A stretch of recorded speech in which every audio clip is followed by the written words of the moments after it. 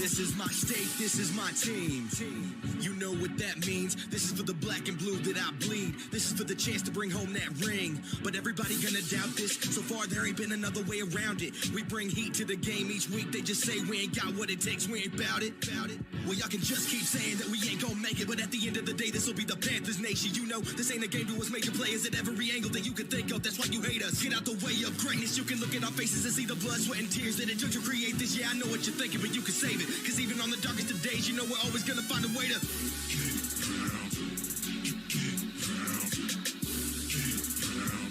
tell them what we gonna do, we gotta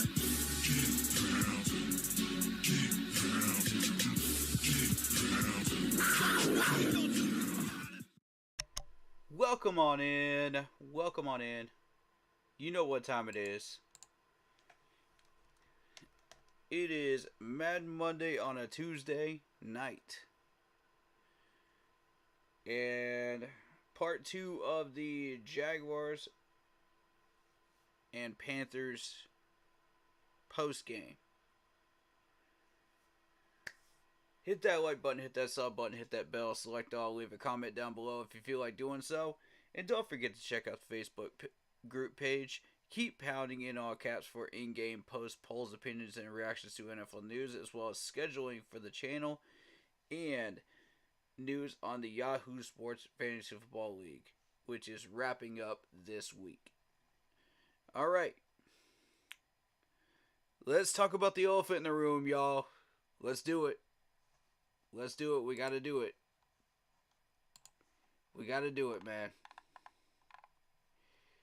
Alright, so David Tepper.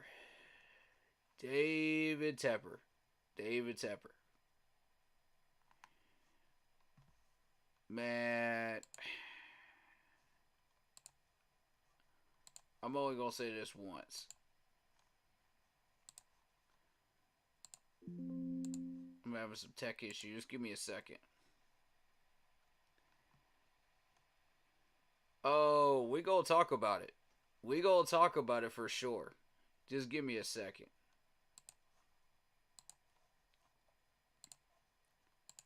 I have some tech issues. I'm about to get it solved. There it is.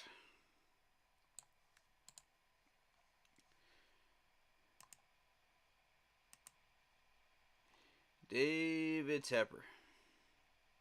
What in the world are you doing, sir? What in the world is this?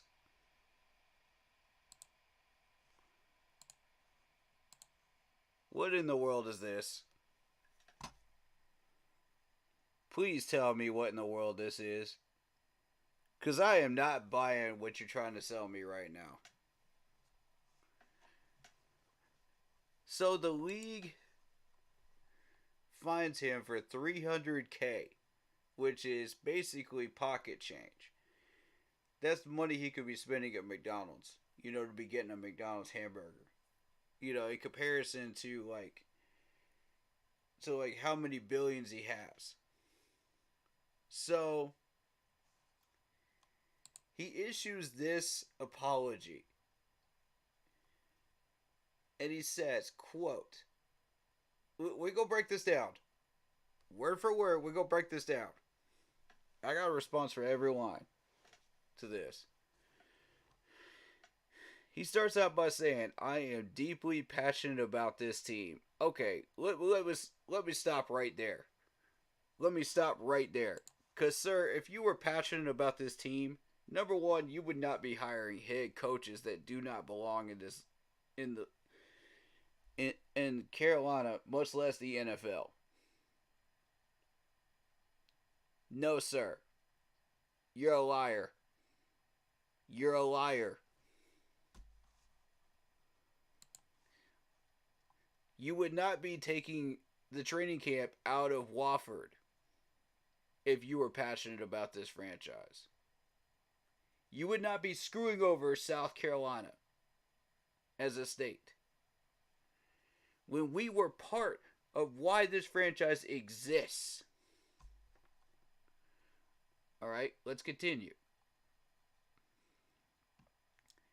And he regrets his behavior on Sunday. No, you don't. No, you don't. You do not regret it one bit. That is total BS, and you know it. I don't know who you're trying to fool, Mr. Tepper, but nobody's buying it, bro. Nobody's buying it. You done lied to us several times already. You done took my lines out of context and used them against this franchise with mediocrity.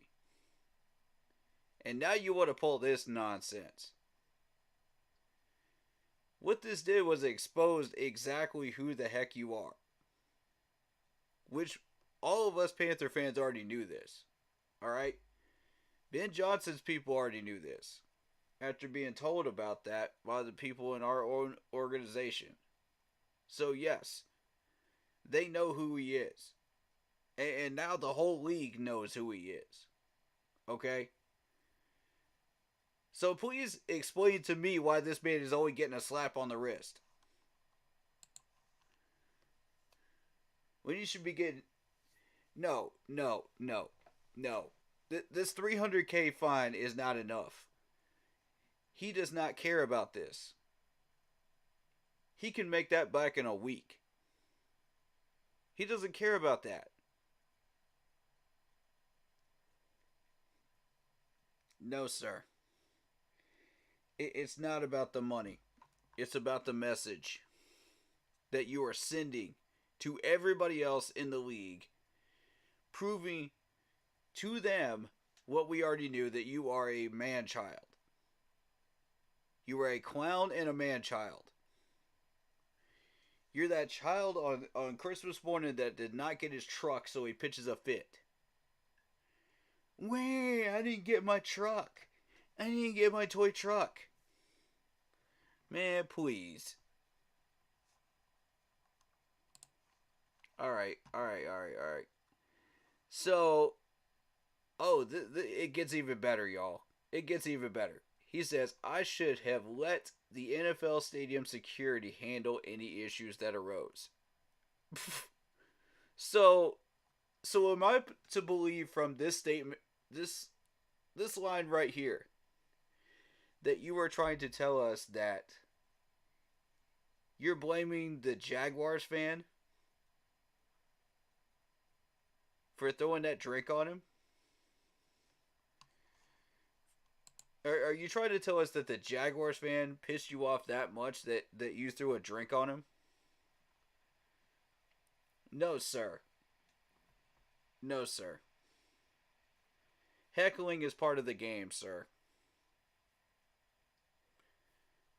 Trading barbs is part of the game. We as fans do this every game that we go out there. You know, we talk junk. You know, and it's fun. But if you're trying to tell me that the Jaguars fan actually talk junk with you, I'm not buying it, sir. You were in a box. You were in a box. Come on, man. You were 20 feet away from said fan. That fan could not hear what you were saying, and you could not hear what he was saying. I saw the video.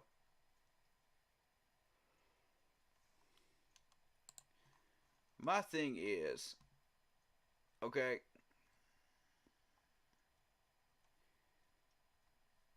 why would you allow the stadium staff to handle any issues that arose because of you flipping that drink. You're the cause of the problem, sir. The Jags fan didn't even do anything. He just stood up and he was just like, who threw that drink? You know? And my whole thing is, like, I've been to concerts, I've been to sporting events, and you're bound to have somebody spill a beer on you. It's just, it's normal. You know what I mean? It's part of the experience.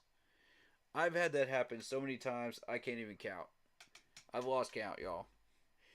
You know, and the thing is, if I'm the fan, I'm like, okay, whatever.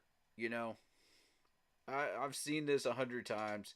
Even if it's an owner of another team, I'm just like, okay, cool. You know, whatever. But you know, I'm not. Everybody's different. Everybody's different. They've had different experiences. They've dealt with different things. You know, when it comes to sporting events. So, like I said, man, like that's me though. But I'm not gonna make I'm not gonna make the security, you know, get involved in something like that. That's just not who I am. Now, other fans might get pissed off. They might raise some cane. They might start some trouble. But I'm not that person. All right, so let's continue on.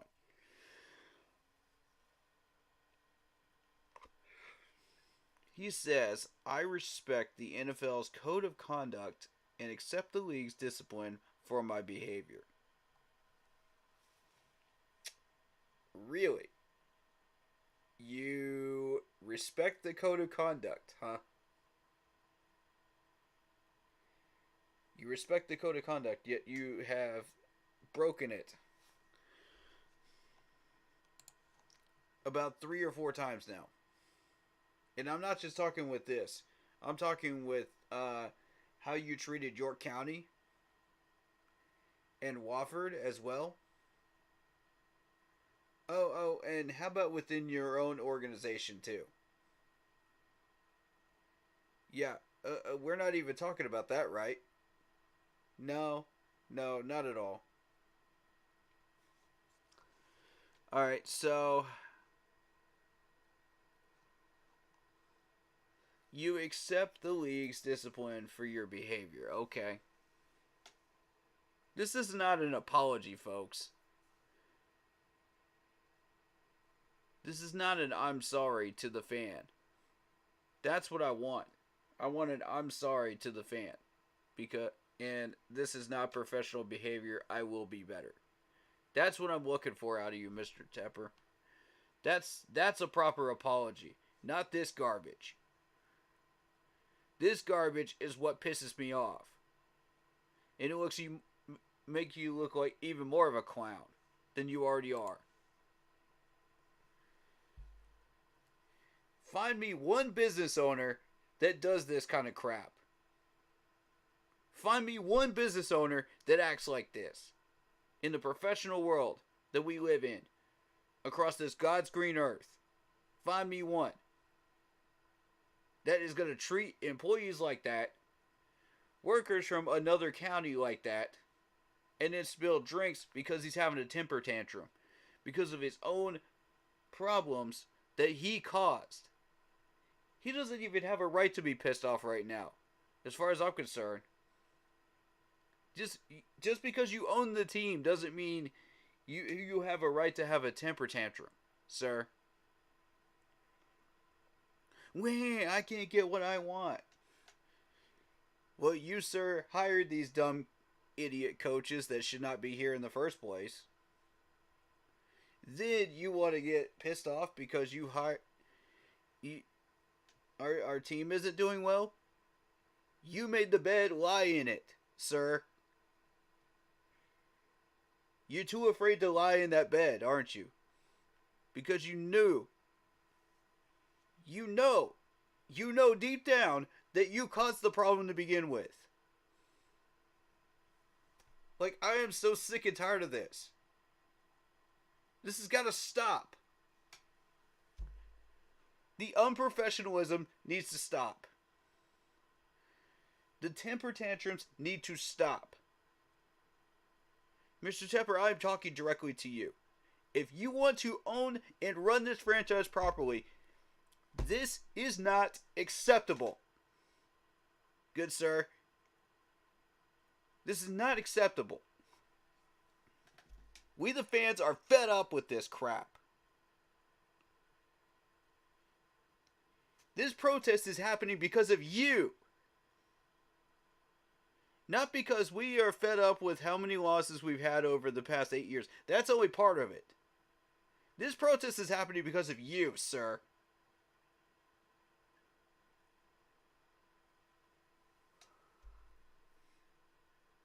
You created this grave.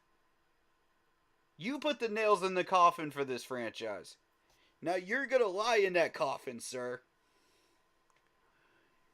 And you're going to stop being ungrateful. You're going to stop acting like a child. And you're going to accept it for what it is. We're done with your garbage, bro. We're done with your lazy, lame excuses for apologies. No one believes this crap.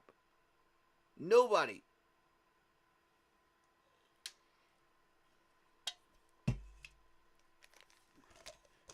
I think I speak for the whole fan base when I say sell the team or delegate it to somebody else. I speak for the whole fan base when I say that as well. I say that for anybody that's wanted to come to Carolina. Whether in a staff form or by player form. Because you're destroying this franchise, sir. You're destroying everything that we love here in Carolina.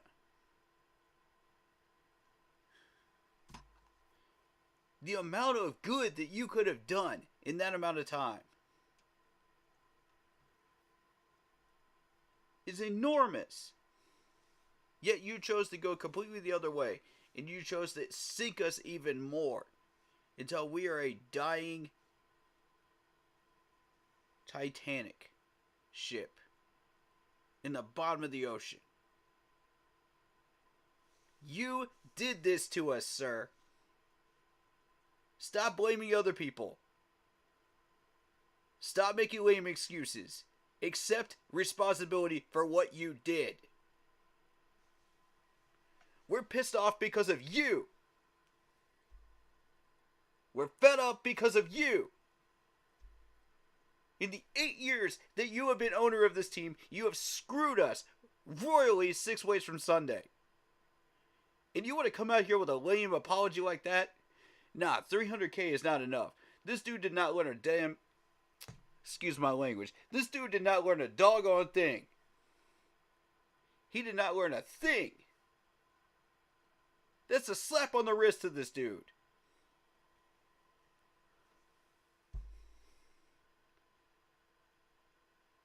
No, I want a significant fine placed on him.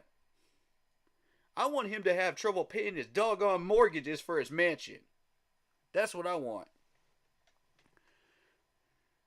You want to teach this man a lesson with money? That's how you do it. That way he thinks heavily before he makes a decision next time. On anything he does.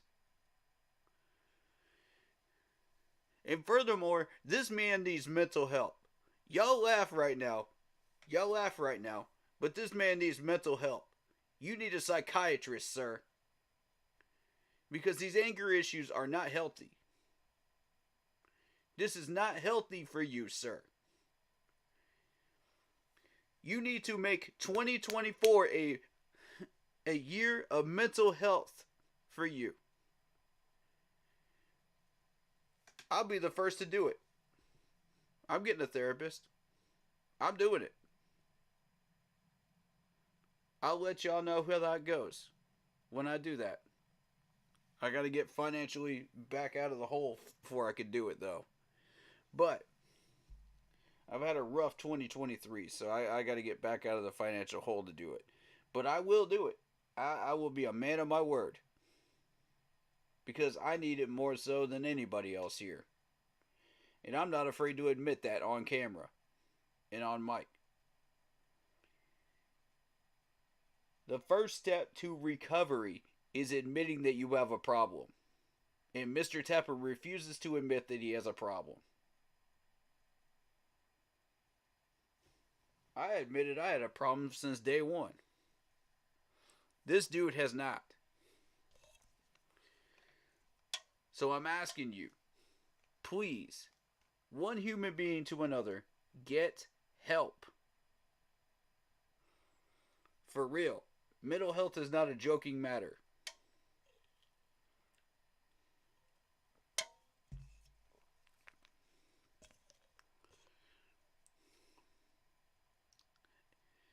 Marcos Cash says that $300,000 fine was a slap in the face to us Panther fans. Facts!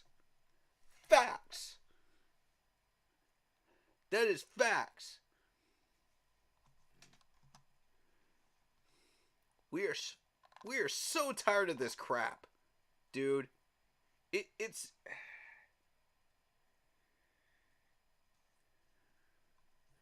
oh my god, man. I just don't know.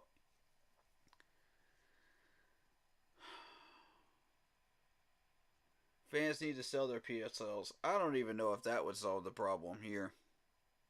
He doesn't seem to care about money. Make this man cry. Well, we got to send a message, that's for sure. Without damaging our day-to-day operations as a franchise. You know, we got lucky that this wasn't a draft pick that the NFL cost us. They could have easily done that.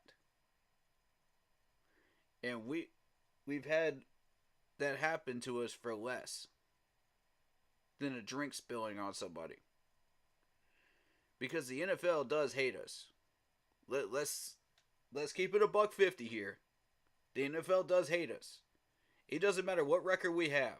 The NFL hates us.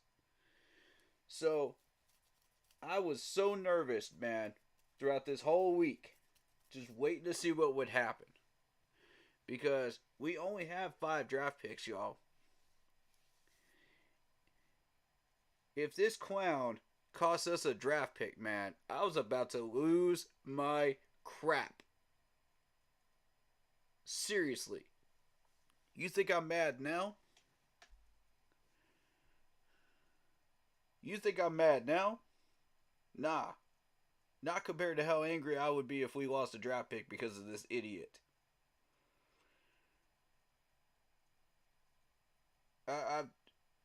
We've already had a horrendous season. And then, you take a draft pick away from that?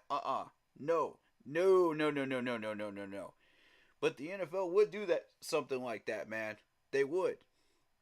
That's why I got nervous, man. I was just like, if they cost us that draft pick, I was going to say, oh, shoot.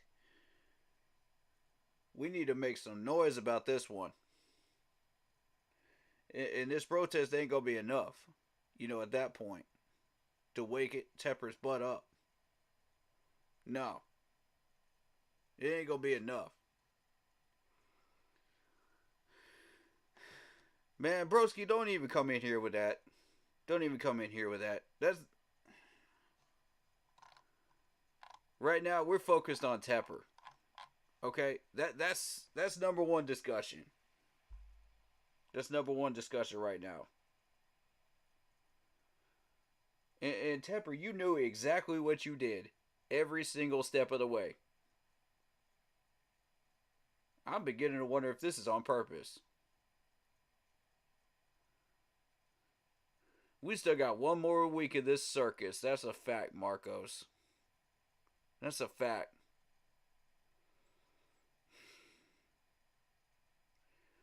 We got this stream, the preview stream, and the postgame stream still to go. Those are the last 3 official streams, with actual Panthers content before this offseason starts. Then we're going to wait for the coaching search. And we'll do a stream on that as well in the future. But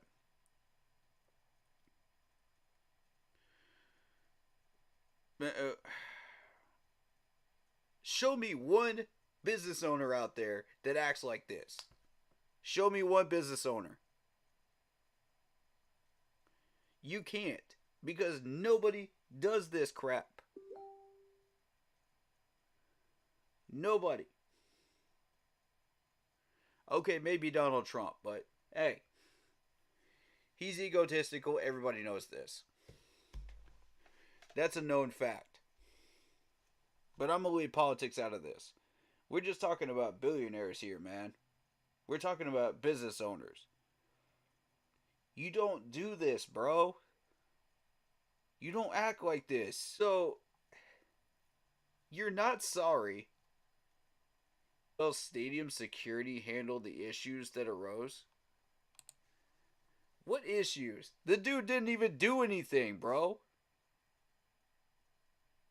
Like, from what we understand, nothing was done because he walked out of the box after throwing the drink. So nothing happened. What are you letting security handle, sir? You're the one that threw the drink. Idiot. Like, I would say that to his face. I would legit say that to his face right now if I was talking to him. He's being an idiot. And he needs to be held accountable for this crap. Lay the hammer down on him. Money-wise. Lay the hammer down.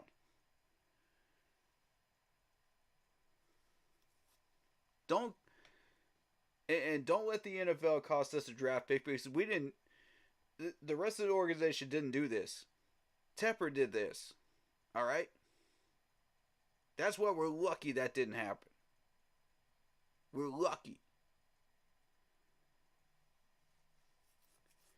Tepper's the one that needs to be hammered for this, man. For real. I am sick and tired of this immature garbage.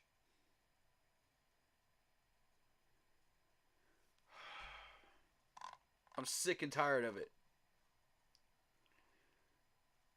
David Screw says, David Tepper, the biggest clown of them all. Facts. It's plainly obvious he's the source of every problem that we have right now. Save your anger. Save your temper tantrums. I don't want to hear it, Mr. Tepper. You're the cause of your own anger. You're the source of your own problems. Get out of your own way. Then we wouldn't be here talking about this.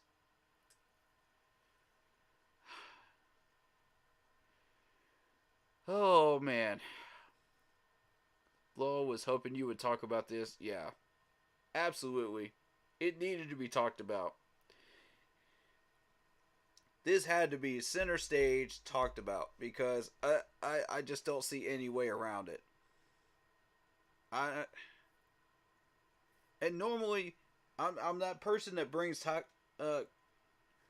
happy, positive energy to a stream and trying to find something positive about what's going on with this team. But the last 6 months, I can't find there's very few things I can find positive going on right now with this franchise. And I just have to keep it a $150 and just walk in here and just let out my steam, man. And just vent. Because that's what it's going to take. Sometimes that's what it takes. It takes tough love. It takes that venting for us to feel better, man, as a franchise. And heal. And get through stuff like this. You know? And I hate bringing that type of energy to a stream, but today I just didn't even give a crap. You read stuff like that. You read stuff like that right there. That fake apology. I can't help but be toxic right now. I can't help but bring that toxicness in here, man. Because I got to. I got to, man.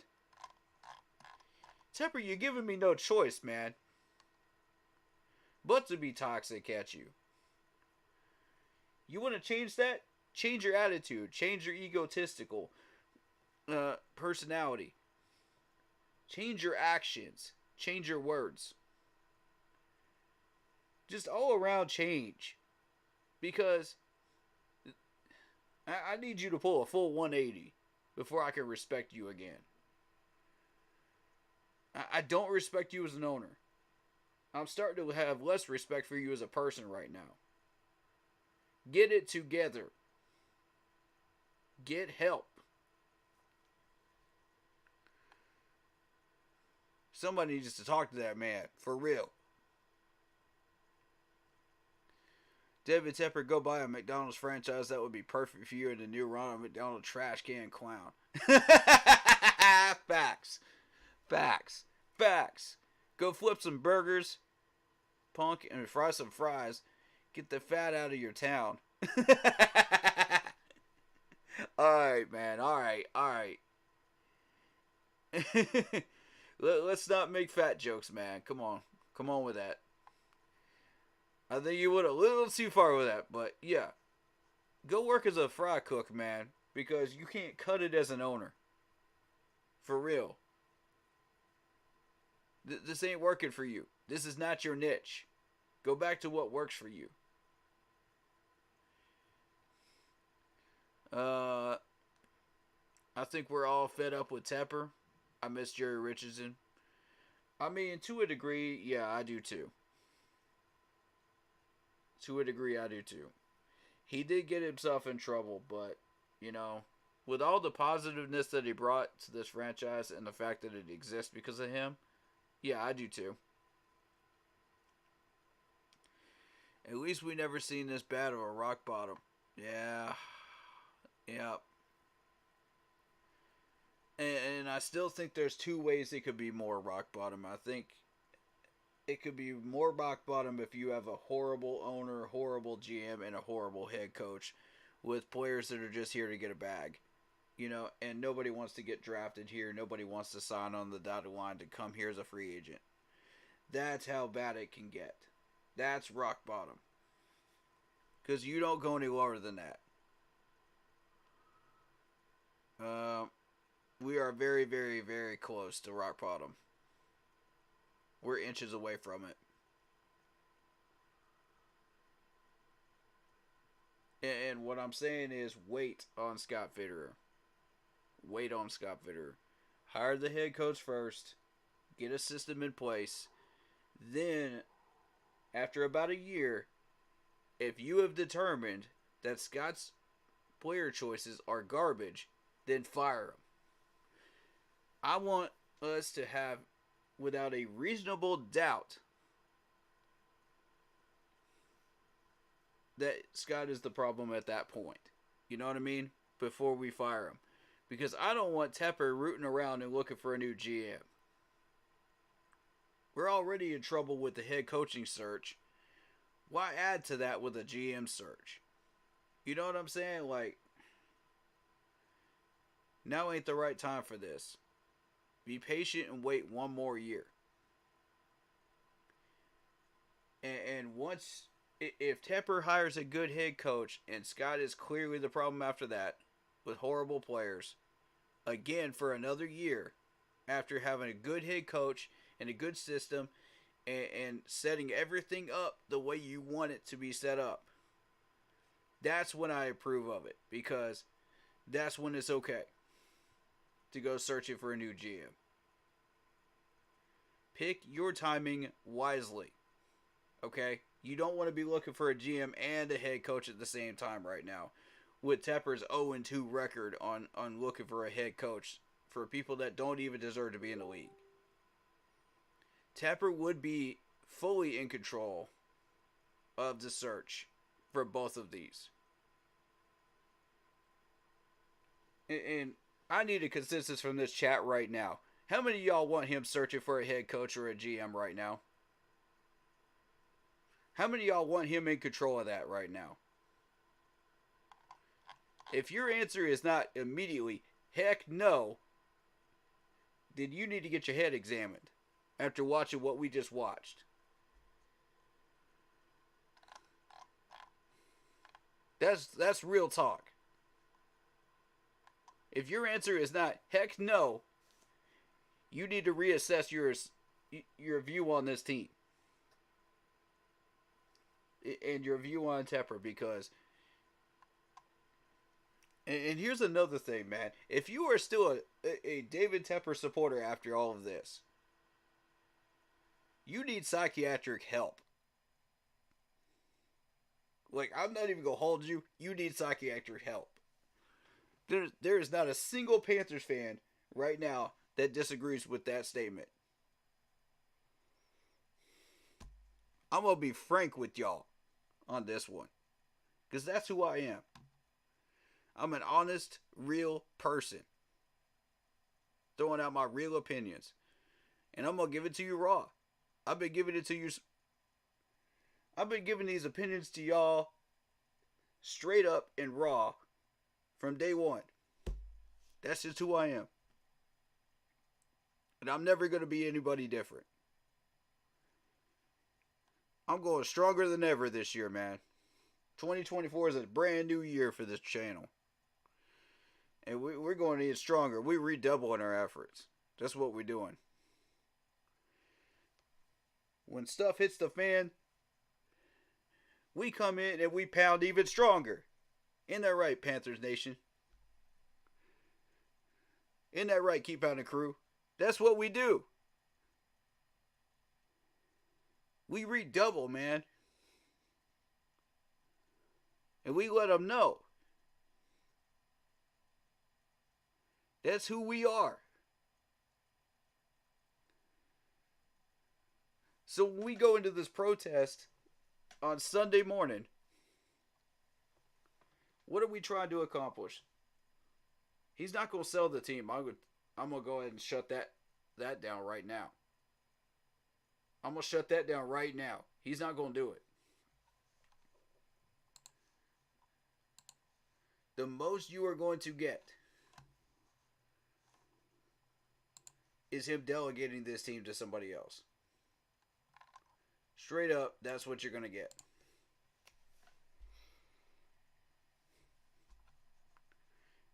If you want that, you're there for the right reason. If you are fed up with David Tepper and his actions thus far, you are there for the right reasons.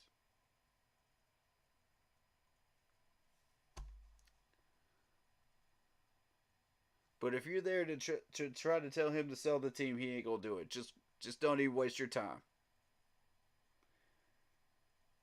Because it ain't gonna happen. Be realistic, people. Come on now. If you are living in some fantasy world where you think he is going to sell this team, you are delusional.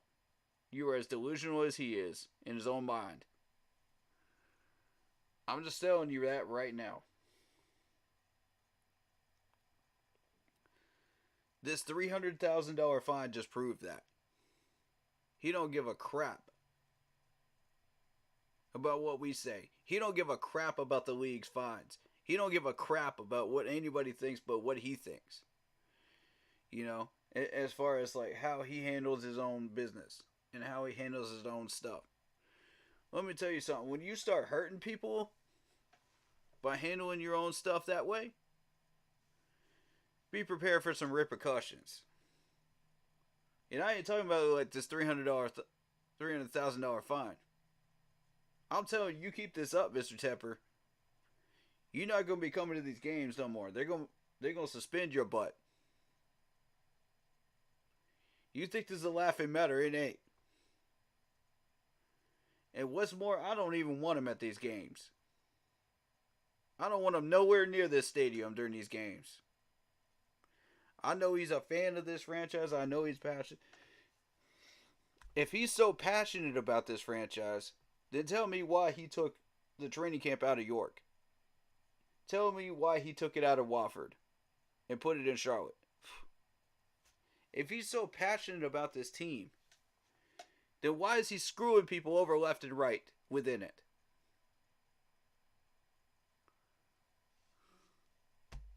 He ain't passionate about this team.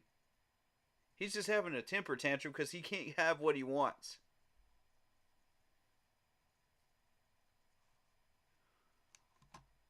And we, the fans, are fed up.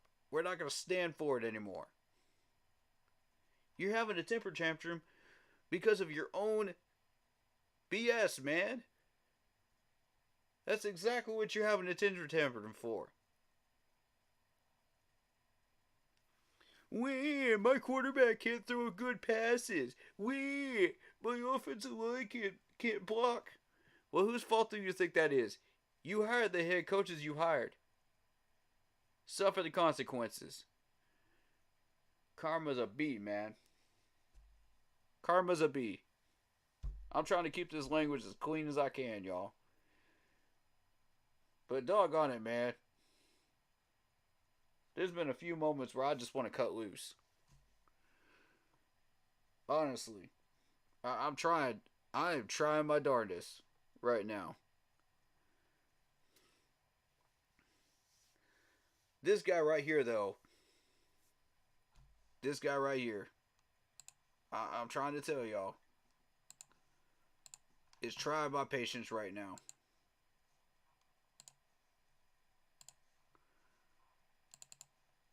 This clown right here is trying my patience heavily.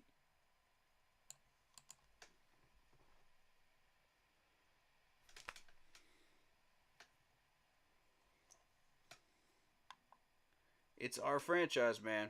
It's our franchise. Not his. He just owns the team. But, yeah, I'm going to check my mouth, though. I'm going to check my mouth before I say something crazy. Then I'm going to regret, man. Because I ain't going to lie to you, man. I had anger issues when I was younger. I did. I got help for it. I'm going to ask him to do the same thing.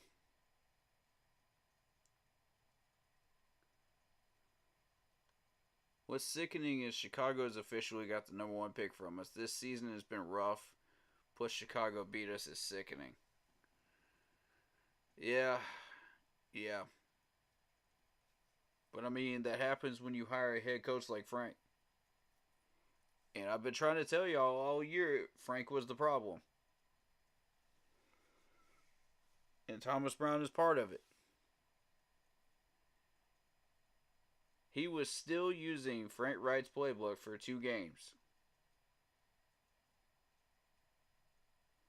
Been trying to tell y'all. I don't want to be that guy, but I told you so. I told you so. People didn't want to believe it. How about now? And I mean, like, honestly, I hate being that guy, though. I really do. And I don't mind eating crow when I need to. But I'm not eating crow this time. Tepper, you just got exposed. Frank Wright got exposed. All this clown nonsense y'all been pulling got exposed. Now y'all crying about it. Oh, where? Yeah, it's $300K, man. $300K.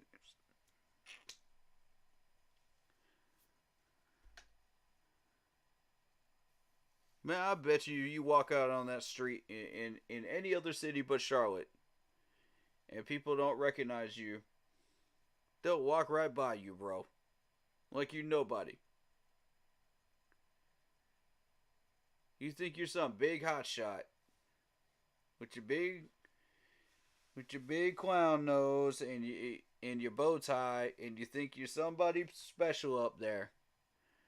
Man, please.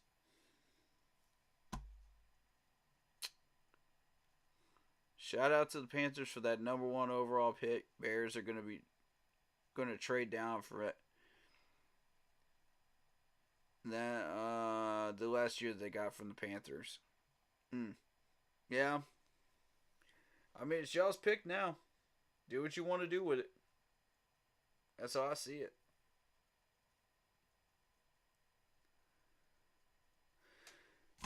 I mean, it is what it is.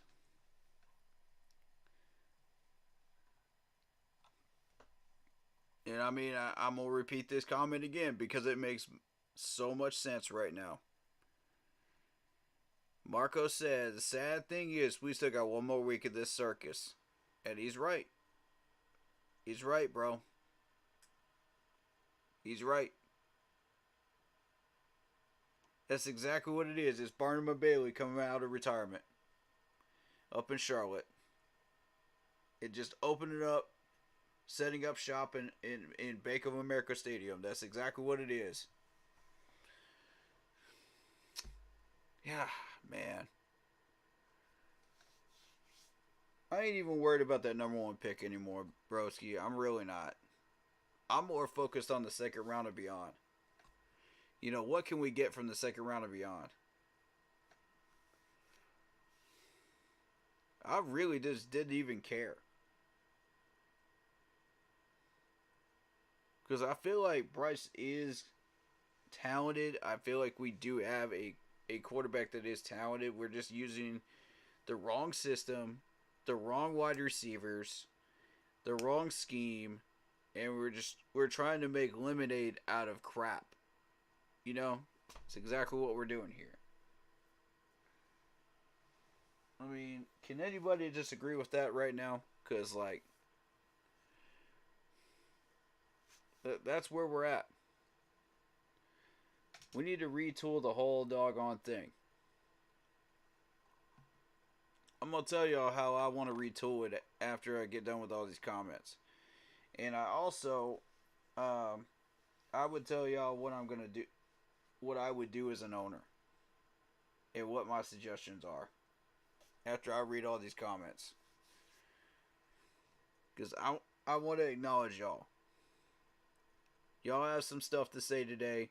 So do I. So I want to acknowledge you. Broski like a Great Dane stalking all the chats. Facts. DJ Moore set career high in receiving yards this season. Yup, facts. That's who DJ is. But he sucks, right? That's what half of the Panthers Nation says. I mean, the other half knows his talent, though. And that's why we hated to see him go. It is what it is. I mean... Yeah, I mean, some people did say that DJ sucked in some of their streams, but I'm not going to call people out. But yeah. But it was either DJ or Brian Burns in that trade. And honestly, people are starting to wish it was Brian Burns. Because of the fact that he's not getting the amount of sacks. Okay, well, the sacks aren't the end-all, be-all of how you would judge a defensive end / linebacker. Okay? He does other things too. And second of all, his natural position is defensive end. I've had these arguments and discussions with people before in chat, and they just don't seem to understand that if you're drafted as a defensive end, you're going to be placed as a defensive end. Period. That's what you were drafted for, sir. Put them in their niche. Don't take them out of their niche. That's exactly what they're doing to Jeremy Chin. Put him back at safety where he is good at what he is supposed to be doing. You are limiting him. You're limiting Brian Burns, and it shows in the stats. Go look at him. Don't believe me? Go look him up for yourself on Google.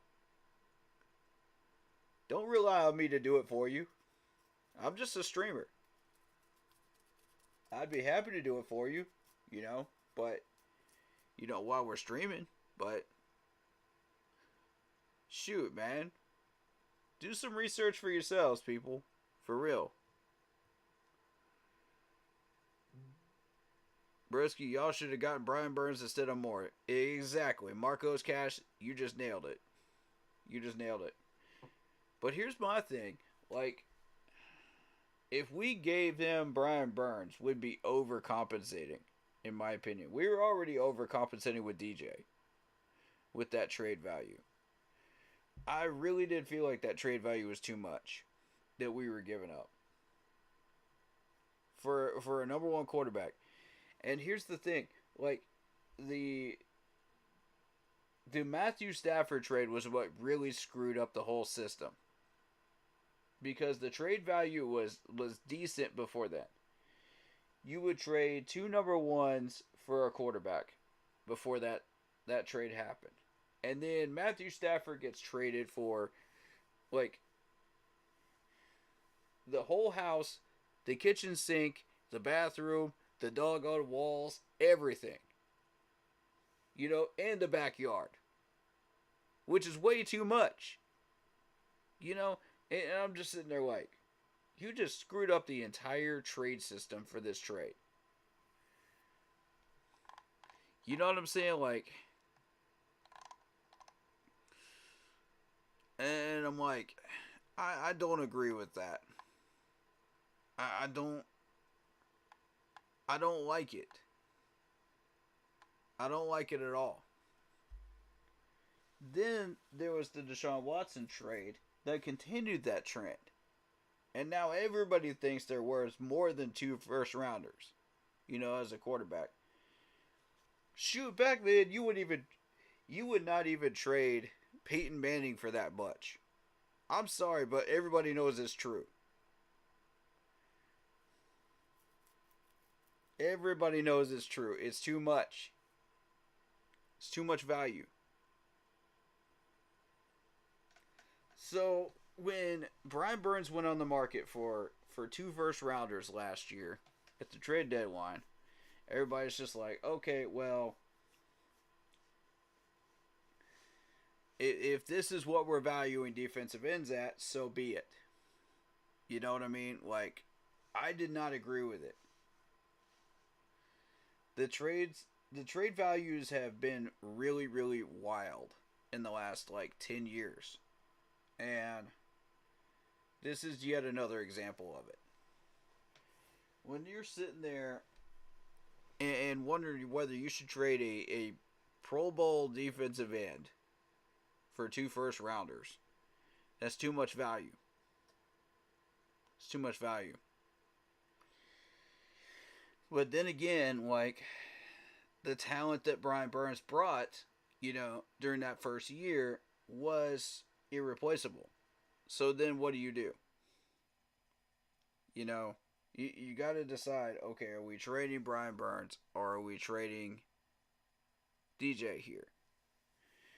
And at the time, Brian Burns was worth a, 2 firsts still? Still 2 firsts?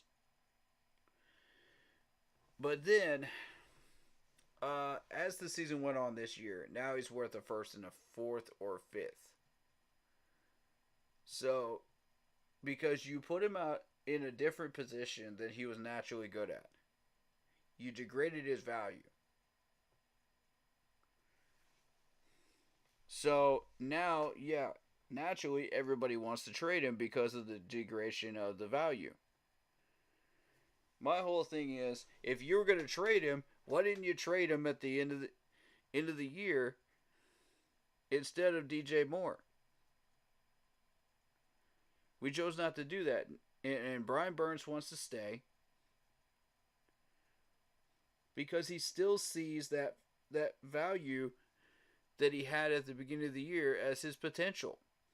He knows he's being put out of his niche position. He knows he is.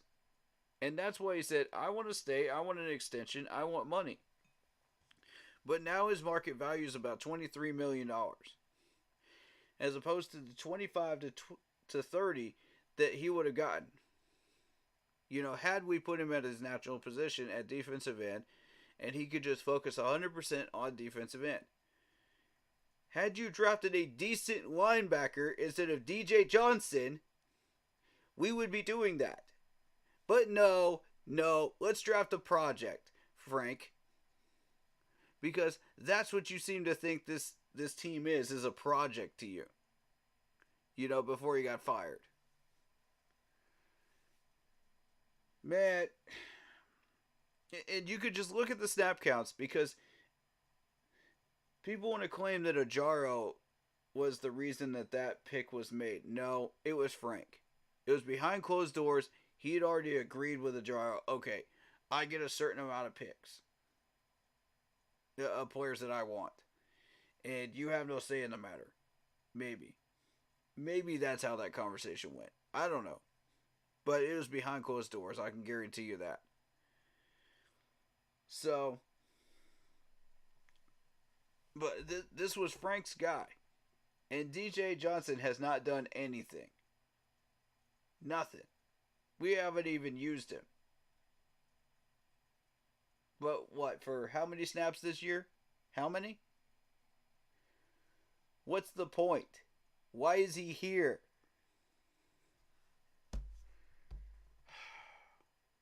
Somebody tell me why we're trading up and wasting 2 picks for an experiment.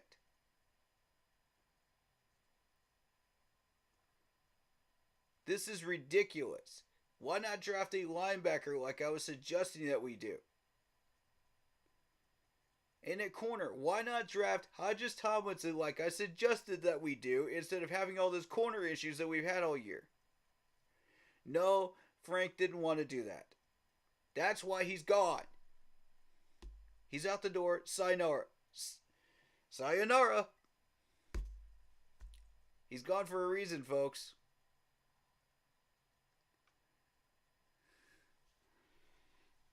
So David Screw says, we wanted to keep DJ. We made that sacrifice to get a quarterback. Yeah, even Scott said that. Yeah, exactly. He didn't even want to give up DJ. None of us did, man. None of us did. But sometimes you got to sacrifice to get what you want. You know? You can't just give up nothing, man. You got to give up talent to get talent. That's what it takes. So, asking for DJ was too much, man. It was too much. Bears, y'all asked for too much. And we gave it to you. Because David Tepper had to have his quarterback. He just had to have his quarterback. It didn't matter what anybody else in the room thought. It didn't matter what the fans said. He had to have his quarterback. He said everybody in that front office was unanimous. Bull crap. If anybody's buying that bull crap, I'll sell you a pack of Camels on the side of the street for a nickel. Come on, man. Stop the nonsense. Stop the cap. Like, Tepper, you knew you were screwing up this team every which way from Friday. And you still continue to do it. I don't want this man anywhere near our draft room. I don't want him anywhere near our offices when we are trying to scout players this year. I don't want him anywhere near these meeting rooms. Get him the heck out. He doesn't know what he's doing. He has no knowledge on football whatsoever. Get him the heck out. Tell him, go hang out with your wife somewhere else. Let us take care of business here. That's what you hired us to do. As coaches. That's exactly what I would tell him.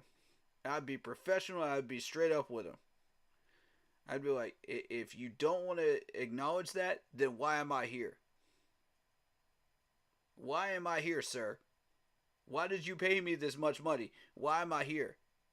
If you're just going to micromanage me and watch me over my shoulder. I don't want that. You brought me here to do a job, sir. I'm doing it.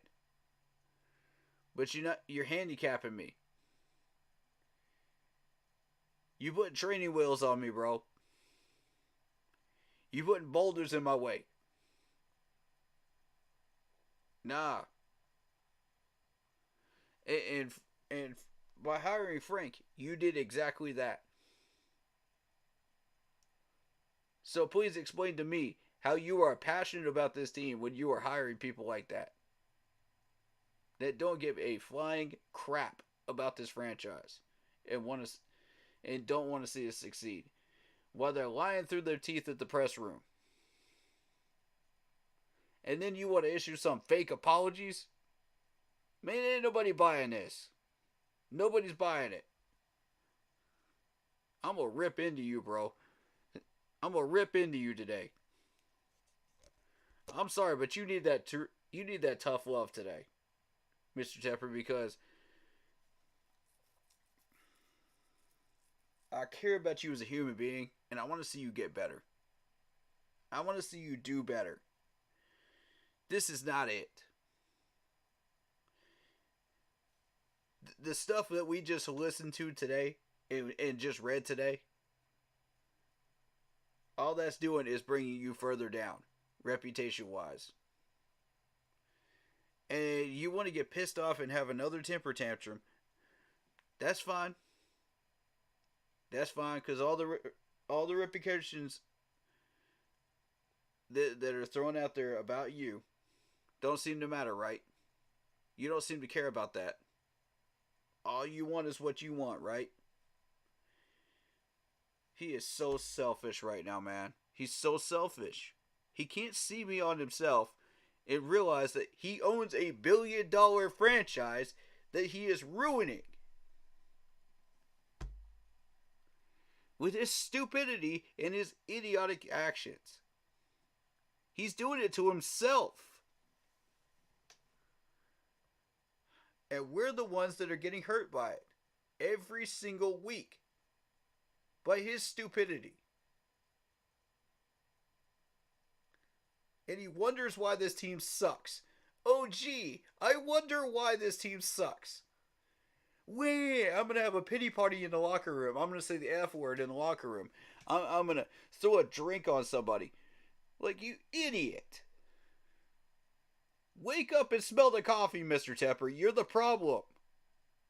You have been the problem since day one, and you will continue to be the problem until you fix your problem. And realize that you are the problem.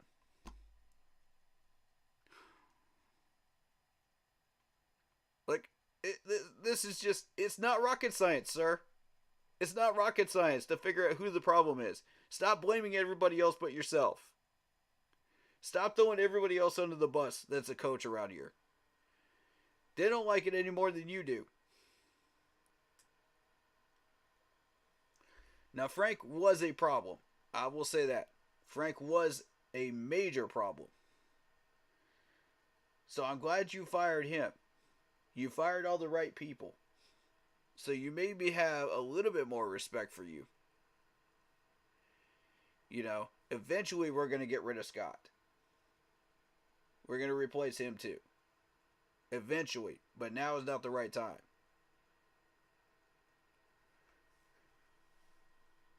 Here's my thing, man. This is like a roller coaster at an amusement park. There are some days when I think you actually have some common sense, and some days when I think you really, really need a psychiatrist, Mr. Tepper, because this is getting ridiculous. This is getting absolutely ridiculous. How much you are trashing everybody else around you. And like, I'm trying to be patient with you. I have tried all year long. And now I just got to vent. I got to vent. I got to be that person right now. I didn't want to go this direction, man. But you took me to this direction.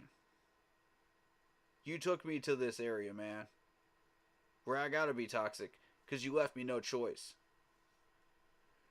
I've been trying to give you advice all year long and you just don't want to take it. Okay, that's fine. Be that way then. Be that stubborn, billionaire, idiotic self that you're going to be. But don't get mad at us when you start suffering the consequences of it.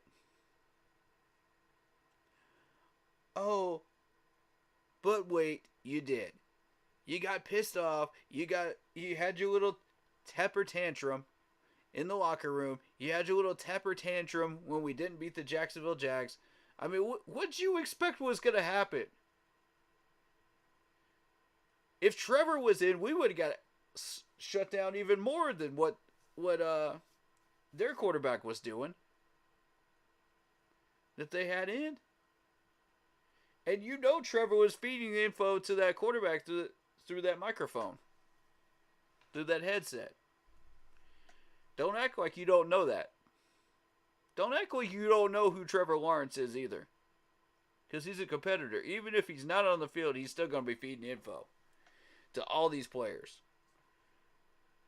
He's still going to be reading defenses. He's still going to be that intelligent human being that he is. So if you think for 1 second that things would be different if he was on the field, man, I got an elephant to sell you in my backyard if you think that's true. I got a whole dang zoo that I'm selling tickets for.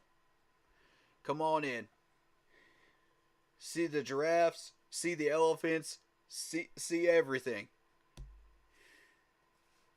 We got a ringleader too. We're gonna put you in a clown costume and put you in one of those little clown cars. We'll see how long you last out there, Mr. Tepper. Before people start throwing all their peanuts at you. Normally they throw them at the elephants. No, we're gonna throw them at you.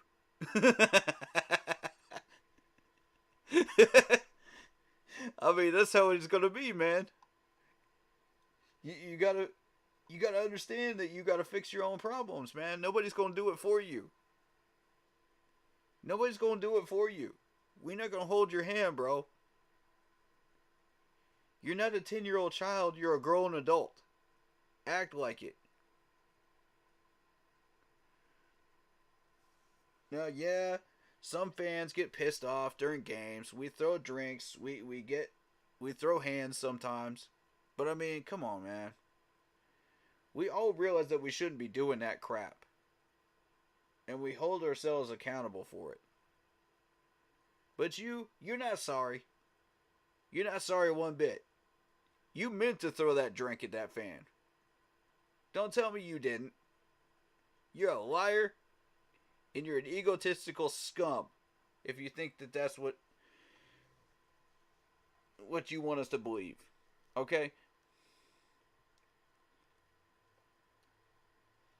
He's accepting the league's discipline. He's not sorry at all. Not at all. But, alright. Broski Bear says 2-win Panthers. Lol. Okay. I'm moving past that. Because David Tepper knew exactly what he was doing when he hired Frank. He knew exactly what he was doing. More like half a quarterback. More like a quarterback who needs a booster seat. You're one to talk over there with Justin Fields, okay? You're one to talk over there with the guy that couldn't even lift the Bears out of an 8-8 season. Okay, just because you had 2 or 3 good seasons, or halfway decent seasons, you think you got a right to talk about Bryce right now? Who has the potential of being better than Justin Fields? If he's coached right? Man, get out of here with that. Stop it. Tepper needs to be in a straitjacket and listen to disturbed voices. I mean, I don't know if he should be committed, but somebody needs to definitely get him a therapist, man, because this is not working. He needs to get out of his own way. He needs help. For real. And while we're on that subject, for real talk, man, please pray for these people that are mentally ill, man. Please. They need help. And they're not getting it. If any of you are interested in how I would address that, please PM me during the week. I'll be glad to discuss that with you. Because I got some ideas. But, mental health is no joke, man. I've witnessed it firsthand. It's not a joke. Not at all. People make a joke out of it all the time, but no, it's not a joke. So, I know you're just trying to make things funny, man. I appreciate it. I do. There's a lot of toxicness going on right here with David Tepper, but I mean, at this point, I'm just letting the toxicness flow. I'm letting it out because at this point, there's not much we can really do but to let it out. And we got lucky, and I'm thankful to the league that they were soft this time. But next time they may not be. And we might end up losing a pick over something stupid like this, you know? And we don't need to be doing that.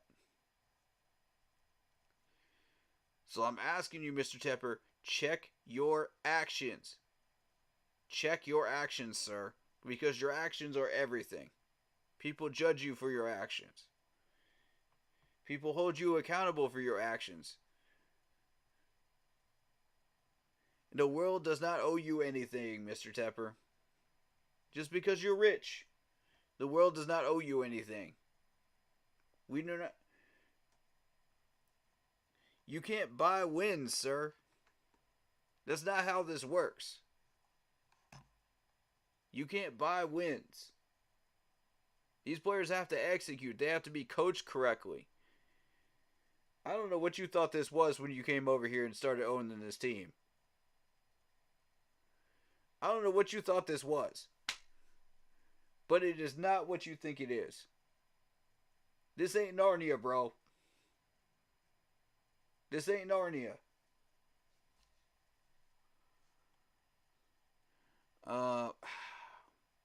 Platform cleats. I mean, listen, man. Bryce did have some happy feet in that game. I'm not even going to lie to y'all. He has some happy feet, and I'd like to see that fixed. By a proper coach that knows what he's doing. You know, I don't need to see that anymore, though.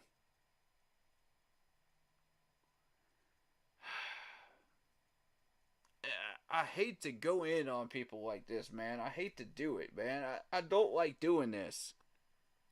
But somebody's got to. Somebody's got to be real with this, bro. For real. Somebody's got to tell it like it is. And give him that tough love that he needs. In order to start fixing himself. Because this ain't it. This really is not it.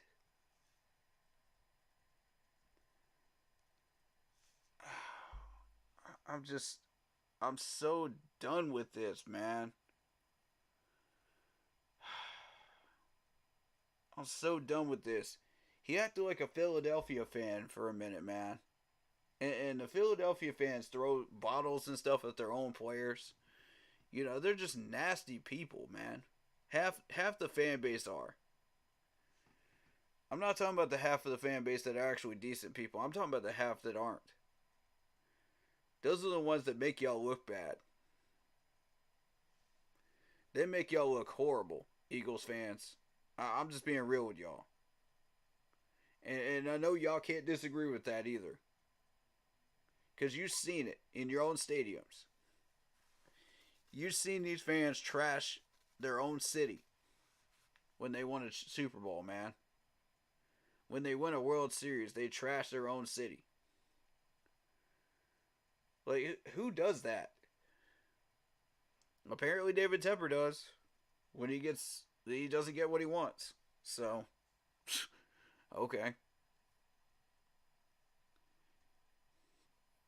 And I'm not trying to say, like, Tepper represents the entire business world, you know, because he does not at all. He's the complete 180 of it. Complete 180 of it. There is no CEO, there is no president, there is no owner of a company that acts like this. I'm sorry, there is not. You could argue maybe Donald Trump. But we all knew he was egotistical. But nobody acts like that. Bryce has not been in a good situation with Frank. That's a fact. I believe in Bryce. Yeah, I do too.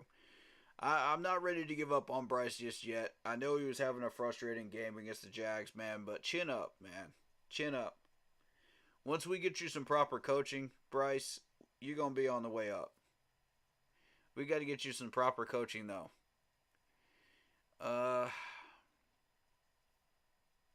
You did land in the right place. We just got to get you some what you need, you know? Rescue Bear says, excuse me. Bears landed Montez Sweat, dummy. Way better than Princess Brian. Alright, listen. Are we really doing this?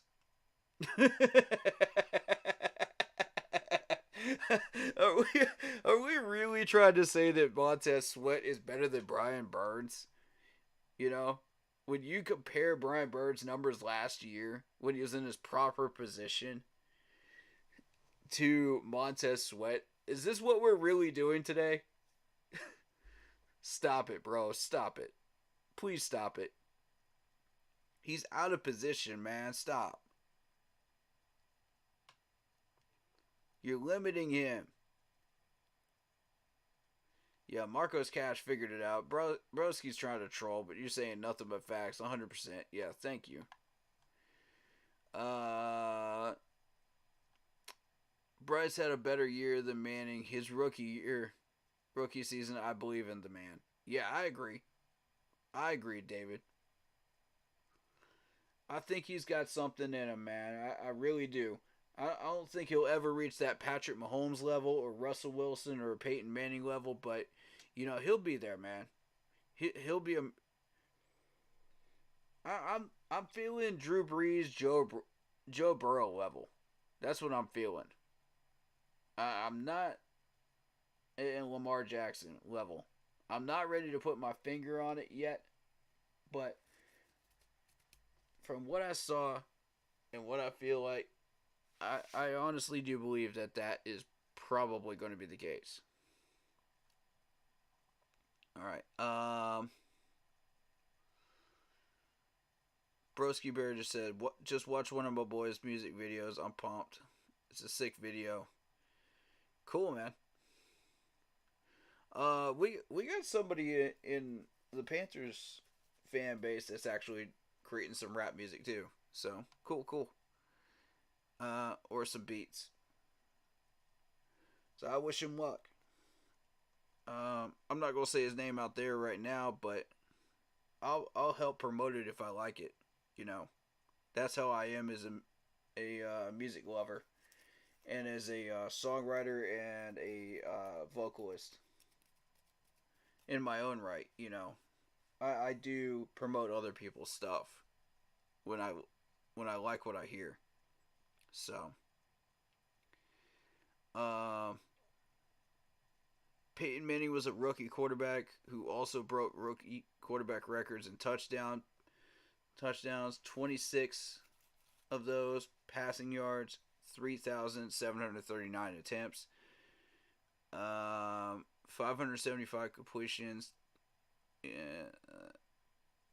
326. Yeah, Peyton had a rough rookie season. And I really don't even feel like that was the offensive coordinator. I just feel like all these like great quarterbacks just had rough first years because they were trying to get acclimated to the league. They were trying to get used to the speed of the league. You know, how and where to plant their feet. You know, what's different from college to the NFL. You know, chemistry with the wide receivers at the NFL level is different from college, you know, and you just have to, and the playbooks can be completely different too. You got to learn a totally different playbook from what you learned in college and what you're used to, you know, sometimes in that rookie year. After you've established yourself after 1 year, then you can start creating your own playbook, you know, and that's exactly what Peyton Manning did. He created his own Audible book, you know, and he lived off of it. He survived off of it, made an entire like successful career off of it. And I have so much respect for Peyton for that right there. And that's not a knock against the offensive coordinators. That's just Peyton being Peyton. You know what I'm saying? Like, he was just that brilliant. He understood defenses that well that he was just like, okay, I get what we're doing here. Let's do this and this and this and this instead. So that we don't throw hospital balls, but we throw perfect passes right on the money to where they're supposed to go. And I mean, Delaney's a legend for that reason. Now, whether you think he's better than Tom Brady, that's a debate for another day. But as far as like the respect for Peyton Manning goes, nobody is willing to come out here and disrespect Peyton Manning. Nobody. They all respect him. So, how many interceptions did Peyton throw? I'm not sure, to be honest with you.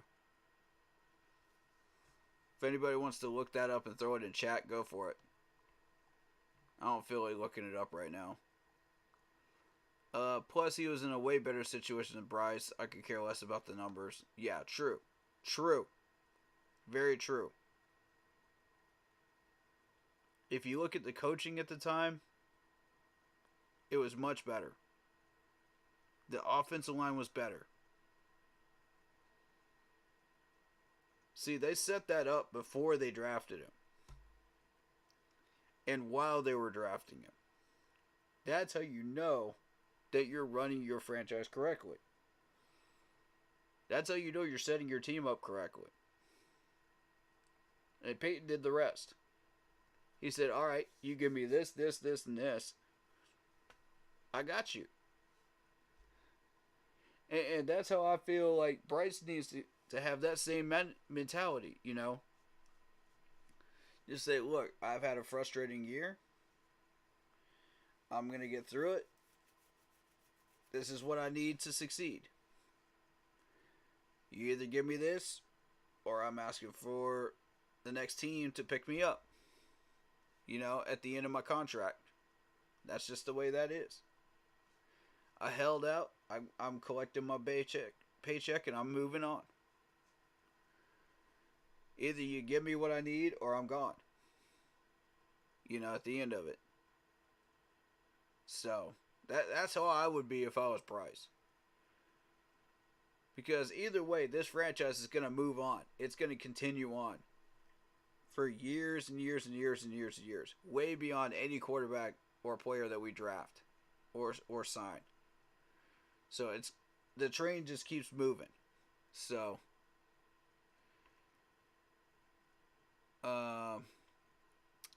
unfortunately, Bryce is nowhere close to Manning. Mentality-wise, I agree. Skill-wise on the field, that's an interesting debate, honestly. Because from what I've seen of him in person, I feel like he could be the next tier down from Peyton Manning. He won't be Peyton Manning's skill level, but he'll be a tier down from his skill level at his highest potential. That's where I feel like he's going to land. But that's just my opinion. He threw less interceptions his first year. I mean, true. 23 into, I do believe, yeah. Interceptions, yep. That's what I'm saying. Look at the big picture. And Manning had one game less. True. Very true. Buzz trip might be better, though. Fair argument. I know Bryce isn't Manning, but I'm trying to prove a point. David Screw says Bryce ran a vanilla offense most of the year under Frank. Just saying. Can't win under that offense. I don't care if you're Tom Brady. Facts. You can either take my advice or not. Just stating facts. Yeah? I mean, he's not wrong, folks. He's not wrong. You do realize Bryce has an average of 2.8 seconds to throw the ball, which is top 10 in the league. But almost any other quarterback with that in his top 5 defense, 8-9 record with an NFC South division camp. Hold up. That's not fair. Because our offensive line has been trash all year. So technically, he's got less than that. I would give him 2.5. With our offensive line being the way it is, and we got to address Icky and Taylor Moton. We're going to do that tonight.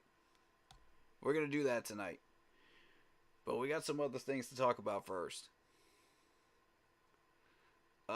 Which I hate Brady just making a point. Facts. Yeah, but a vanilla offense will work. Uh-huh. Plus, you can't develop a rookie quarterback late in the season. That's also true. That is also true. You got to let these guys make their mistakes, though. That's why I approve of Bryce being out there still. You got to let him learn. The only way he can learn is against live opponents. So, that's why I'm okay with it. I don't like the fact that he almost got absolutely destroyed out there, though. That's what scares me. You know, and like I said, it only takes that one hit. It only takes that one hit, y'all. That's what worries me. You might be built like a tank, but you take a headshot, you're knocked out cold. I mean, look at Luke Kuechly. That's all that needs to be said right there. Look at Cam Newton. That's what I'm worried about. I ain't worried about the body shots anymore. At first I was, but now I'm not. You take that one helmet-to-helmet hit, man, and I don't care how many flags you throw at these players. They're going to keep doing this crap because they know they can get away with it, and they'll just get a slap on the wrist. Oh, it's 15 yards. And maybe ejected from this game. Oh, but I'll come back next game, though. See, these guys are... The league is too soft on this crap. And at the same time, they're rewarding flags for situations that are not helmet to helmet. And that's another major issue of discussion for another day. You know what I'm saying? Like, I don't want to get into that right now. But yeah, that's another way that the NFL is being soft. Just like they were with this $300,000 fine on Tepper today. Soft. And I got to be careful what I say because if the NFL wants to still penalize us, you know, with a draft pick, they still could. So I got to be careful with this, man. But, you know, Tepper got that phone call this morning, man. You know he did. Serves him right, man. Serves him right. You do stupid stuff, you win stupid prizes. Play stupid games, you win stupid prizes. That's up. Come on, man. I mean, surely you as a kid have learned by now, don't touch a hot stove, right? You know? Don't play in a construction zone. Don't try to run across a highway. All of us got to learn sometime, man. You can't do this stuff. Don't throw a drink on a fan. It's always going to come back on you. Every time. Karma's a funny thing, isn't it?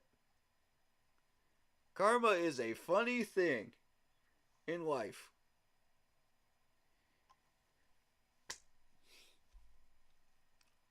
Life has a way of just coming back around and screwing you when you do stupid things. So,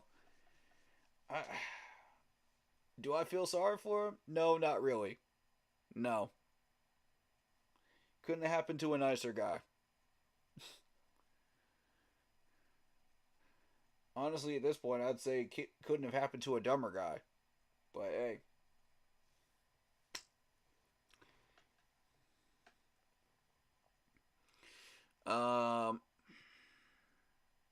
But yeah. You can't develop a quarterback in this system, man. You can't. It's impossible. Uh,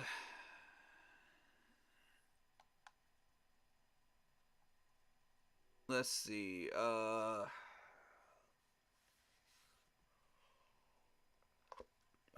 They fired Frank too late in the season. Facts. Facts. I would have done it after the Bears game. Honestly, I would have done it after the Bears game. You've shown that you have that little patience with your head coach that you're willing to fire him, mid-season. Might as well fire him after the Bears game when you know that there's just nothing but a few games that determine whether you make the playoffs or not. You know, should have happened then. I warned them. But it's not my fault you refused to listen until now. Until it was too late. Everyone wants to blame Scott and Bryce. What about Tepper and Frank? Facts. Facts. That's what I've been saying all year. People don't want to listen. Open your mind. Like the Matrix, open your mind. Exactly, man. But it's too late. It's too late to apologize. It's too late.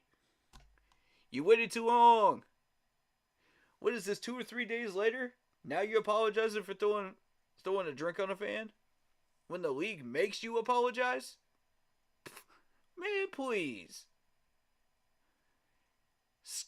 Man, miss me with that fake garbage. Nobody buys it, bro. Nobody. You wouldn't even apologized if the league hadn't done this fine.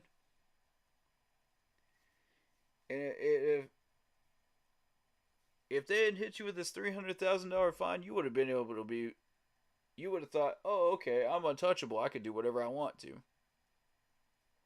When I got anger issues, I can take it out on whoever I want to, do whatever I want. That's why society has rules, Mr. Tepper. We have rules for a reason. There are consequences to your actions.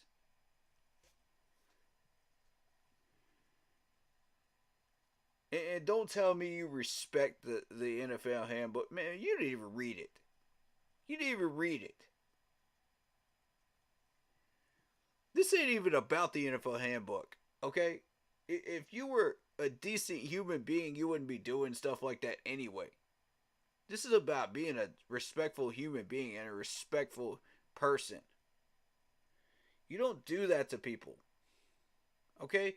I don't care what situation it is. You don't angrily throw a drink at somebody. If we were doing this, imagine if you're at a bar and you throw a drink at somebody and spill a drink on somebody. They're going to get mad. Imagine if you're at a wedding and you spill a drink on somebody that has a nice suit on. What do you think is going to happen? They're going to get mad at you. If you're at a social event, for your $1 million business, and you spill a drink on somebody, what do you think they're going to do? They're going to get mad at you. Literally, they show that same reaction in every single movie out there known to man that has to do with any of that. Those situations popping up. What did you think was going to happen? Like, come on, man. Alright, but yeah, Tepper and Frank were definitely the problem. Definitely. And Frank is gone, so Tepper still is. I want Thomas Brown out of here too. He's a copycat of Frank. Get him out of here too. as far as the playbook is concerned. Every other way, he's cool. As a person, he's cool. I would come up to him, I would shake his hand, and I would say, "What's up, dude? You know, pleasure to meet you. You know, you may not have been having a good year with the Panthers, but here's my suggestion to you. You can either take it or leave it. Either use your own playbook or use Frank's. That's your choice. The consequences are on you. But much love to you. Hope you do well. Wherever you end up." That's exactly the conversation I would have with him. Because you be professional with me, I'm going to return that same energy, man. You know what I'm saying? If you act like a 10-year-old child, you're going to get 10-year-old child consequences, Mr. Tepper. That's just how that works. That's how that works. There ain't no way to escape that. That's how that works. Bryce is nothing more than an experiment. Why do you think that they didn't throw the combine? Why did Bryce take all this rookie contract up front? Because he knows that he may not get a lucrative second contract. Man, wait a minute. Nah, don't do this. Don't do this, Marcos. Don't do this. Now, I don't know why he didn't do that combine. I noticed it too. And I don't know why he didn't do it. I was a bit frustrated because I wanted to see him.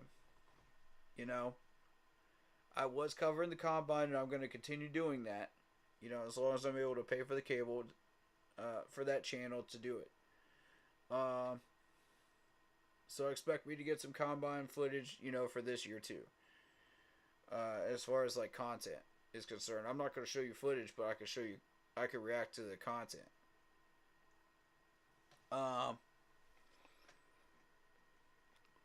But he may or may not get that second contract, lucrative contract. Who knows?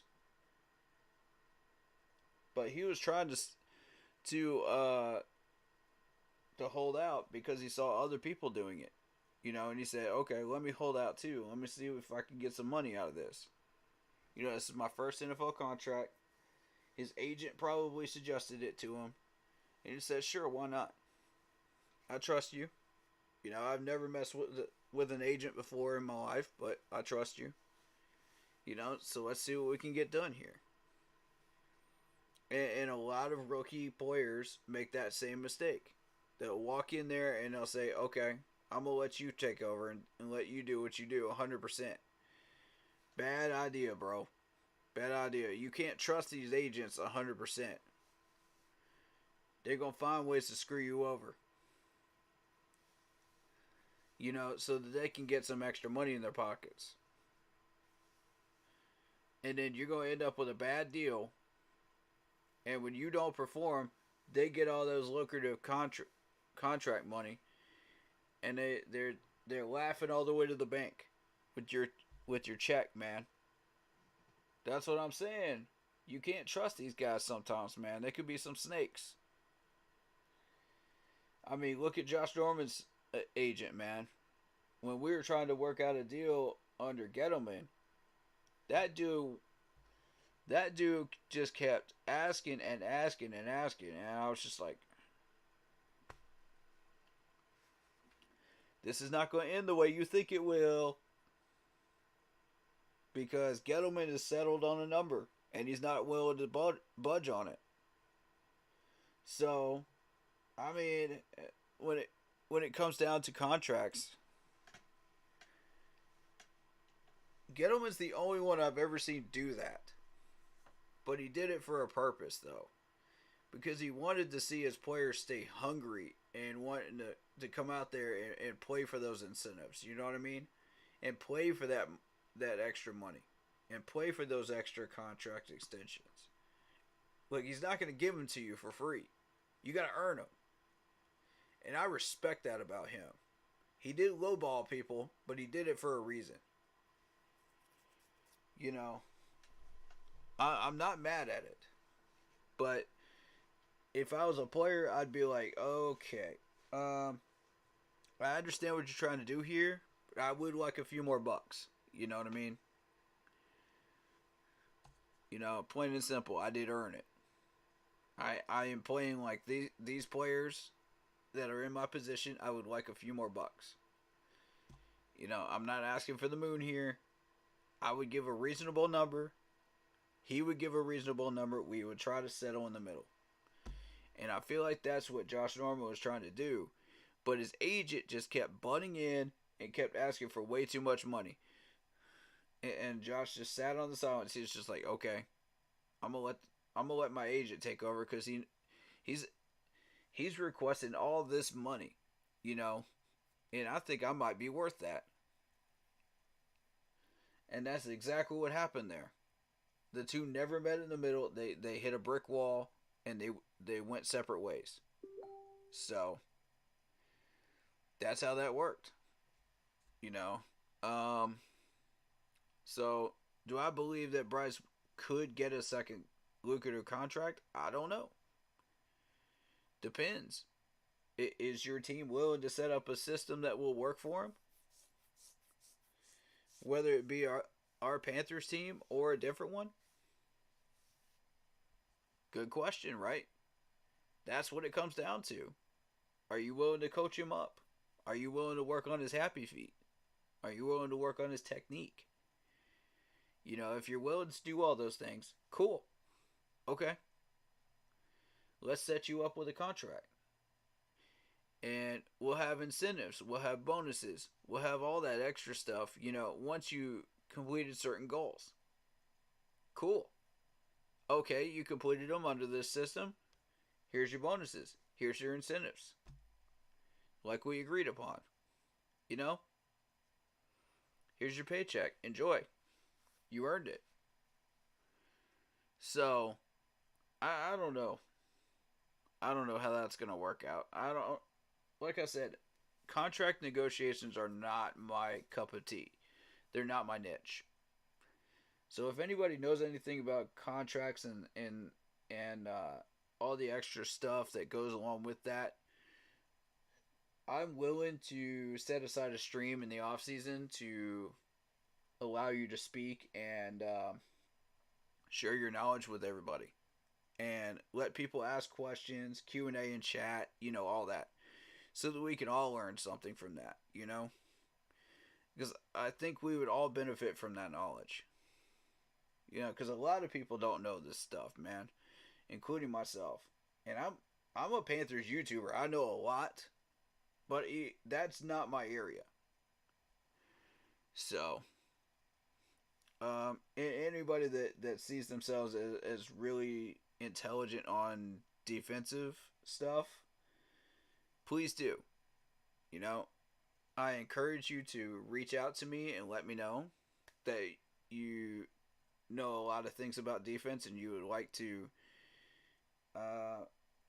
you know like the different formations, the different sets, all that stuff. And I would encourage you to reach out and let me know, and we'll set aside a stream for that so that we can all learn from it and ask questions and everything. So David Screw says, I'm done discussing stuff people are blind. I feel you, bro. I mean, people are just gonna put the blinders on. That's what half our fan base does. I mean, it is what it is. You only believe what you want to believe, and you don't really care about what everybody else wants to believe, and you still want to put out your opinion anyway. And it's just it that's how our fan base is. It's chaotic like that.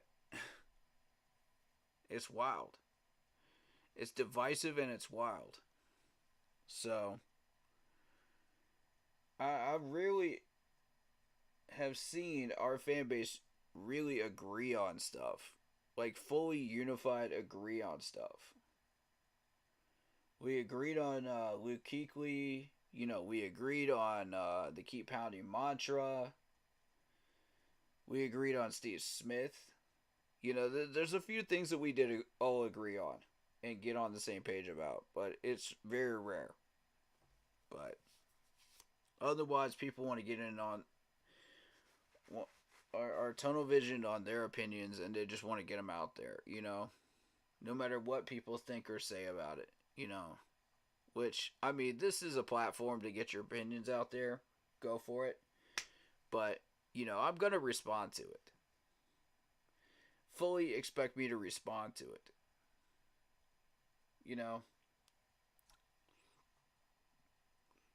That's just how things work here. Marcos says, agreed to disagree. It's okay, but nothing but grown men talking about football. Facts, man. See, that's the mentality I like around here, man. Agree to disagree. Whatever happened to that in today's society? Agree to disagree, right? Where did that go? Like, whether it be politics, whether it be sports talks, whether it be music talks, whatever it may be, where did that mentality go? I love that. Thank you, Marcos. I'm so glad that we at least have some people out there, and I know David is one of them that agrees with that mentality too. That still believes in the, agree to disagree mentality, and I'm so thankful for that. It hasn't died, so,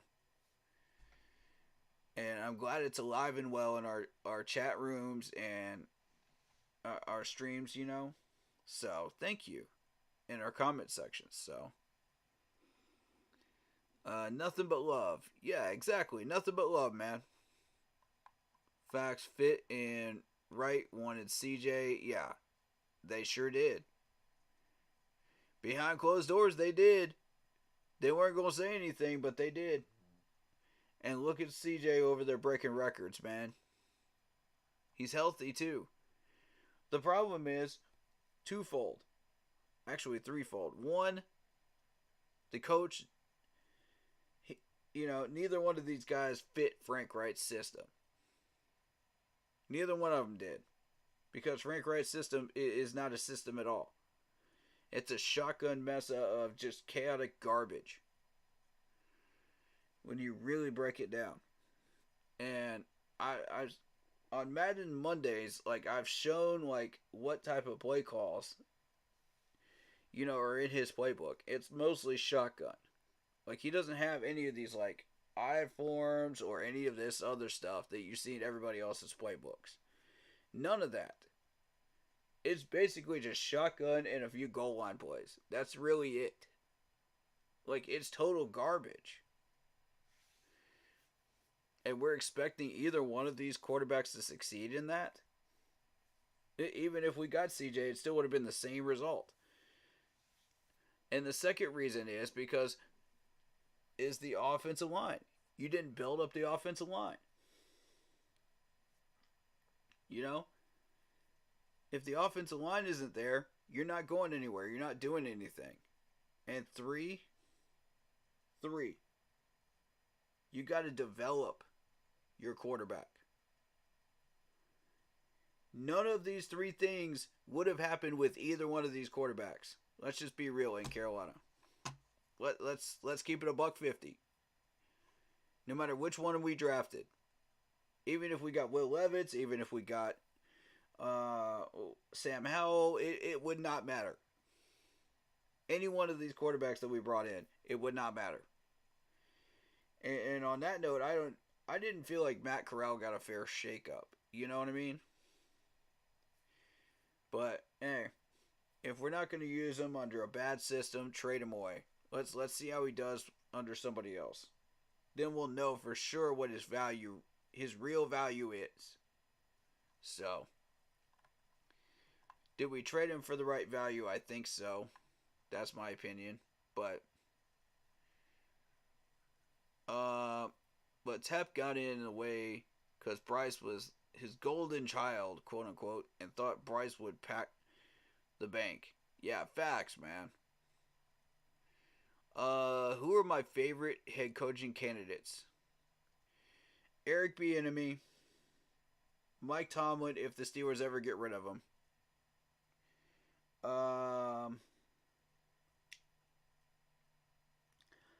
I'll take Harbaugh if you could ever lure him out of Michigan. That's a winner for me. But I don't see that happening when they just threw a fat extension at him. You know, of like what, a 5-year contract extension? Yeah, I don't see that happening. I'm interested in Ben Johnson, but the problem is, you know, our people have already told Ben Johnson's people about Tepper. So that may not be realistic either. Um, but would I like him here? Sure. I heard some talk about Dan Quinn as well. I'm slightly interested in Dan Quinn. I would like to see where that might lead. But um and with this conversation you have to put in Ajaro. You have to. Ajaro's name has to be in there. Chris Tepper, I would argue, would be number 6. Because Chris Tepper obviously has proven that he can do like 3 different people's jobs, as well as special teams. So to prepare for his special teams roles.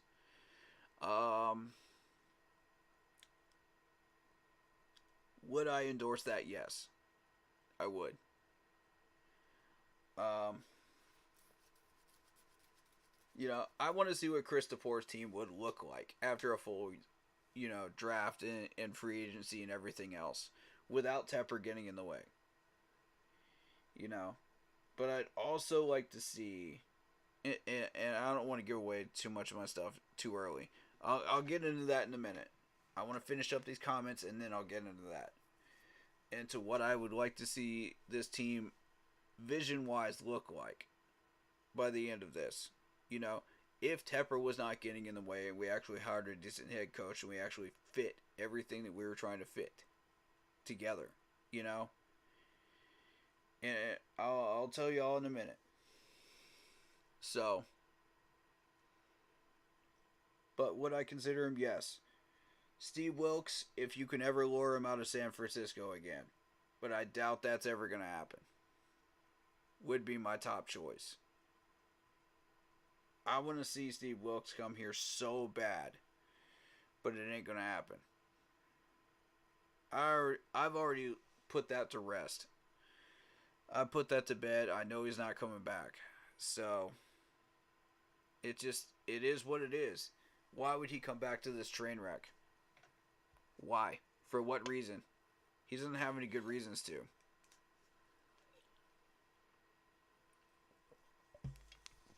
But yeah, to answer your question, those are my 7. If we're desperate, then Ron Rivera again. Because at least he offered some stability. At least for a little while. At least kept us halfway competitive. That plus he had that cancer that changed his personality for the last year of his tenure. So I really got on his case and I learned a lot about myself and about how words have consequences. You can't just say a whole bunch of stuff and not have it come back on you. And now I'm learning that we can hire worse coaches, we can have worse GMs, we can have worse players, than we had before. So hindsight's 2020 in the mirror. You know what I mean?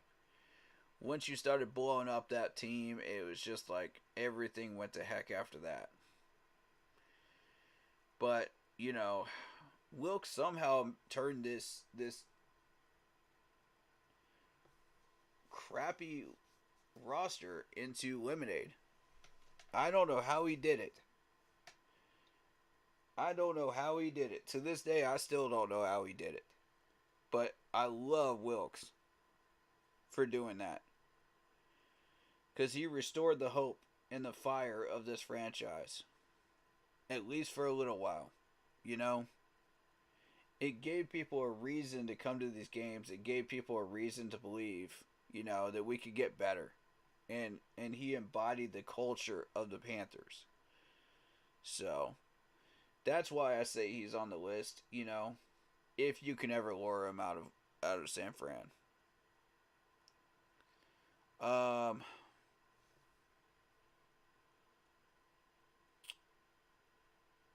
am I still here crying about Tepper? No. No, I'm not, broski. I'm talking about other things that people are bringing up in chat. I'm also going to be doing Madden Monday and post-game stuff as well, broski. So if you're interested in that, stick around. Much love to you. You're always welcome here, buddy. um, but yeah, that's my coaching suggestions that I believe in right now. To answer your question, and GM candidates if we fire Fitterer. Now that's a good question. I don't have any knowledge on that stuff, to be honest with you. As far as GMs, that's not my realm. I that's not my niche. I don't know what GMs are out there. I don't know which ones are good, which ones are not. What assistant GMs are out there that would be good. I don't know. I mean, I've left that to my team to come up with names and stuff like that, and you guys as well. So I'm learning from you guys on this one. So, to be honest with you, I really don't have any answers at the moment there. And that's another reason why I'm a little hesitant to just toss Fitterer to the wind, because if we hire the wrong guy, and it's a Vegas style gamble when Tepper is hiring, it's usually not going to end well. So, I don't know, man. To answer that question. I've heard some people say that Dan Morgan should be our GM, but I've heard some people say people outside of the franchise, but honestly, I don't really have an answer for you there. I wish I did. But I would ask around and just see what other people think on that. Which, I mean, I'll put up a post, I guess, tomorrow about that. Remind me in chat later on, guys. And I'll post that. Because you guys know how I get when my ADD just gets in the way and I start going into like several different topics, depending on what people throw out here. So I get off track real easy. Prayers. I feel for you for the mentally ill. Thank you, David Screws. Yeah, thank you. That's it's not a laughing matter. Mental illness is not a laughing matter. But I do appreciate what you were trying to do, though.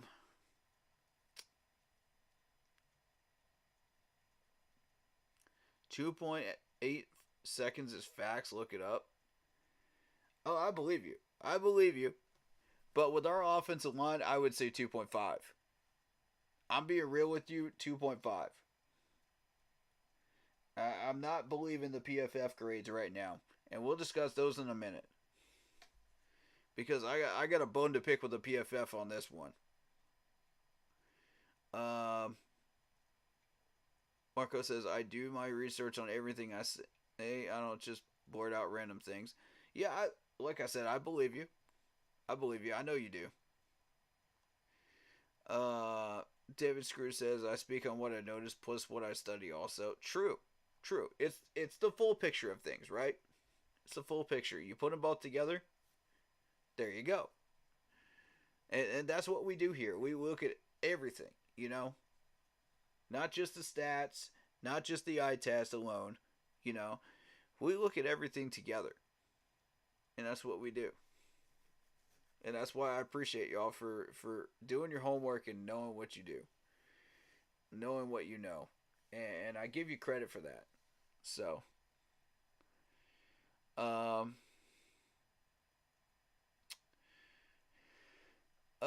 Marco says I like Rob Loman, director of pro scouting from Detroit, as GM, and obviously Ben Johnson is head coach. But Detroit has been drafting very well for some years, and Rob Loman has been there for around 20 years. Yeah, if he's been there for around 20 years, I don't see him leaving. He'll probably retire there, most likely. That's just how that works, you know. Um, Detroit's last draft was fire. True. True, it was. Wilkes will bring keep pounding culture back for 2/3 of a season. Yeah. Yeah, he will. I'd say a full season if you bring him back here as a head coach, but there's no way that's going to happen, though. I wish. Shoot, we all wish at this point. If wishes were fishes, right? Oh, goodness. Um, Wilkes is never going to coach the Panthers again. True. True. Like I said, I put that to bed, man. It is what it is. Uh, Broski, you were over there at Unk's channel, huh? Yeah. Yeah, he was. He still is. I see him over there from time to time. And I appreciate him for coming over here too, man. That's awesome. You know, like I said, any of those people from Big Hat's channel, Unk's channel, any of them are always welcome here. You're always welcome here. Bring your friends, bring your family. You're all welcome here. It's one big family, man. You know, one love. That's who we are, man. One love. So, all right. Now, let me light up the PFF for a second, man. Let me light up the PFF. This is why you can't fully trust the PFF. They gave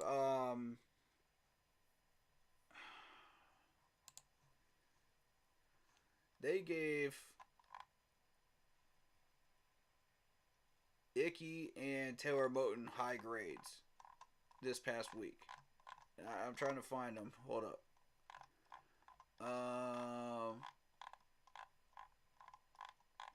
I think somebody posted it on the page, and I'm not 100% sure if they did or not. But I saw it somewhere, and I was just like, really? You know?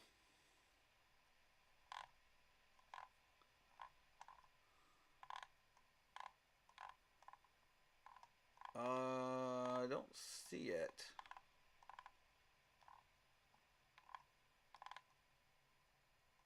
I do not see it. But yeah, IQ was granted an 83 point something grade, and Taylor was posted up a 70 something grade, which was the highest on the offensive line. But this does not pass the eye test. If you were watching that Jaguars game, it does not pass the eye test. At all. I was very frustrated with Icky the whole game. This dude regressed back to where he was for most of the season. We watched him do well against the Packers, and then he regressed again. Like, somebody make this make sense. Why everybody is regressing? Like, we're sitting there under Chris Tepper, you know, we were building some success, we were building some discipline, we were building on the things that we were doing the previous game, you know, as we went into the Packers game. And then you're thinking, okay, we go into the Jaguars game, we're going to progress even further because Trevor's not playing. It's just Travis Etienne and a few wide receivers that we got to worry about. No, let's regress completely back to where we were before Chris Tepper took over. And I'm like, here we go again. Like, we're just pulling the Carolina Panthers, man. We're pulling the Carolina Panthers. I have nothing else that I can really describe that as. It is exactly what it is. I'm sitting there like, why? After all of that success in the last 2 games, why would you regress? Now, I get it if you're trying to play for a number 1 pick from second round on. I get it. But the problem is, I expect these players to give 110% every time they step on this field, whether they win or lose. Point blank, period. Whether you win or lose, I expect your very best that you could bring out there. Till that clock hits 000. As long as you are on that field and you are in a Panthers uniform, you should be trying your best. That's how I feel about it. Now, I mean, granted, it would have been nice to knock the Bears out of that number 1 pick. It would have been. But do we really need to do that? Because it hurts us from the second round on. That's my thought process on that. And as I watch Icky and Taylor Moton just regress again, I'm sitting there like, these guys are not Pro Bowlers that they are facing. You know, these are above average pass rushers. Like, you should be able to at least hold your own long enough for Bryce to be able to throw the ball for at least 3/4 of this game. There's no reason they can't do that. That's not an unreasonable thing to ask of these guys.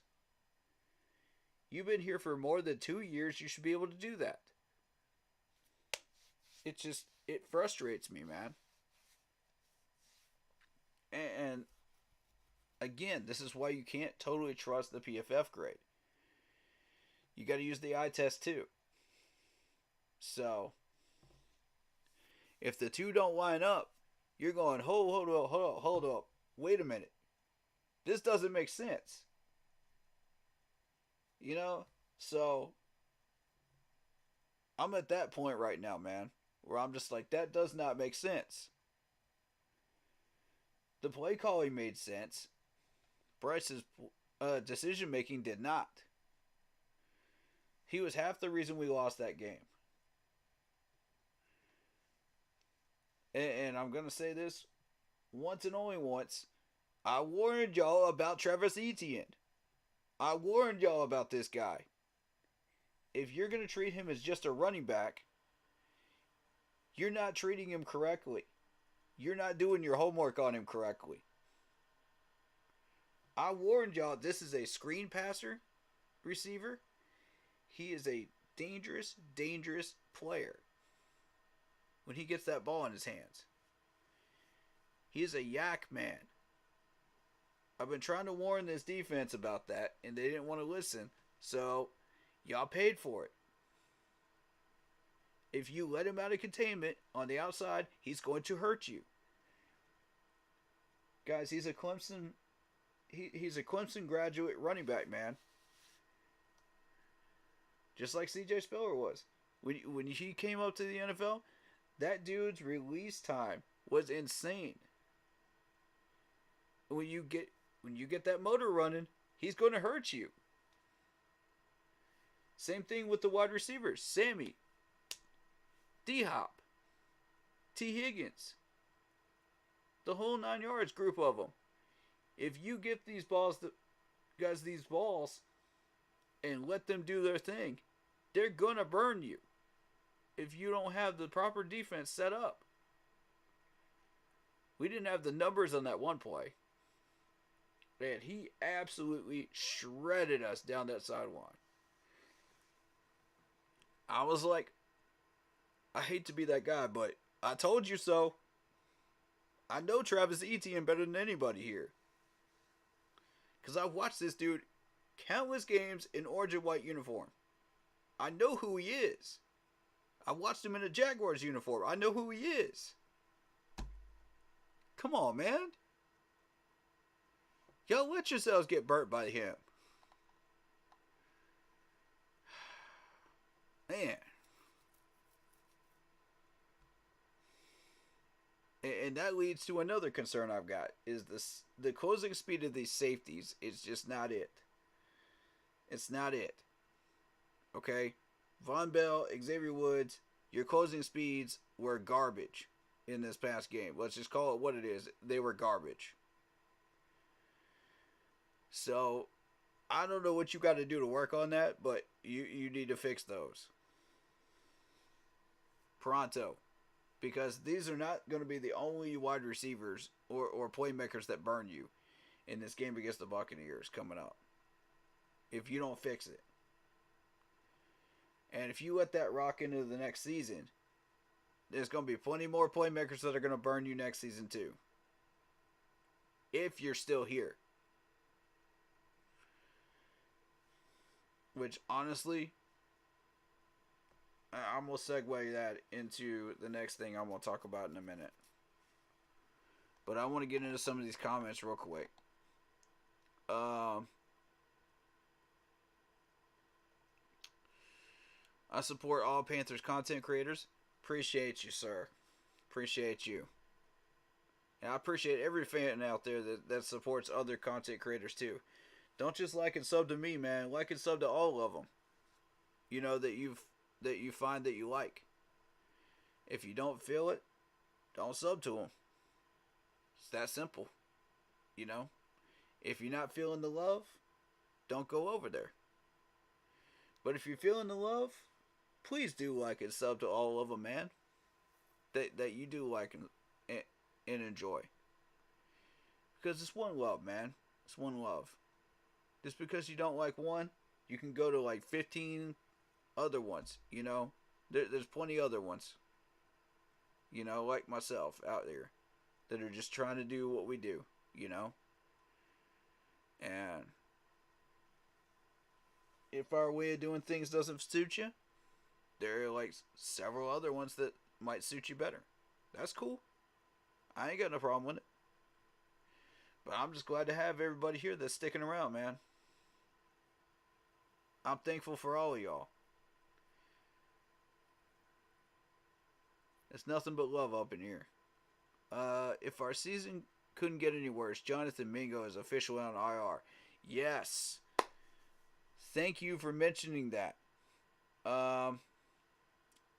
Yeah, Mingo on IR. Yikes. And Haynes had the concussion. And I'm praying for him as well right now. I hope he gets better. If you don't pray, just wish him happy vibes, you know. Or happy energy. Whatever you do, you know. But let's send some healing, positive energy towards them, man. Towards them both. I'm glad it's only one more game. Too painful of a season to watch. Just reported it about an hour ago. 5 hours ago. My bad. Yeah. Fair enough. Man, Mingo was a reach in the second round. If you think about how we approached that draft, I kind of agree. I feel like you could still find a good wide receiver in the third round, you know, without having to reach. And we should have gone, what was it that we should have gone in the second round? Somebody help me remember that was a part of that draft process. Because I forget now. I think we were going for like a defensive end or a linebacker at the time? That's what I was trying to remember. But yeah, we kind of pushed that one too high. We still could have gotten a good wide receiver. I don't know who would have still been there, based on how the flow of picks were going, as far as what players were taken off the board. But it could have gotten interesting, yeah. It was Steve Smith's pick, so I approve. Yeah, I do agree. That was Steve Smith's pick.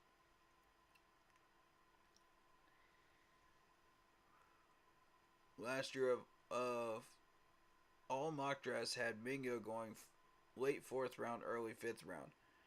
Well, see, here's the thing. The last 4 to 5 drafts have been so wild that you can't predict, where these guys are going to go. We had offensive linemen like Cade Mays and Brady Christensen, the year before that were ending up in like the 4th and 5th round that should have gone the 2nd round. There were people that were like all over the place that were not fitting where all the mock drafts were saying they were going to fit. I never take these mock drafts at face value. I never do. Not any of them. I create my own, and I say, okay, these players could land in this area, but on draft day, they may not. That's how I roll with it. And we'll see what happens based on the flow of the draft. Because on draft day, it could go completely 180 degrees the other direction from where you're thinking it might have, where you've been mock drafting it all year. Draft day can go completely the opposite direction every time. Seen it happen every time. So it is what it is, man. David Screws says, not trying to be mean, but why are you so negative about everything, Marcos? I don't feel like he's negative. He's just expressing his opinion. I'm not trying to defend, or attack anybody right now. I'm just trying to say, that's what I feel like he's doing. He's just trying to state his opinions, just like everybody else here. So, I'm not getting any negative vibes from him at all.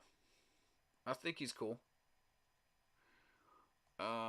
Another reason Fitterer should be fired, listening to Steve Smith. Whoa, now hold up now. Whoa. Let's back that truck back up, man. Beep, beep, beep. Back that truck back up, man. With that statement, I gotta call you out on that one. Steve Smith has been right 95% of the time that he has said something about this team. Because he is that in tune with this team and what is going on around here. Steve Smith does speak for the Panthers. Okay? He speaks for our fan base and he speaks for the Panthers. So, if he says that Mingo was the right pick, okay, I'm seriously considering it. I'm seriously listening to it. Doesn't mean I have to go with his pick, but I will listen to him. And I mean, the thing is, Scott Fitterer is a yes man. He'll listen to whatever people have to say, and he'll say, okay, I'll get whatever you want. I'll get whatever you want. I'll get whatever you want. I'll get whatever you want. He's like that guy that's at the register of a fast food restaurant. He's like, okay, you want this, you want this, you want this, you want this, you want this. Okay, it's going to be this amount of dollars. Pull out your credit card. You know what I'm saying? That's who Scott Fitterer is. He's like, I'll get you what you want, but you will have to pull out that credit card, Mr. Tepper, because I can't get you everything that you're looking for. But I'll try my best.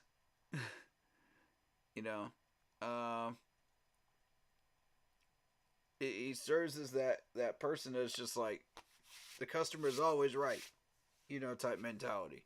So, David Screw says, oh wow, no comment. Fit has nothing to do with anything, that's all I have to say. Well, he does have something to do with it. He's just being led, Fitter is a horse, you know, in the Wild West. If you're trying to get to your destination, you know, and you got to ride your horse through the desert to get to where your next town is, you know, or your next plantation spot, uh, and you need water along the way. Okay, so you got to lead your horse to the water. If you lead him to a mirage, he's not going to get you what you want. The horse is going to die off, and you're not going to get to where you want to go. You're going to have to walk there through that 98-degree heat, 122-degree heat if you're in Arizona. Whew. Screw that. I mean, that's where we're at, man. You led him to a mirage, Frank. You led him to a mirage several times over. So I don't want to hear any of the excuses from Frank Wright. I don't. He knew exactly what he was doing. But I mean, that is Fitter's Achilles heel, though. It's always been his Achilles heel. So, Marco says, because when I analyze my favorite football team, I set my emotions and fandom aside from the objective opinion on real stats. Well, stats is only half the thing, man. You got to look at the full picture, bro. You know, stats do tell a story, but the eye test tells the rest of it. So you got to focus on the whole picture, man. Bad trades, wasted draft capital, and bad drafting is all on Scott Fitter. What do you mean? You make it make sense, bro. But here's the thing. It's not all on Scott Fitter. He's a yes man. He's a follow-through horse type of guy, man. You got to lead him to where you want to go. He's not going to get you the players you want to get if you don't know what you want to get. And Frank had no clue what he wanted to get. So Scott's just like, okay, well, I'm just going to pick up the best available. You know, and we'll see what the heck happens. It from like 6 or 7 different systems, and it's just like chaos. That's what happens when you let the yes man take over. You let him out of the cage. You let the horse guide you. You know, through that desert. It doesn't work that way. That's what doesn't make sense. Is when you let the horse guide you. You know, don't do that. That's where you gotta say make it make sense. DJ Johnson was a reach in the 3rd round as well. Yeah, I did not like that one. That was Frank. Despite what people might tell you, that was Frank. At first I thought it was a Jaros pick. At first I thought it was. And then I started taking a look at all the players that Frank suggested that we get. And I was like, no. And then you start looking at a Jaros defense and how everything fit together, and I was like, okay, where's DJ? That's when you start putting the puzzle pieces together and you think, okay, this is not a Jaros pick. This was Frank's.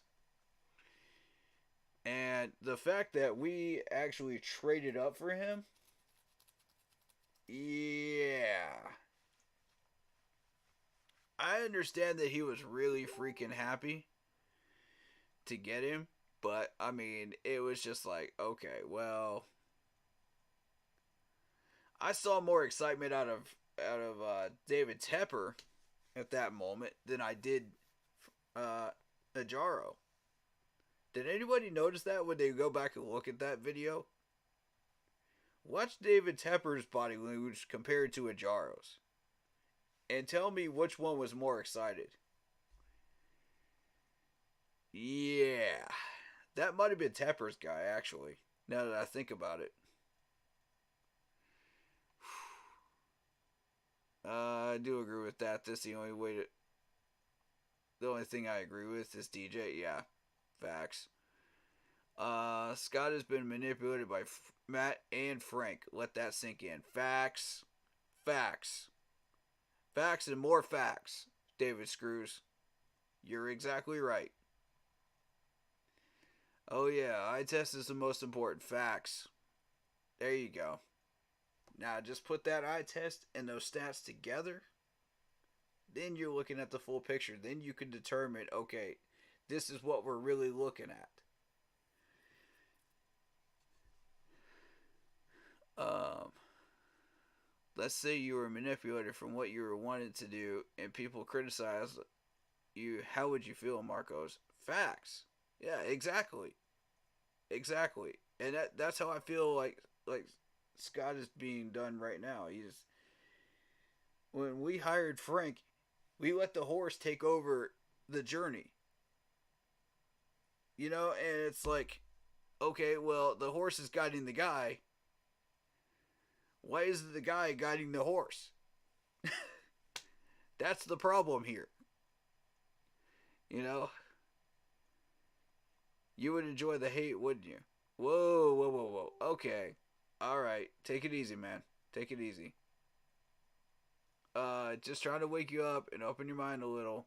I understand. What are you getting at? But it's not the big picture. Yeah, true. True, true. Yeah, and Bryce does not pass the eye test. Well, I don't know about that. I don't know about that. I'm going to say slow your roll on that one because when I looked down during that Green Bay game, I saw exactly what I thought Bryce actually should be doing. You know, under proper coaching, under proper systems, you know, with proper route running, good decision time, you know, and good reads. You know, that's when I thought, okay, this is where Bryce could possibly be doing something with this offense.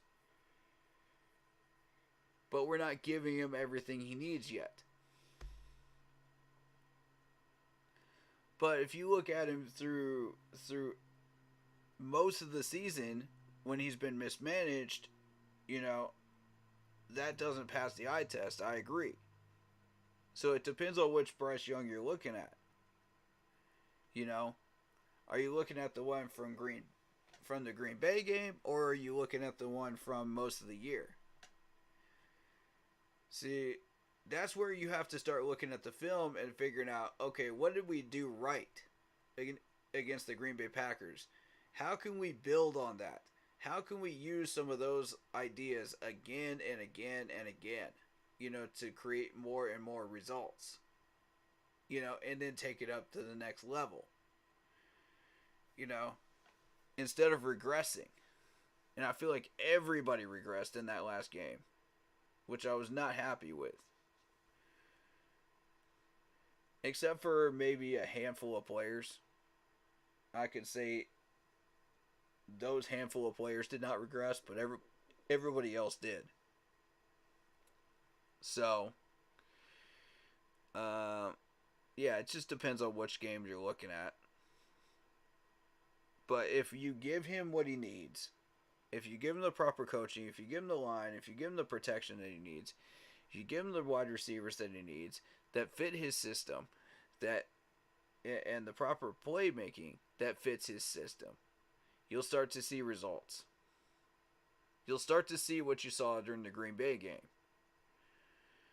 But you got to have all of those things put together, and we don't have any of those right at the moment, except for Chris Tepper. I'll give you Chris Tepper.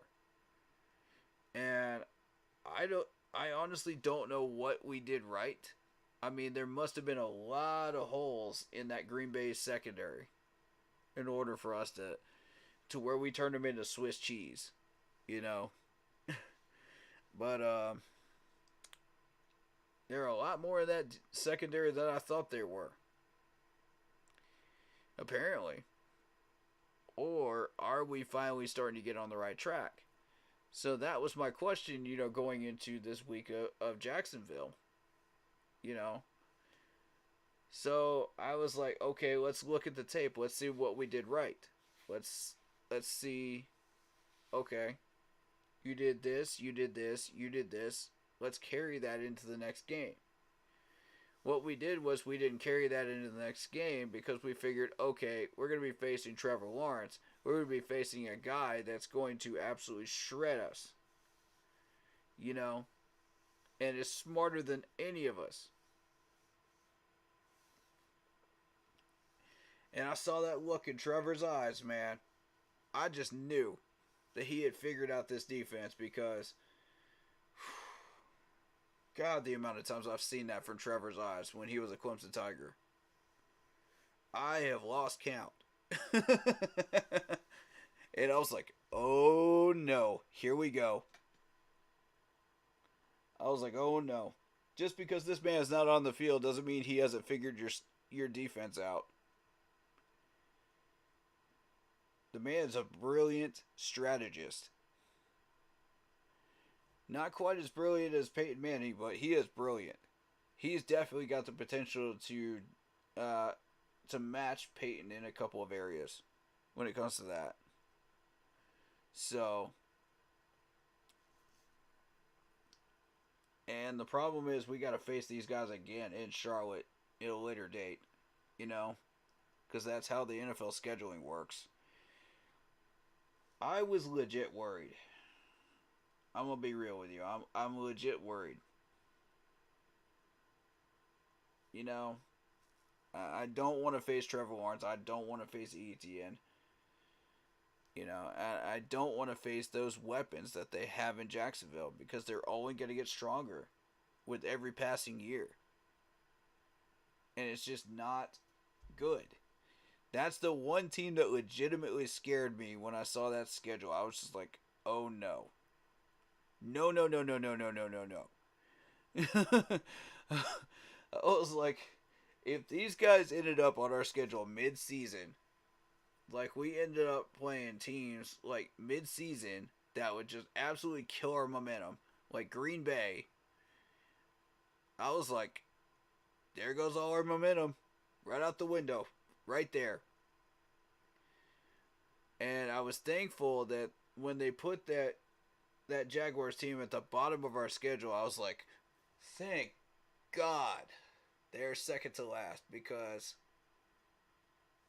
I knew that if our season was on the line and we had to rely on that game to get us either into the playoffs or settle for a possible wild card and be in the hunt, I knew we were screwed.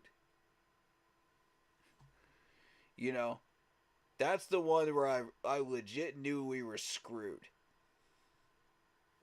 So, I have that much respect and that much,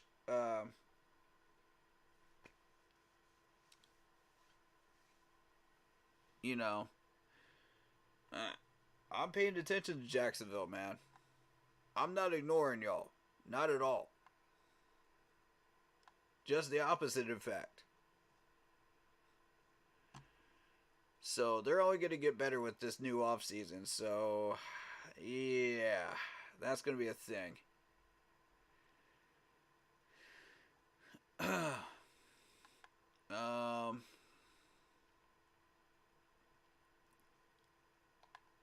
Let's see.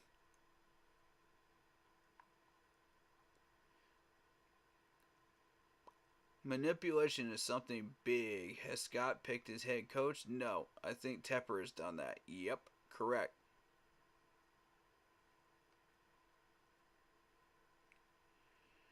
Bro, Fit is still here. Matt is gone. Frank is gone. Fit is still here. Fitter has more power than you think. Yeah, I mean, but he's got too much power. That's the problem.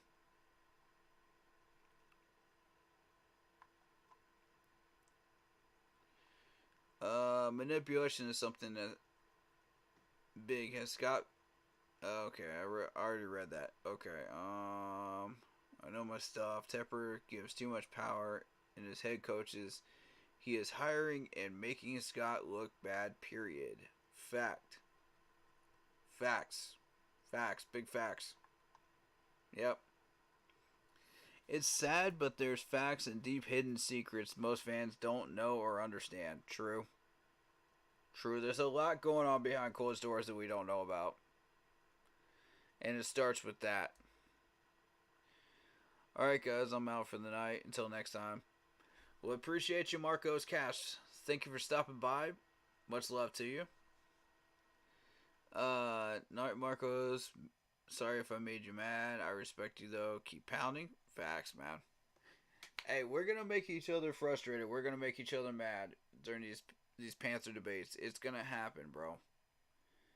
And with all the frustrations and stuff that we got going on right now, especially with the news that we just had today was with Tepper.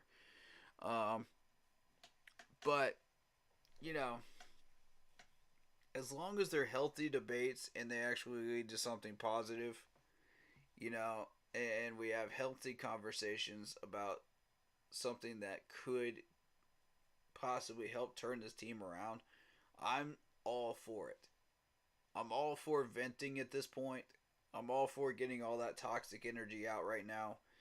I'm all for just encouraging people to just say what they need to say. You know, no matter what it is, just say what you need to say. Open platform here. It's always been that way. Go for it. You know, if you need to let loose and say a few words that are not family friendly, go for it. I got no problem with it. I just won't read those family friendly words, you know, but non family friendly words, but I will read your comment. That's how I am, you know. Speak your mind. If you're pissed off, be pissed off. If you're happy, you're happy. Bring that energy that you are bringing into chat, you know, that you came from the game with. Or even just outside of the game and you're just like pissed off because of what you've seen. You know, nah, you're good, David. You're good. You're good, man. I mean, you made some great points tonight. So did he. I think I always encourage people, you know, say what you came here to say, man. You know, I'm not going to stifle anybody. I'm not going to stop people from talking. Yeah, y'all got full right to say whatever you want to say in my chat, whatever it may be. As long as it's not about the Cam fumble, you know, then go for it. That's the only banned topic around here. You already know this. Anything else? Go for it.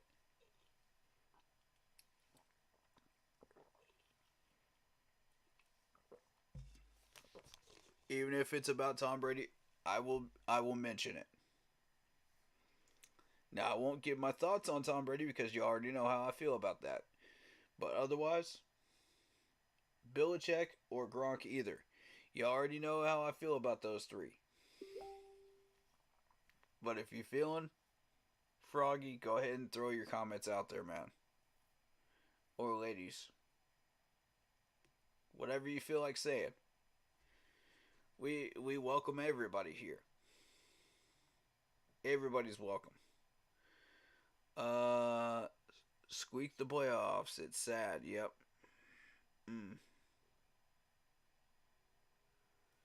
Tepper's not even squeaked the playoffs.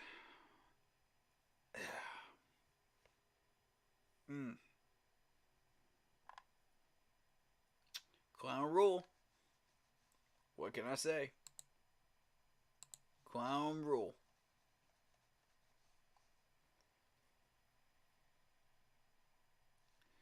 Clown rule. Clown Frank. Clown Tepper. It's all connected to this man right here that you see on your screen right now. It's all connected. It all originated with him. He's the original clown.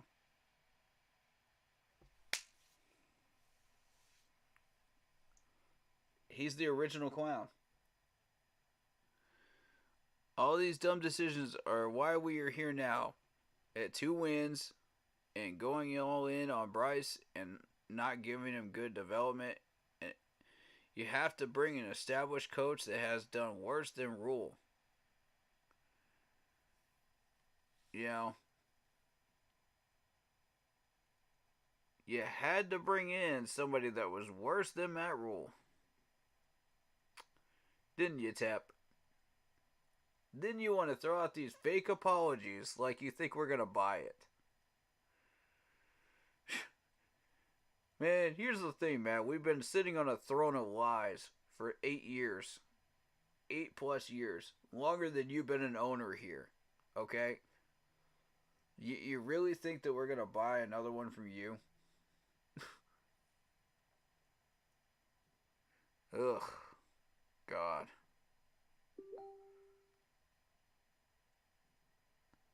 Yeah, it's rough. It's rough. But welcome to 2024, right? This is what we're greeted with.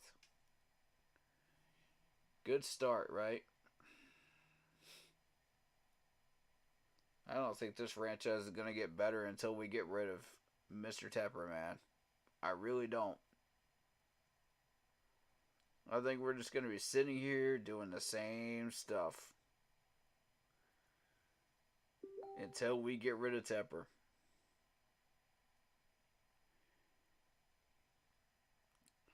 I mean, Frank did worse than Rule is what I meant, which is sad. Yep, facts.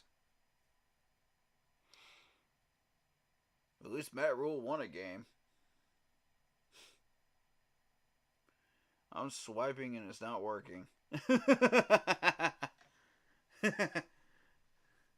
I mean... oh, gosh. The temper tantrums. The Tepper tantrums.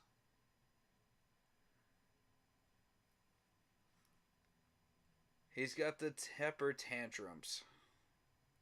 Ladies and gentlemen. The 10-year-old Tepper tantrums.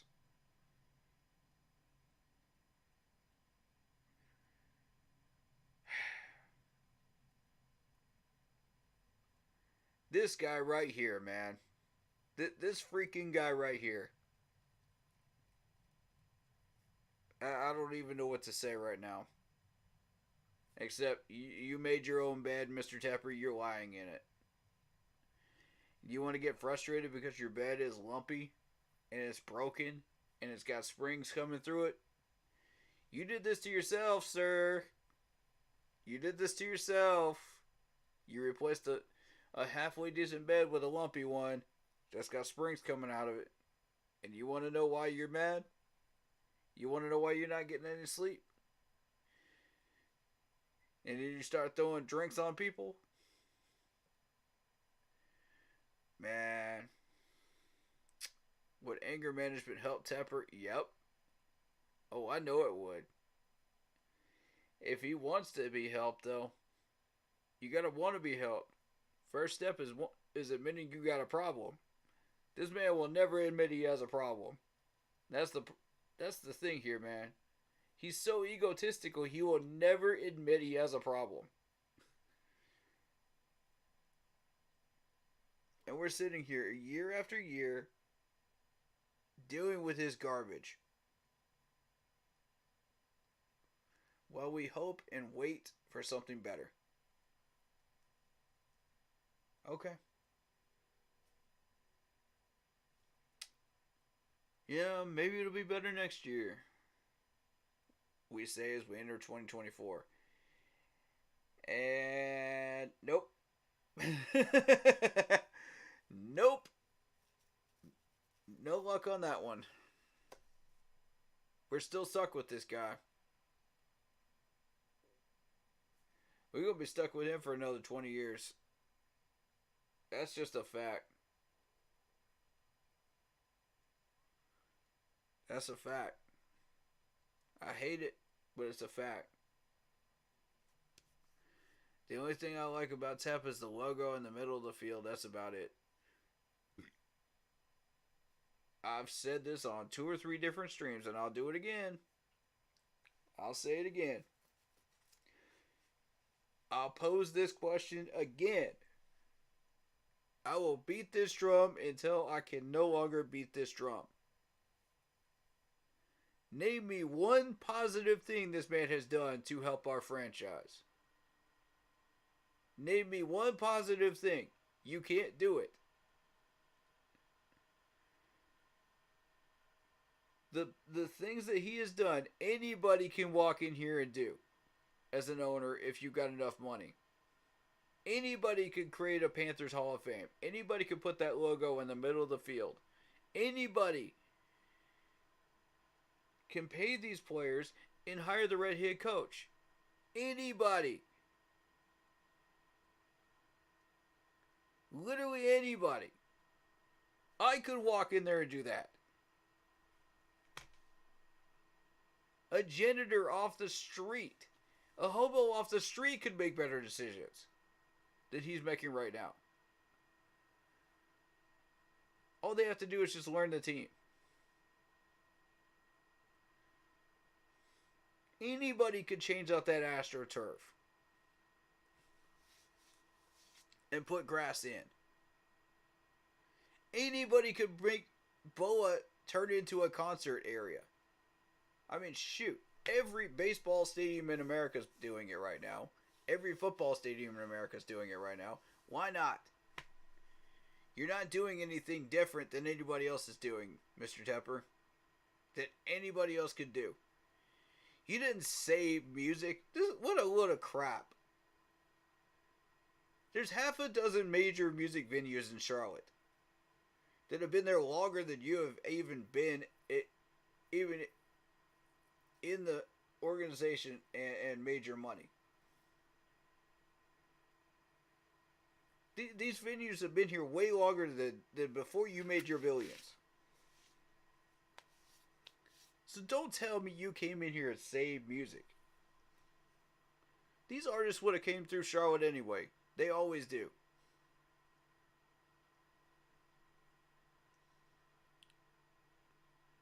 Like, you name me one artist that has not come through Charlotte. Name me one that is not already toured here on the East Coast. At least once.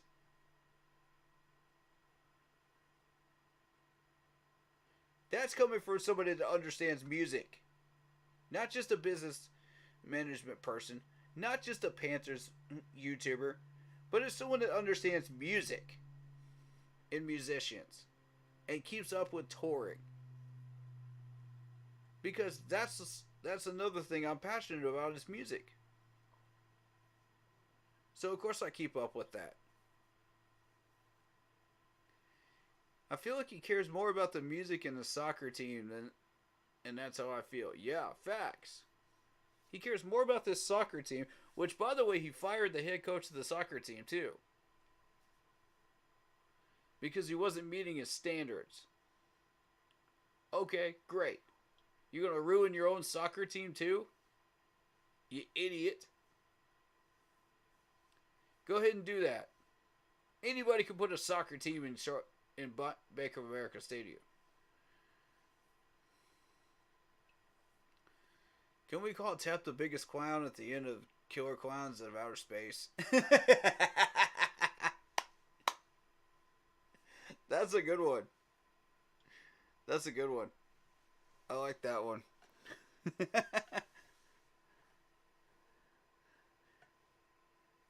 I mean, bottom line, Mr. Tepper, is we're making fun of you because you know that you're the problem. We've all acknowledged this as a whole entire fan base. And how often are we ever unified on anything? It's rare. But everybody's unified against you. Get a clue. Stop getting pissed off when you have nothing to be pissed off about. Stop throwing drinks on people. Stop being unprofessional. And get a clue. I don't think you'll ever get a clue, though. That's the thing. He'll never get a clue. He's just forever going to be in this zone. And we're all going to have to pay for it until he does get a clue. I don't know.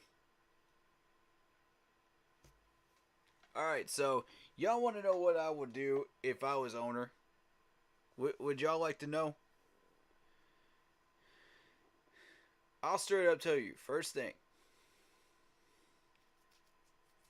I would do as an owner is I would get everybody in the room together and I would say, look, we're doing things differently from here on. Either jump on the train or you're out. And then the second thing I would do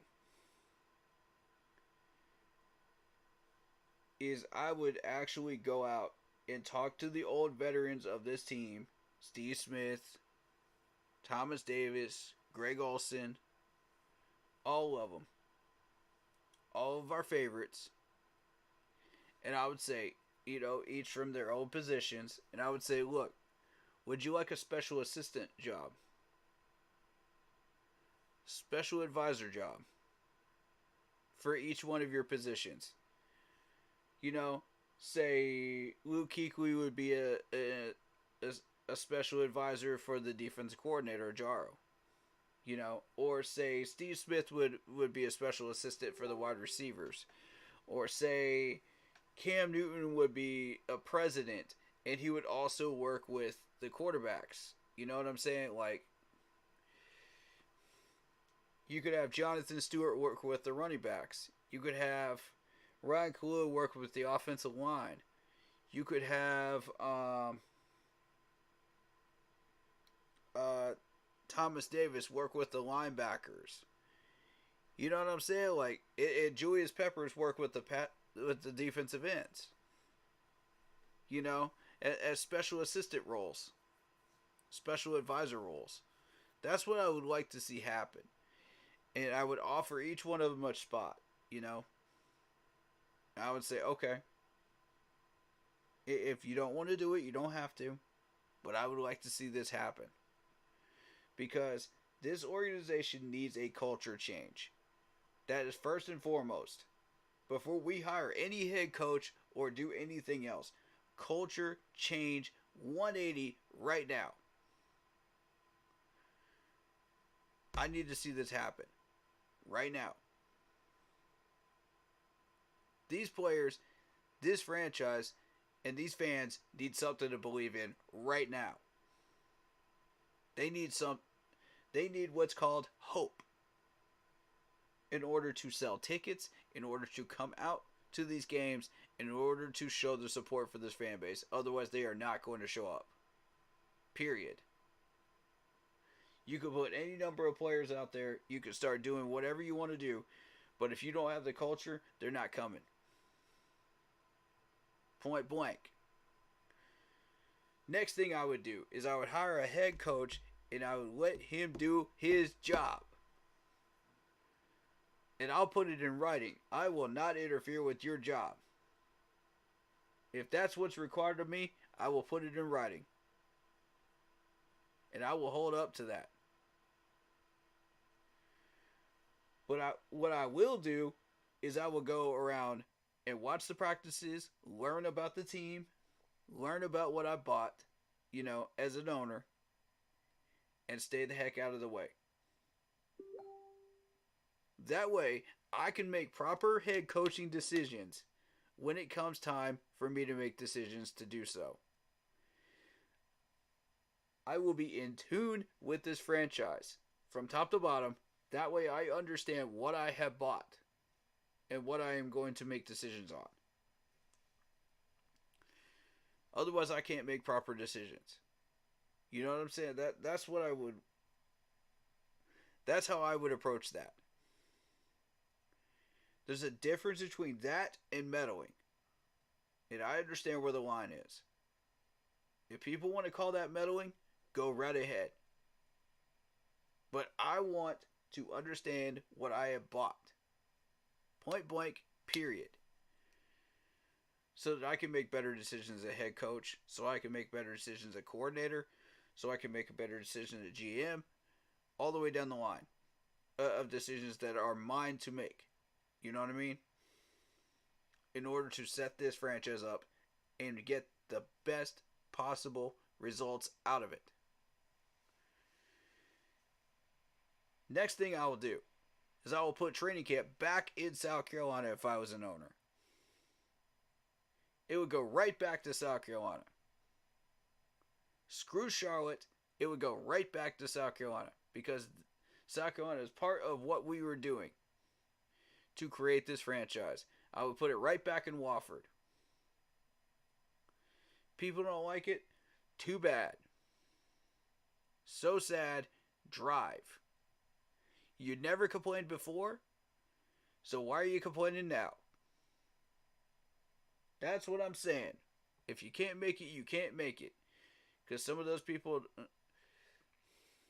if you would like for us to do something about that, perhaps we could do maybe a few of those practices up in Charlotte, in the stadium. I would have zero problem with that. That way you guys could watch free of charge. You can come through the gates of Boa and watch. Because I believe in that. I believe in acknowledging both North and South Carolina when it comes to training camp. So yes, you would get a few of those training camp days in Charlotte. Not only just in Wofford, but in Charlotte as well. So that we can make both sides happy here. We can satisfy both sides. But we're also training in that 98-degree heat, so we are prepared for the weather, and have that weather advantage going into any game that we go into.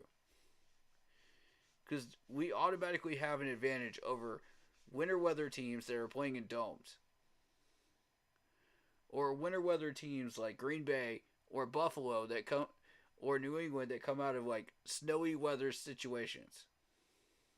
And they come down here into this heat and they are not prepared for this heat. Boom, we got an advantage. That's what I would do. We have 15 training camp days? Does fan day count as one? I would count fan day as one of them. How about you guys? Would you count it? I would.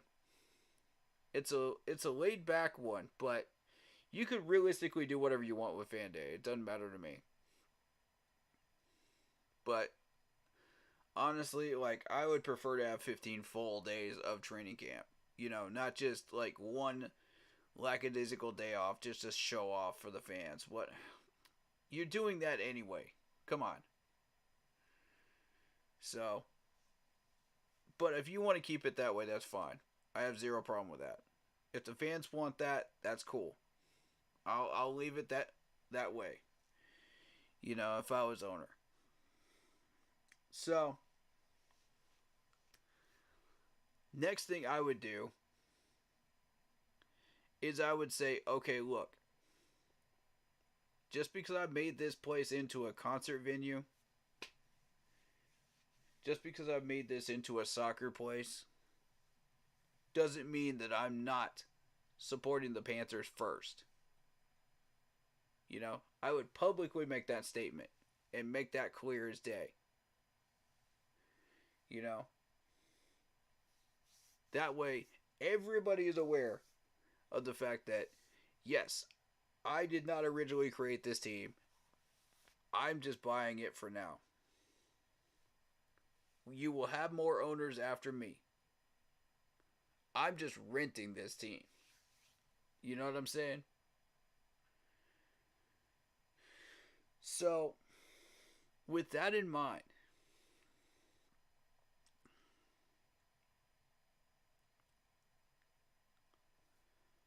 the next thing I would do is I would hire my next GM. After putting in all the schemes and the next head coach, then I would hire my next GM. And I would say, okay, during these interview processes, show me what you can do. I want the head coach in the room with me. I want a few players in that interview room with me so that they can learn something, And I want one of the savvy vets that we used to have in the room with me. Either Cam Newton, Steve Smith, Greg Olsen, whoever it is. I want one of those guys in the room with me when we do this interview for the new GM and new head coach. That way, there will be no mistakes made, and I will completely understand what I am hiring and who I am hiring. That way, we are all on the same page. If we are not all on the same page, that person's not getting hired. Point blank, period. If that person does not embody the Carolina Panthers culture and what we are trying to do as a team and embodies what we are trying to create for the future forward, you're not getting hired. Point blank, period. I don't care what your resume looks like. That's number one priority. Number two priority. Okay, let's see your resume. What does it look like? Okay, were you part of a system or did you actually earn that resume? That's the second thing I want to look at. Third, can you adjust? That's the third thing I would be looking at if I was hiring a head coach as an owner. Can you adjust? And if the answer is no, you're not getting hired. Point blank, period. It's got to line up with all three. If you don't line up with all three of those boxes, you're not getting hired. If I was owner. I'm just telling you, point blank, straight up. We've seen too much of this crap where we cannot adjust, we cannot get it done, and it's cost us games. Constantly cost us games. I'm fed up with it.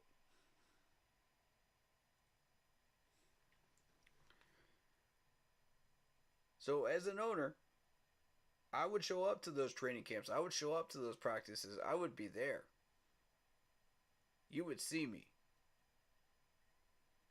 But you wouldn't hear me. I'd be invisible. I'm not trying to evaluate you. I'm just trying to learn what I have bought and paid for. I'm trying to learn this franchise from top to bottom. That way I understand what it's going to take in order to get the next hire correct. What is it going to take? Are these people going to be on board with whoever I hire? Are they going to play hard for said coach? Are they going to play hard for said GM? Can we get the pieces that we need from this GM without having to move too much? Does this GM understand trade value? Proper trade value? Are we going to be able to get something back for these guys instead of just tossing them to the wind? Instead of wasting draft picks. This is what I'm looking for when I make these hires. And I want somebody that will be on the same page with my head coach. Period. There will be no exceptions. Period. Either you're on the same page or you're not. And if the head coach fails, the GM fails too. You're both gone. At the same time. I'm rehiring both. At the same time. At the end of 3 years, if you haven't gotten it done, I'm going to be looking at both. If you haven't gotten it done, you're both gone. I'm done screwing around. I would be done screwing around with this team. If I pay for a $1 billion franchise like this, I'm not going to screw around. I'm going to get the job done the first dang time. And if I don't get it done the first time, I'm going to make darn sure I get it done the second time. There will not be a third time. We will become the Steelers where we do not have to hire another head coach. I will make doggone sure of that myself if we were owner. If I was the owner here of the Carolina Panthers. You can make doggone sure of it. Those are my platforms that I'm running on. That's my platform. Now here's my suggestion. I want all of the former players that have played on this team to pitch in some money to one fund. One fund specifically to buy out the Carolina Panthers from David Tepper. I want it to go to one person and one person only. I don't know who that might be. We will choose that together. As players and as fans, together, unified, we will decide. And we'll take as long as it takes to get that done. But I want to see this done. Because this man does not need to be owner of this team anymore. He does not know what he's doing. He is screwing us 5 ways from Sunday. It's clear as day.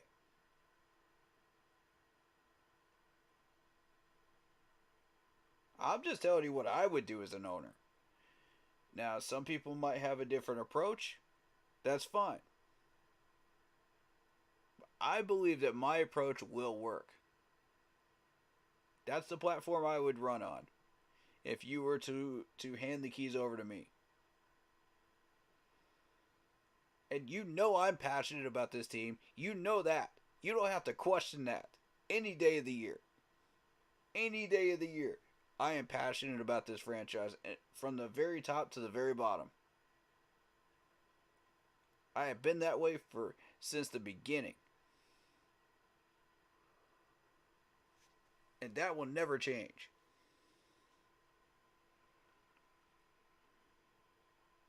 I believe in what we were created to be. I believe in what this franchise needs to be. Not what it is now, but what it needs to be.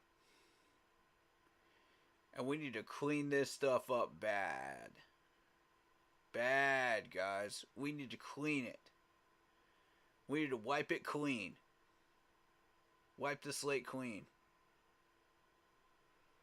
Because what we're doing now is hot garbage as a franchise. Hot garbage.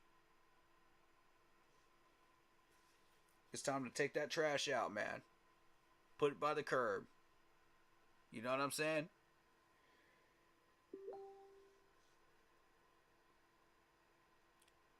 So if you believe that this is the direction that we need to go in, throw your support in with me. And we'll get this franchise turned around in no time. Flat.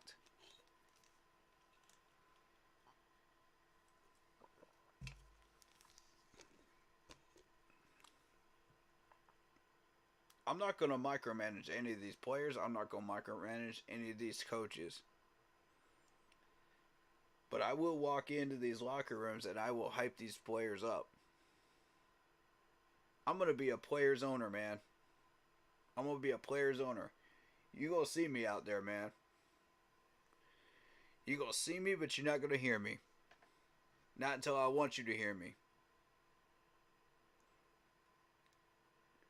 I'm going to be that Teddy Roosevelt. I'm going to speak up when you need me to speak up. But otherwise, I'm going to stay silent. I'm just going to observe.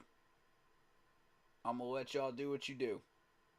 And I'm just going to observe. I'm going to take notes, and I'm going to observe.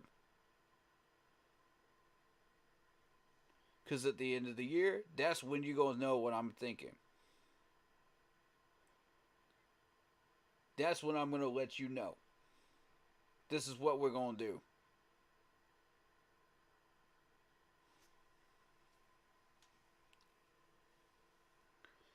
And I'm going to make doggone sure everybody knows it too. I'm going to make sure everybody knows. This is how we rolling from here on. That's what I would do as an owner. And you bet your sweet Granny Smith apples, I'm going to make sure everything on that list happens.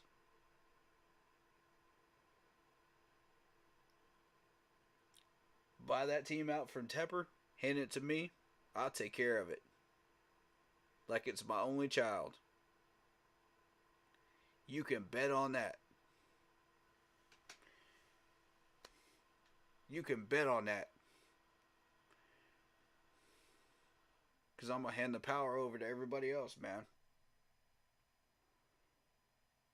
I'm going to hand the power back to the people, man. That's what I'm going to do. Because the people are the reason this franchise exists. The fans are the reason this franchise exists. Without us, there's no reason why the Carolina Panthers should be here. We all know this. Jerry Richardson understood this. And that's why I love Jerry Richardson for creating this franchise.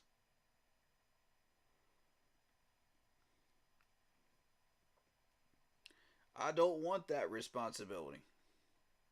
But if you put it in my hands, I will treat this franchise like it's your only child. And it's the people that don't deserve the power that should have it. Look at George Washington. He didn't want to be a king. But they gave him a president. They made him a president. And you know what? This country's better off for it.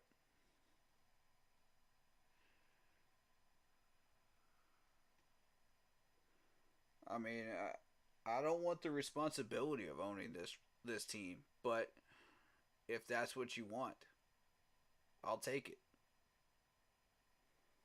I'll take that mantle.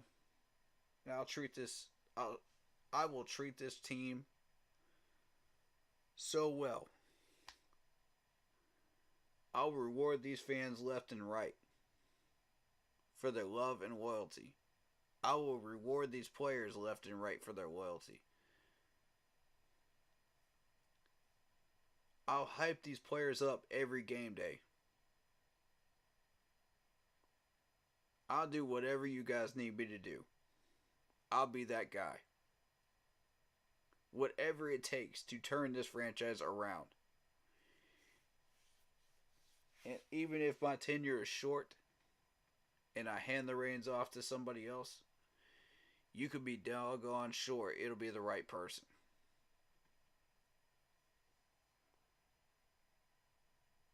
You can be doggone sure of it. Because I'm not handing it off to just anybody. I'm going to hand it off to somebody that deserves it. That will treat it just like I did.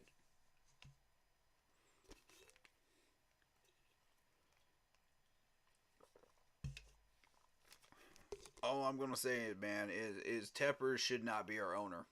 No longer. Players, if you're hearing this, please do the right thing. And if I'm not the person that you hand the keys to, hand it to somebody that deserves it.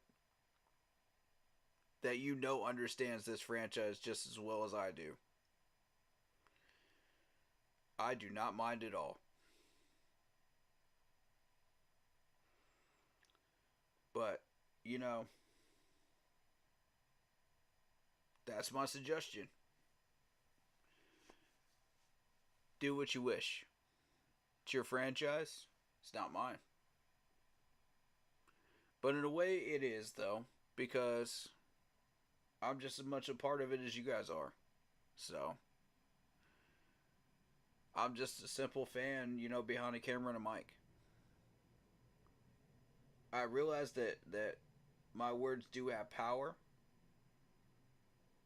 to a certain degree, and I'm trying to use this platform in the right way to help raise this franchise up. and create something good and positive for these fans to latch onto and enjoy, you know, on Sundays. But again, at the end of the day, who am I? Like I said, I don't want this responsibility. I'd love to just stay a fan, and just watch and enjoy. I don't want the responsibilities of having to hire a new head coach. I don't want the responsibilities of being a GM or a head coach or any of that. I don't want those responsibilities. What I want is to turn this franchise around. That's what I want. With the heart and soul and mind of this fan base and the culture of the Carolina Panthers in mind when we do it. That's all I'm trying to do. I apologize about the fat comment on Tepper, but in reality, that's what fast food does to America. It's unhealthy. I don't mean to offend anybody, and I'm truly sorry. Cool. Appreciate the apology, David. You're good. You're good. You're very knowledgeable, and your channel is amazing. Just want to say that. Thank you. Appreciate that. At the end of the day, I'm just a knowledgeable Panthers fan behind a camera and a mic. I just try to do my part, and try to make this franchise better in any way that I can. Hopefully, I have succeeded in some way, shape, or form. I feel like I have in some ways. So,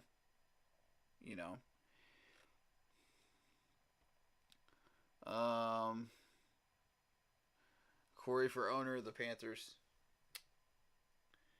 I mean, like I said, I don't want the responsibility, but if it's handed to me, I will humbly accept it, and I'll feel honored that people decided to give that responsibility to me, but like I said, I don't want it. It's too much, man. It's too much for one man to have that kind of power. And, I feel like the richer you get, the more on a platform you're on, and the more attention you're given, and the more responsibility you have, to do better things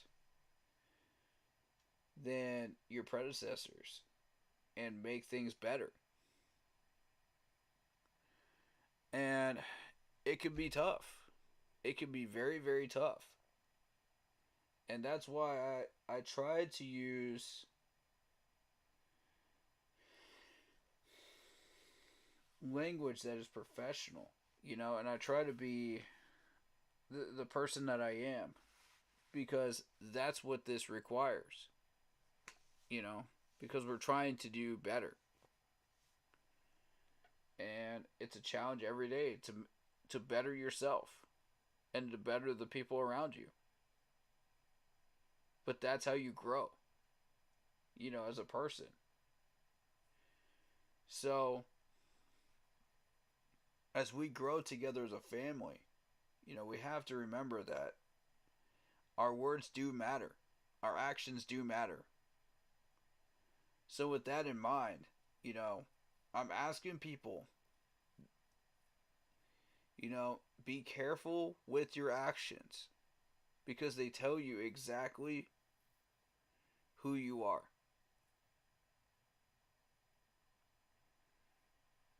They show people who you are. Take David Tepper's actions here. That shows us exactly who he is to the rest of the league. He exposed himself as a liar and as a fool.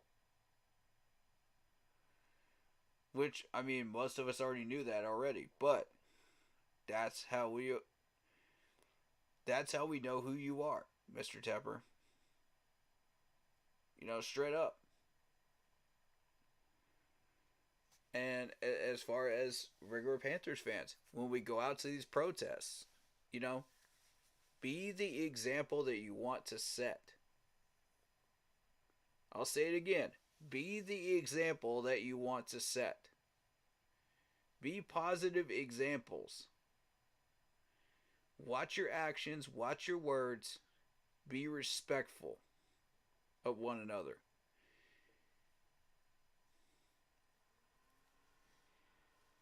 And especially those in authority. Because we don't want to see any Panthers players, any Panthers fans ending up in a cell. Okay? I'm asking you, please watch your actions and words. Be humble, but be loud. Be honest, but be respectful. We need to make a change in Carolina, but we don't need to be ending up in a prison cell to do it. Do you understand what I'm saying to you? Do you understand, Panthers fans? If you plan on going up there, I'm going to need you to heed that advice. Alright?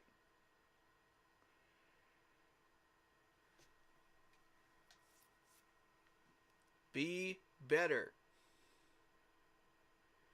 Remember what Philadelphia fans do and be better.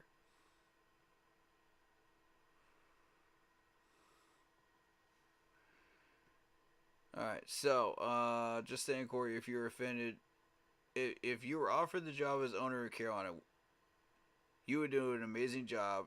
Just my opinion, it's an honor to be a part of this channel. Thank you, sir. Appreciate that. Props to you being a great Panther friend. A great peaceful protest, yes. But yes, the things I would do, and I'm going to run through them one more time because I don't think you got them all, David. I think some people might have missed them.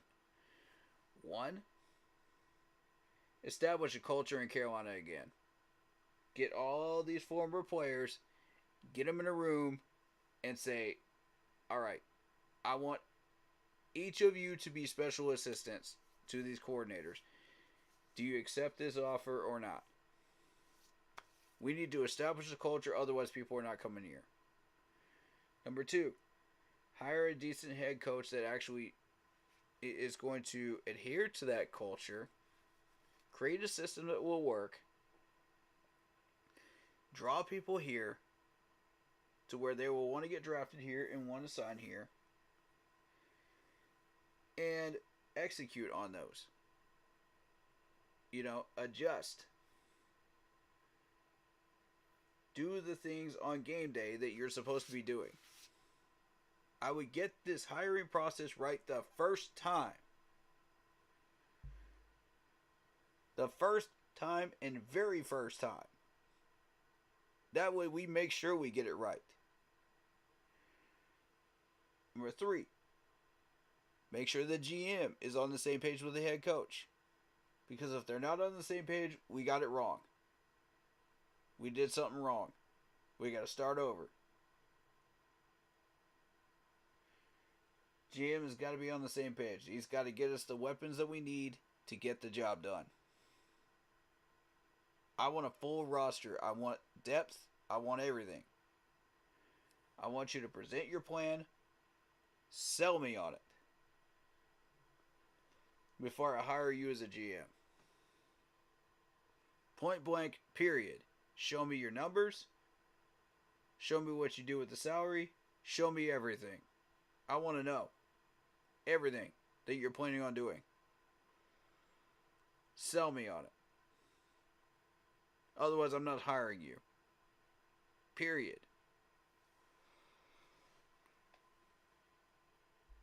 Then, training camp goes back to Wofford. I'm not backtracking on that one. I'm not at all. 3 of those training camp days would be in Charlotte to accommodate the people in North Carolina. The rest would be in South Carolina and Wofford. That way we can satisfy both states and make everybody happy. I'm giving everybody a fair chance. If you can make it to one of those 3 days, there you go. If you want more than that, let us know. And we will try to accommodate you. By maybe 4 or 5 days. Who knows? But I will be reaching out to the fans on that one. And I will be finding out personally. Do you like this? Do you want something to change here? What's going on? FanFest goes back up to Charlotte. We'll alternate between North Carolina and South Carolina each year. Every other year. We'll do one in North Carolina, we'll do one in South Carolina. That way we can accommodate both states and everybody's happy. Again, meet in the middle. Then I'm going to be out there making sure that people know that just because you made Boa into a concert arena, just because I put this Panther logo in the middle of the field, just because I created the helped add to the Hall of Fame, Panthers Hall of Fame, doesn't mean I'm going to be the last owner here. I'm just renting the Panthers. I'm helping create more of a culture in Charlotte. I'm not saving it. I'm helping add to it. And the soccer team as well. I'll let the soccer team people manage that soccer team how they wish. I will leave that alone. That is their prerogative. That's not my area. I will delegate somebody to handle the soccer teams if I'm owner. So, with that being said, then I'm going to go out. I'm going to be present at all these meetings. I'm going to be watching what happens. I'm going to be that silent guy. You'll see me at the practices, but you won't hear me. You won't even know I'm there. I'm going to be a ninja. But I'm going to keep an eye on everything that's going on with this Panthers team, man. I will know everything that's going on. I will be so in tune with this franchise, you will not even be able to blink without me knowing about it within this franchise.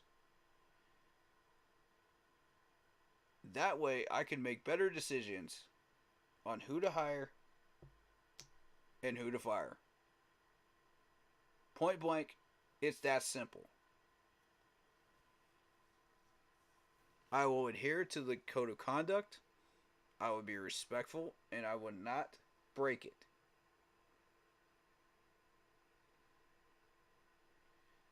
Those are promises I will give to you. And I will adhere to every single one of those. I will make those promises right now. If I was owner of this team, those things would happen immediately.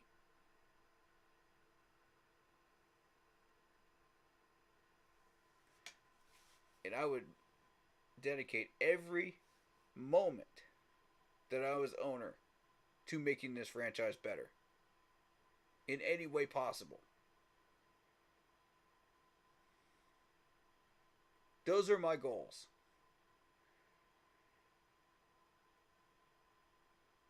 That's my platform.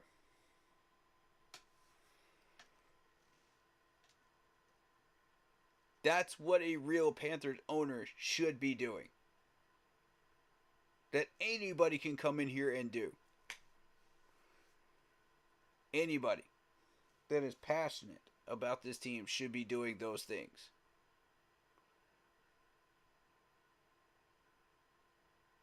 We need to be unified as a fan base, I know I'm not going to get everybody on board. I know there's going to be people that are going to be pissed off. Those are the haters. They're just going to hate. That's just who they are.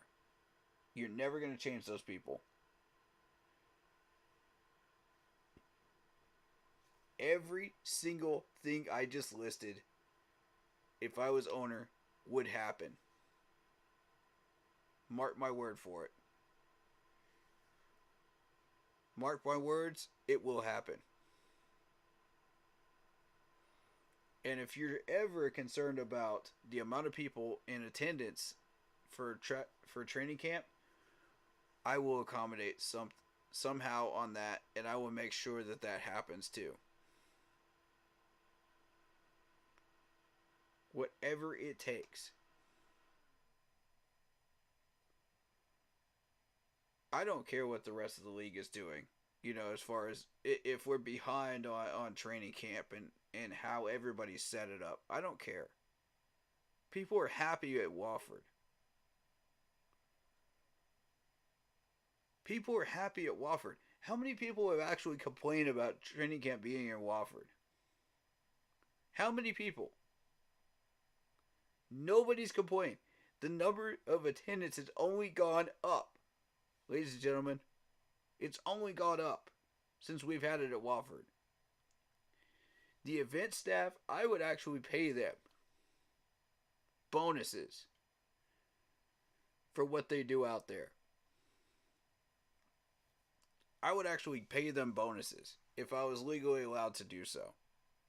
Because those people come out there and have a smile on their face every day as they greet people that come in. They hand them their stuff and they're just so happy, man. I would literally grant them some bonuses and I would give them some free gear. That's who I am. Because I believe in the spirit of the Carolina Panthers in any way, shape, or form.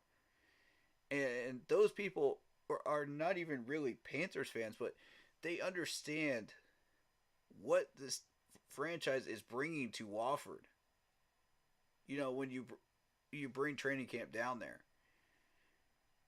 They understand what we're trying to do and accomplish there. And they're kind and respectful, always. Like, how many times have we ever had any issues with those people? Never. Never.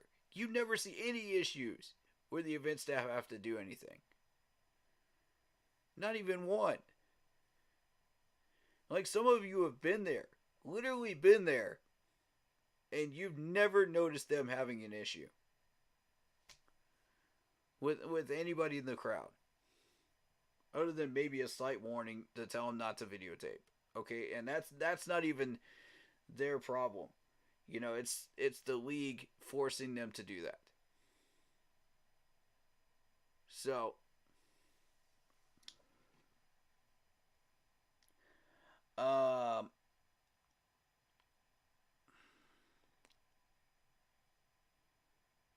don't donate to me, bro.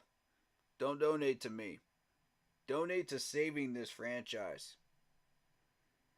I want all the former players to chip in some money. I want some of the fans, if they feel generous enough, to throw in some money. Let's put it into one humongous pot and let's buy out Tepper. That's what we need to do. And if you don't want to hand the ownership keys to me, hand it to somebody that actually understands this franchise and is in tune with it. Point blank. That will treat this franchise way better than Tepper ever will. That truly represents our values.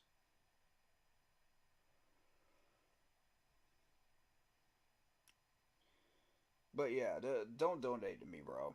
Don't donate to me. I don't want money. I would never ask for money. I appreciate it though. I love that you love the channel, man, and I love that you feel that passionately, man. That's awesome. I mean, if you want to do all that, we'll chat privately about that, all right? But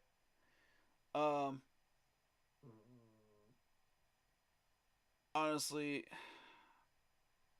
I just want to do what's right by this franchise, man. That's all I want. End of the day. And Boa should stand for unity, brotherhood, and a fighting team. Facts. Facts. Absolute facts. If we don't have something to fight for, why come to the stadium? Why are we doing this? You know what I mean? And I'm just saying that's my platform. You guys want me as an owner if you take over the team and buy it out from him? I will humbly accept. You know, with humility and a lot of respect towards you guys. And I would love it. You know, I would love every second of it. Like it was my only child, man. Like it was my only child. I would. And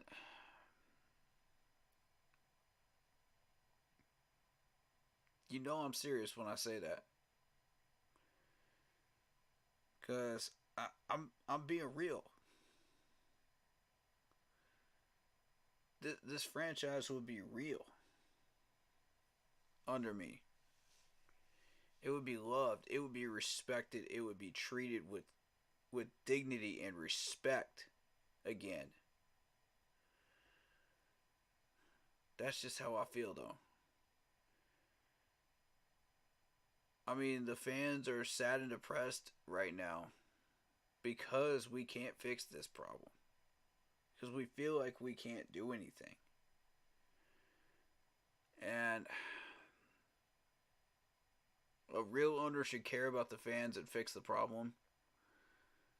But the problem is with Tepper, all he cares about is the money and he's trying to make more money. I don't even think he cares about the money anymore. He's just a 10-year-old spoiled man-child. That's exactly what he is. That just has fits whenever he doesn't get what he wants. And we deserve better. We deserve so much better than this. Anything is better than this. Heck, I'll put Big Cat in charge. That, you know, because for a little bit, because I believe that's even better than Tepper right now. I love Big Cat. I think he's awesome. And I believe he has the best intentions in mind for this franchise. But anything is better than what Tepper is doing right now. I would even put Mark Cuban in charge of this team before I would put Tepper in charge of it. Ever. Ever. Because I know at least Mark Cuban has some success in the NBA. At least he understands what it takes to run a franchise. You know what I'm saying? Like, I'd put Unk in charge. I'd put Blitzball in charge. I'd put any of these fans in charge that actually understand this franchise better than Tepper. Anything's better than Tepper at this point. And that's saying a lot. That's saying I respect you. That's saying I love you as a Panthers brother. You know what I'm saying? And I just want to do right by this team. Whatever that might look like.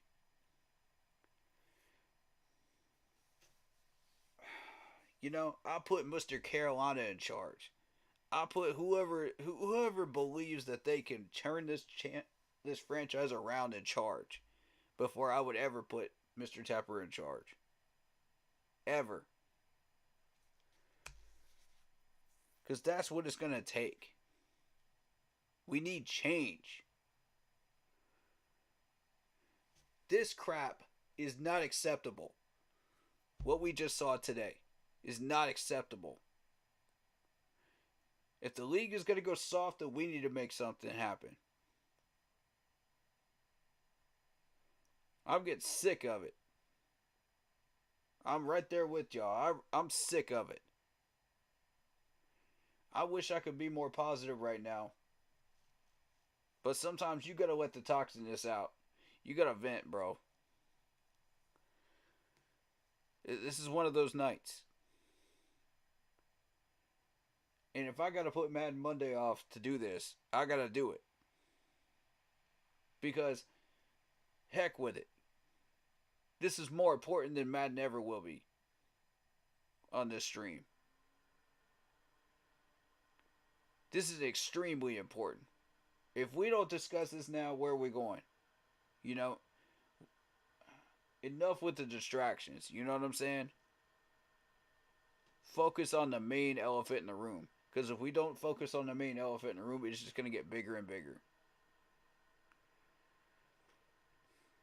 Love your platform. That's what the real owner should do. Respect you. Wish I could donate to this channel. Yeah. I know, bro. I just feel like you deserve a little something. You do so good on this channel. Speak good facts and don't ask for a dime from anyone. Just feel like you deserve some. I appreciate that. I appreciate it. I mean, like I said, if you want to donate to me, just talk to me off stream, you know? We'll work something out. But I'm never asking for money, you know what I mean? I'm never asking for money. And normally I wouldn't even begin to entertain that idea because, you know, I don't believe in doing donations with this channel. I never will. Never. But I had such a rough financial 2023 that, you know, I'm open to the idea. You know what I'm saying? Like, off stream. I would never ask on stream. And I would never ask off stream either. You know. But if people feel froggy, you know, off stream, talk to me. We'll work something out. I'm passionate about this channel. Sorry if I'm going in deep here. Nah, you're good. You're good. You're good. Be as passionate and as open as you want to be, brother. That's what this platform is for. Speak your mind. Speak your heart. That's what we're here for. You're the best channel on YouTube, in my opinion. Very professional show, unlike any other Panther show, period. Thank you. Yeah, I try to keep it professional, man. That's who I am, and that's who I want. That's what I wanted this channel to be. So, I've accomplished that very, very well, I believe. And I'm very grateful for everyone that stuck by it. You know, you're all wonderful people. It's not about the number of subs or followers that we have. It's about the people that we have. And who we have. You know, in this family. You're all awesome people, and I'm grateful to be a part of this with you and take this journey with you. Very in-depth, very solid points, and great discussion. Your show deserves a lot of credit. Thank you. I appreciate that. Keep pounding, bud. Keep pounding indeed. Appreciate you, David. You know, I've gained some amazing partnerships and friendships out of this, and still more to come. Definitely more to come. I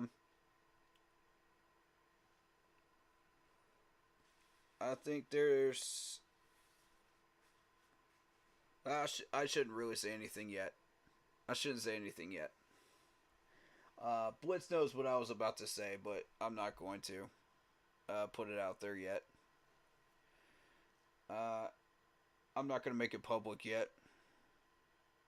Best Panthers podcaster. Thank you, Lock Poppy. Appreciate it. Yeah. I mean, end of the day, I feel like I'm just a guy in a Panthers jersey, you know, behind a camera and a mic. Just trying to make things better.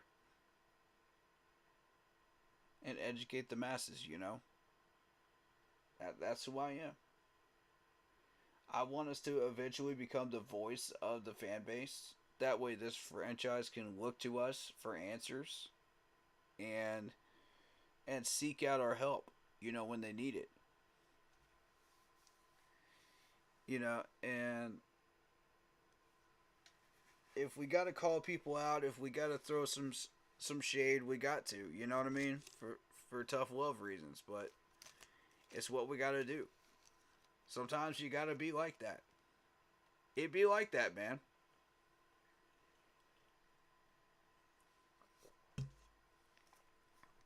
I mean, what can I say?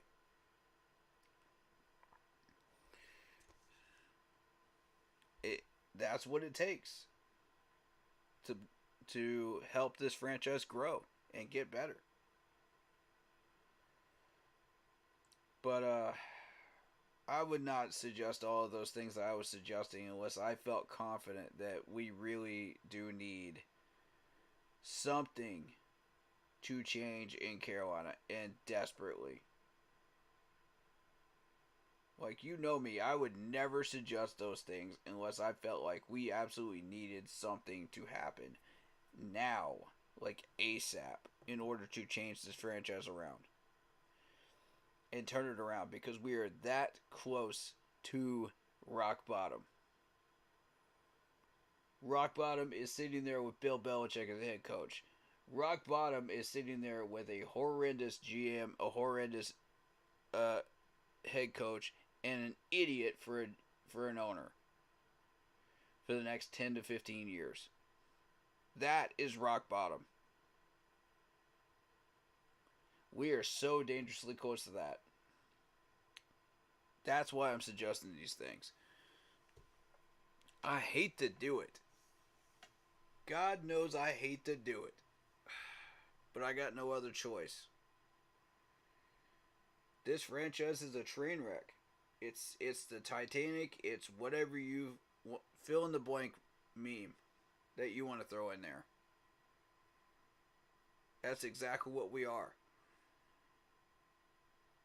I mean, I've watched this team for the last 7-8 years. I've basically just accepted what we are. And Tepper, you keep doing crap like that, nobody's going to want to come here, man. Nobody's going to want to sit in that room and sign on that dotted line. Nobody. Not draftees, not free agents, nobody. You keep doing this crap. Nobody's buying your bull crap apologies. Fix it or delegate it. One of the two. You got two choices. You can't just keep doing the same crap you're doing right now.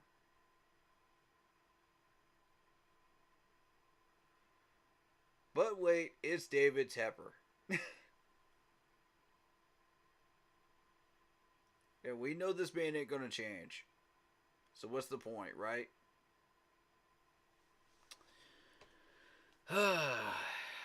Hopefully he gets gone within the next couple of years, that I can't stand 20 years with Tep.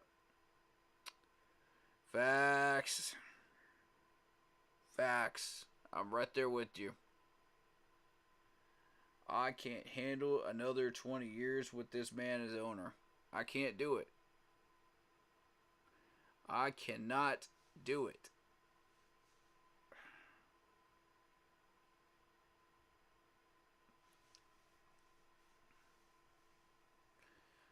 I'm going to say this loud and clear. I'm going to say it again.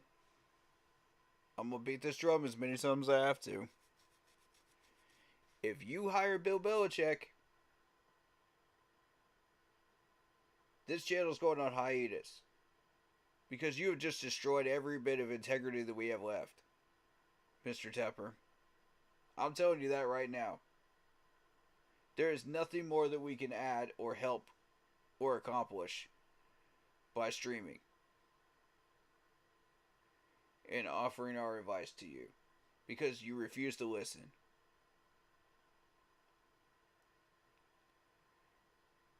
If you hire a bad head coach, we'll continue. But we know that you're not going to listen to our words. So what's the point? We'll just address the players at that point. We'll address the players and we'll address the fans. That's where I'm at right now.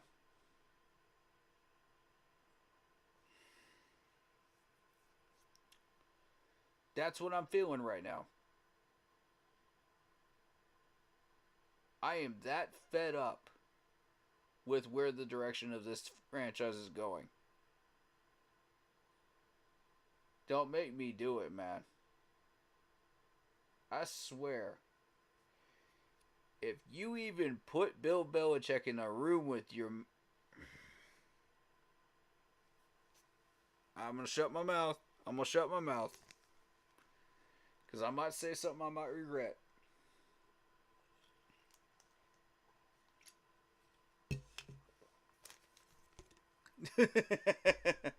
Oh, shoot. You got me out here wilding, bro. You got me out here wilding. That's how mad you making me, bro. Don't do this. Don't do this to yourself, and don't do it to us, please.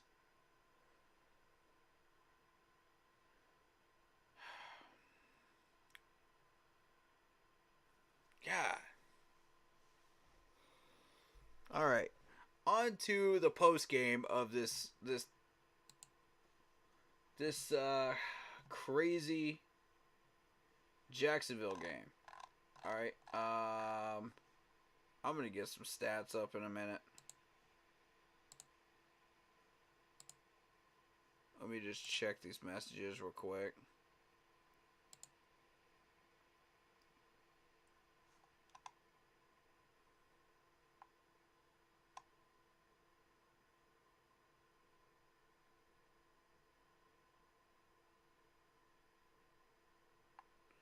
Whoa. Mr. Tepper actually granted a Panther fan's Make-A-Wish on the same day.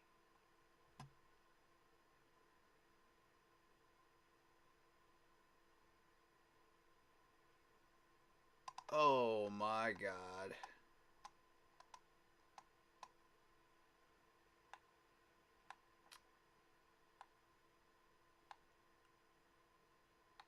Good God. Bro. Tepper, I'm so done. I'm so done with you, bro. I'm beyond done. I'm beyond done, bro.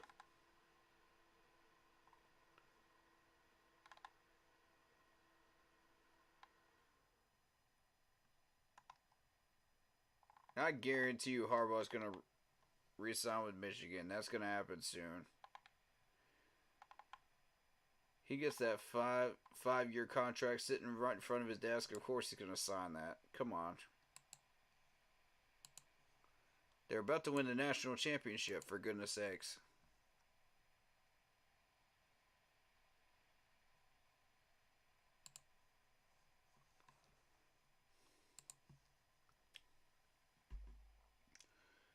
Bill Belichick cracks jokes about staying with the Patriots. There's an article. Haven't read it yet. Okay. Let's, Shannon Sharp says that the NFL has to suspend Panthers owner David Tepper after the fan altercation. Oh my God, man. The news media is just going crazy right now. It's just nuts.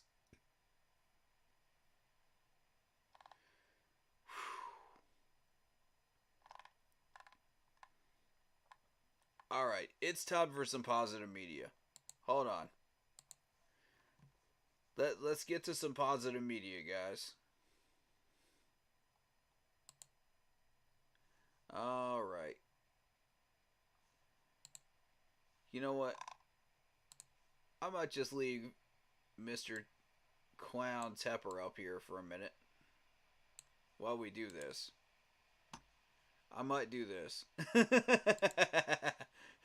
I might do this, guys. I might have to. Alright, so Trevor everybody knows that I have a love relationship with Trevor Lawrence, man. He's amazing, and he's a former Clemson Tiger, so of course Trevor's my guy, man. You know, he's my guy. If we were gonna trade up to the number one spot, I wish we'd have gotten Trevor Lawrence. I really wish. That was the year that I would have been fine with any trade up that we got for the number one quarterback position, you know? Because you knew Trevor was a different breed. You knew he was. So, that being said, Trevor says about Bryce Young, it seems like our rookie years are kind of going similar up until this point. I would just say for him to just stay the course. There's no denying he's a super talented guy. He has all the tools and tangibles. Much respect to you, Trevor, for that statement right there, man. Thank you so much, man. Like, much love to you, bro. That's what I like about Trevor. He is so classy, guys. He's always been so classy and respectful. And even though he's not in a Panther uniform, which God knows I would have loved to see him in a Panther uniform, with those golden locks of hair, he would have looked amazing in a Panther uniform. And played like it too. But, you know, it is what it is, man. But thank you, Trevor. We appreciate that, guys. Don't we? Don't we? Much love. You know, if I was going to do anything, I'd put it out there on Twitter in my face so everybody could see that. Belichick said. But if I don't do that, then I'll just keep it private. Okay. Okay. This is Belichick for you. Yep. Truth. Truth. So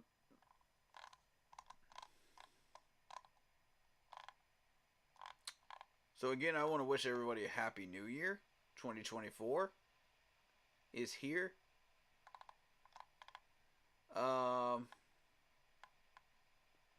And I also want to show you guys this. Hold on. Now, this is Tepper greeting a fan that has been to every possible Panthers game out there this year. 2-13, he has never missed a game. And Tepper just shows his appreciation and love for it. This is shedding some positive light on who Tepper could be as a person if he would be more respectful and more classy. I wanted to show that because with all of this going on, I want people to see that there is some positive light in our owner. If he would just continue to show it. And actually be that type of owner. That's what I'm looking for in an owner. Not that garbage where you're throwing a drink in somebody's face. Mr. Tepper, this right here, this is what I'm talking about. This is the type of owner the Panthers deserve. So, with that being said, back to the comments. Trevor is classy. Admire what he says about Bryce. Yes, absolutely. That being said, let's, there's the video. In case you're wondering. That's the distance that you would have to throw that drink in order to hit that fan. There's a window here. Okay? 20 feet away. There's Scott Fitterer right there, just like grumpy with the team. But, he's always got that same face on, no matter whether we're winning or losing, I feel like. So,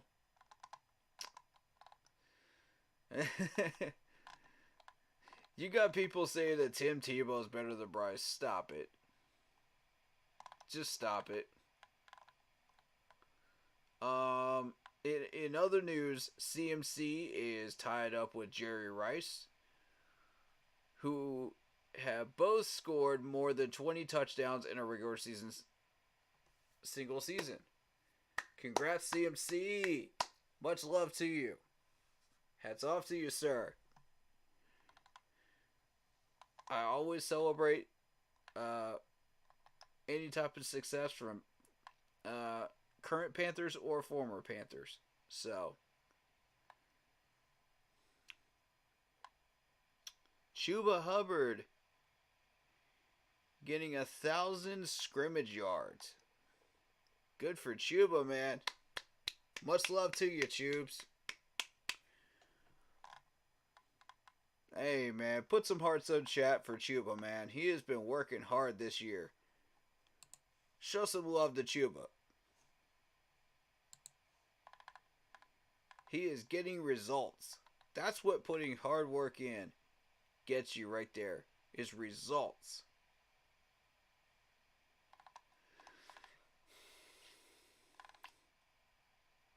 And I've been kind of following this Deebo Samuel thing. He got trolled by a guy in South Carolina that had a fake number that people. He actually thought it was Cam Newton. Oh goodness, that's why you gotta always check your phone numbers, people. Always check your phone numbers. Be safe. Alright? Be smart and be safe with this stuff. People can steal identities. They can do all kinds of weird stuff with this stuff. So, be safe, guys. That's what I'm asking you all to do. Now let's move on to Derek Brown. Derek Brown is just 3 tackles away from a new single-season record for defensive tackle. Cheers to Derek Brown. Let's go, my man. This dude has been putting in the work all year. He has been killing it all year. Much love to you, Derek Brown. Keep killing it, brother. Keep killing it. You getting that love here, man. You getting that love where you rightfully deserve it. Per ESPN Stats and Info, Derek Brown leads all defensive tackles in run-stop win rate. He has 23 more wins than the next closest man. He's been a dominant force for the Panthers in the run game this year and should be a Pro Bowler. Facts. Go vote for this man. Go vote for this man. And if you can vote for Frankie as well. Vote for Chuba.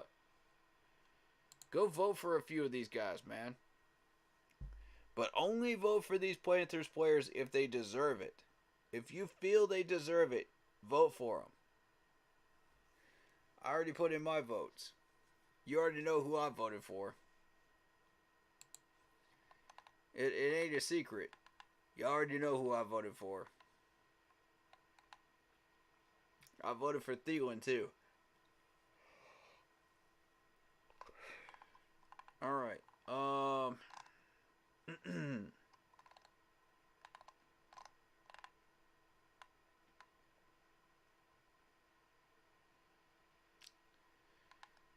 Let's kind of address Icky here. We need to do something about Icky. Either put him at left guard or move on from him. Because this experiment is over with.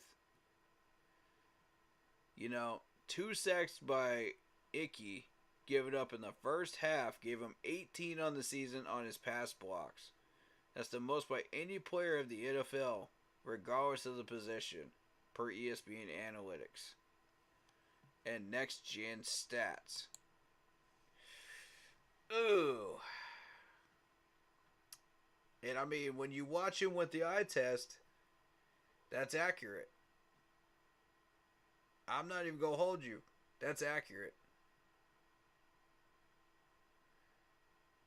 Breaking news, Tepper ruined our franchise. Facts. I mean, that's not breaking news, really. But, yeah, we need to decide what we're doing with Dickey, man. At the end of the year. This is not it. And Taylor Moton, you're next. Be warned. You are next. Clean up your gameplay, or you are next.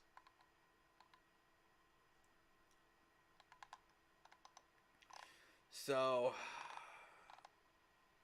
alright. If you are going to start talking about the different players that we could draft, this is the post to do it. I put it up December 4th. It's in the pinned featured comments here. So just click on this first one when you go onto the Facebook page. There it is. And put in the comments the name of the player that you would like to talk about, what college they come from, what position they play, specifically which position, and if you can do so, you know, sometimes it takes a little bit of doing to figure out, you know, which side they're on, you know, when it comes to defensive end or tackles or guards, you know, when you're talking the lines. Because they'll just label them as tackles or guards or defensive ends. And they won't say which side, you know. So, just say, okay, what position, and we'll roll from there. But if you can find it, find it. Because that would benefit us. And why you like said player. Alright, so we're going to get this rolling. We're going to try to get a jump on this way early. And I'll repost this at the end of the season. As soon as we get our head coach hired, this will go up reposted. Alright? And I'll immediately ask people to jump on board with it. Alright. So.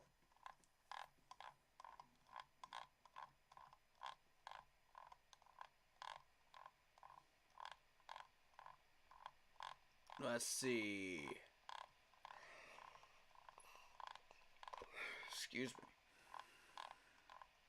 I'm just constantly yawning. I'm always tired. Don't mind me. Alright, next thing that we need to talk about. 5th longest streak in the NFL history snapped. Where we actually almost had the most consecutive games without being shut out. The Ravens had 351, we had 342. And the Steelers 278. That's an interesting thing right there. Because I did not know that. I had been paying attention to everything else but that. So.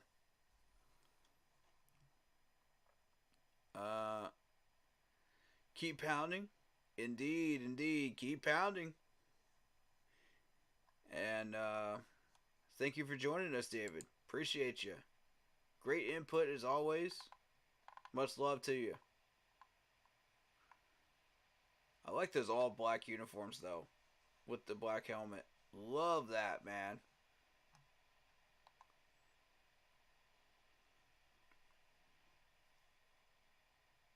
Panthers have scored multiple touchdowns in the past 9 games.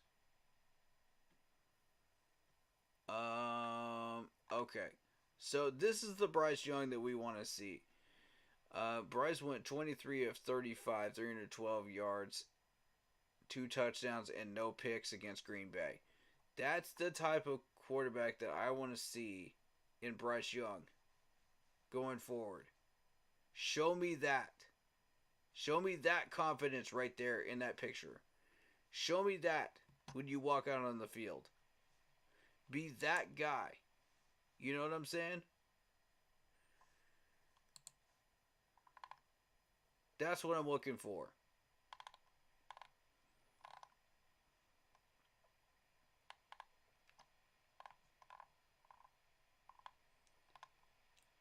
There it is, $6.3 billion. Mark Cuban. That's his net worth. We almost got bought by this dude, man. I would have actually loved it. He almost bought the Steelers, too. Think about that. This man almost bought 2 NFL franchises.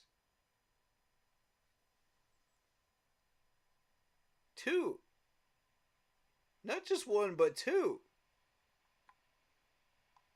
Bruh. Hey, Tepper, I know you're rich, but do you have Mark Cuban type money? do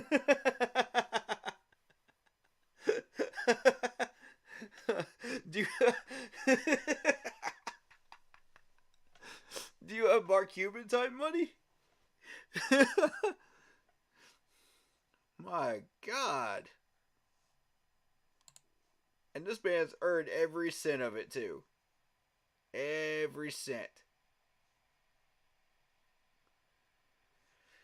Matter of fact, let's take a look at how the Dallas Mavericks are doing.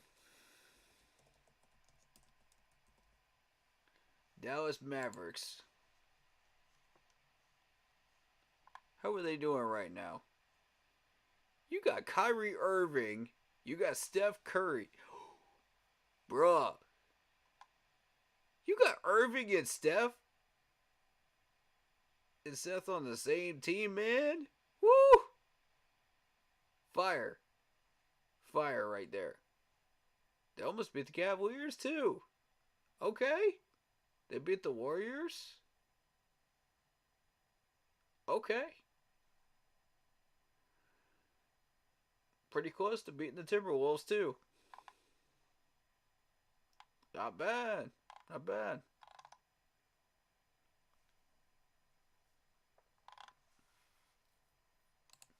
Where are they at in the standings right now? 7th in the Western Conference right now.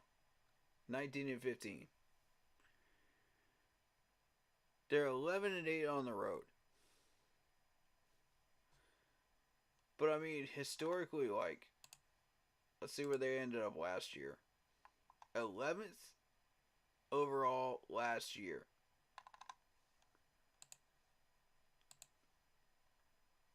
Fourth overall in 21-22. 5th in 2020. 7th in 2019.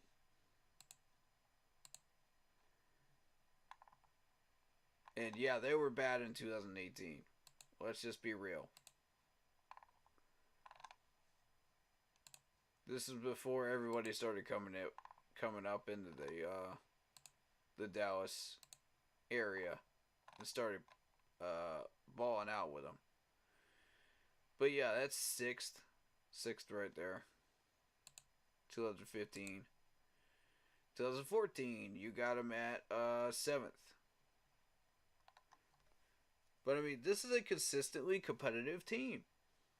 You're sitting up there with the Spurs, the Rockets, the Warriors, consistently.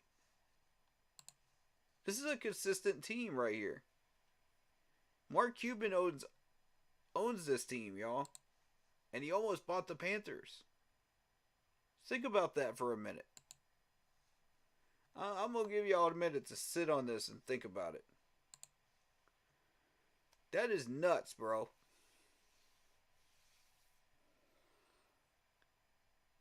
And we already know that the Steelers are competitive every year. They won the division like 3 out of the last 10 years in the AFC North. Just think about that for a minute. That's something to consider. All right, so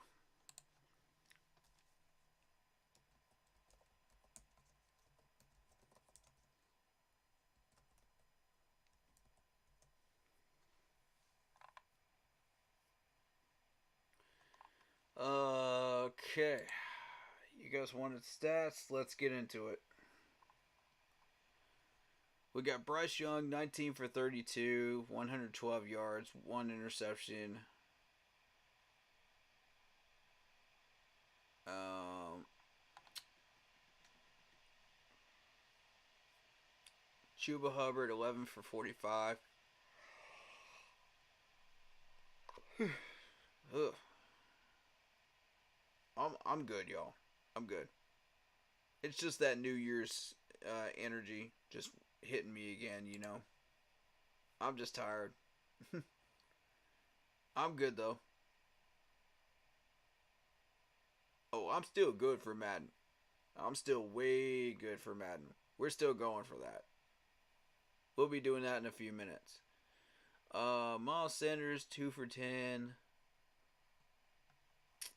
We're finally getting Smith Marset involved. There's Travis Etienne, 16 carries for 102 yards, 2 touchdowns. I warned y'all about this dude. I warned y'all. We let Beathard get 17 passes completed on us for 178 yards.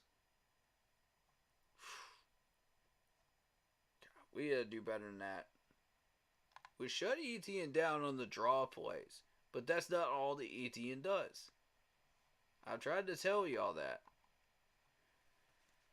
I tried to tell this defense that. They don't want to listen, so okay. Fine.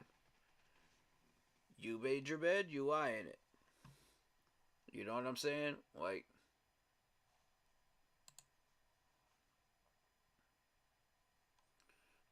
here's Adam Thielen, 6 for 6, 38 yards. Chuba Hubbard, 4 for 5, 26 yards. DJ Chark, 1 catch out of 6 targets, 18 yards. That was one of the issues I had, was Chark would have bricks for hands in that game. And I was just like, what in the world is going on with you? Like a week before, you were catching every ball known to man. Now you just got bricks for hands? What changed? What happened there?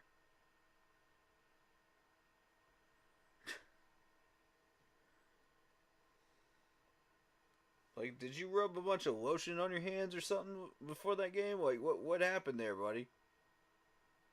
Like, come on, man. Smith Marset, 3 for 3, 12 yards. Miles Sanders, 2 for 2. Finally, Miles Sanders actually catching the ones that he was meant to catch. And doing something with them. Tommy Tremble, 1 for 3, 6 yards. Yeah, Tommy Tremble was the other one.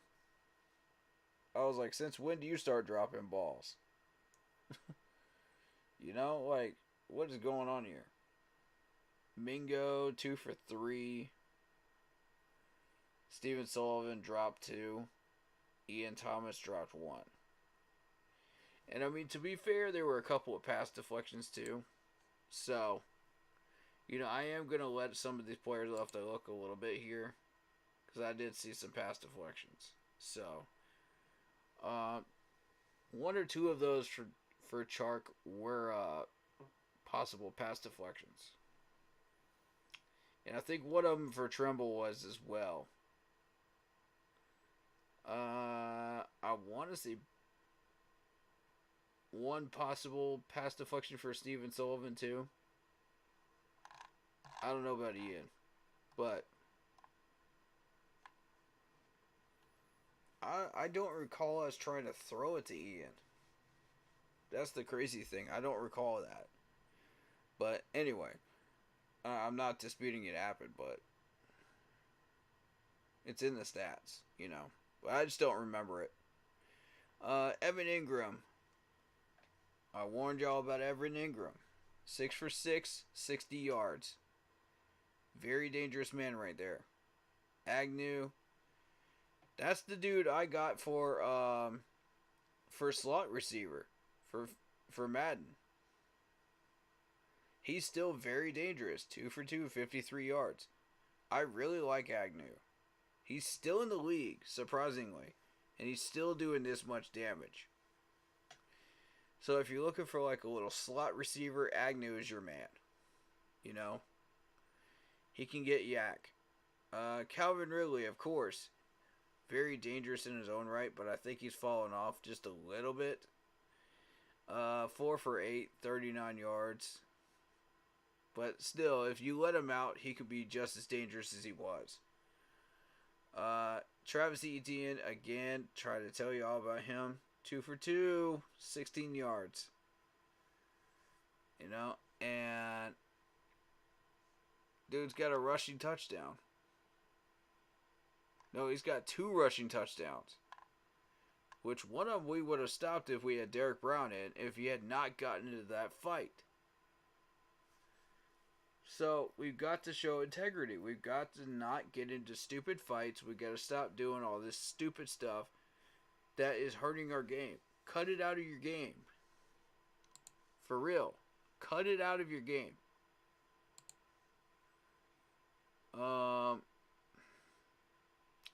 Farrell, 1 for 1 for 7 yards. Washington, 1 for 1, 2 yards.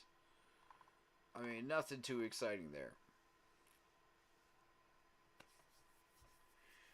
We finished offensively with a whopping 124 total yards. Yikes.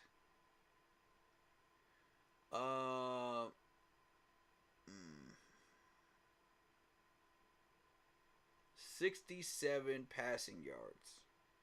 57 rushing yards.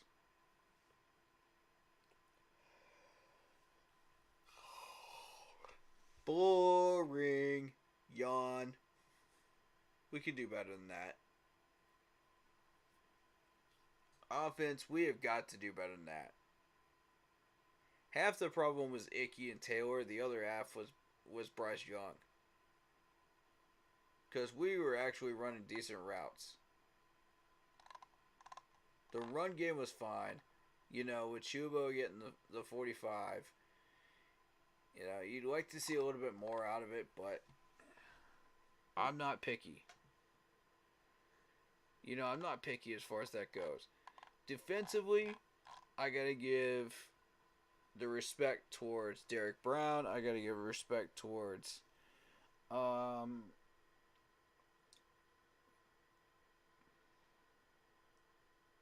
I guess Shy Tuttle, because I did see a pass deflection from him, I believe, if I'm not mistaken.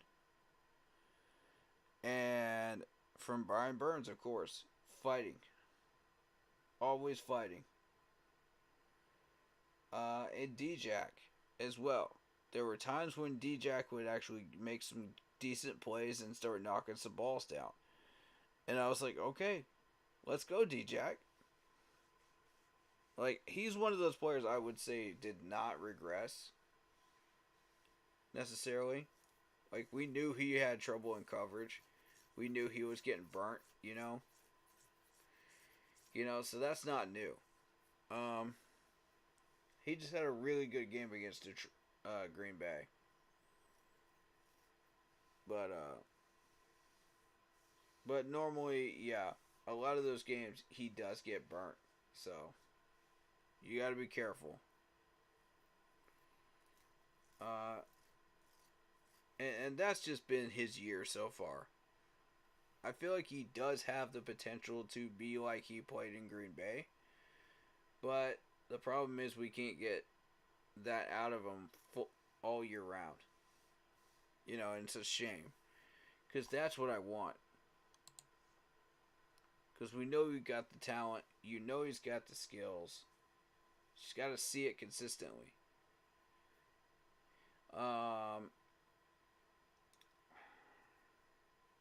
Shout out to Troy Hill. Always making plays out here, man. I mean, all year long, Troy Hill has just been such a absolute gift for this defense. That and Frankie Louvu as well. I don't know what we would do without these guys. I'm telling you, I don't know. We would get absolutely demolished without these guys. So,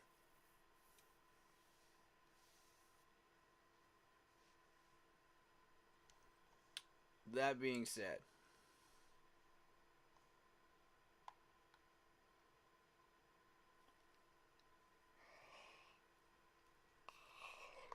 you hate to see the goose egg. You really do.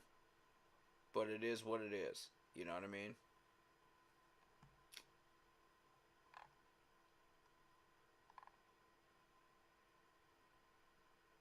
And like I said, when Trevor put that big smile on his face, you could just tell he's figured out this defense. And in that second half, they scored 17 unanswered against us. And I'm like, yep, that is Trevor Lawrence's analysis right there.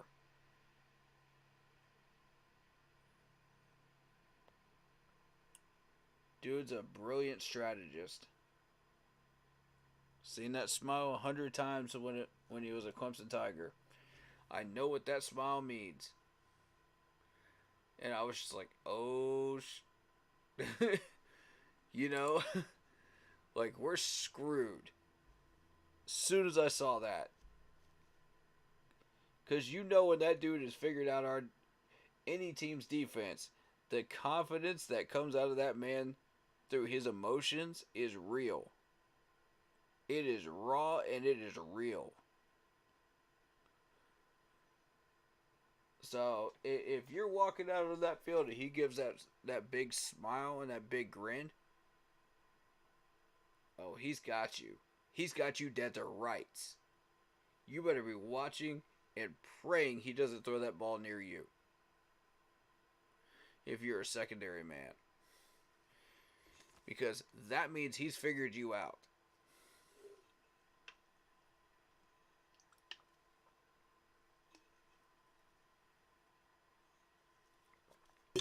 And this is coming from experience too, you know, as a Clemson fan, because I've seen so many games where I've seen that smile on his face. I was like, we're winning this game. We are winning this game. You know, it's like that. It's like that Cam Newton head nod. You know, it's like, okay, you want to score on me? Okay, you know. I saw that smile from Trevor. I was just like, okay, let's go. Get him on. I told you that dude's a competitor, man. Even when he's not on the field, he's a competitor. He has an eye for this game. Like few others.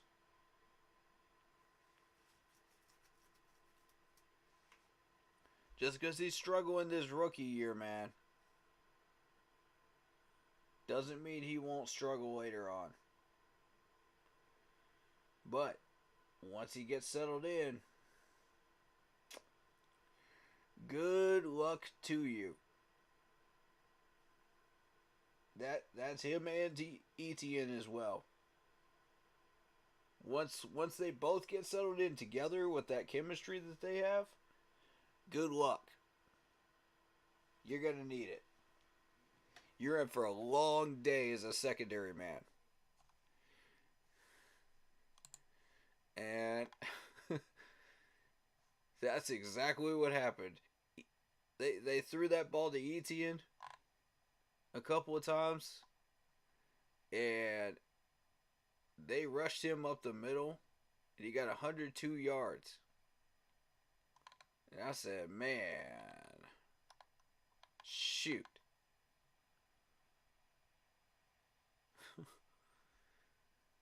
Oh, wow.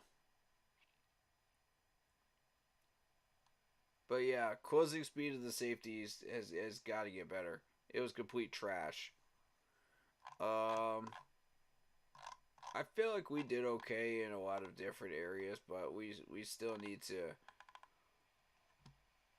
This offense was trash. It was just trash. Let's just call it what it is. It was trash. Okay. Let's go around the league, and then we'll get to some Madden. Madden Monday, right? Now, Madden Wednesday, because it's after midnight. Goodness. All right, but we'll get to it. I don't want to go too long, but um, we'll set up the draft process. The draft prep. That way, once we do Madden Monday number 3, um, I can just jump right in and show you guys like the draft process and what I'm thinking, and like review like how I looked at it, and what I was scouting when I prepared my draft board. Um,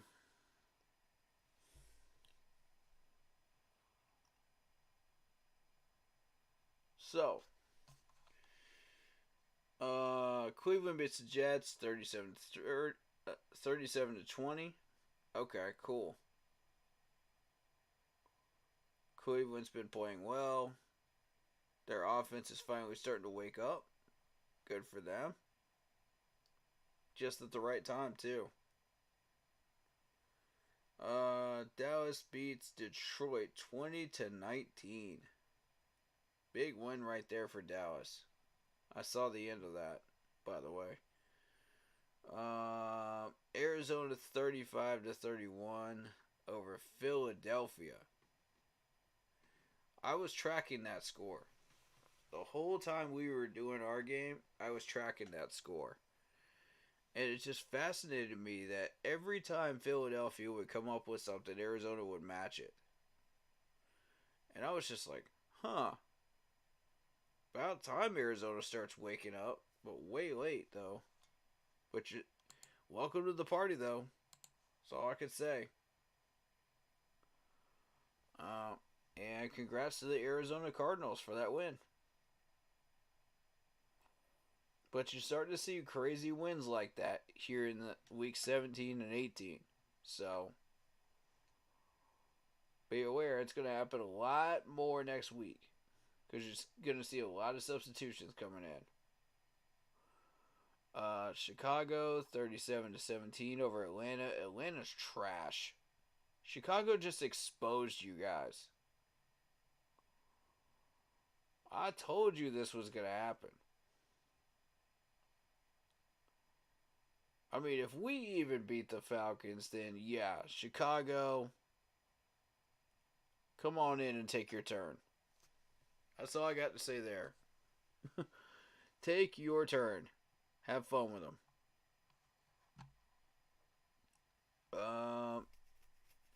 Rams 26 over the Giants 25. Well, look at the Giants trying to make a competitive game out of that one. Interesting. Huh. Alright. Rams got that win, so good for them. But that was kind of a lackadaisical win. Giants aren't doing anything this year, so I see that one as kind of a lazy one. Alright. Indianapolis 23-20 over the Raiders. Yeah, Raiders are having a rough one this year. They got to get it straightened out.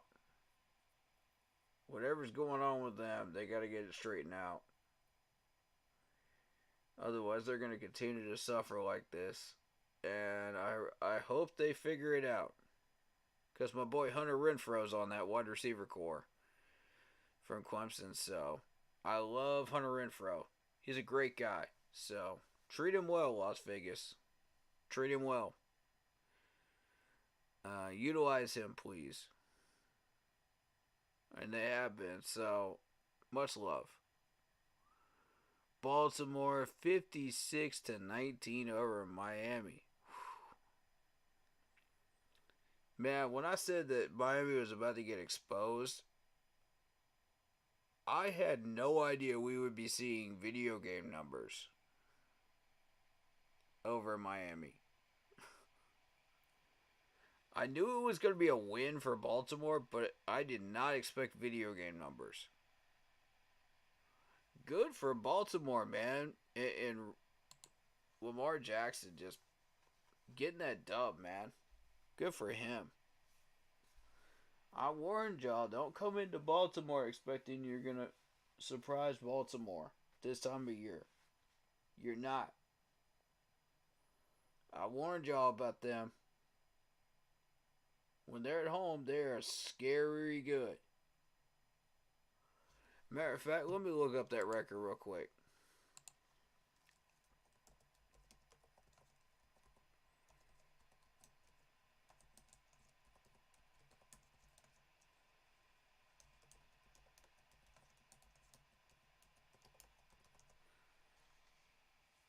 Alright, so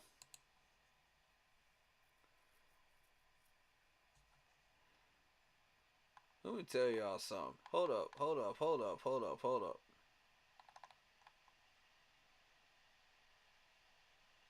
So, we're strictly talking about in the month of December. In the month of December, look at these numbers, y'all. This is... Let me get rid of these ads. Look at these numbers. Ever since 2018, look at these numbers, guys.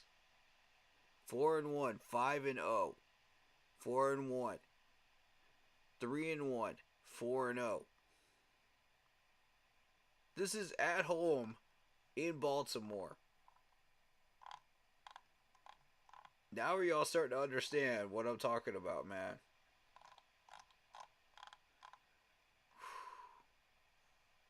And even way before this. You look at 1999, you look at 4-0. You look at 2000, it was 3-0. Then you shift on over to 2003, it's 3-1, 3-1, 4-0. God, man. Look at this. Look at this chart.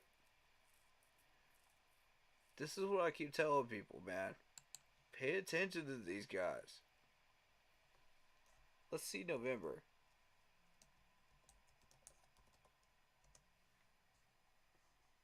Okay, November, not as great. But you can still see the 4-0 in 2019. You know, the 3-1 in 2021. 2-1 in 2022. And the 3-1 this year. In November.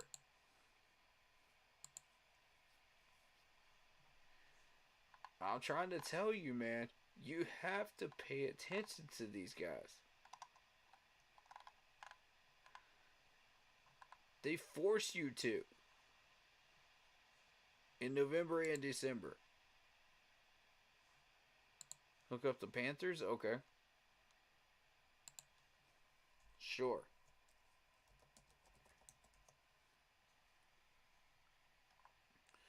Here's ours.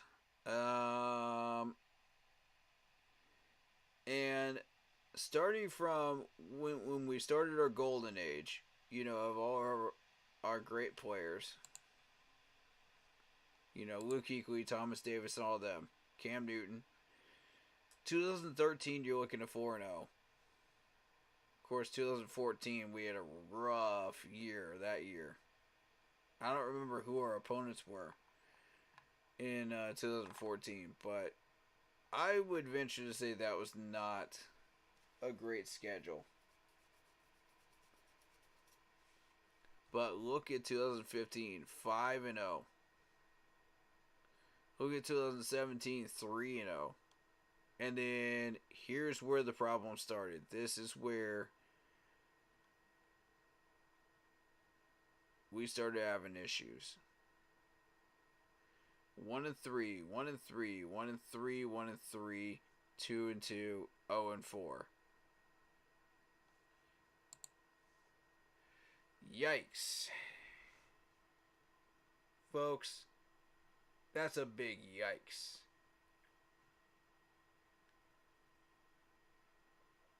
We know who's the cause of it. Hold up. I'm pointing the wrong way. We know who the cause is. I'm pointing right at him. We know who the cause is, ladies and gentlemen. by hiring the wrong coaches. Come on, man.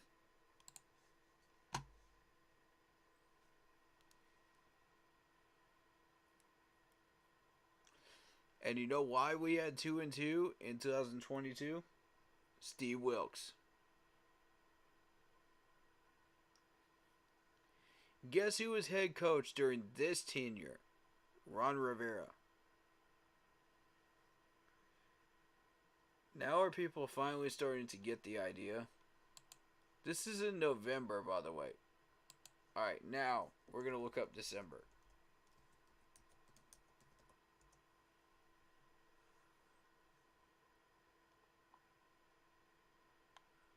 Oh my god.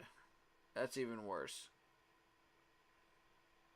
But I mean, for years we were always that December team, you know? Cuz look at this. 4-1, 3-1, 3-1. Even then in 2007 we would still go 3-2, 3-1, 3-1. We go into 2011, you got 3-1, 4-1, 4-1. Here's 4-0, 3-0, 3-1. And even to this point, it's 3-2. But again, 2018 is where we started screwing up.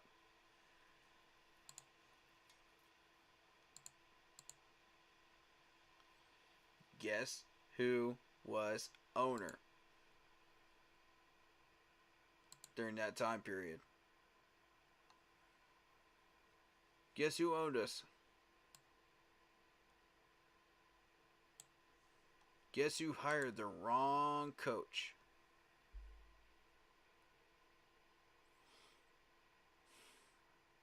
Twice. This guy right here. Pointing right at him. This guy right over here.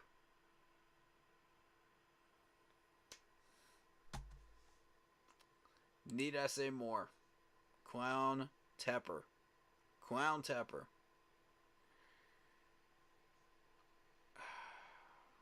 1-4, 0-5, 1-2, 0-3, 2-1, and 1-4. What a joke. And you know what happened in 2022 when Steve Wilkes took over 2-1. There you go.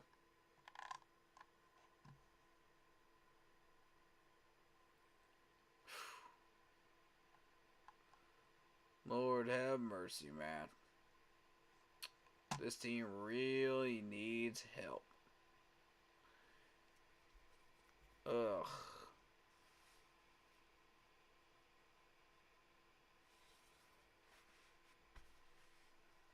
Alright. So that is that.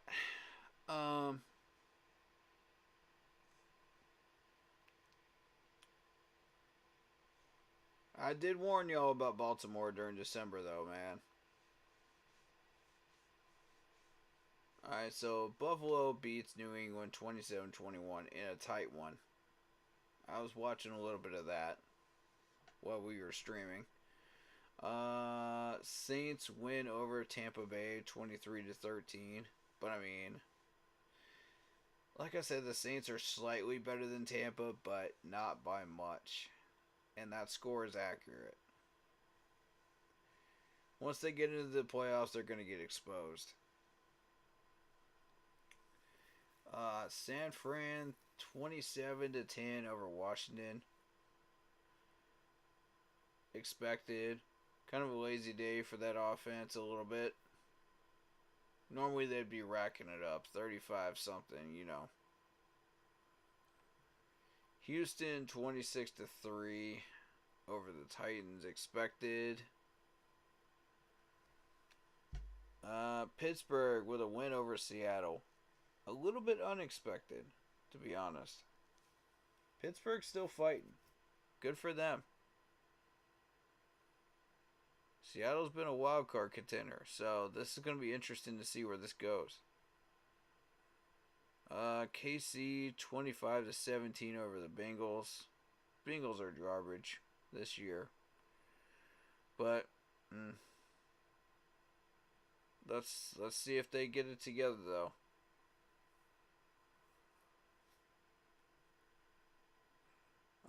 Chargers lose to Denver 16-9. Good win, Denver.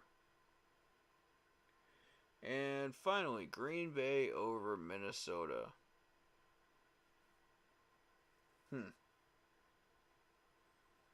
I kind of had that feeling after that tight game that we played against Green Bay that they would start pushing.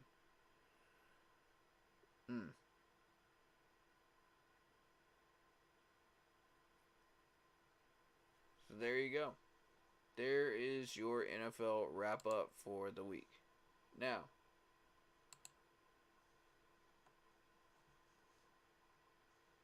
Week 18 predictions. We will do those on Thursday with the preview. But I really think that I could do real quick predictions, and then I'll shift it over to Madden. And we'll see if these predictions change, on Thursday or not. Alright, so Steelers, Ravens.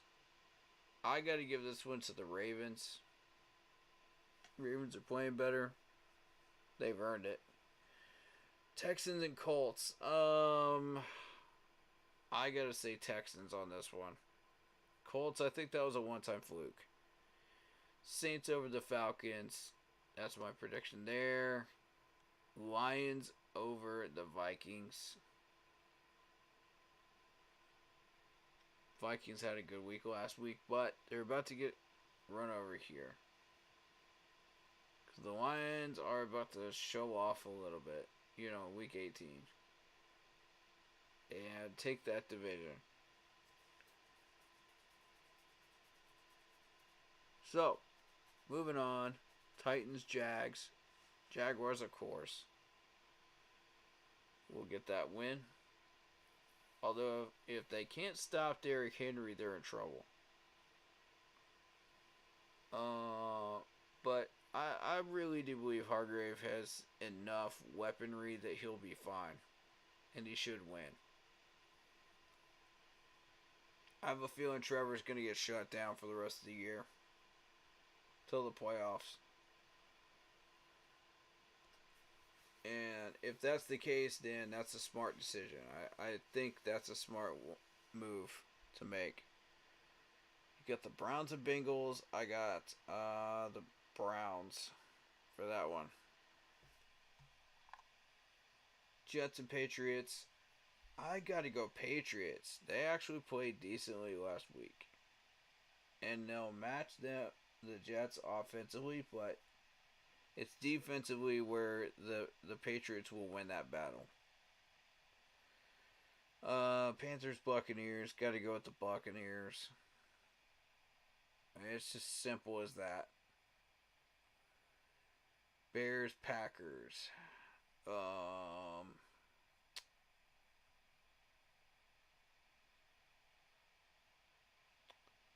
Good question. Because the Bears just had a successful week last week. The Bears need a chance to prove that this was not a fluke. I'm going Packers. I'm going Packers with that one. Chiefs, Chargers. Chiefs. Although there is room for an upset, obviously. This late in the year. Broncos, Raiders. Gotta go with the Broncos. Cowboys, Commanders. Gotta go with the Cowboys. Rams, Niners. Going Niners on this one.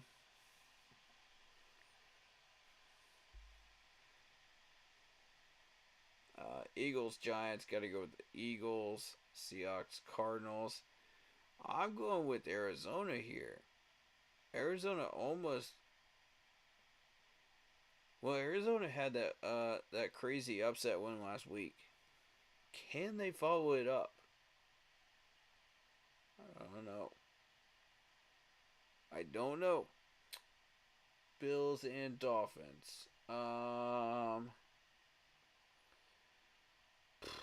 Bills. Bills.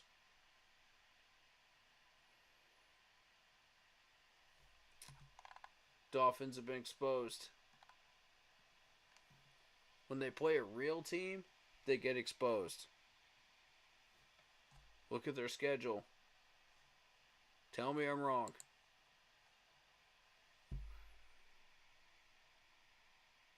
Tepper owned us from 2018 to 2023. That is correct.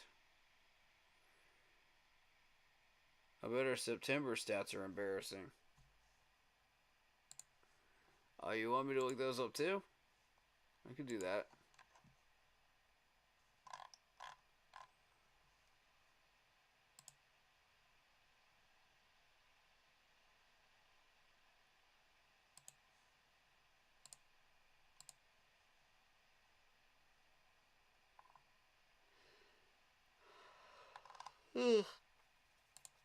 Was it Stat Muse? Yeah. That's what I was looking up.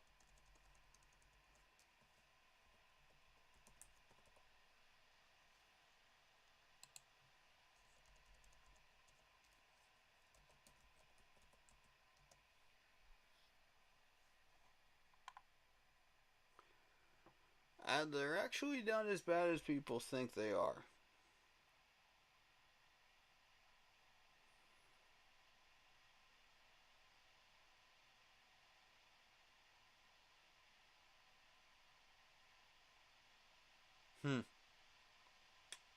Okay, so what I'm looking at is a 2015 3-0 record. 2-1, 2-1, 2-2, 3-0, 2021. 1-2 record in 2022. That was also a Steve Wilkes one. And then 0 for 3.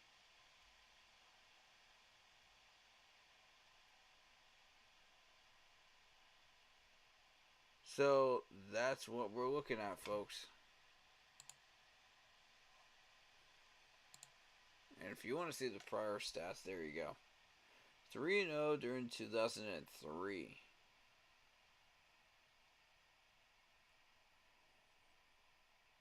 We had that stretch between 2019, 2010, where we went 0 for 3 on both years during that month. Oof. That's now the 5th time in our franchise history in September that we have gone 0 for 3 during the month of September.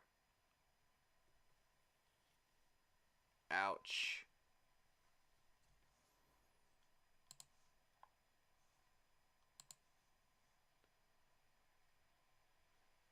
But I know you guys know who to blame.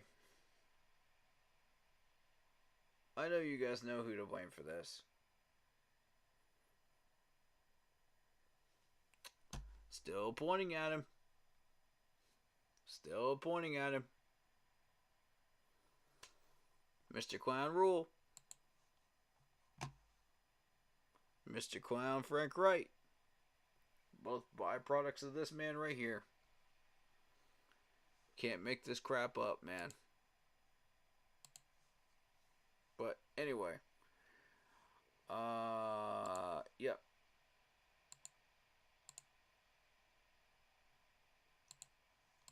Let us shift into Madden mode. It is 12:30, but I believe that,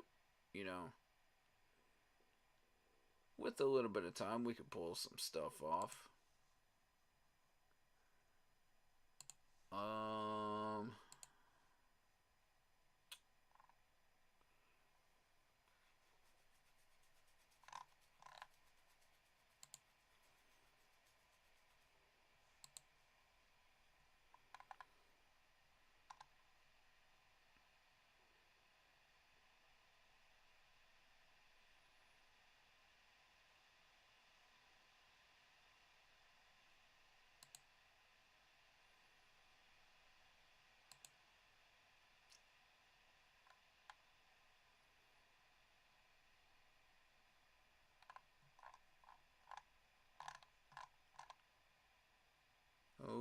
Okay.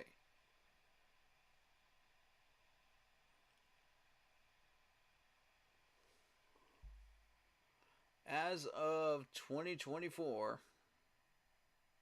today, we have a total cap space of $39.1 million. We have put into the offense $118 million. 118.8, and gotten this result. The defense $79 million, and the special teams $5.2 million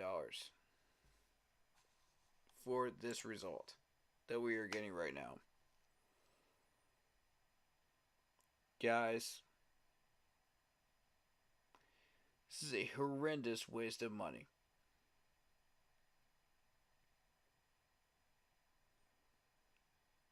And a good chunk of it came out of player contracts.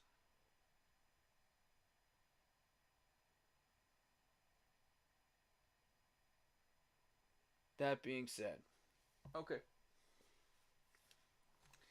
It is Madden time. Let's do this.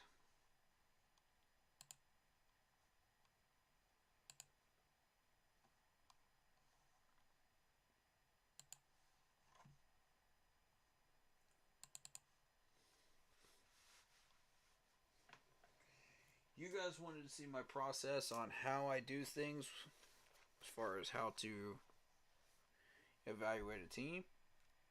Okay. Let's do this.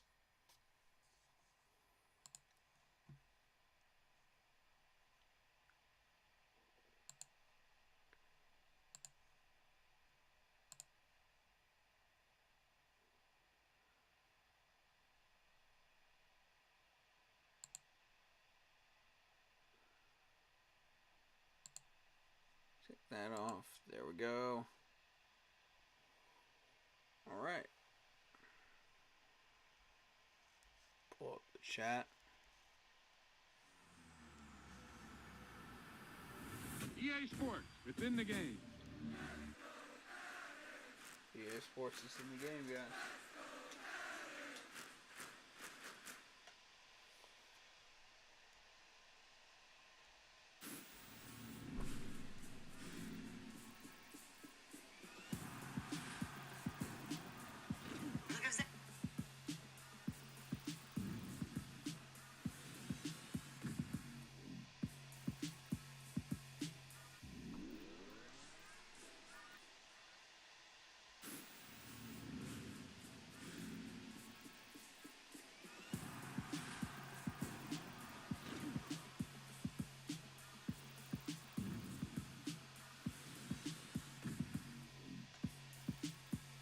This is one of those offensive performances that I'll never forget.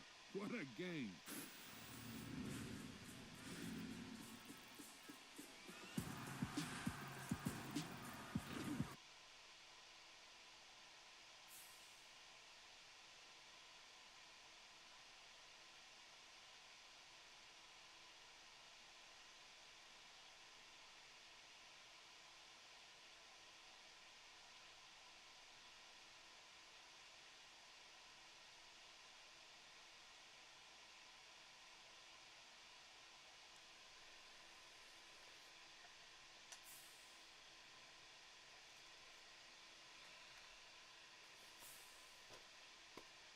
You'll see why I got the notebook out in a minute.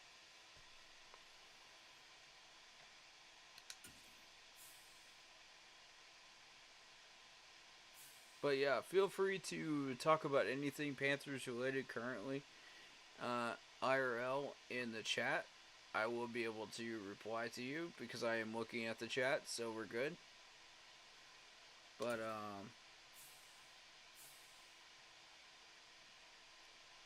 as you can see, I kind of dabble in a whole bunch of stuff, so.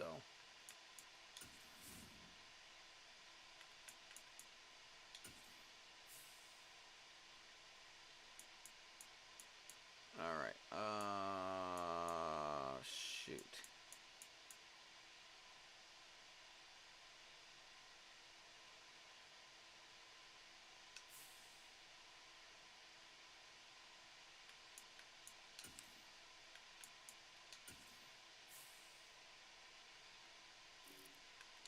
Let me see what we're looking at.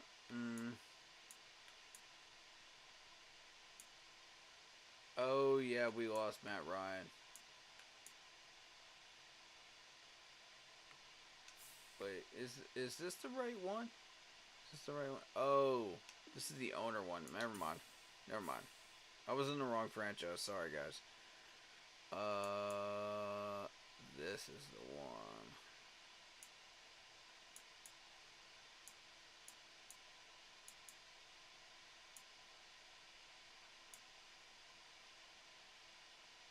I think 1227.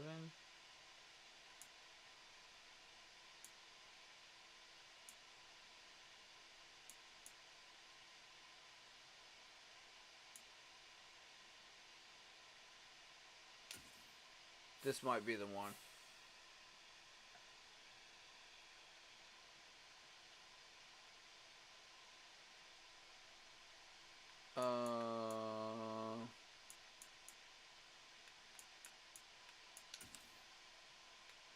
Let me double check who is on our roster right now. Nope, this is not the one. The one I'm looking for has Matt Ryan on it.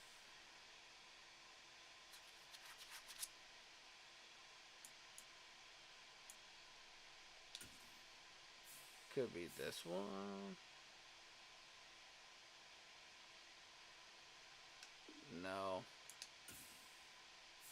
That's not where we are.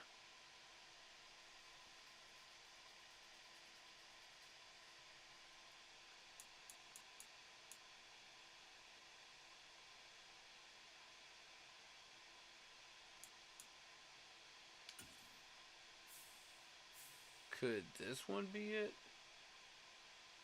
No. That's not it.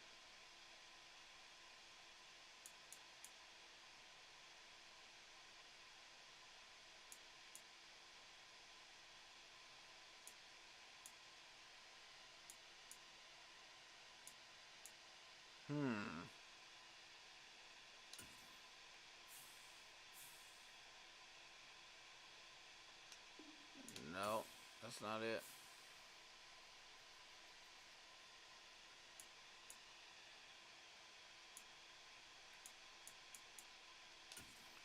Has to be this one then.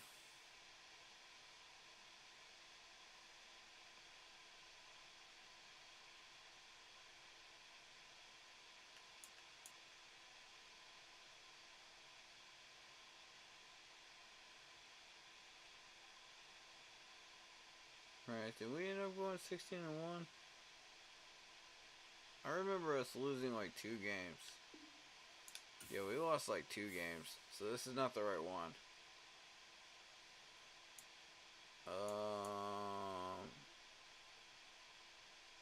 Perhaps this one is. Let me check it again. Nope. No. This is a head coaching one.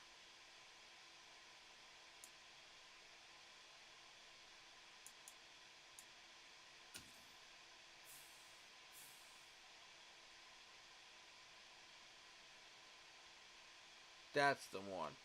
Okay, so we had it right the first time. Go figure, right?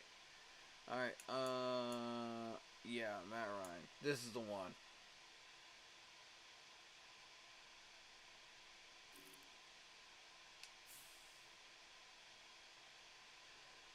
Okay, so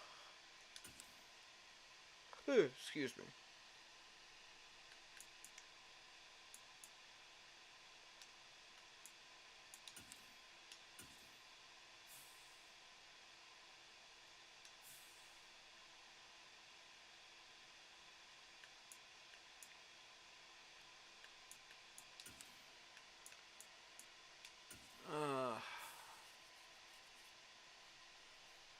What Which players do we have a chance of losing here?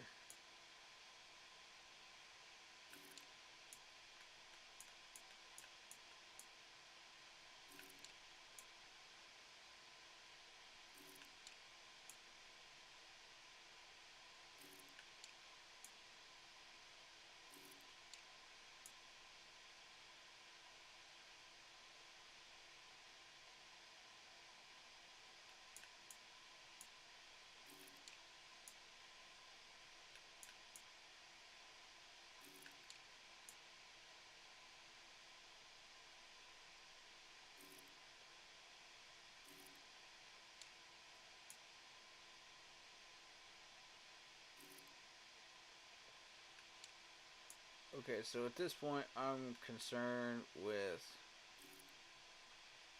finding a counterpart to back up Mario Addison Haynes over here. It all depends on which ones I could save.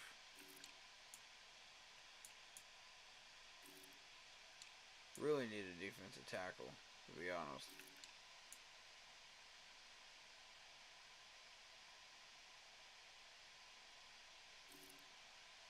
Middle linebacker.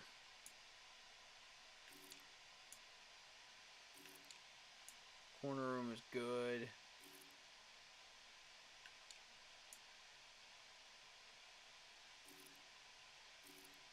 Okay.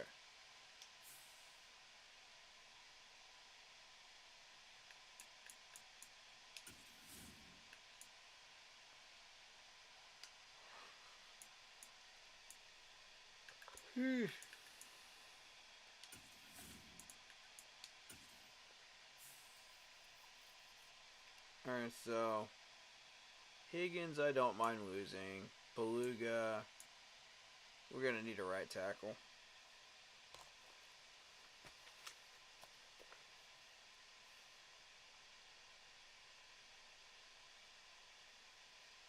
Let's mark that down. Who else? Corey Littleton, linebacker.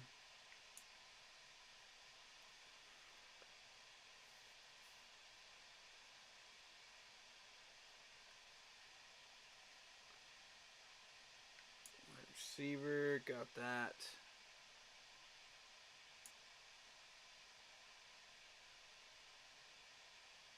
I need Blackshear. That's Hartsfield.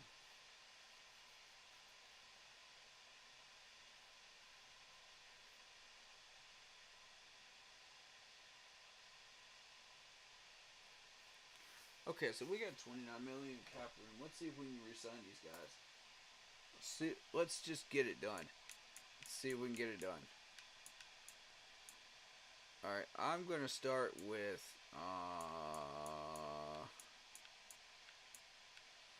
oh boy.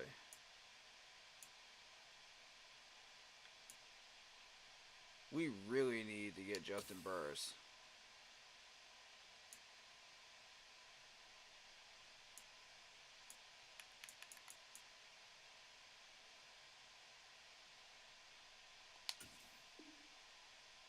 Done. Cool. Alright. Good. Now, who do y'all like better, Sam Franklin or Miles Hartsfield?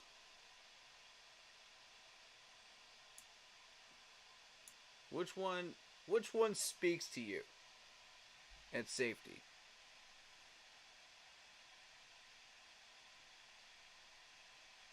I want to hear from the chat. What do y'all think? Miles Hartsfield or Sam Franklin?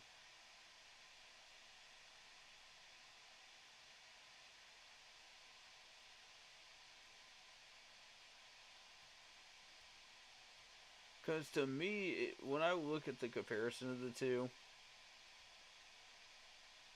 when I really look at the comparison of the two, I have to go Hartsfield. I mean, it's just...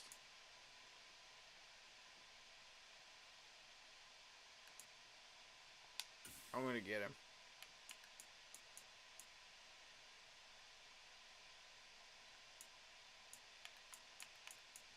2 mil, 3 years. Done. Easy. Alright. Let's get,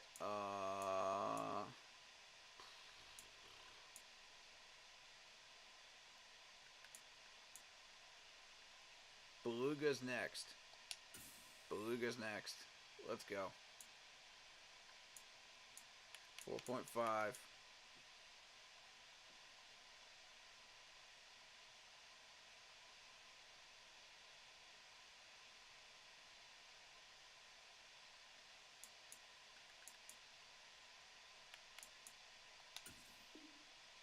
Done.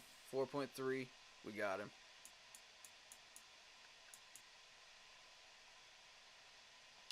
Cam is going to be expensive, I feel like. 1.5 for 2 years.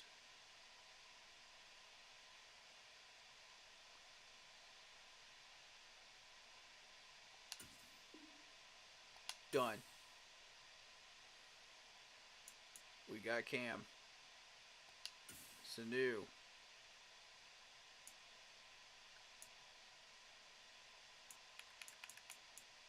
Two years. Done.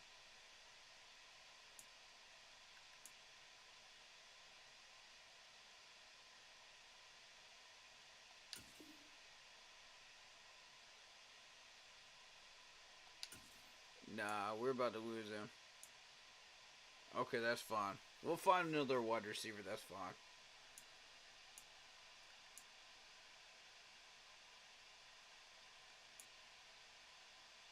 I gotta have Sam Franklin.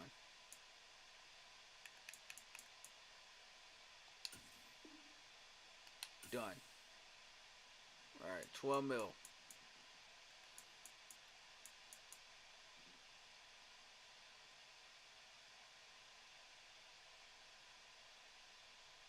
Jansen's overrated. We're gonna lose him.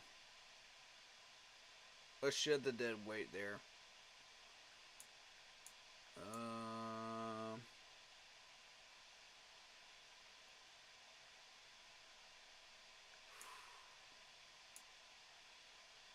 Littleton.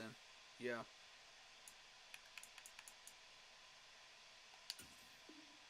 Done. Got Corey Littleton back.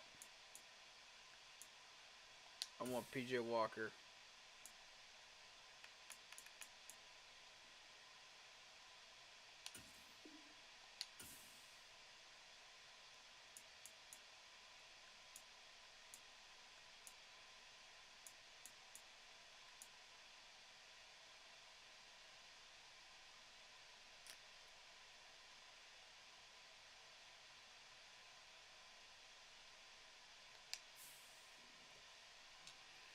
Let's see who we can toss. I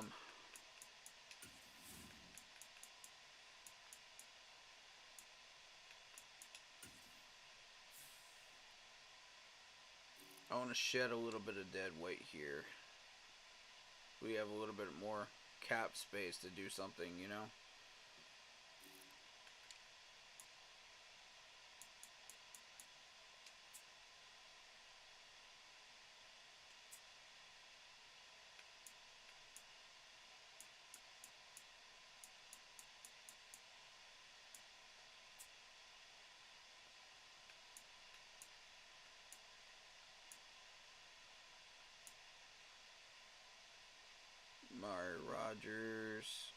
Amari Rogers isn't really doing anything for me right now, but it is nice to have him.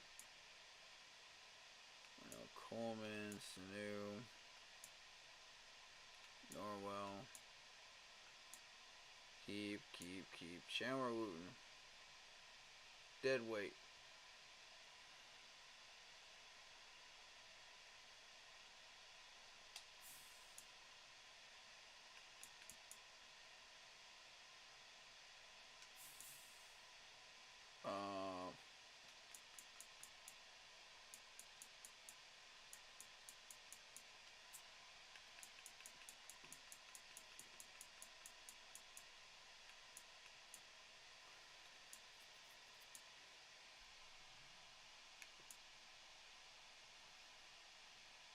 Jansen, we would take a 130K hit, but it would be worth it.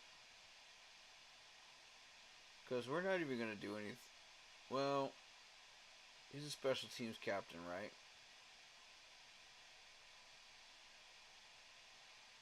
Do we still want Jensen as our special teams captain?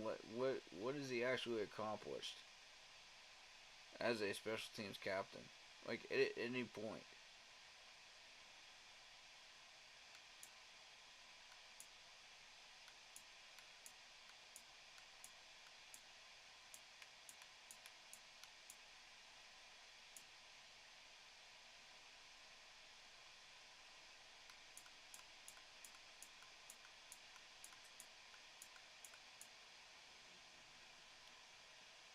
Okay, obviously these guys need to stay.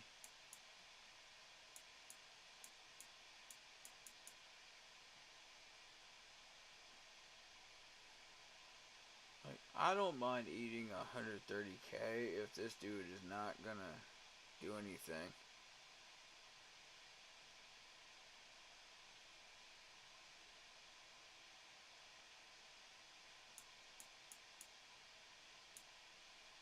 But Chandler Wooten's just eating up roster money. This dude's gotta go. Nah, toss him.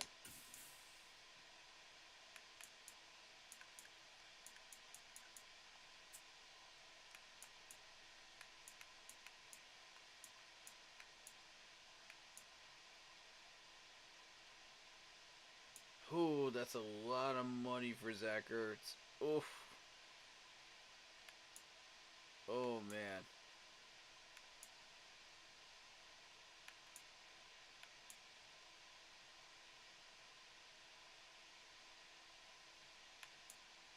Stanley Thomas Oliver. Oof. I mean, this is where it's going to get interesting because if... Do we still have Keith Taylor?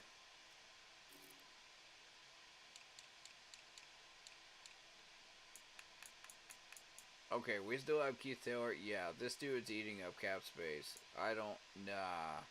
Nah, dog. Nah, bro. You got to go. Keith Taylor is better than Stanley Thomas Oliver. It's obvious at this point. It's time for you to go.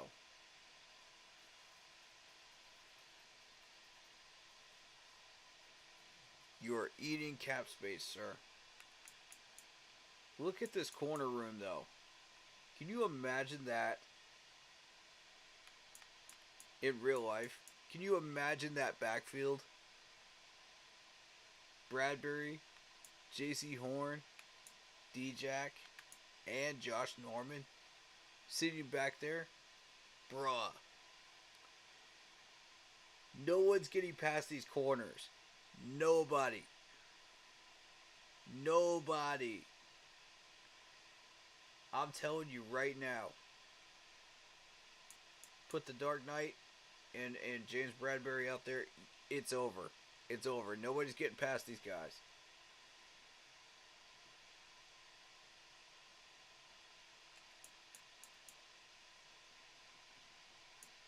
I feel like Josh Norman's probably going to retire soon, though.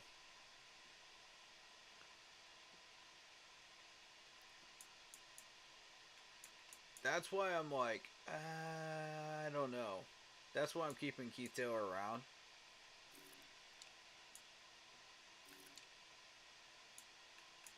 Just in case that should happen, you know? Okay, Isaiah Simmons, we're really not doing that much with you, sir. Like, what? Did we actually use you? In any form?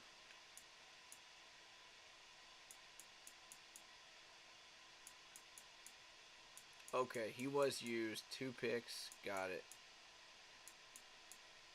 I see.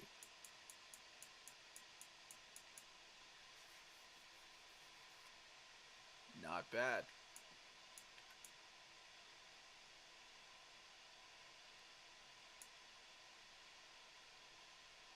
I think we need to step his roll up. Those are good numbers. He'd probably average about 3. He might get more than 1 sack, too. Okay. 2 picks, not bad.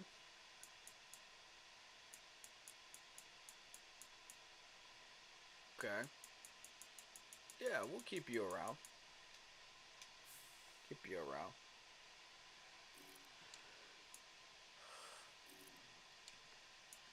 Whew.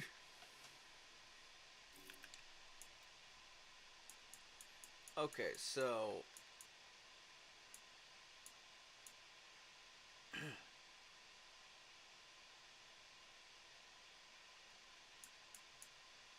they rate him as an 89 in speed.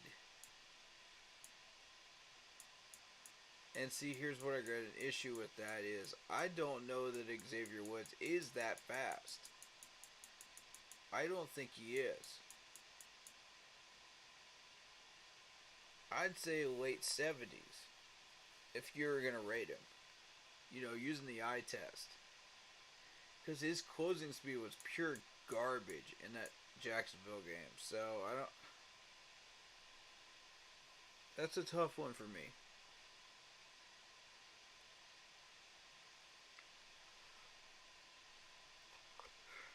You know, what are you planning on doing with him?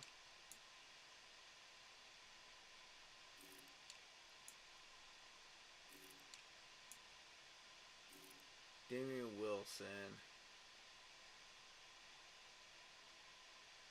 I mean, if we plan on moving Damian Wilson, now would be the time to do it.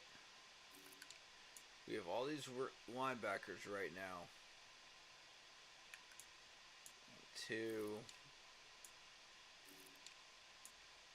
3, 4. You know.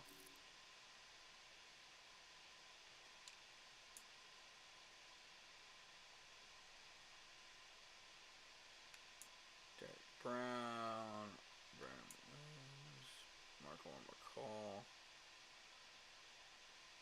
McCall, what did you actually do this year?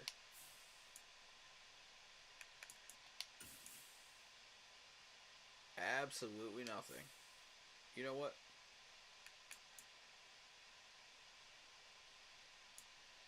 What about you?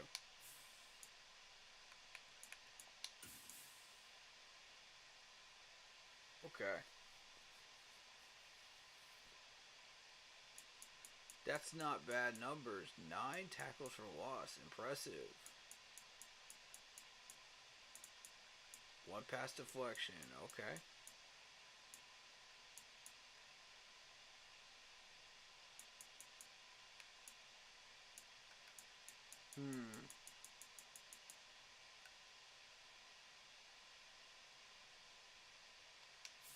I like the numbers. I'm going to leave him alone. McCall, though, we did not even use him.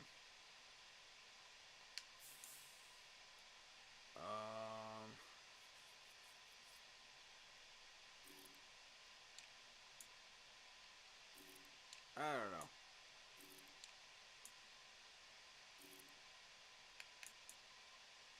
Coleman is always good because we have offensive line issues all the time with health. So, that's one area I'd like to have an extra depth man. I'm going to leave him alone.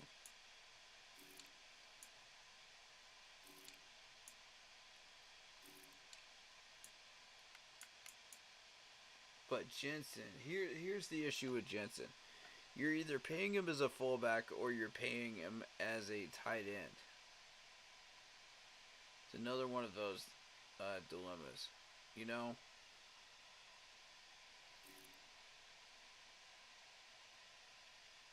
And it looks like we are paying him as a tight end. But what does he actually do on special teams? See, that's my question. What does J.J. Jensen do on special teams? Is he a holder? What is he? Yeah, hold up. I'm going to look this up. Hold up, y'all.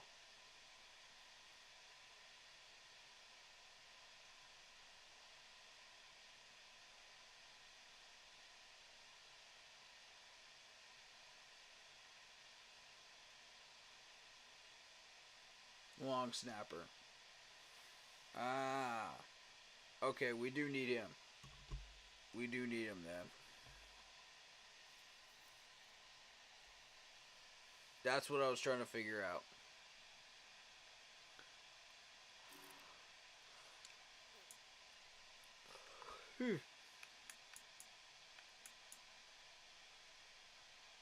Okay. Here's what we're doing.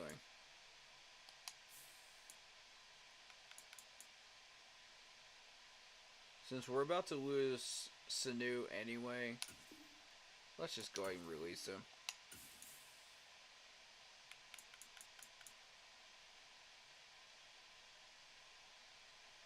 Michael Harris, we're not even using you.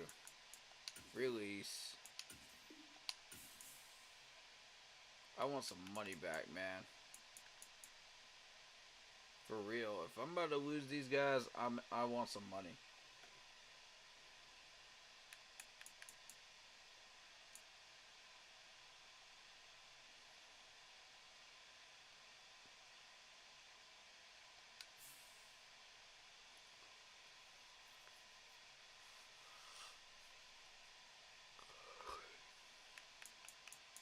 Okay.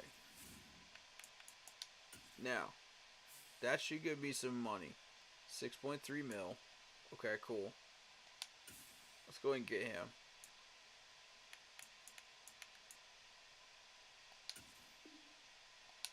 Done. Blackshear. Higgins. Okay.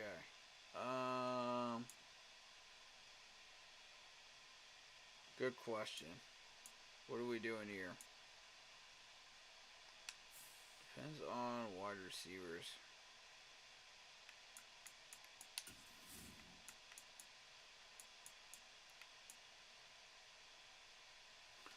Depends on the wide receivers that I can pick up, though. Again, I want to ditch something.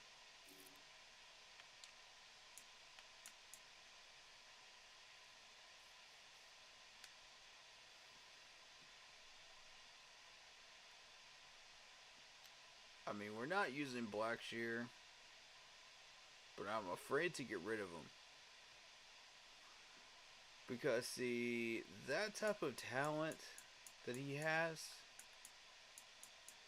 that gets picked up somewhere else, that's going to get used against us. You can be doggone sure of that. So, fullback is a dead position right now.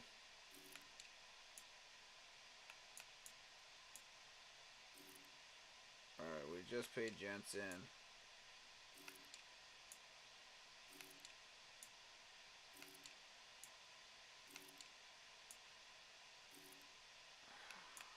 Alright. We're not using Coleman. I hate to do it, but I feel like these two are solid.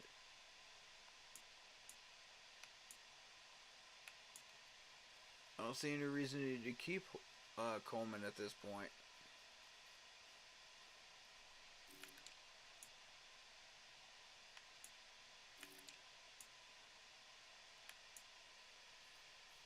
Of course, I brought back Mario. Got Effie.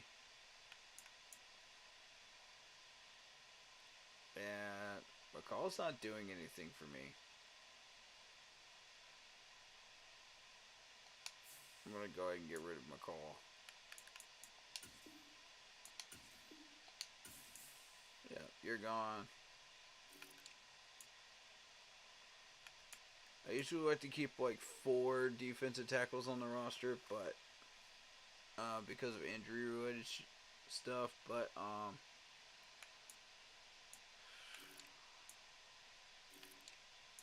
we'll see what else we can do.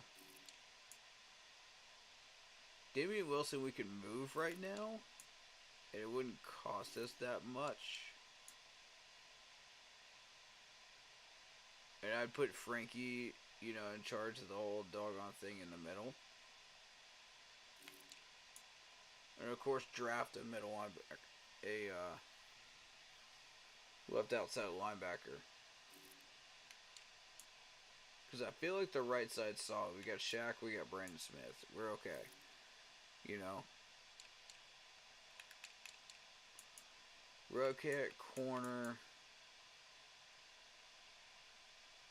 Although I'm afraid one of these guys is going to retire, though. It won't be long. Let's see. Free safety, solid.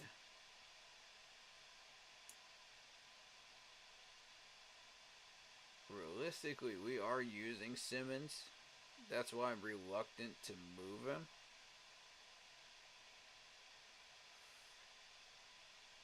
We'll see.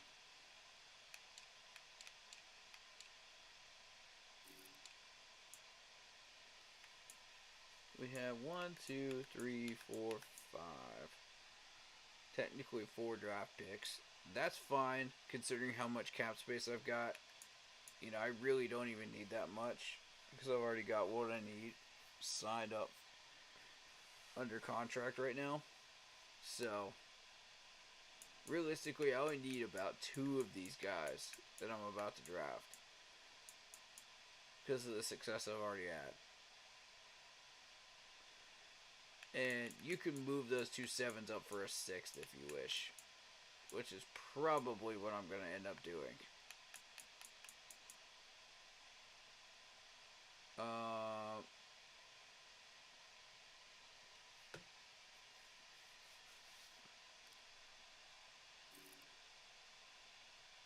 Once I'm able to trade, of course.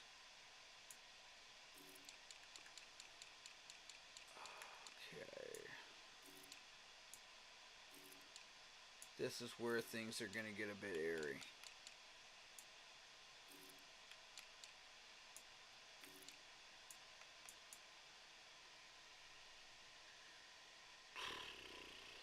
We're not doing anything with Coleman.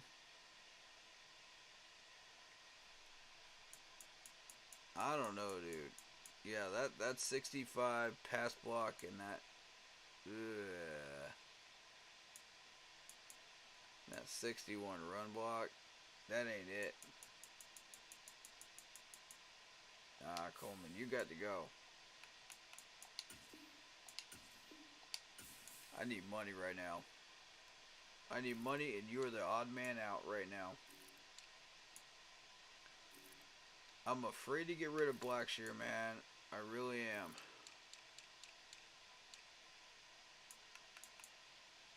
If somebody gets their hands on this dude,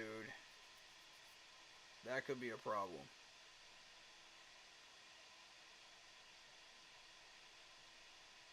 Higgins, I really don't care, because I'm going to be drafting a wide receiver anyway. But Blackshear, though, yeah, that's too much talent to be tossing aside right now. That really is.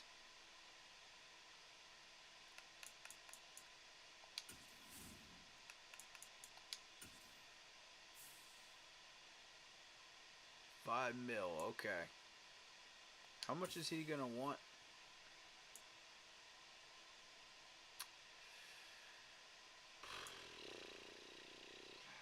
That might be too much, buddy. That might be too much. Because I gotta sign 2 draft picks with that $5 million, buddy. I don't know.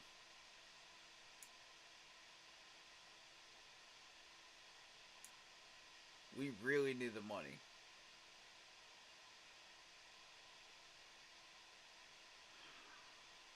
I feel like we could draft a running back for that cost. Screw that.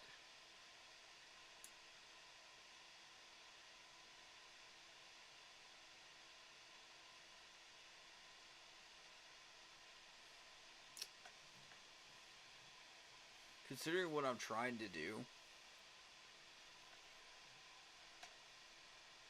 I'd rather have a power back anyway. Oh, shoot, man.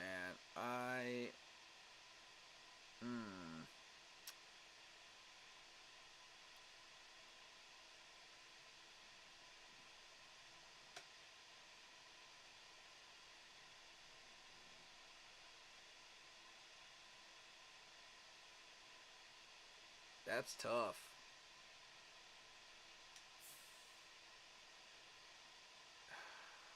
I'd like an opportunity to move Damian Wilson to free up some money. But they're not giving me that chance. So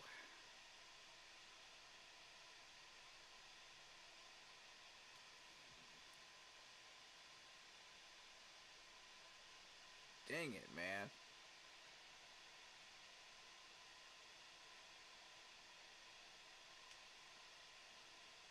I mean, we've got 2 running backs already. I feel like we've got Donta Foreman. We've got Chuba Hubbard. I feel like we're okay. What do you guys think? Are we good? Are we good with that at running back?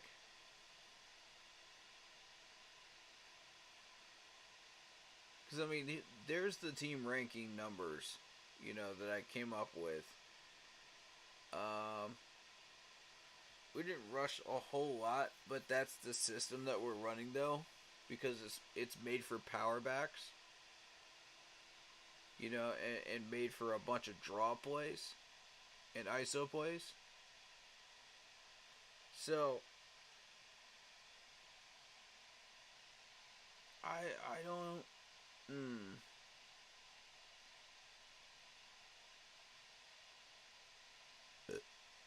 screw it.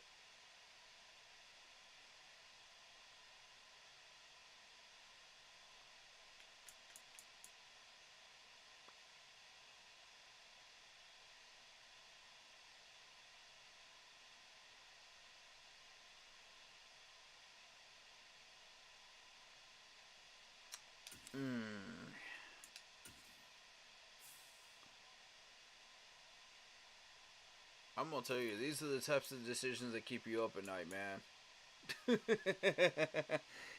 If you're a GM, these are the types of decisions that keep you up at night. You don't want to let go of that type of talent, but at the same time, you're like, yeah, but I need the money, Future starter, yeah. They got that one right.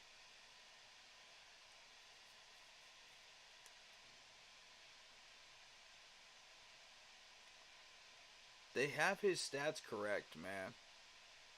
I'll say that.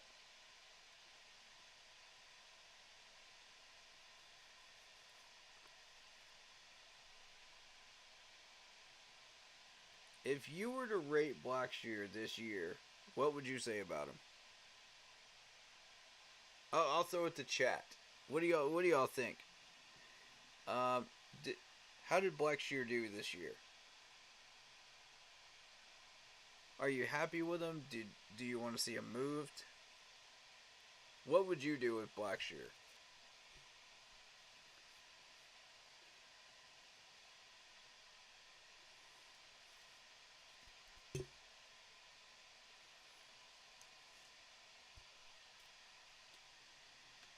I'll give y'all a minute.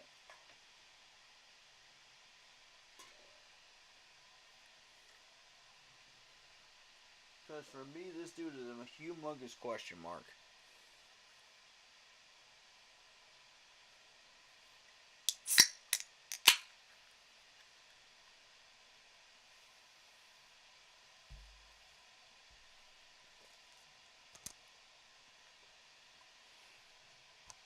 I would like the opportunity to move Chuba. Blackshear and Damian Wilson in a trade. That's what I would like to do right now. If I had the opportunity to do it, I would.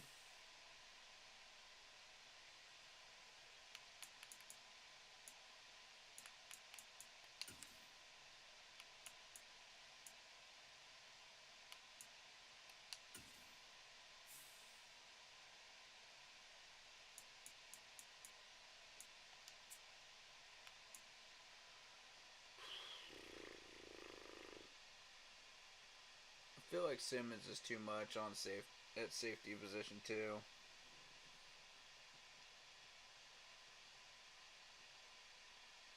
We're only getting a 500K return on this though. That's a little rough.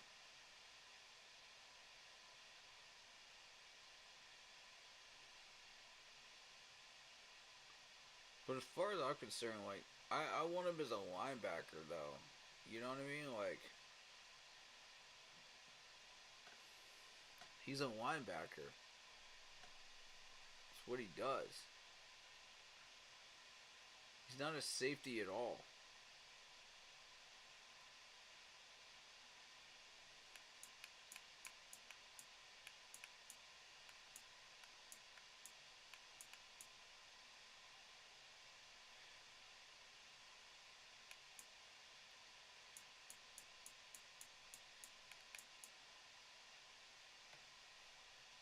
We're getting 700K back. That could help with draft picks.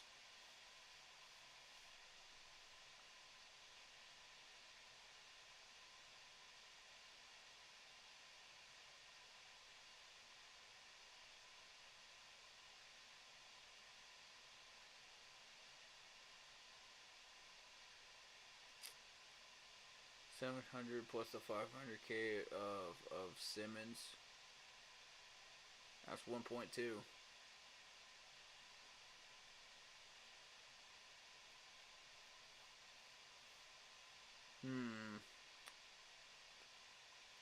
That's a lot of talent to be given up.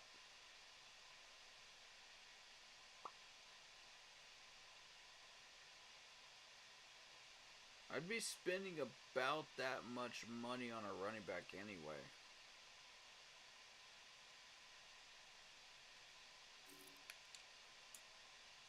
We need a defensive tackle, though.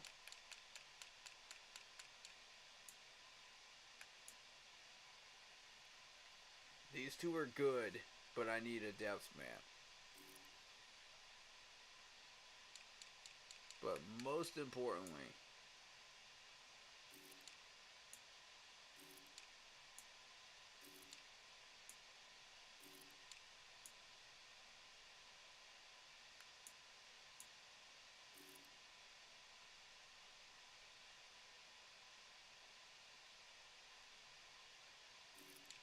I think that's fine.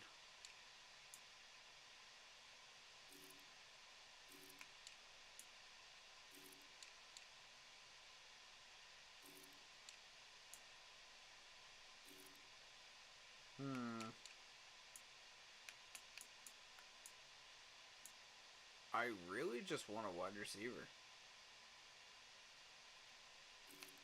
At this point. That's in a linebacker.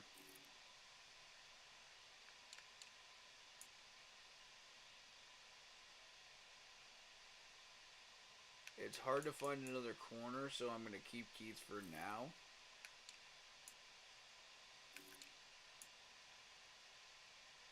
Simmons, to me, is replaceable. He's not doing much.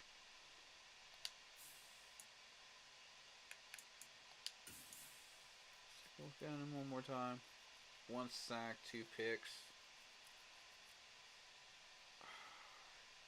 He's good at tackling.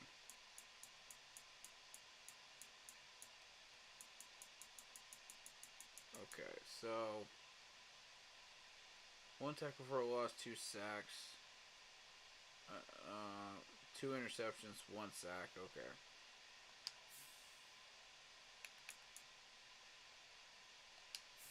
How about the rest of these guys? What are they doing?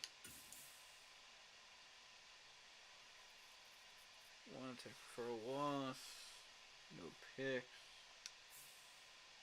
Okay. Burrs, your turn. What have you been up to this year?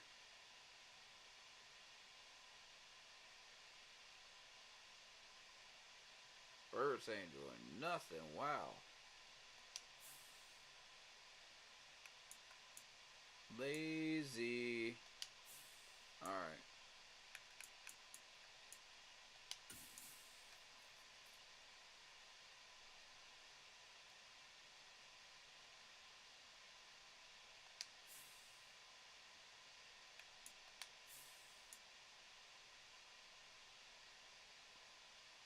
Oh, Chin is definitely going to be my captain.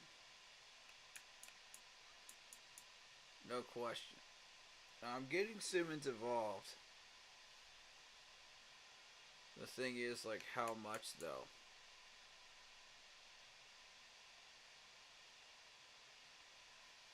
Okay, so if I...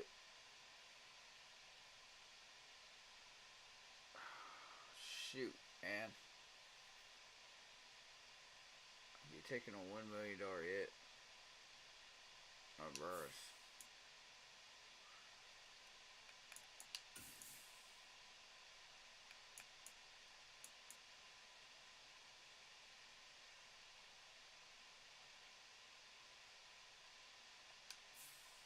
But he hasn't done anything. That's the problem.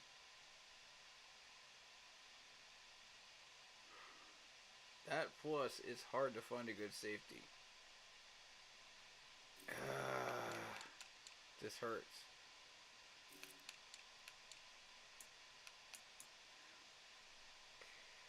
The running back is replaceable. A safety is not. Dang it, man.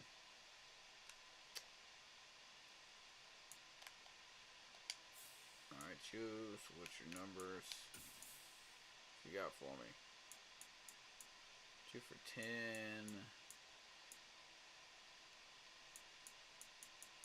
Okay.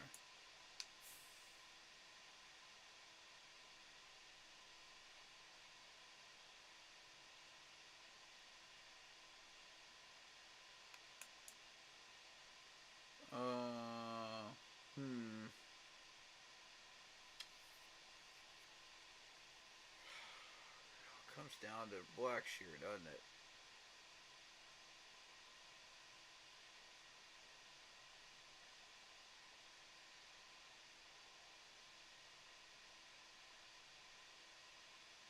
It's going to cost us slightly more to keep him than toss him.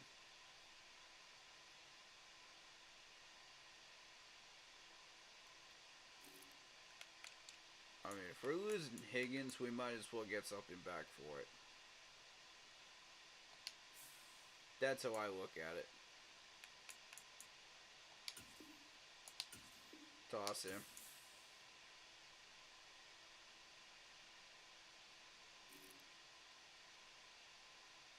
Okay, now.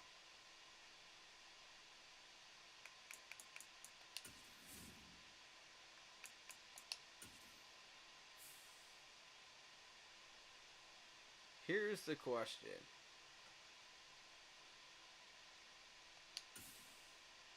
We got $5 million we can spend.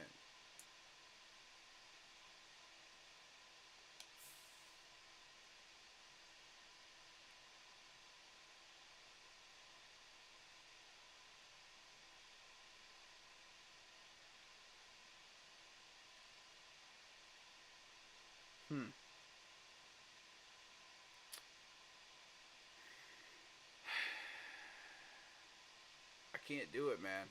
I can't do it. $5 million, we got to spend that money somewhere else.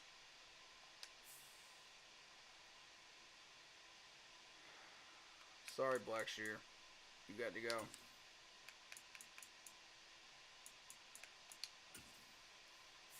As much as I like you,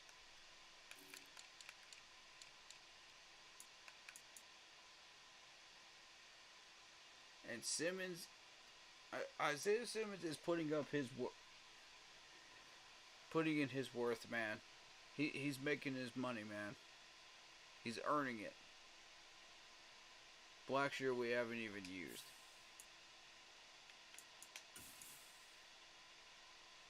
Waiting for one carry. That's not enough. Nah, Blackshear, it's time to go.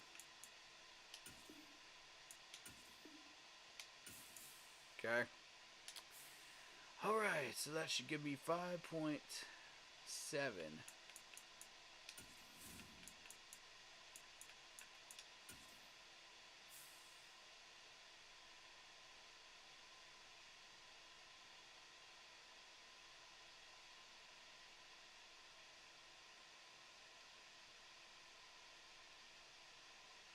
Okay, $5 million.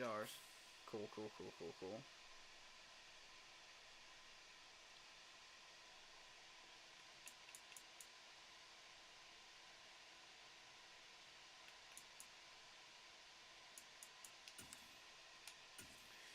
Manage the staff. Okay.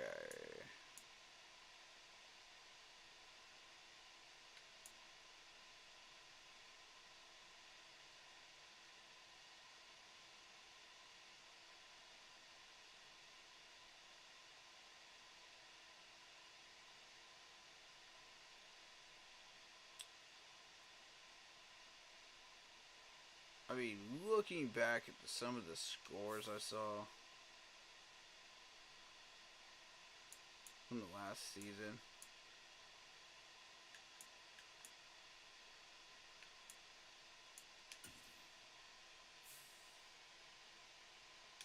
I just want to see him one more time.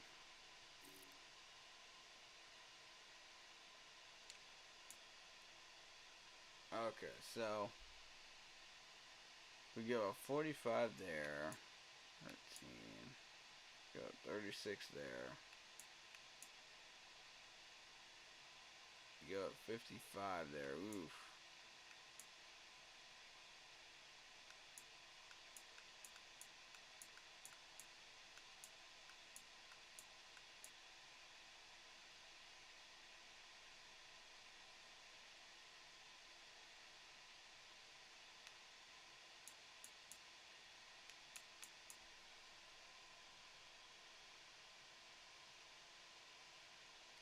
I'm honestly thinking about upgrading this defensive coordinator.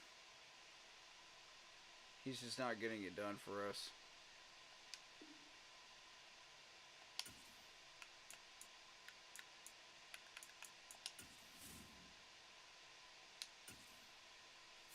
I want to know who's available though if we do this.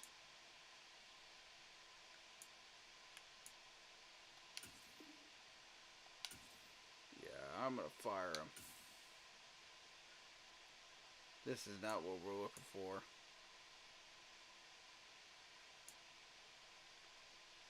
4 3/4. 4 storm. Base 4 3. 4 3 under.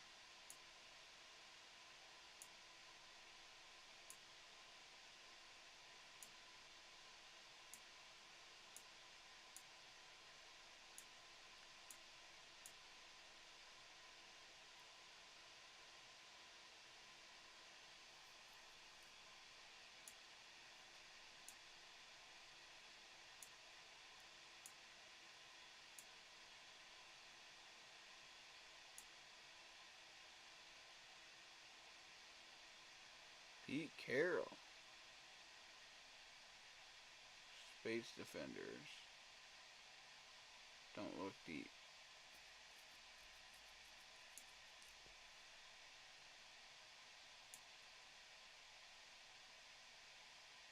Ooh. Lovey Smith.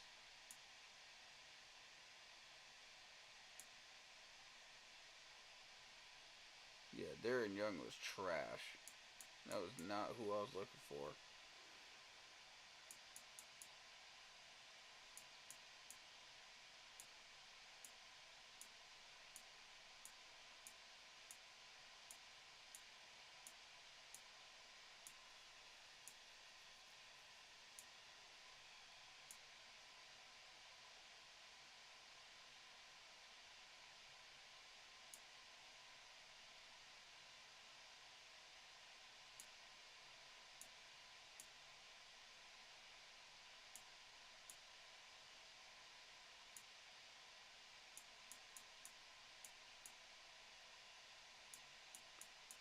Staff builder.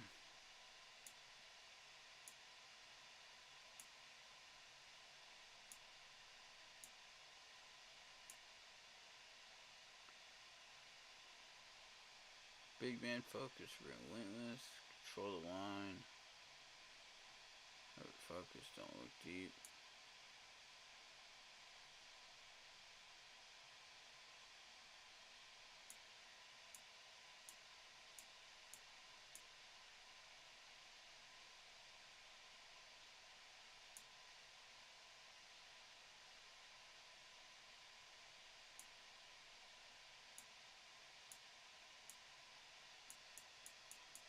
Okay. I want a 4-3 under.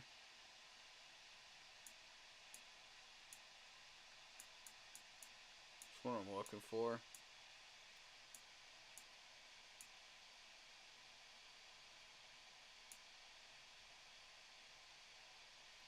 I'll take a base 4-3 though.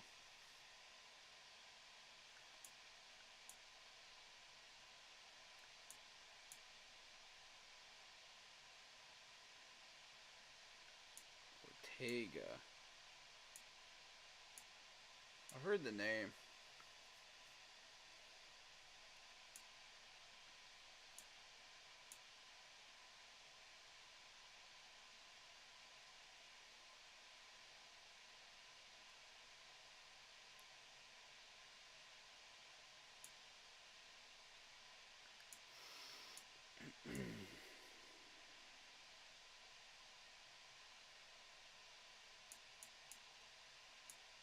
Hey, what? We could use the staff builder modification. That would be good.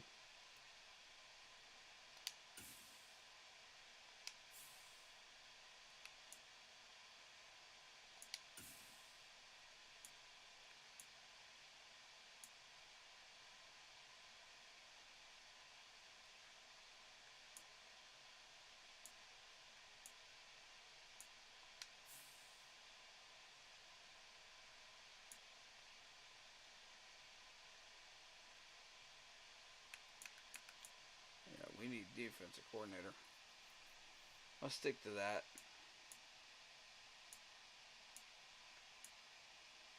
Jason Collins, then. Perhaps.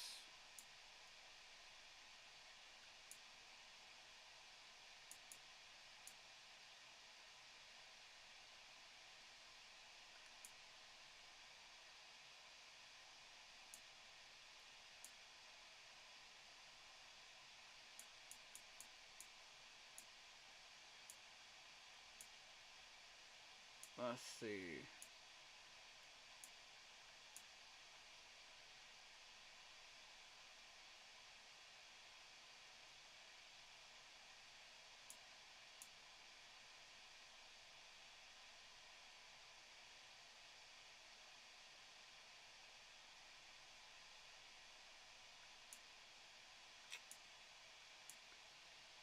I may have to settle for the cover 3. Oh, no. That's a 4-3. That's a 4-3. That's a 4-3 under. Collins might be my guy here.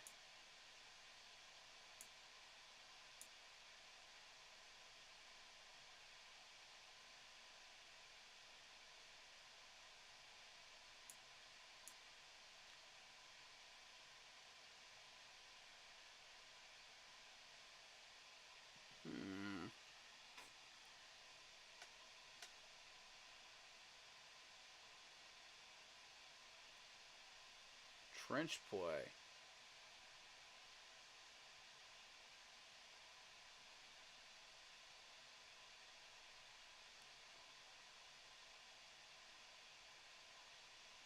West Coast zone run. Oof. That's pretty close to what I do, actually.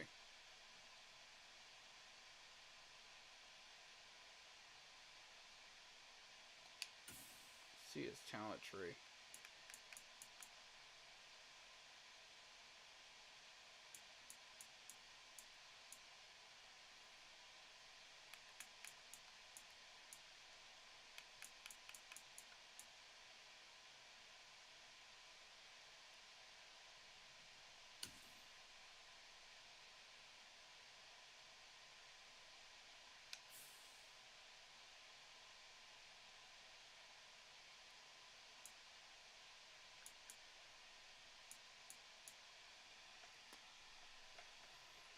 Okay.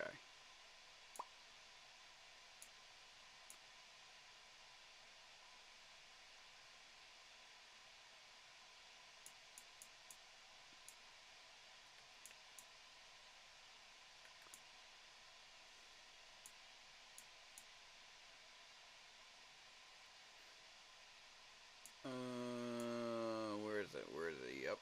This is the guy.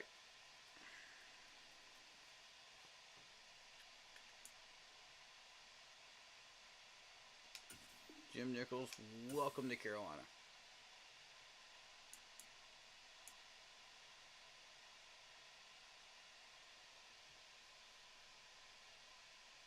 No, that is not what our offense scheme does at all.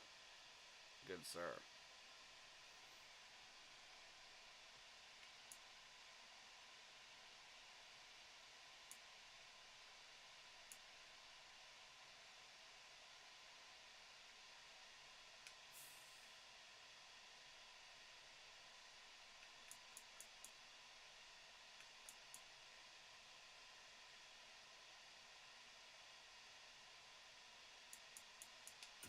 Scout the college players.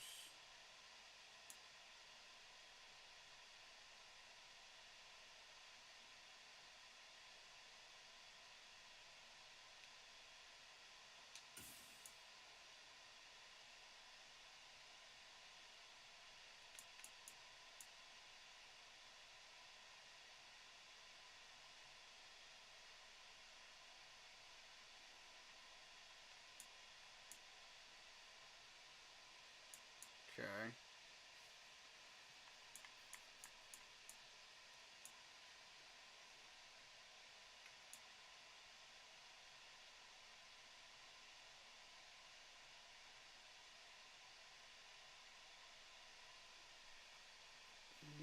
And you break tackles. Interesting.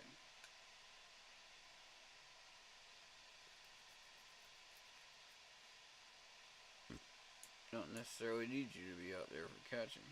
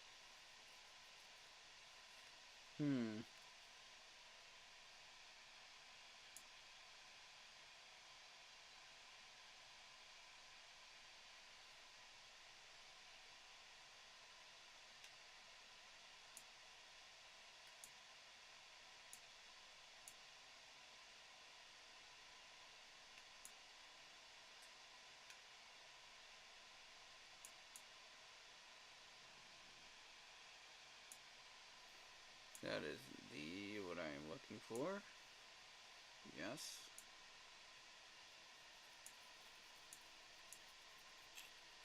Now.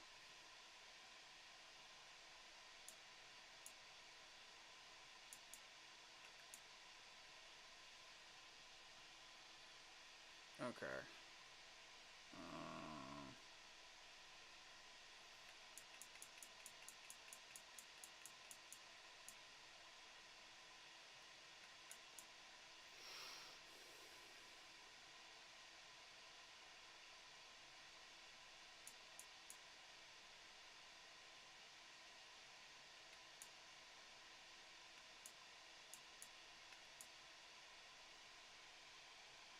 Be in tackling. C in pursuit. Zone coverage.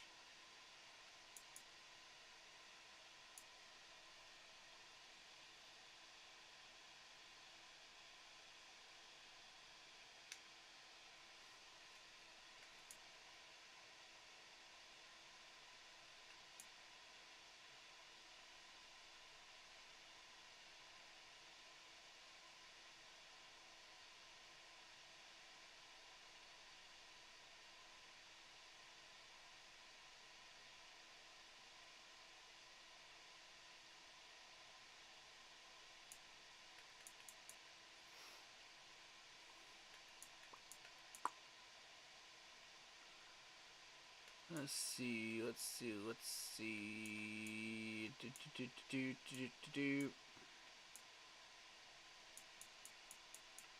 None of these are what I'm looking for.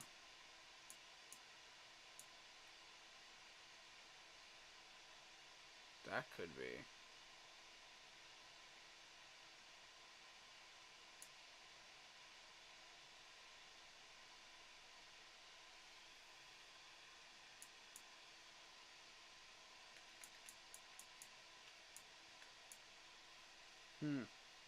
Okay.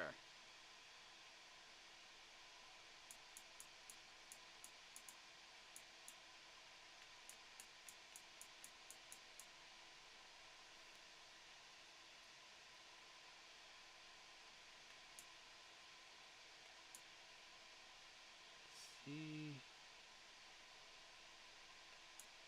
Okay.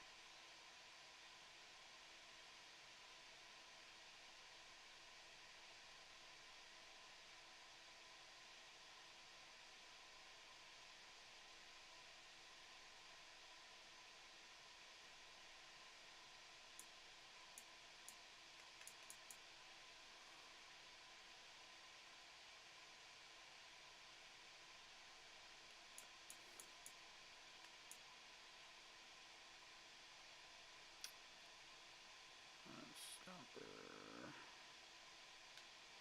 Could be good.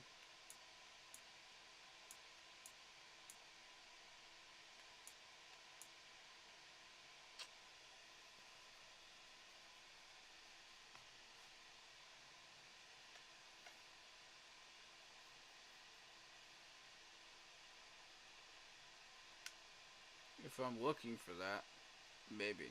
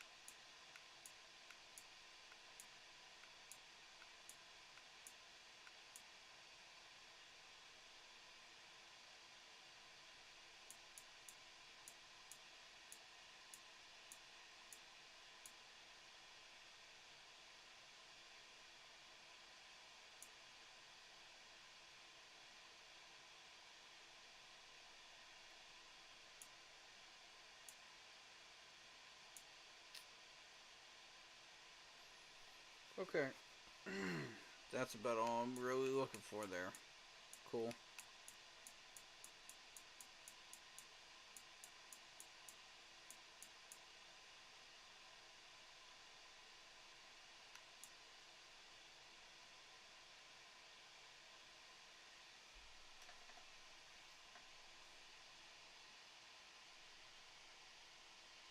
Hmm.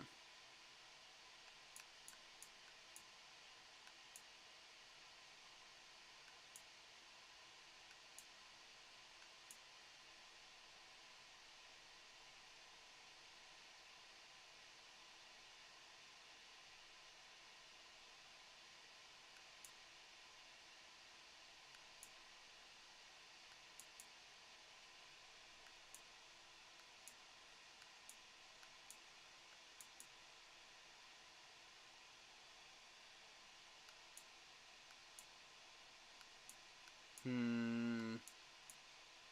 What am I looking for here? Someone that can catch, obviously.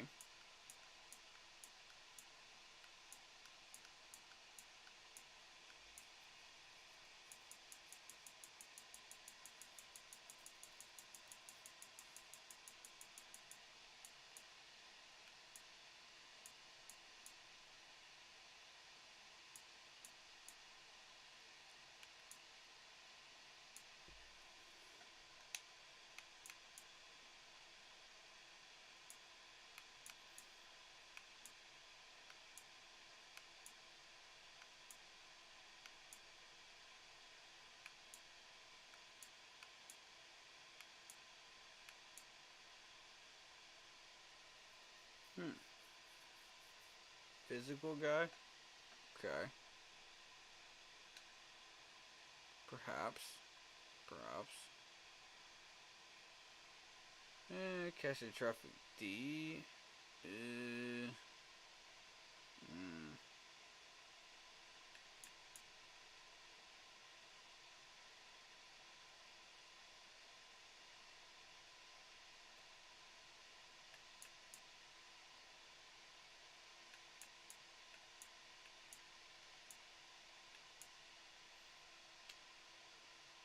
Yeah, I think I'm satisfied.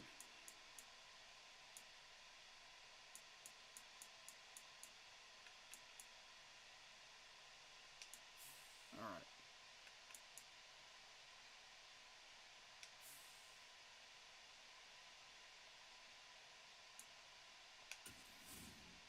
Let's roll.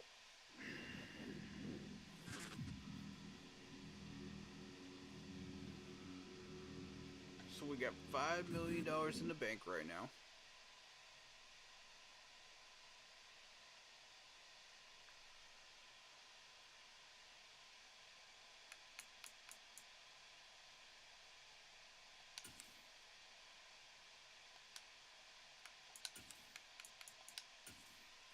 No players left to resign.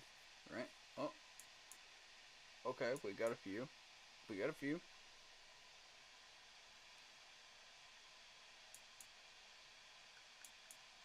Oh, obviously, you know which ones I want.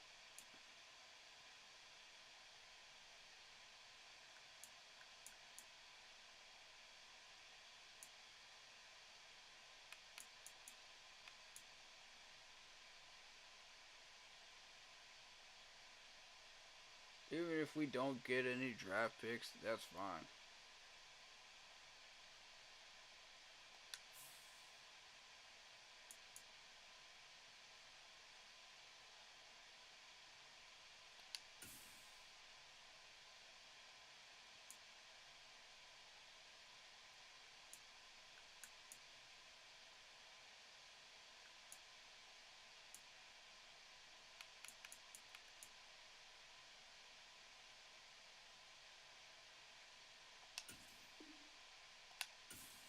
Got Effie.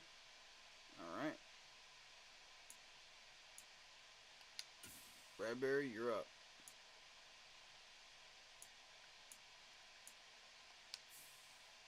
Right.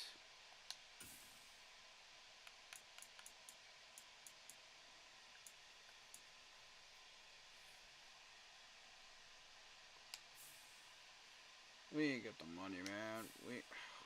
Dang it. I need Bradbury. Who we getting rid of?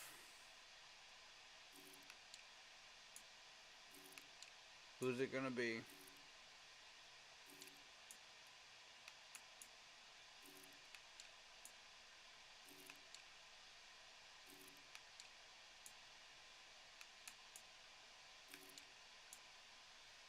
Sammy's not gonna be enough to get it done.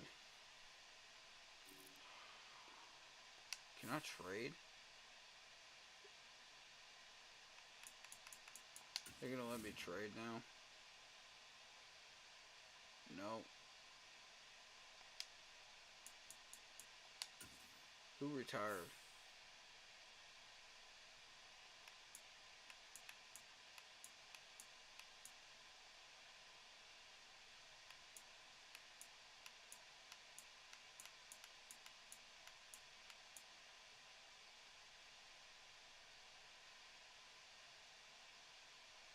Prendy Williams. Yep. Sounds about right. Sanu. Josh Norman. I knew it. Jensen. Figured.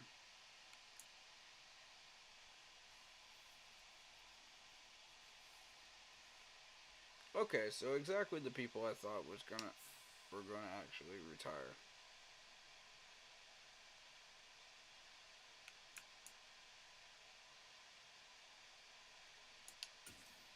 Let me look at this list again. I want to see everybody that's on it.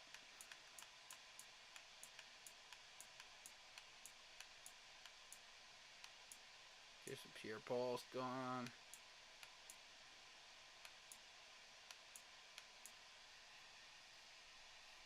Devin McCourty. Hightower. Flacco's gone. Okay.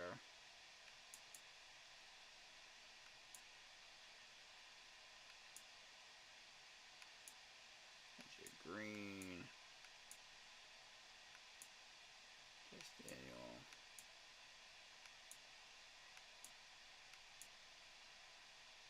Namaka Sue. Wow.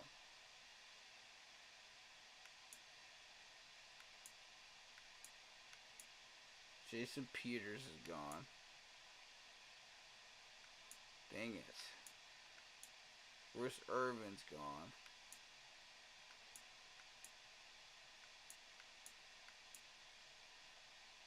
Devonta Freeman's gone. Pete Carroll's gone. Alright.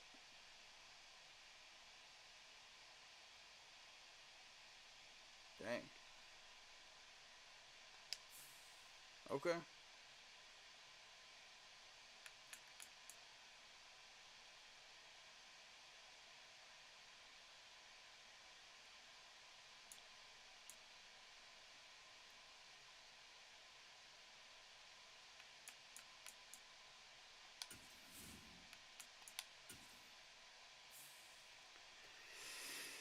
I gotta get rid of somebody.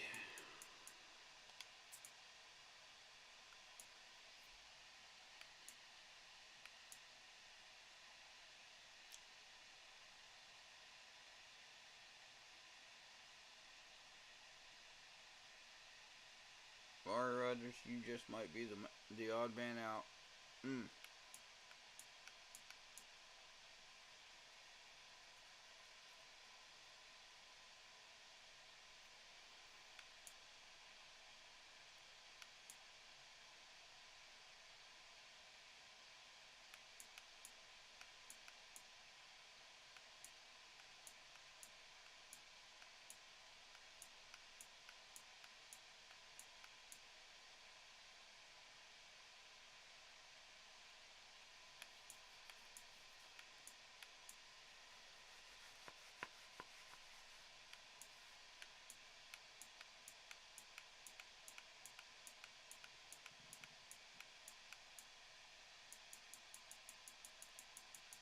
Okay.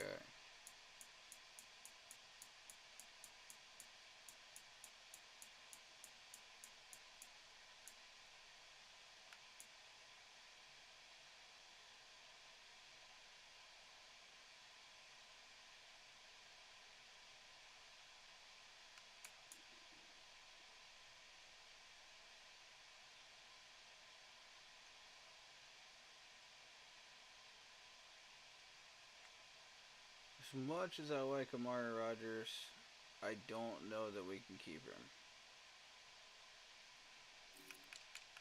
This wide receiver core is getting smaller all the time. I don't like it. Boy. I may have to get rid of Simmons. I hate doing this.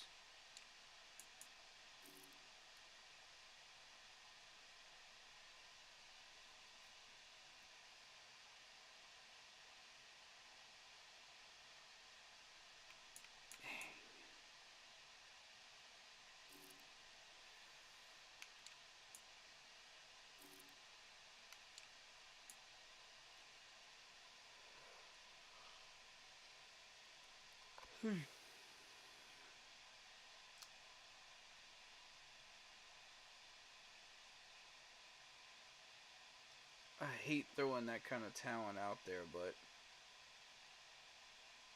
we may not have a choice.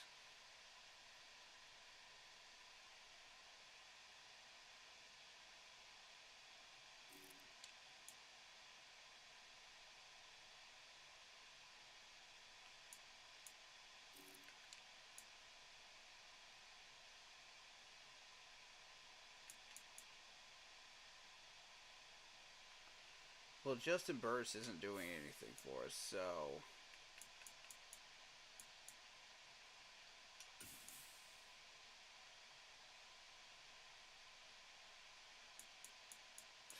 Five tackles, that's all you did?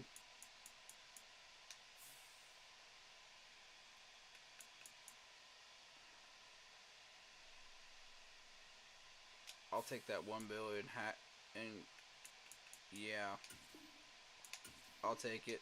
I'll eat it.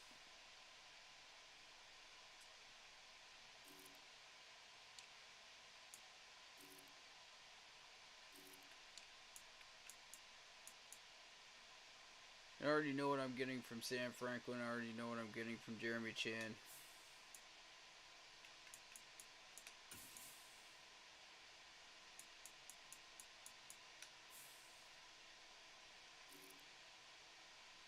I already know I'm set there, so I don't...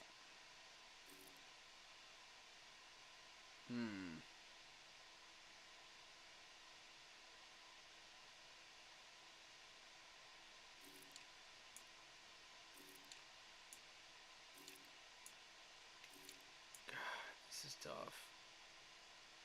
I may just have to cut Damian Wilson and just not get anything for him.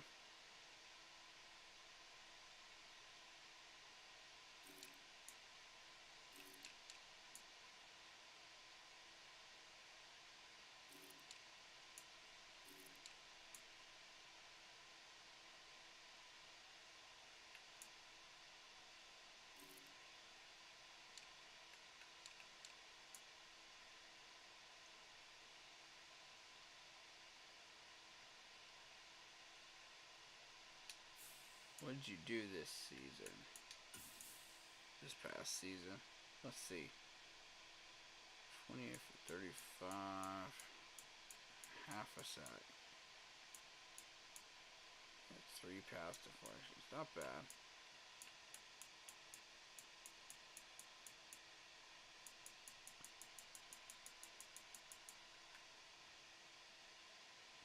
There's room for improvement.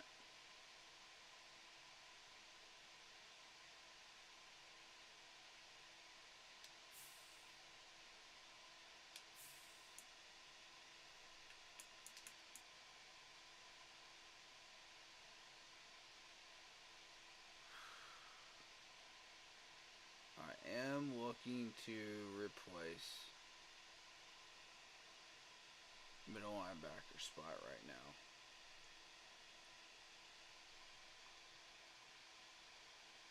I'm thinking about it.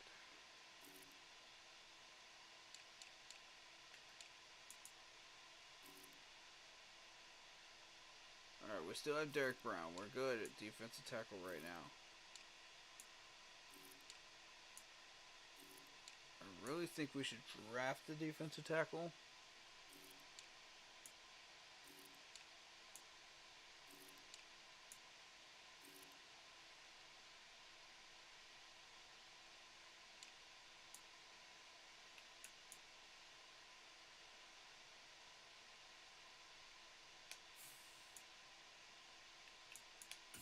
We actually did use Stephen Sullivan, didn't we? No? I didn't use this dude at all?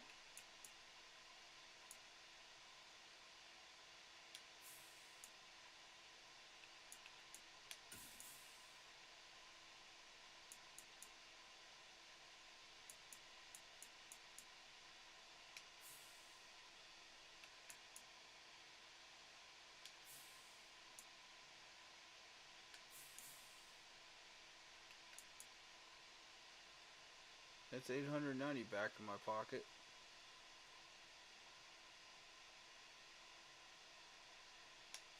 You know what? Let's do it.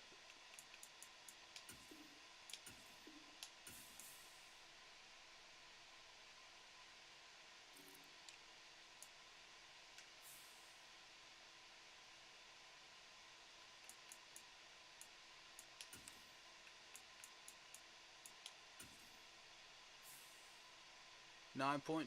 Okay. Here we go.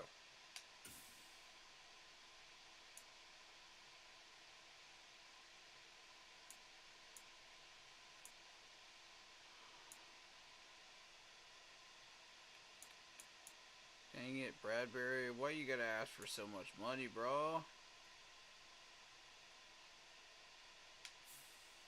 Alright, screw it. Damian, you're gone. I don't want to have to do this. Shoot.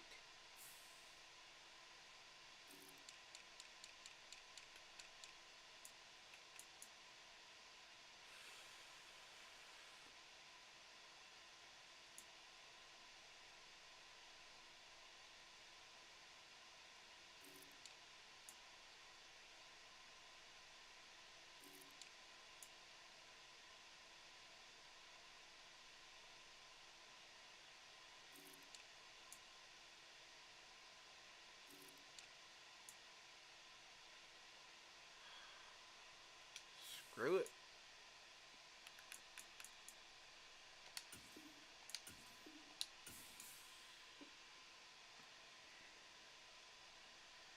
It's time. It's time to part ways with the man. I hate to do it, but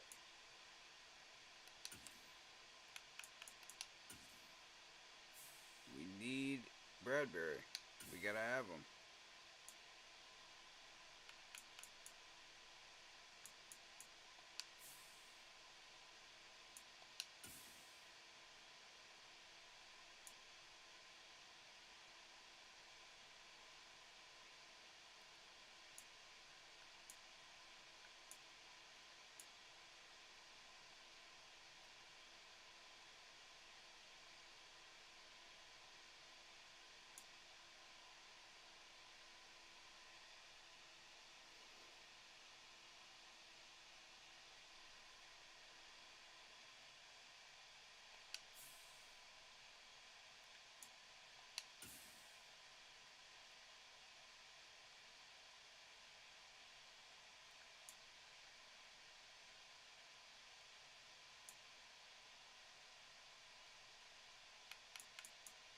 Okay, so I would have 3 mil left.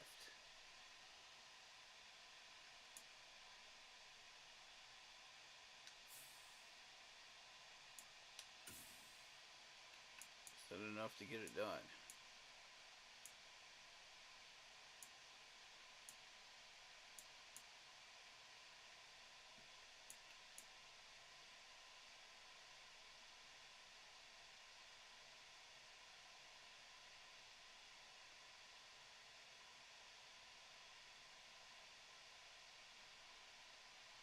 I mean, we can survive for a year with this roster being what it is.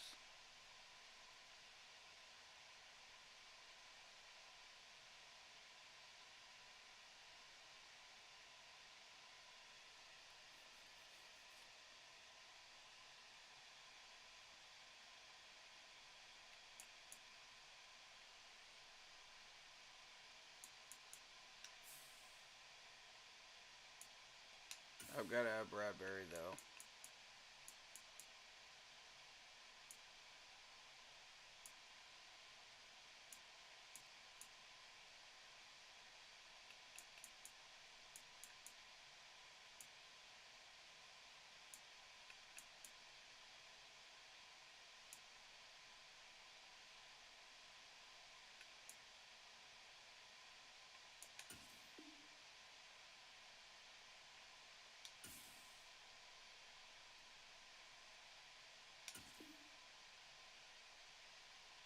Dang it!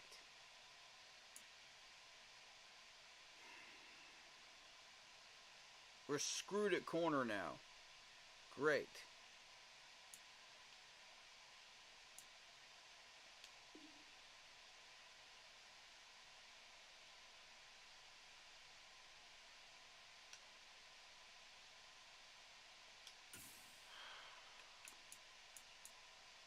Frick.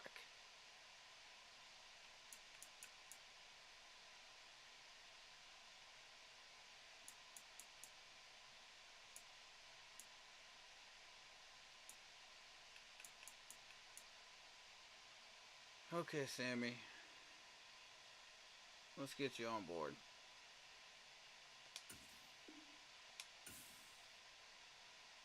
Dang it. You don't want me either? What the heck? I'm trying to re-sign you guys and you just don't want me?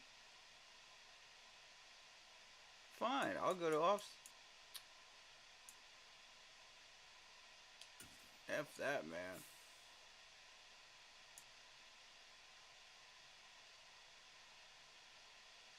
The offensive coordinator wants to be gone? What?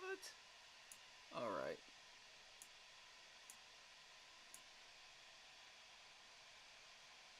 West Coast power run.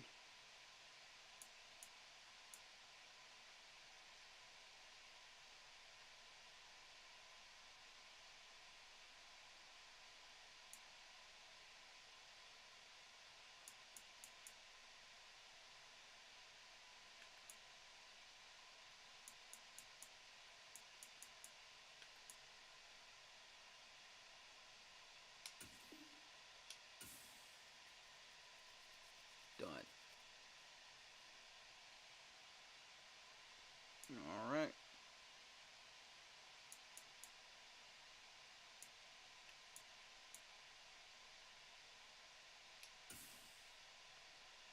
U-Town tree, alright.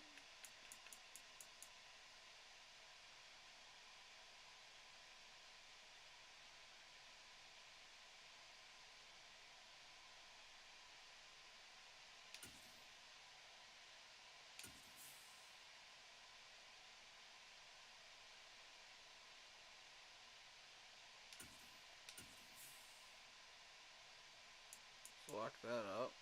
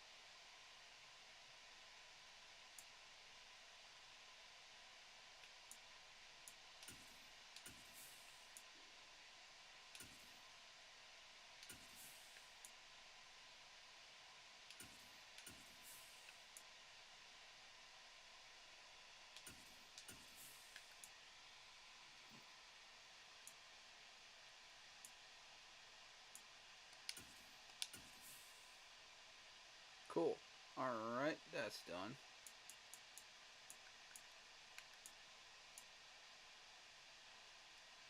Pat blocking by tight ends, fullbacks.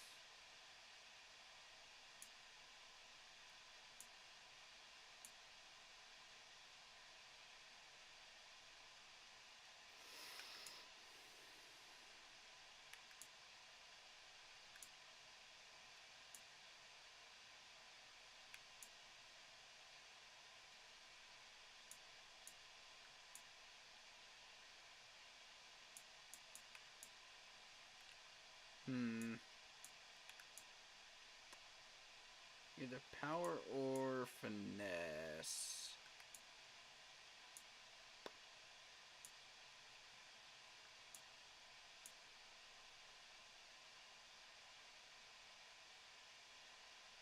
I'm gonna choose power.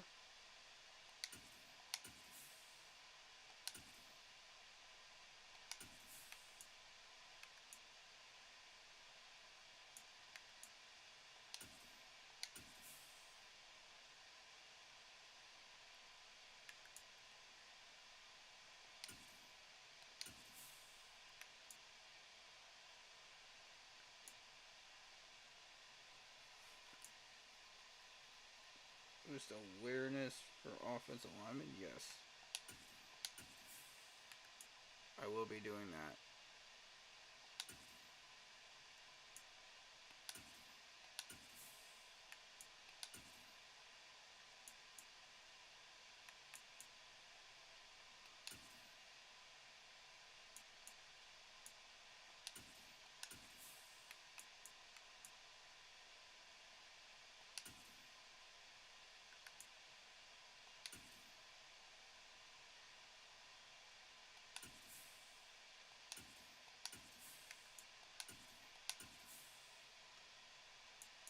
Done. Alright.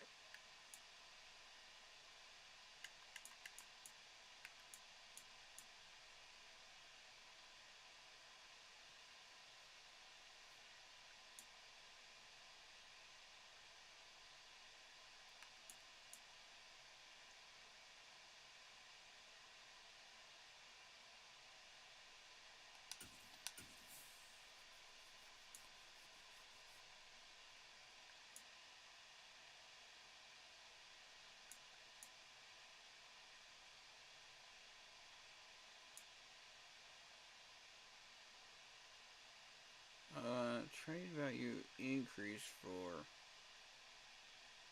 user draft picks. Let's see.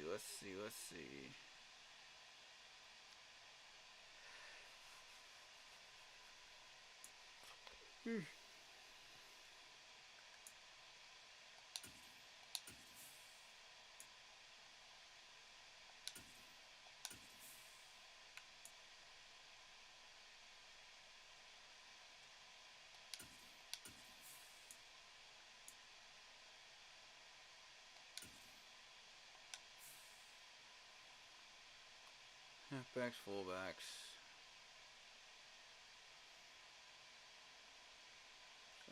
Free agency.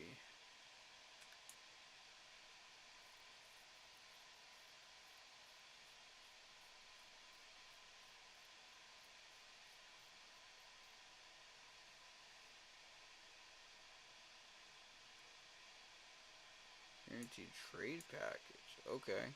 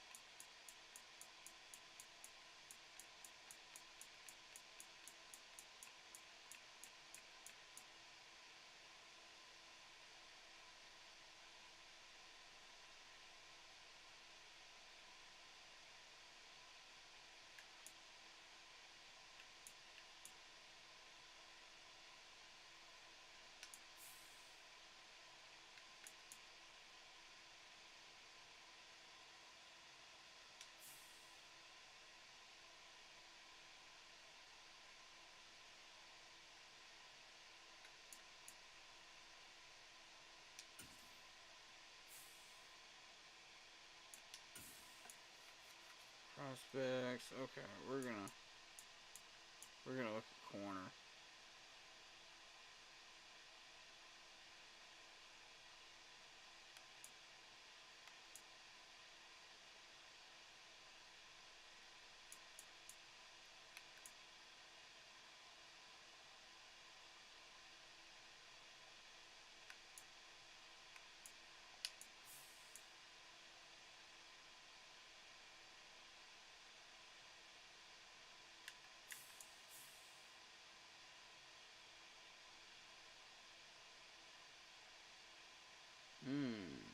Okay. So in order to get the things that we're looking for, we have to actually go through and... I see. Okay. Alright.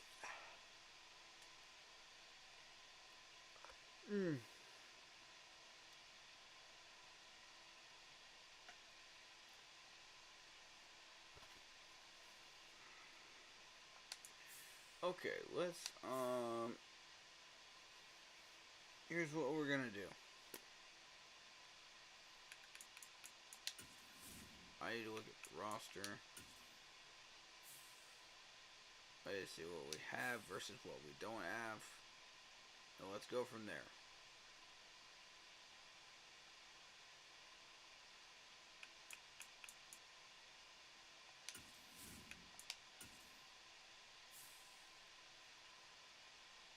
Okay, so we're good at running back, I feel like.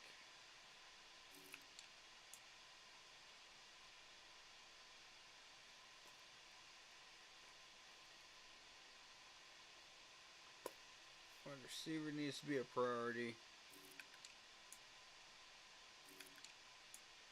Tight end, we're okay. Left tackle, we're okay.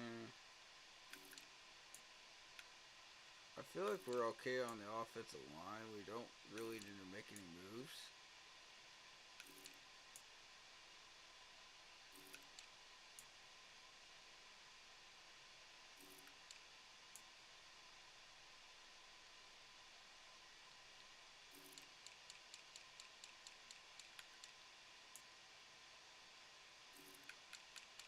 Yeah, we're about to lose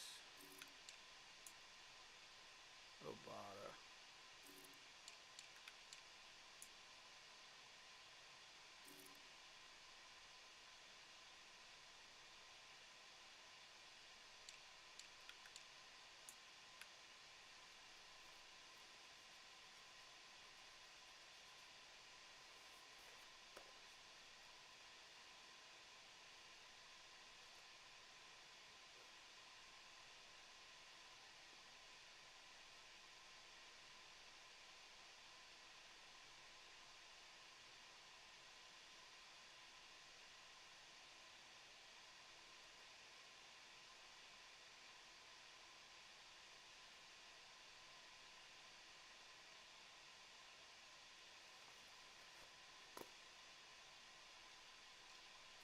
Okay, run in more specifically.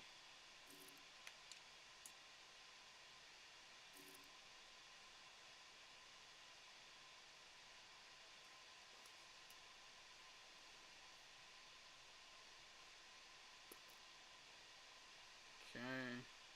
Defensive tackle.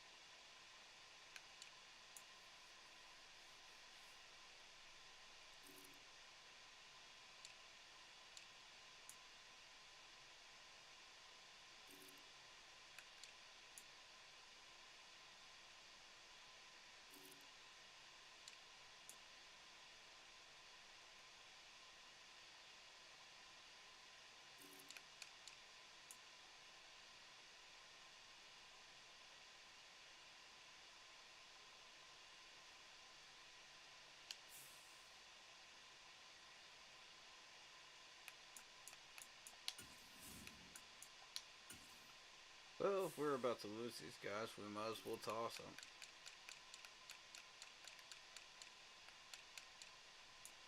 So I feel about it. Make some money off of it.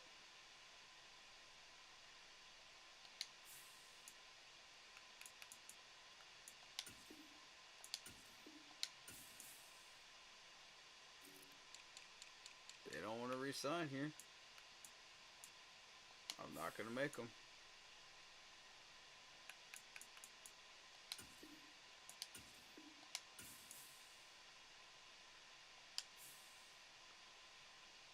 Okay.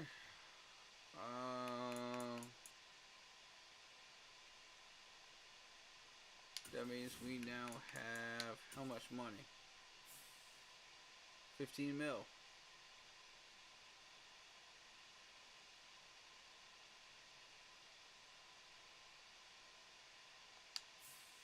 Sammy's gone.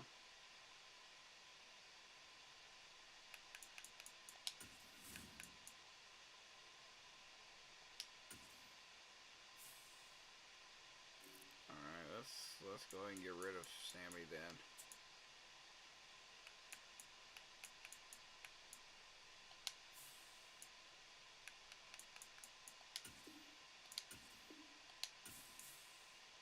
Cool.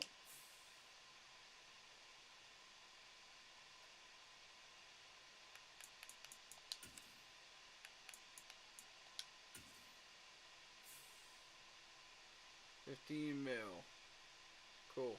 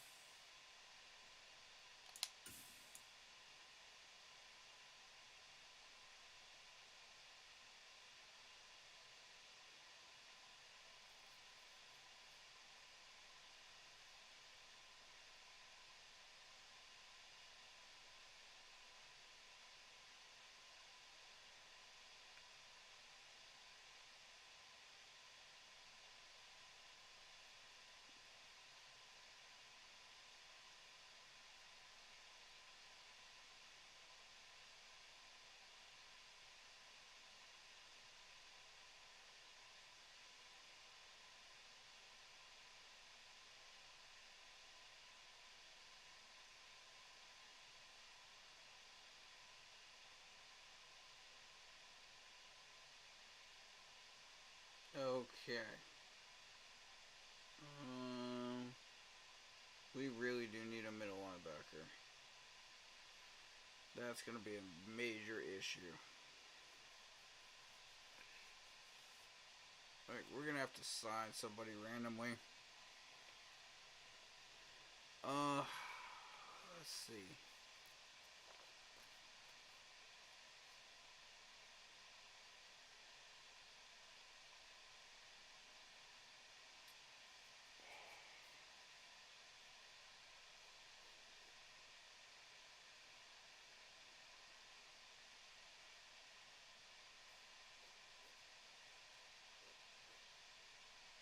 Alright, so we've got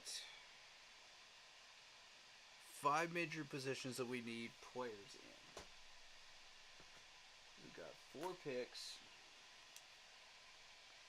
We're going to need 1 free agent. We got $15 million in cap room. Cool. Alright, so we're going to need to do a little bit of scouting. In those areas specifically, we narrowed it down to that. Now, we know that we have a pick 32 here. So,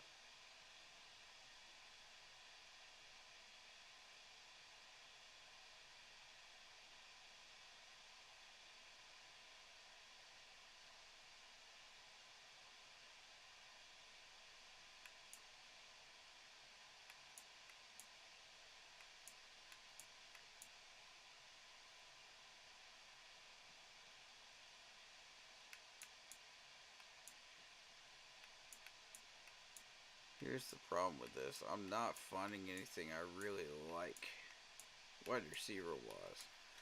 We may have to go sign a wide receiver. I'm feeling like that might be the move.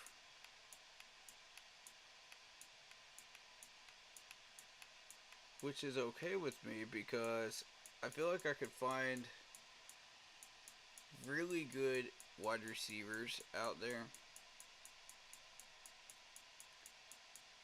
It just depends on what's out there. I'm probably not getting this dude, but I'm going to favorite him anyway, just in case he does show up.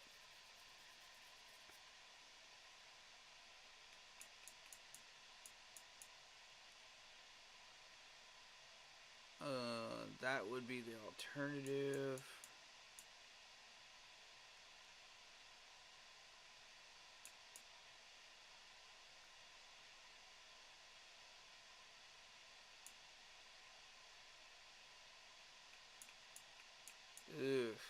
Not really much to work with here. This is not really what I'm looking for. This is not it. Okay. Alright, so wide receiver is not good. Let's see. So we're also looking for a left end. So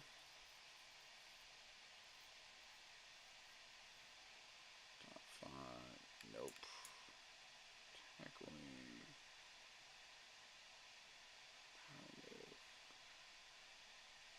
Power rusher.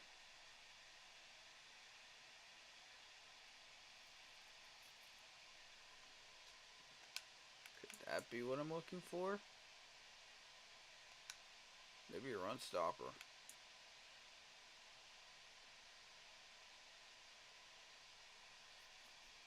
That doesn't exactly have to be a scheme fit. A defensive end. But I am looking for somebody for 4-3.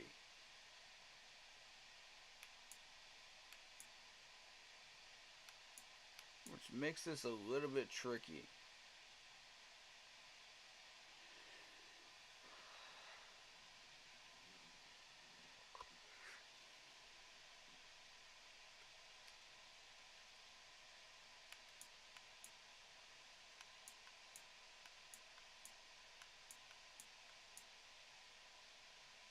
Okay.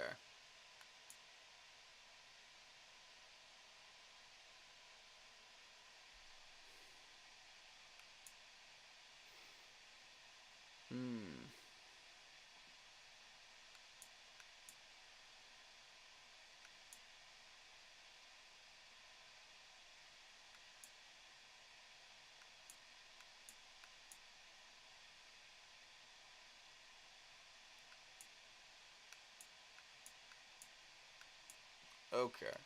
I've scouted the guys I'm really looking for. You have to have at least a B in tackling in order to catch my attention right now. Everything else is a bonus.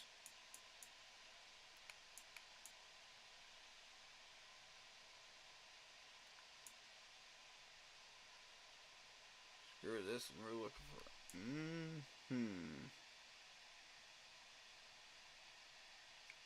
I think we found our winner. Mr. Clifford.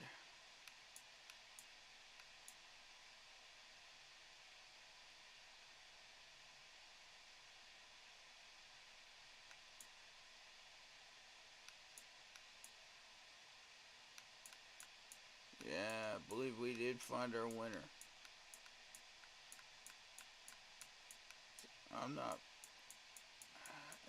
I'm not feeling most of these guys.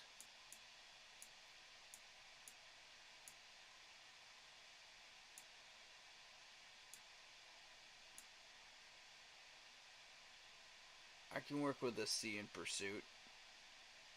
I can work with that. You got a B in zone coverage? Okay. Let's see what else you can do.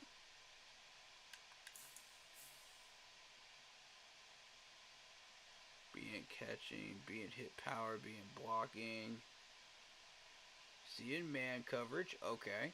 Play recognition A. Very good. Pursuit. A to C. Okay. B in tackle, B in zone. I think this is our guy right here. I think this is our guy. I'm really feeling this one. That's right at the end of the first round, too. I feel like if we can grab him,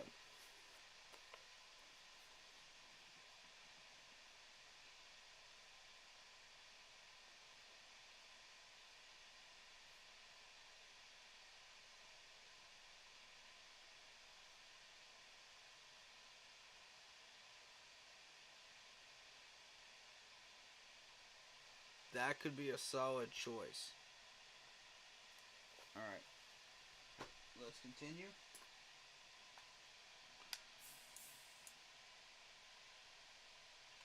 Just in case we can't get him, we're going to need one more linebacker set up.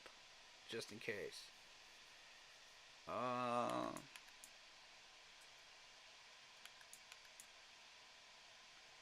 I like to have 2 behind that just to be sure. You know what I mean? Because you never know. You really never know.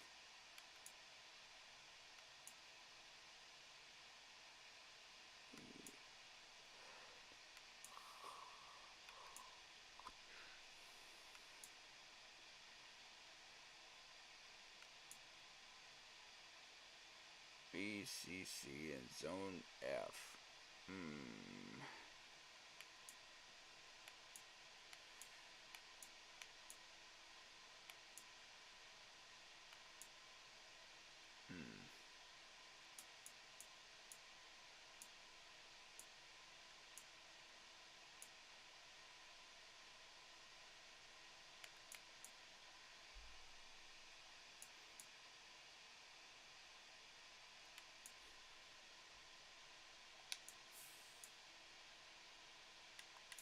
Let me take a look at you.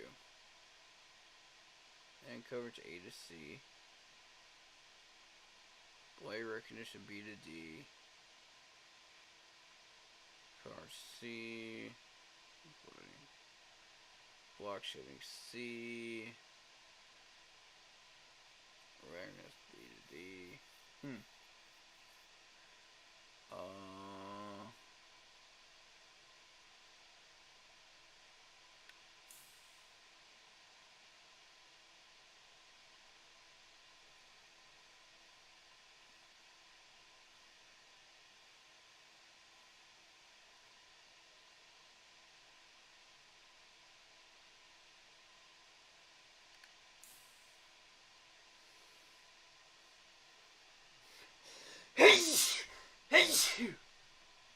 Oh, excuse me. Oh, that sneeze snuck up on me. 6'2", 250.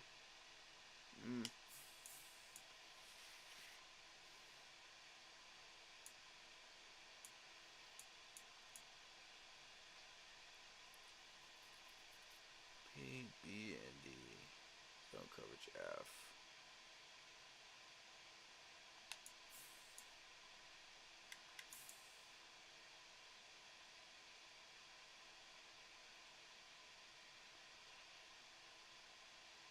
Not really encouraged by these left outside linebackers, man.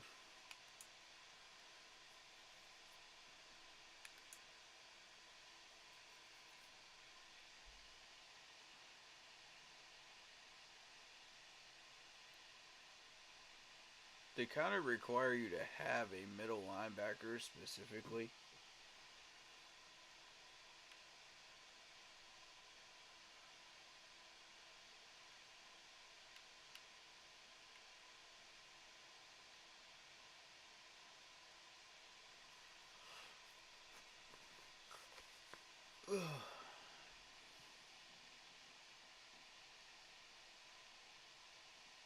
They can grade me whatever they want to grade me in those places. I don't care.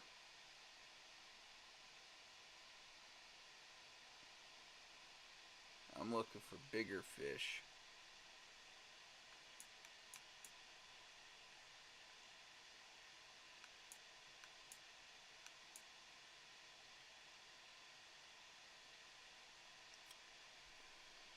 Like this right here. Bone crushing hits, struggles to run the ball in the air. Some of the runs to the whistle, off amongst the ball runners. Lacks discipline, it resulted in avoidable penalties. Let's utilize a spin and a counter move. Okay.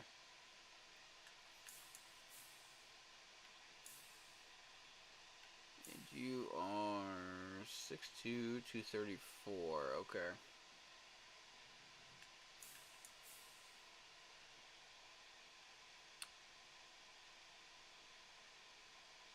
Okay. So you can play coverage, but he's not great at recognizing the plays, which is okay with me. Everything else checks out, except for the power moves. and the finesse moves, which is fine.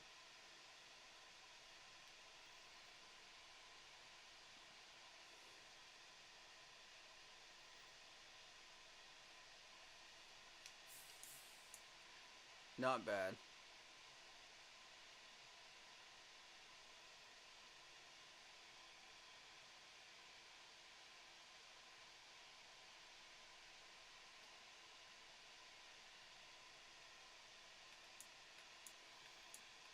I'm just not sold, though. That's the thing. I'm not sold.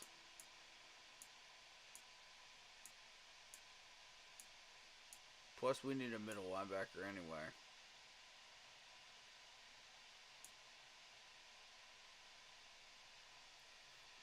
I'll throw his name on the list, but, I'm just not 100% sold.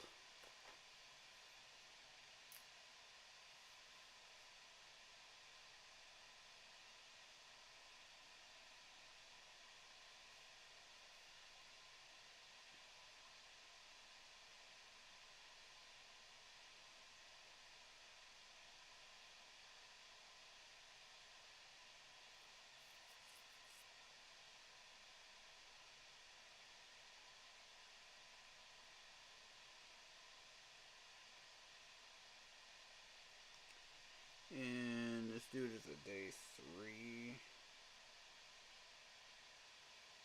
Okay.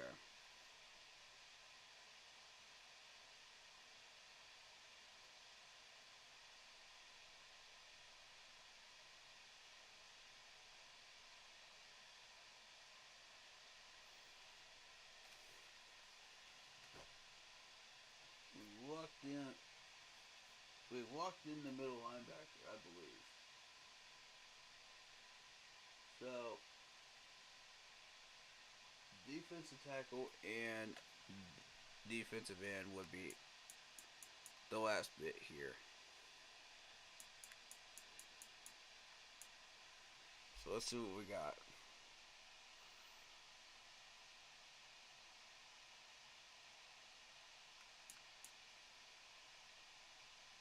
I think the best we're going to get is C in tackling.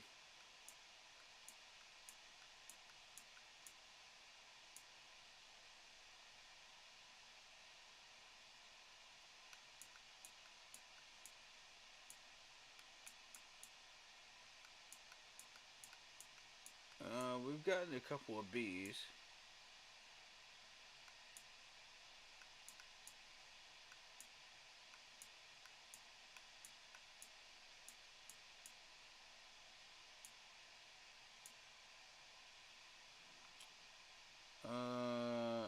B, D, D.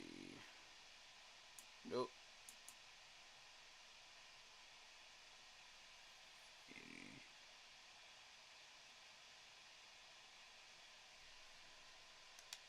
Throw his name on the list.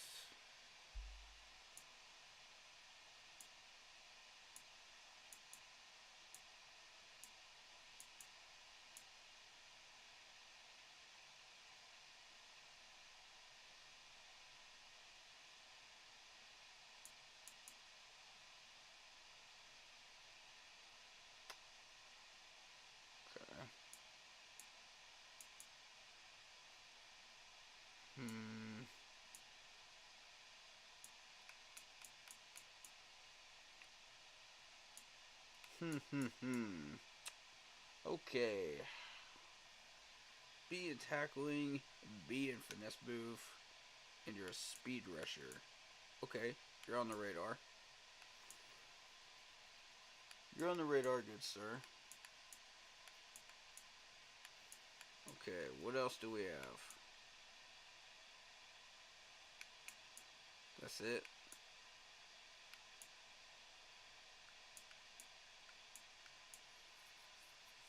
Okay.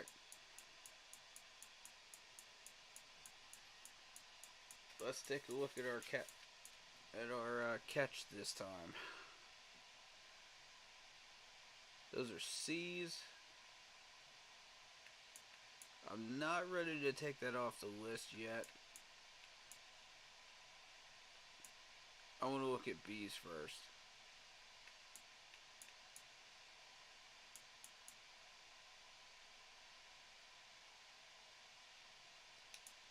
Let's start with you. B in awareness, B in hit power, A in impact blocking, D in play recognition. Well, you're a defensive tackle, so move, power moves, C, pursuit, B.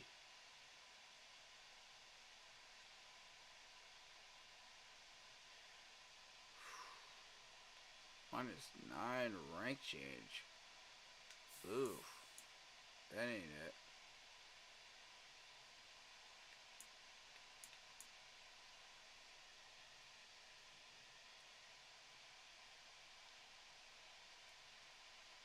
See, this could be the one. 6'2", 319. Okay. See in awareness. See in hit power, block shedding. Block impact blocking. Play recognition B. Okay. Power moves. Stamina C. B tackle.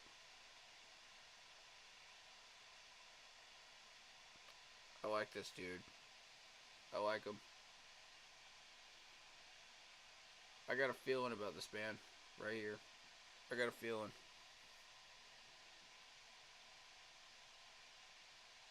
If we don't hit on this one, it's going to be relatively close.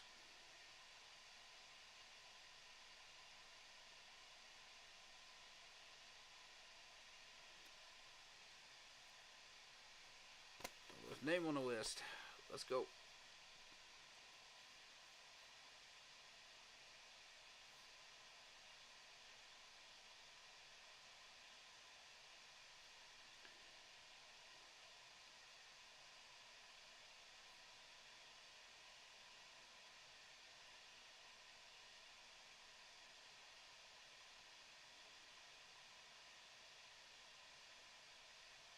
Okay.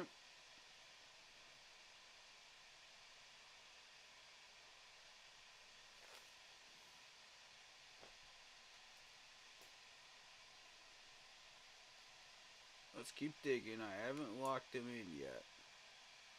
You know.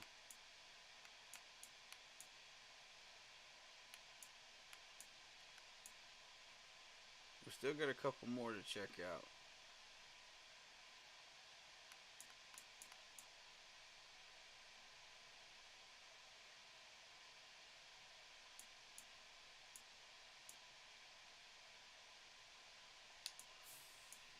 How about you?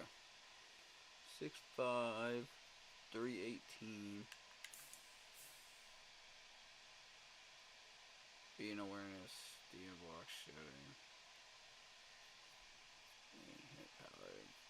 Blocking C. D, B, C, B, B.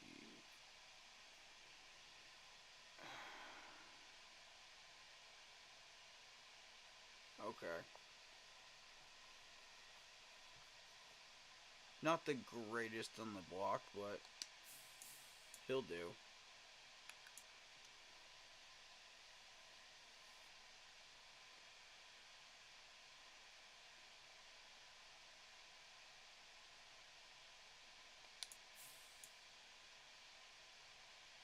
(6'2", 285).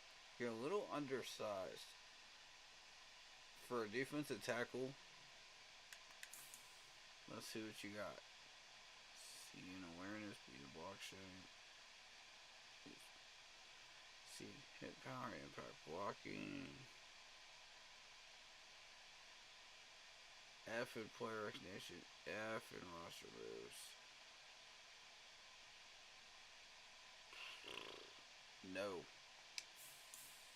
Nope. Try again.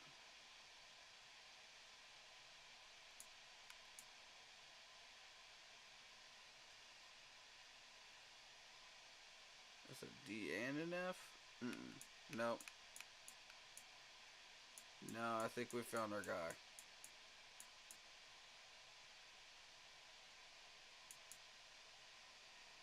I think we found our guy. Mr. Jeremiah Evans.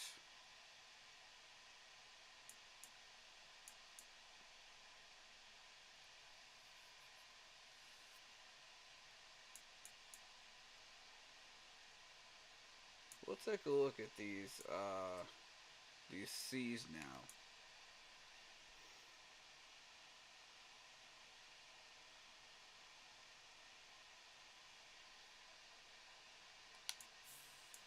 This could be a possibility. 6'4", 293. Gain awareness, seeing block shape, fast, power locking.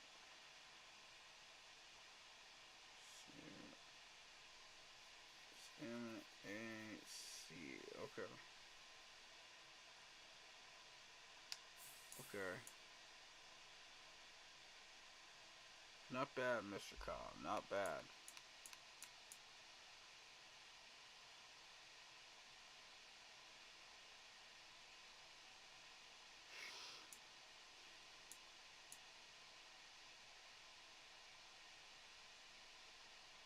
Oof.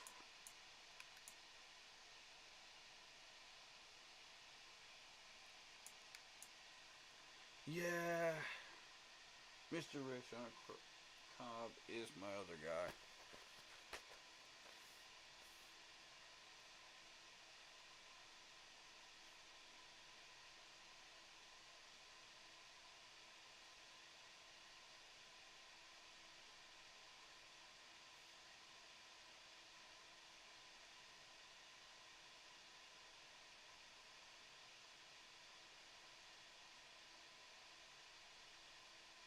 Okay.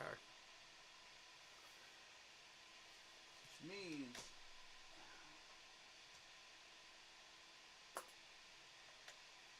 we've got one position left. Left end or right end? Let's take a look. I prefer to be left end.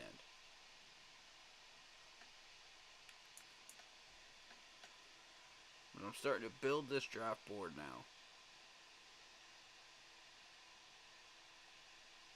I'm taking a look at what options I want, and I'm weeding them down now.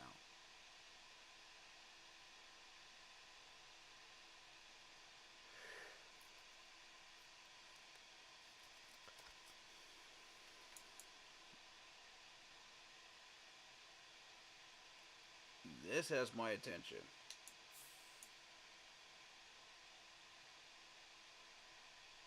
6'6", 299. LSU. Being awareness, being block shedding, being finesse moves, and hit power, and walking, being injury, and play recognition, being power moves, and pursuits, seeing stamina, and tackle. I like him. I like him. I do. I like him.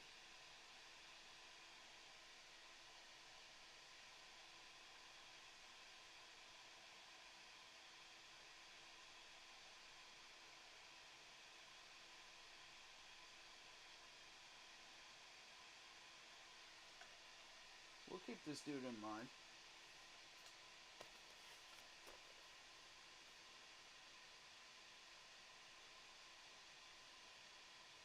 But more specifically, I think we need a right end.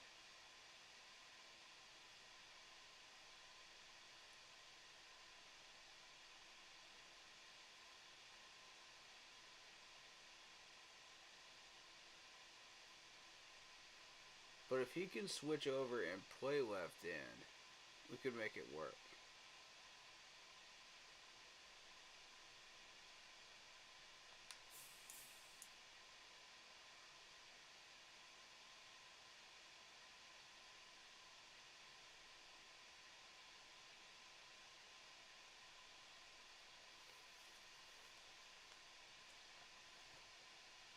Like I say, I can convert any of these guys and get them over there.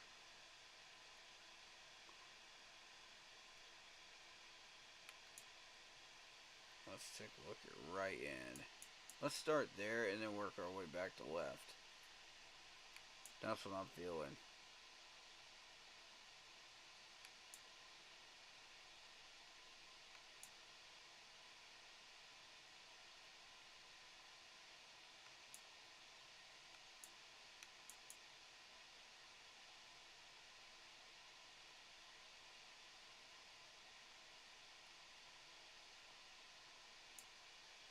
PDF.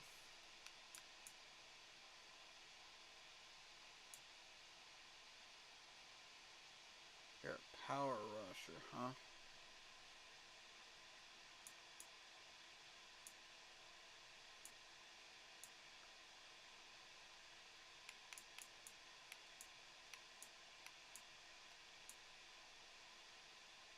Okay, Julius, you got my attention. Let's see what you got. 6'6", 275. Alright, in awareness, F and blockchain. No. No. This is more of what we've been dealing with at defensive end. This is more of the same. We need somebody that can block shed, man. We need somebody to get off their blocks. This ain't it. That is not it. Pass.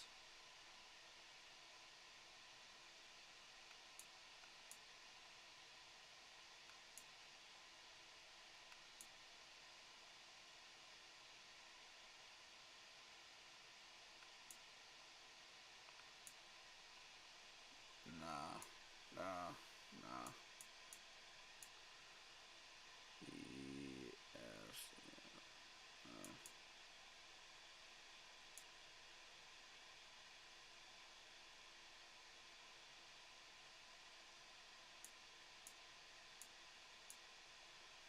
EBDF. Okay. Gonna need something better.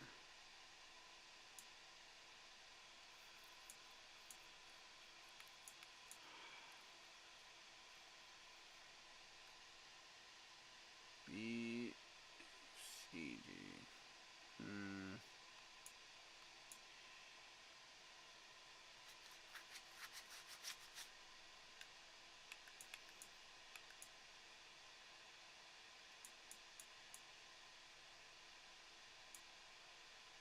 I mean, if this is the best we're gonna get, this is pretty sad. I'm not liking this. He's undersized too. 256, that's not good. That means he's gonna get bullied, man.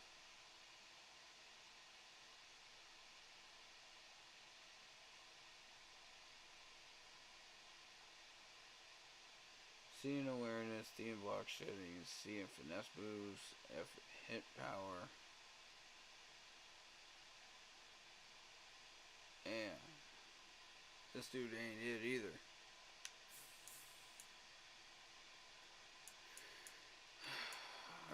I'm not thrilled. Alright, so we need to start looking at defensive ends then. On the left side, since we couldn't get what we wanted on the right, fair enough.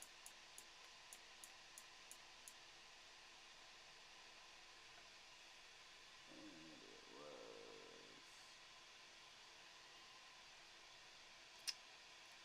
There's some...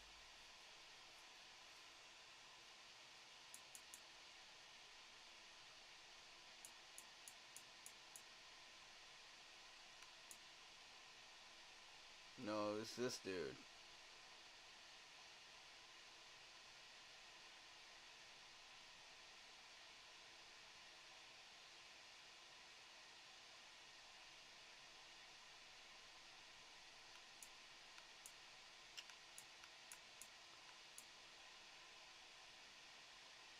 Oh. Okay.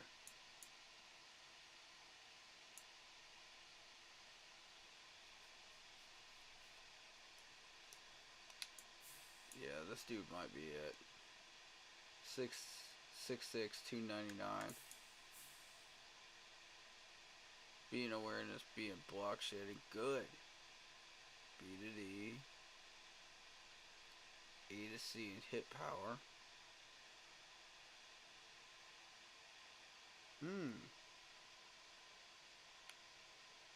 I think we found our guy.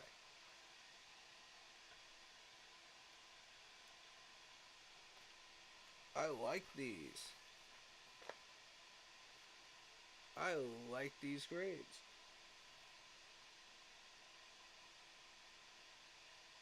Yeah. I'm fixated on Creighton now. That's our guy. Now we're gonna need a backup just in case that does not work out.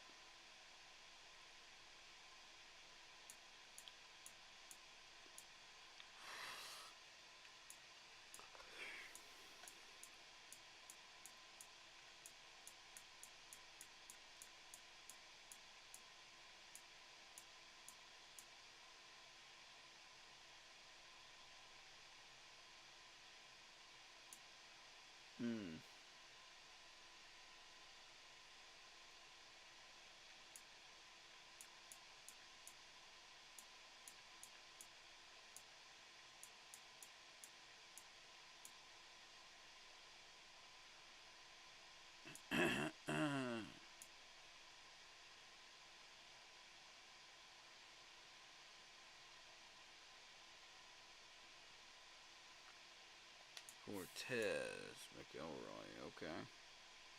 6'6", 275. Being awareness, seeing block shedding, being finesse, seeing hip power, and impact blocking. Hey.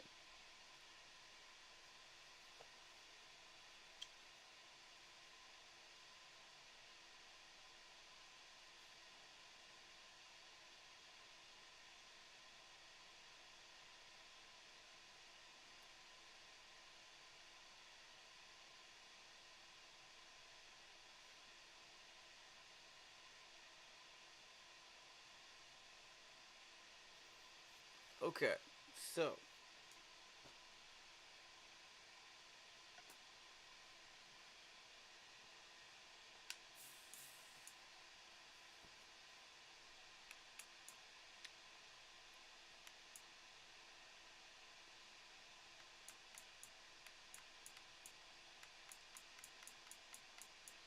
okay, hypothetically, let's assume that we have to choose a B grade, right? From here on, right?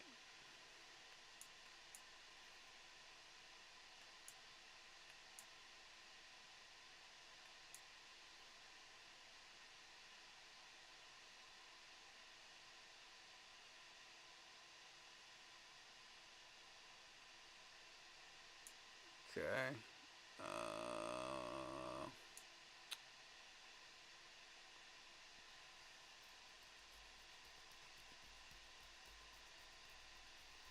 Maybe we go this direction with Clyde.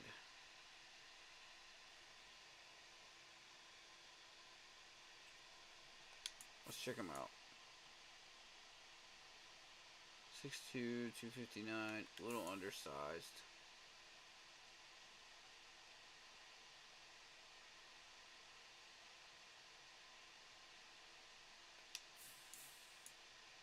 Nah. He's more of the same with those pass rushers that can't get past. Oh boy. That's not what we want.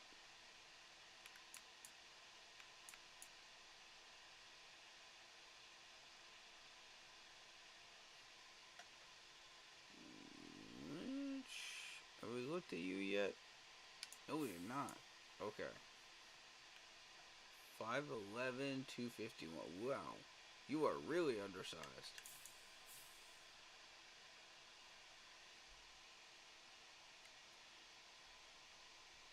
Being awareness, seeing lock shedding, seeing finesse moves, being power, blocking, see A shoot D and tackle.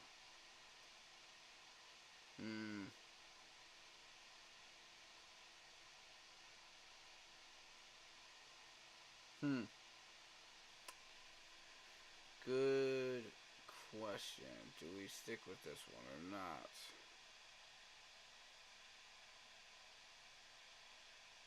Those aren't bad grades. I just don't like that play recognition D right there. That's the only reason. I may go the other direction on this one.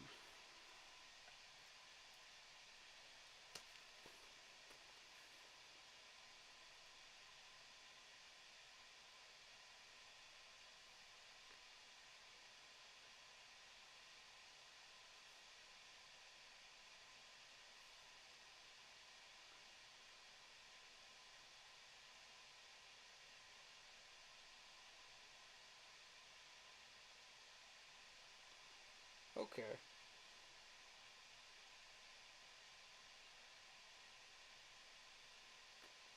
So we've got two linebacker choices on our depth chart. On our draft board, we've got two defensive tackles on our draft board, and we've got three defensive ends on our draft board. Since we're not happy with the wide receiver, we're going to spend our money on the wide receiver. I think that's fair. I think that's reasonable. So that would be three positions.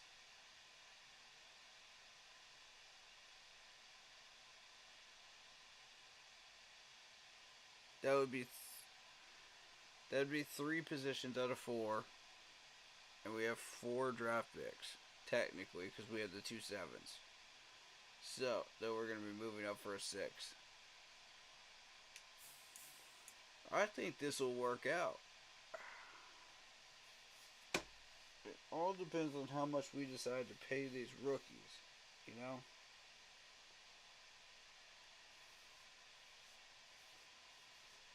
As long as we don't overpay on the wide receiver and overpay on the rookies, we're good.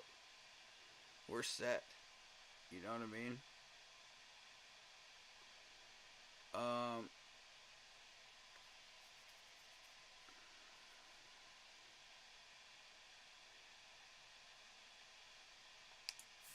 I'm pretty much settled on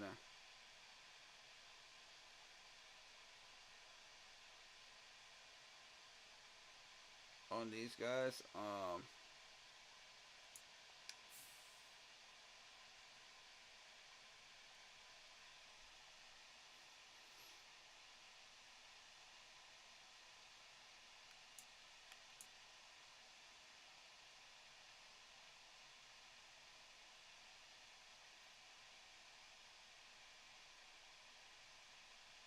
I mean, does it allow you to look at the scouted players after this re-signing period? Does it allow you to do that? Somebody in chat, let me know.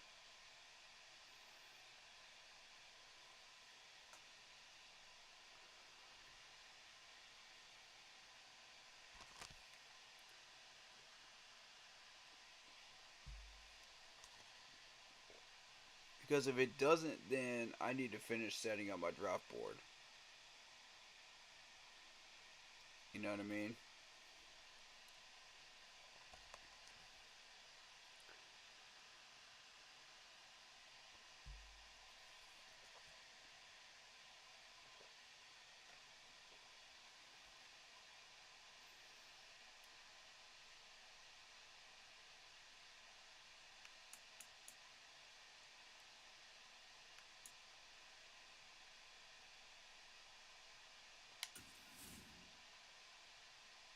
I'm gonna take a chance. I'm gonna take a chance. Okay, it does. It does let you see it. Okay, cool. See the combine results.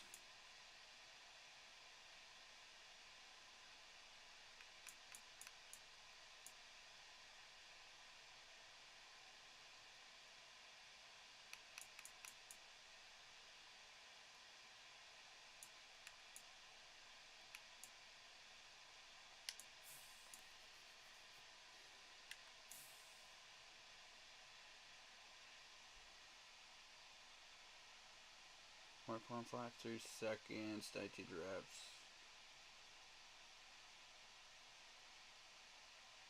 Not bad.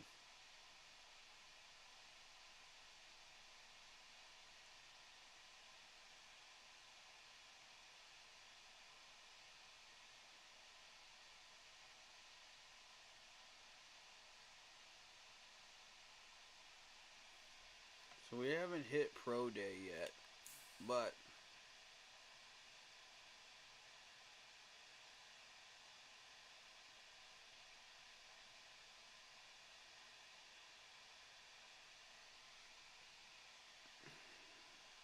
that's a C in release. See, that's my thing is, I need a B or an A in release.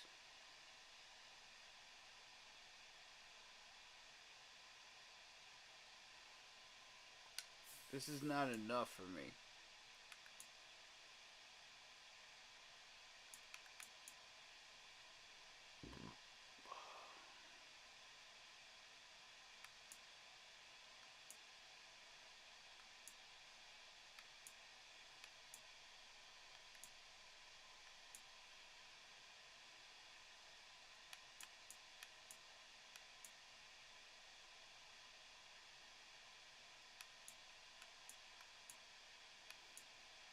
It looks like we're not getting better than that.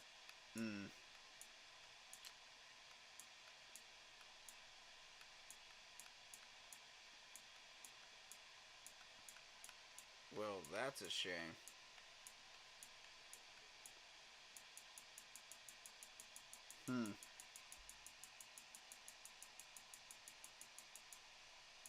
I was certainly hoping for better.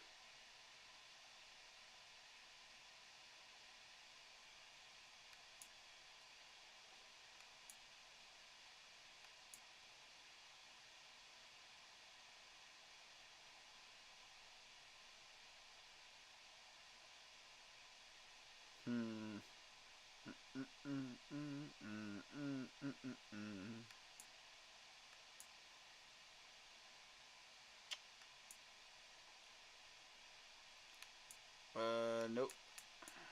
All of these guys are going to be a no for me. If you can't catch, I don't want you.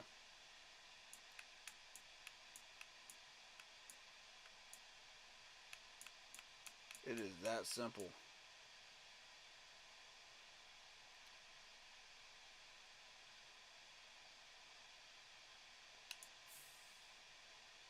Okay.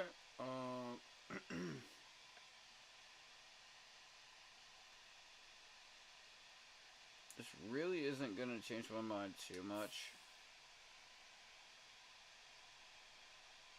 I don't pay too much attention to the combine numbers that much. Not as much as I do the grades that they gave me already. You know. Staff, let's go.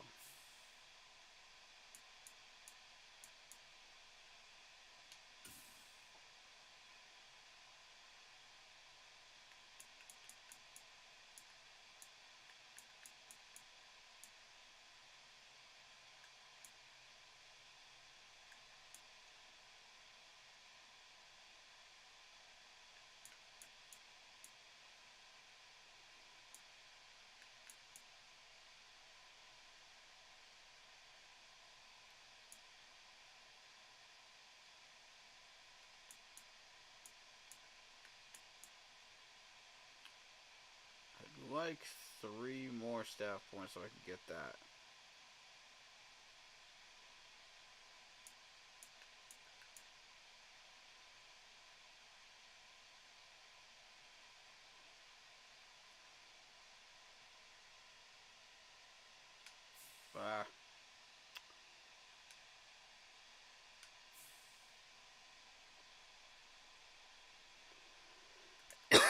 Let's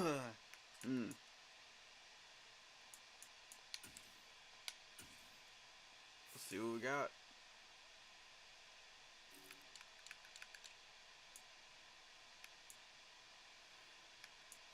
No. Michael Hardman. Hello.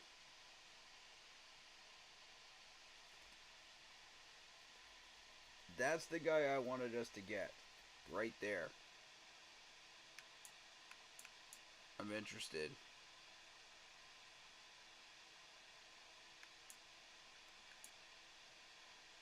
No on Robbie. No on Aguilar. Chark is a no. He doesn't fit my system. Agnew. Now we're getting somewhere. I could work with Agnew.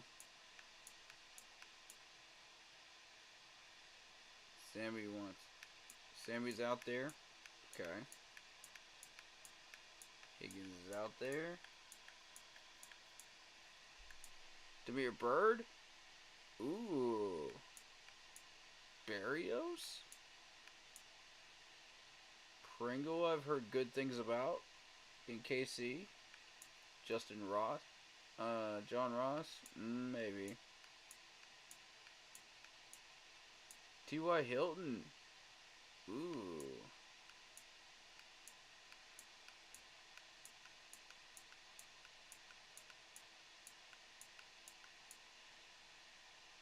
James Proch? I've heard of him. I'm familiar with him. Adam Humphries? My guy Adam.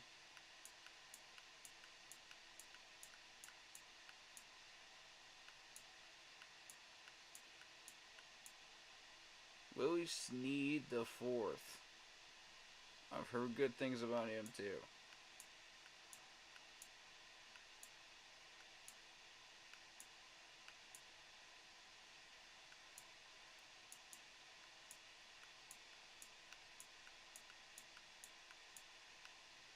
You never know who you're going to see at the bottom of this list.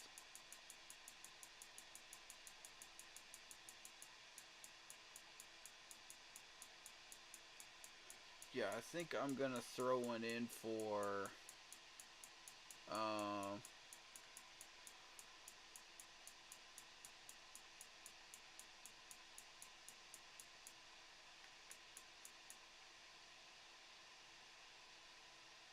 I would like Hardman.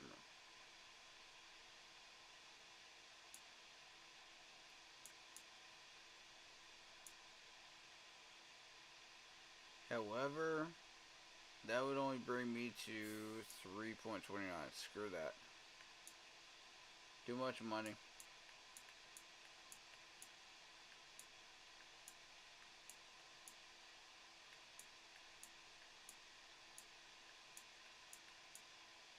Agnew, what you got for me?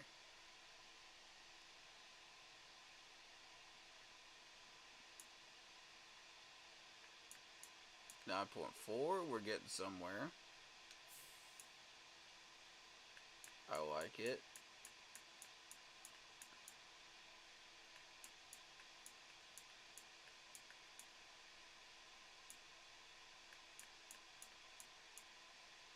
Sammy, what you got for me? Not bad. We might be able to knock out 2 wide receivers here and come out to about $6 mil. I would be interested in that.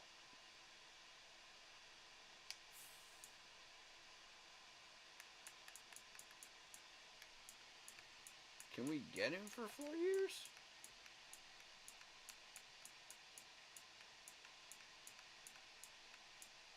Oh, I'd be very interested in that.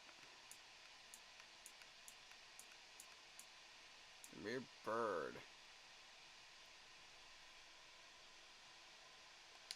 Alright, Mr. Bird, what you want?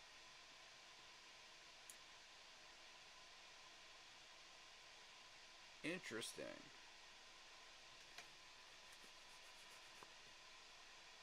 I'm considering it, dude. Bird would be a good fit. for what I'm trying to do. He's a little old, but man, he's not asking for much. I'll say that. Yeah, Hardman's gonna be a no. That's unfortunate.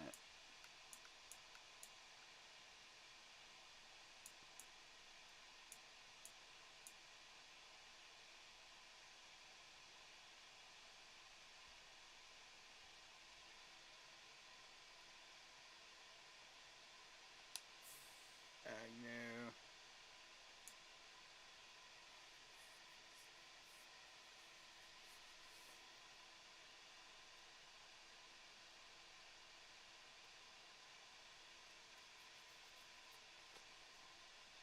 How many wide receivers do I have currently?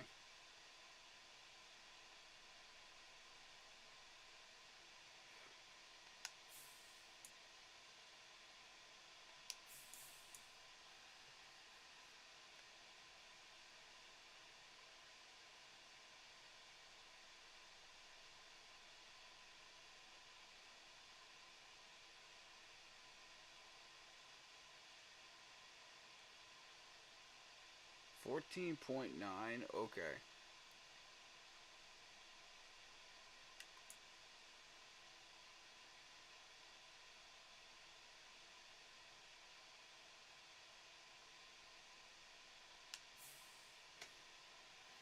How many wide receivers? I need to know exactly how many.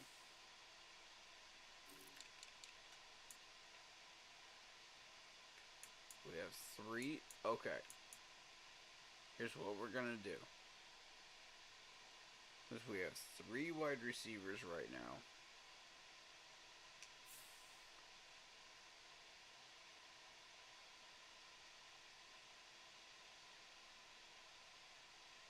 I'm considering opening this up and getting 2.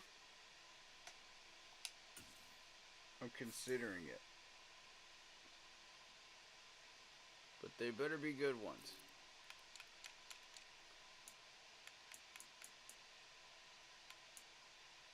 Like, I am not settling. You know what I mean?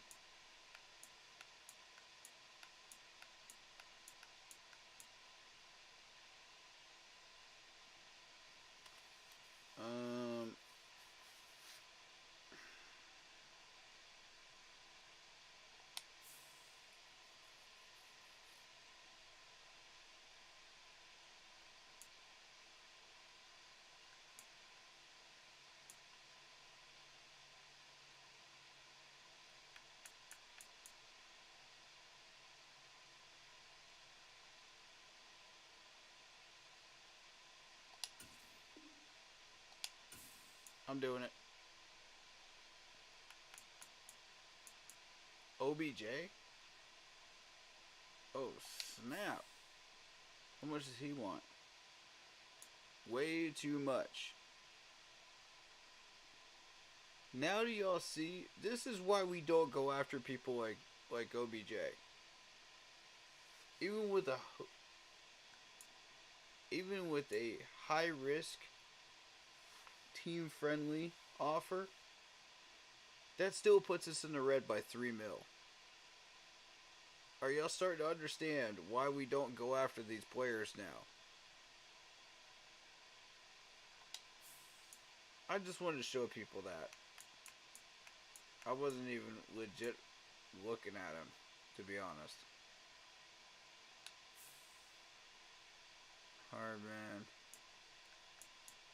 Hardman's too much.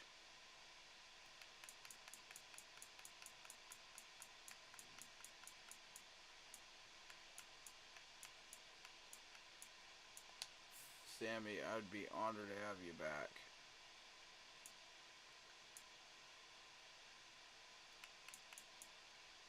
If you'd be interested in that offer.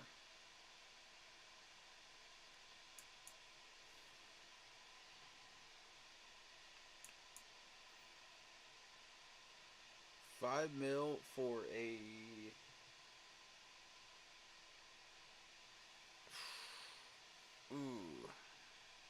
I don't know. I don't know, bro. That might be too much. Sammy, I love you, but that might be too much, bro. I gotta think of my team's future, man. Bird, that offer still stand, buddy? 6 mil. Because I still need to get 3 other positions with this money. You know what I'm saying? Like, 6 mil left.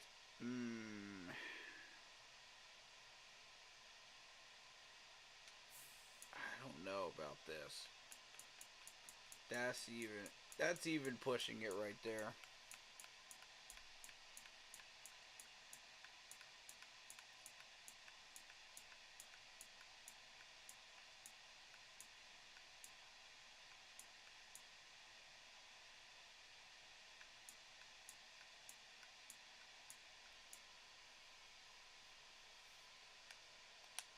T.Y. Hilton?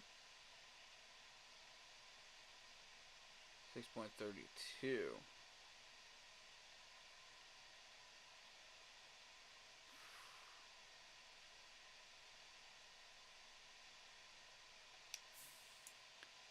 Debatable. Debatable. I don't want to push it too far.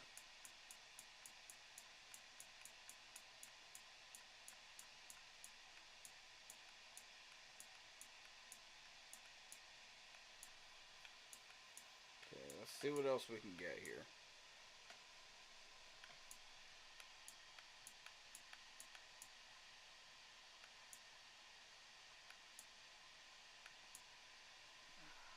Sharpen, porch, no, no, no, no.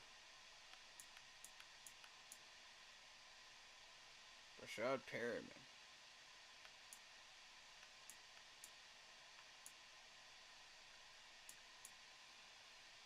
Ford.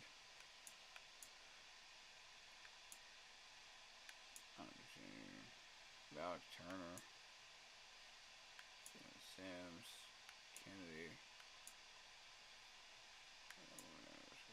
Sneed. Sneed would be an interesting one.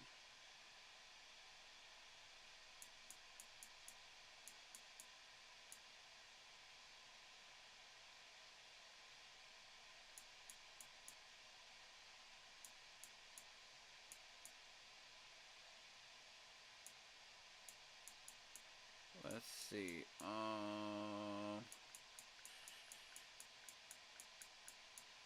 39 catching.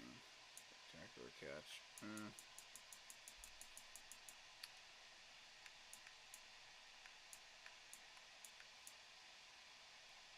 80 Westbrook.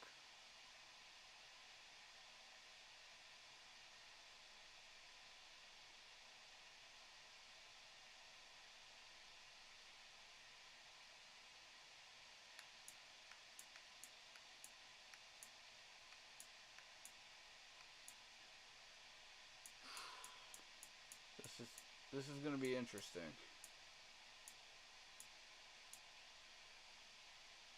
They really limited my options at this point.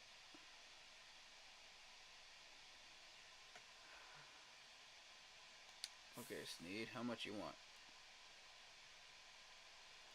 So, 6.7.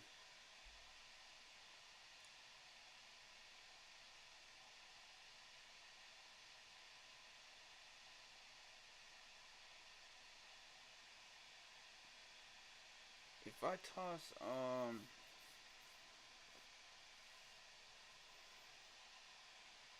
I toss another player, I may be able to handle it.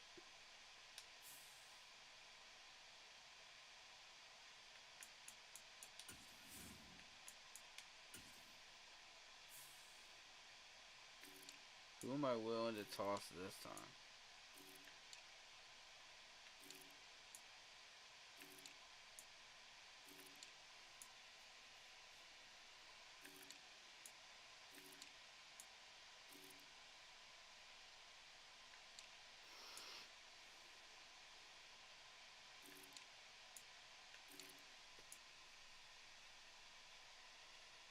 this point, I'm running out of options. I'm just going to be real with you.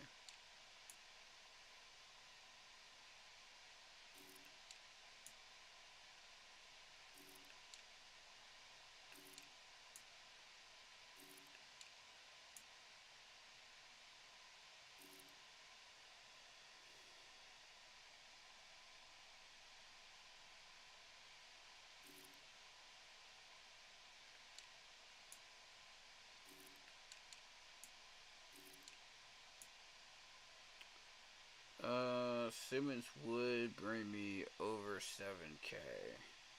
That's the thing. And he's not even a safety.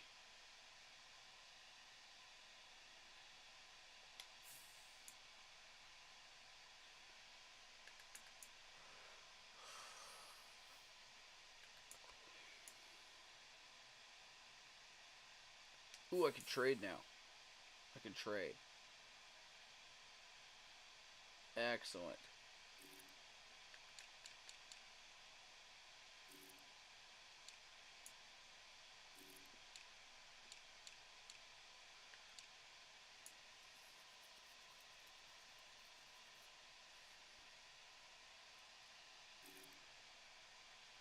Wait a minute. Could I trade those 2 7s for a player that's worth a 6th? Could I maybe pull this off? I was going to get a 6th rounder anyway.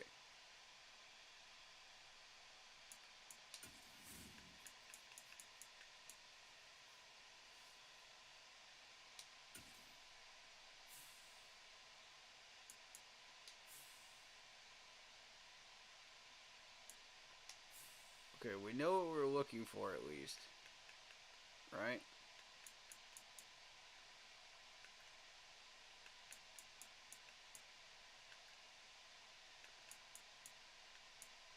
Could get lucky.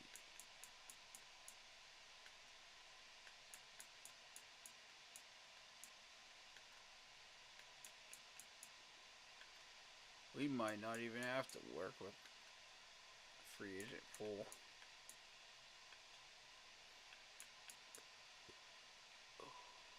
Justin Ross. Interesting.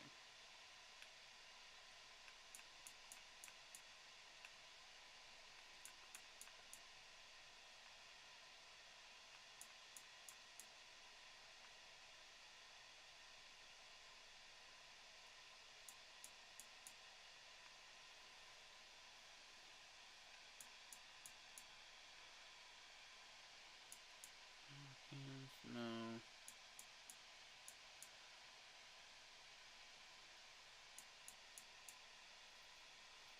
Give me something fun to use.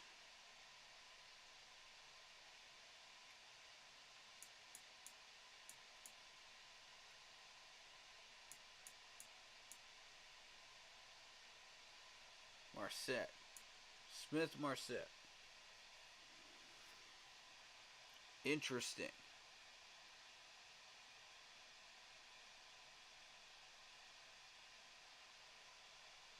Okay, Lions. I'll be back. I'll be back, sir.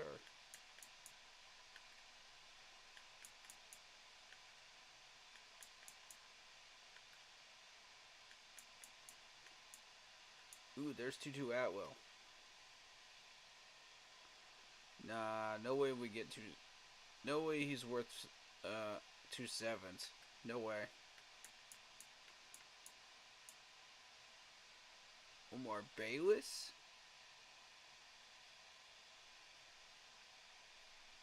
Say what?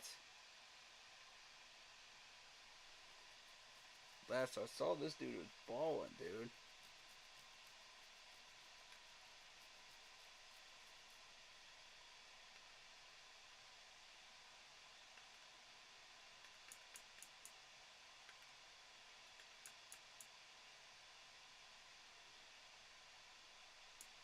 There's John Mechie.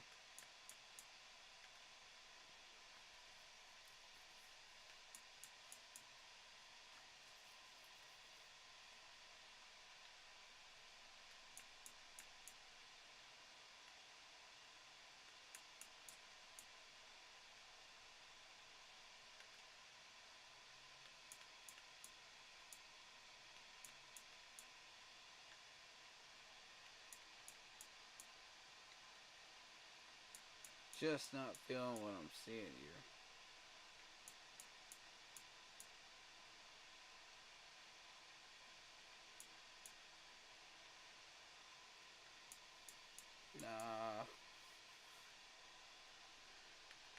Nah, Lions, let's talk.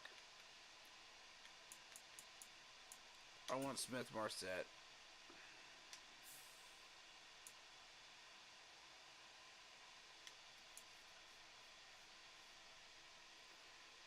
I want Smith Marset. If you are willing to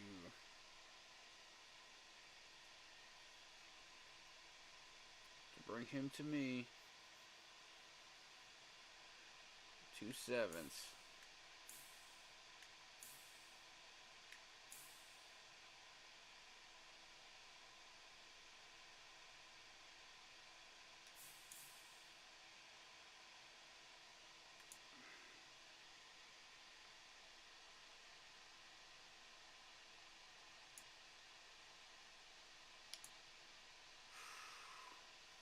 Okay.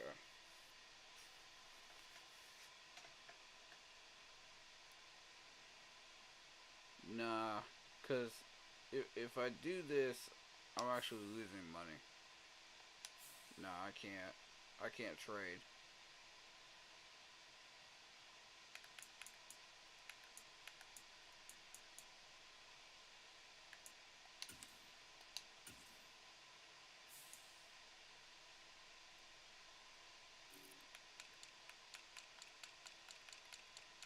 What's at corner right now?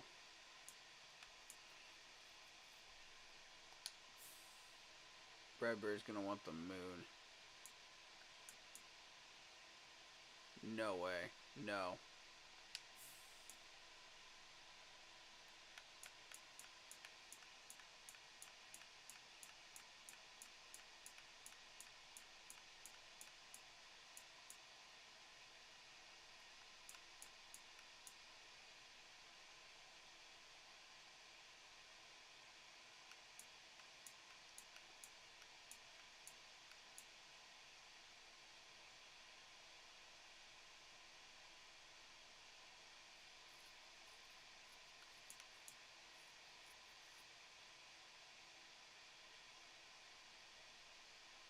Chris Harris Jr.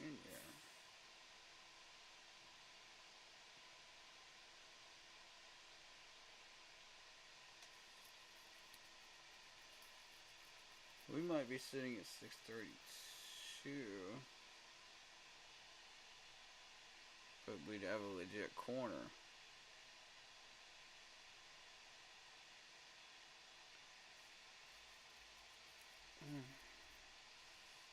This is tough.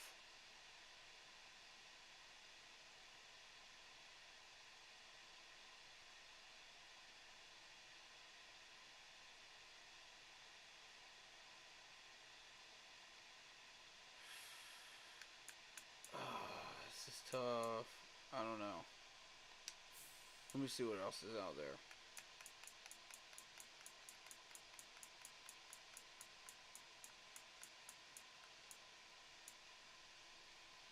I want to say yes, but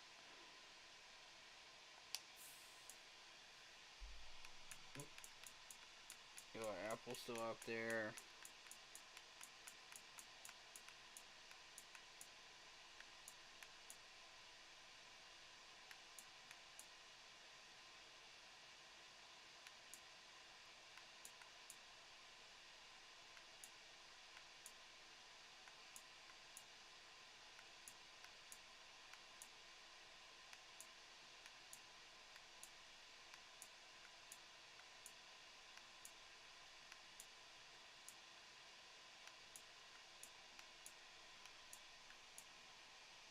Troy Hill. Troy.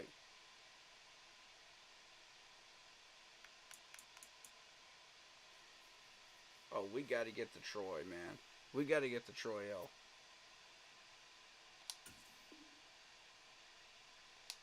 Yup. Yup. Yup. Yup. That's a winner. That's a winner.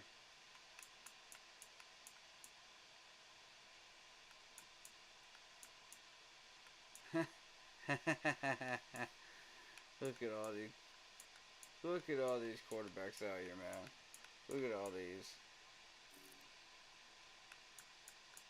My goodness.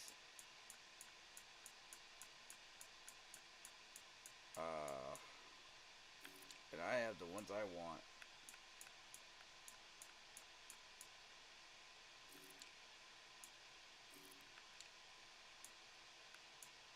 Okay. Hayden Hurst out there. Nah. The only time I'm gonna jump on a free agent is if Kelsey is out there. It's hard to end. That's one I can't ignore. You know what I mean?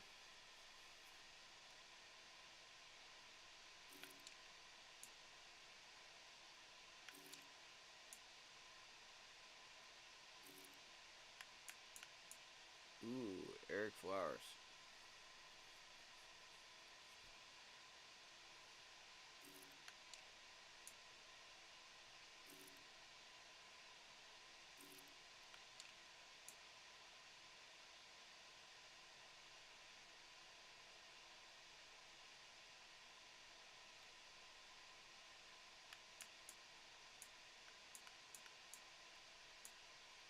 Ooh, Schofield.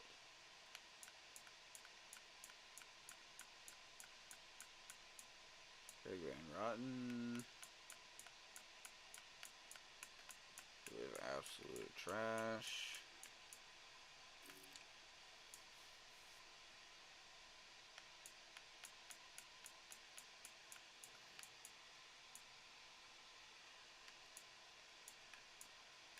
Oh, there's Cameron Irving. Nah.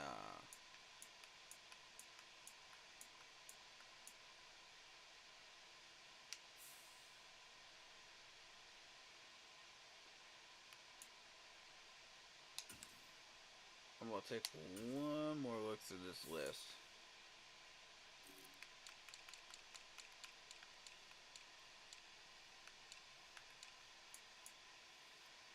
Ooh, Clowney's available.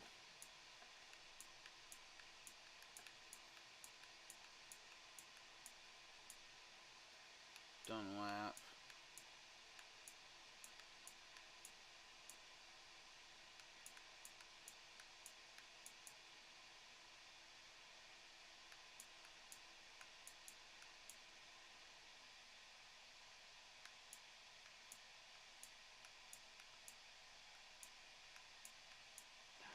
Not feeling it. Okafor? Interesting. He's still around, huh?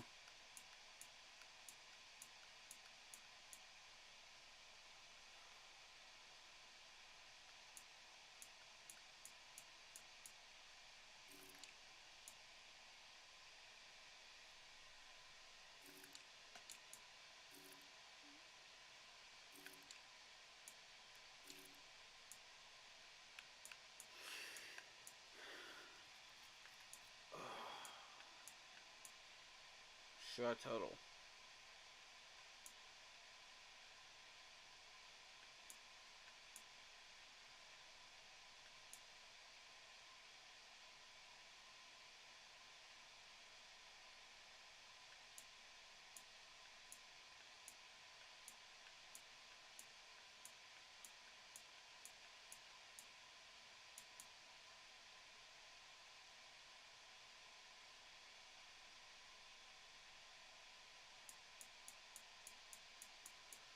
Okay. I'm not feeling this list at all. Let's keep going.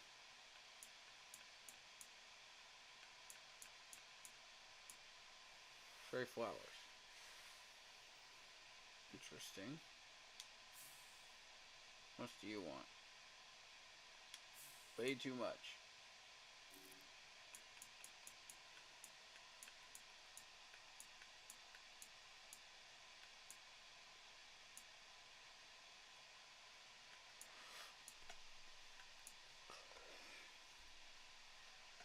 If you bought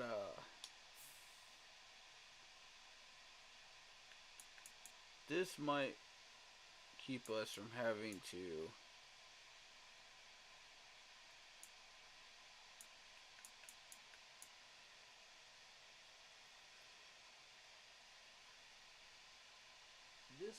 from having to sign a defensive end.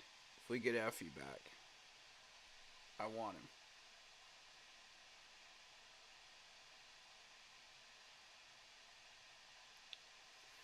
Now, if we do this, we have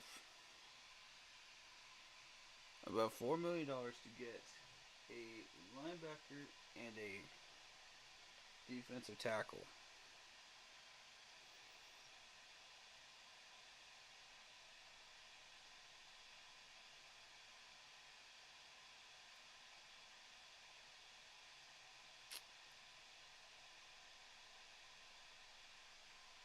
I'll think about it, Effie. I'll think about it.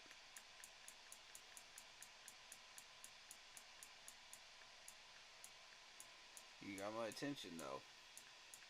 You definitely got my attention.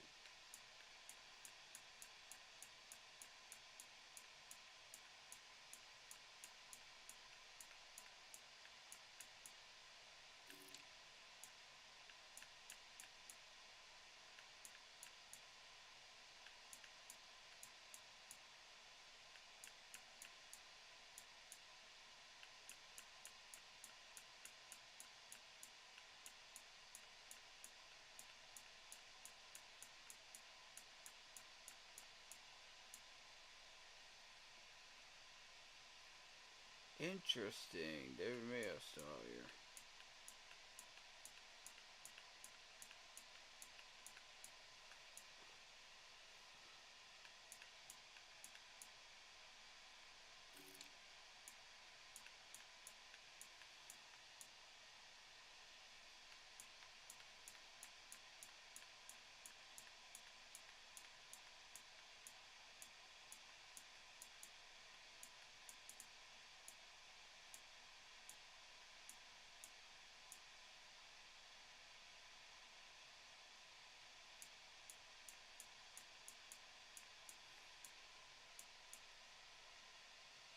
There's Camus.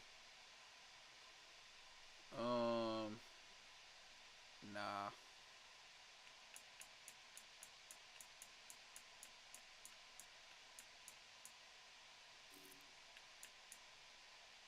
Skalski. You just want a mill?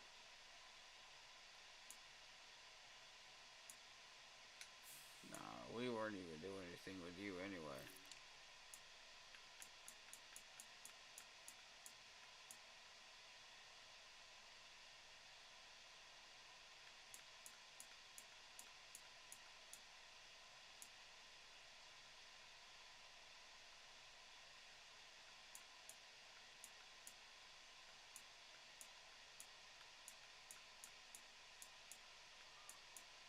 Again, I'm looking at Effie.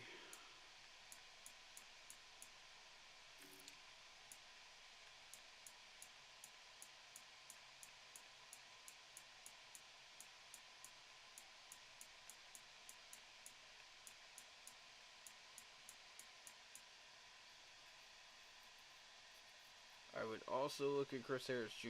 right now.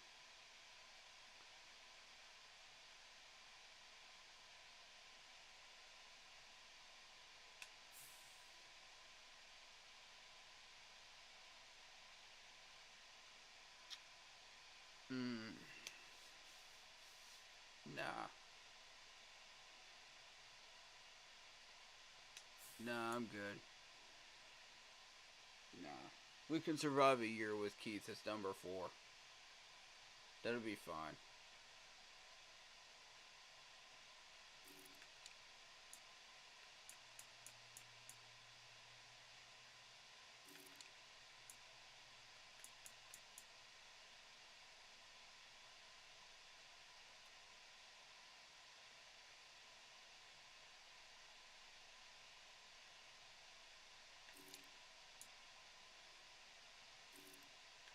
Gano's available?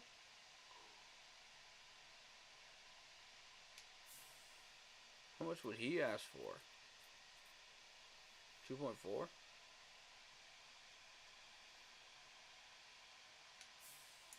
Not bad. Butker's a good one too. Somebody good's gonna get him. Zane Gonzalez is out there too. Ooh, boy. And Zerline. Blankenship.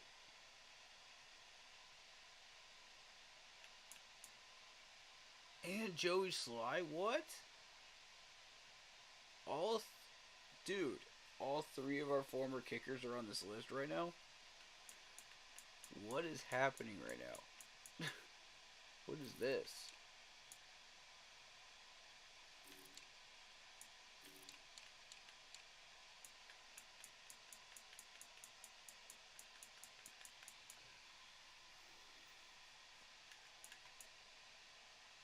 Alright, I targeted Agnew.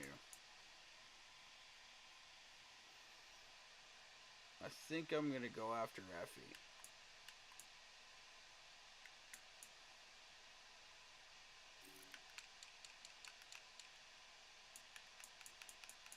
I think this is the play that I really just cannot ignore.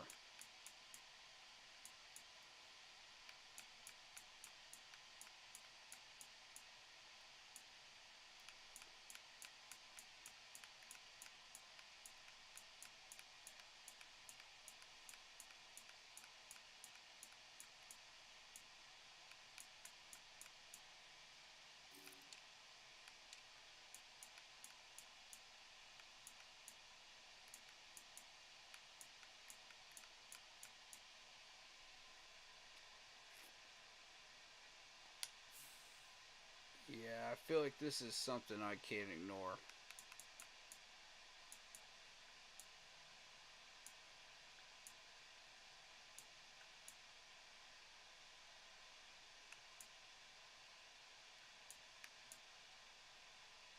Should be willing to do that.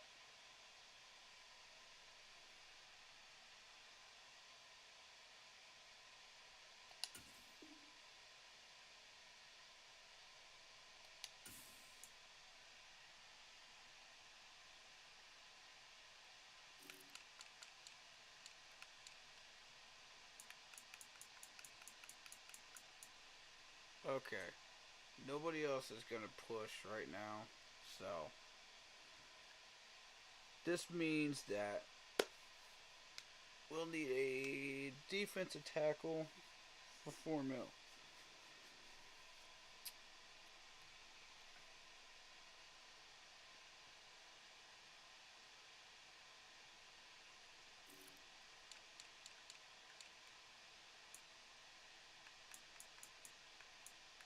We find what we're looking for. We might not even have to go drafting.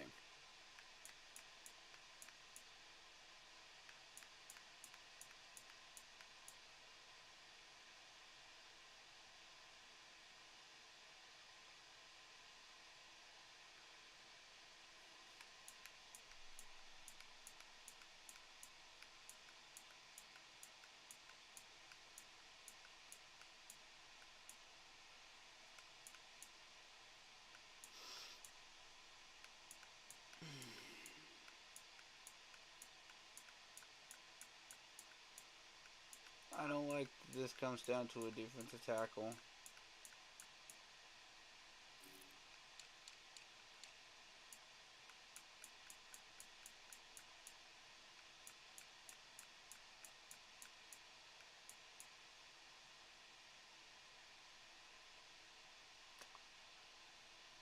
Oh, AJ Klein. I have to have him. I have to have him. I have to have him. Gotta have him.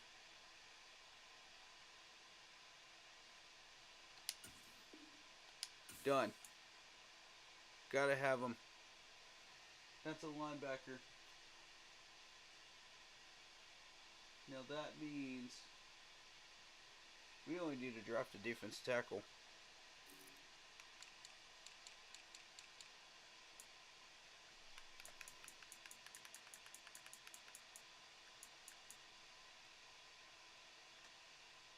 I think we're doing really well.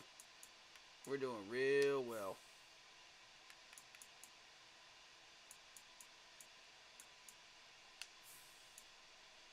We're going to have 2.22 to sign a defensive tackle.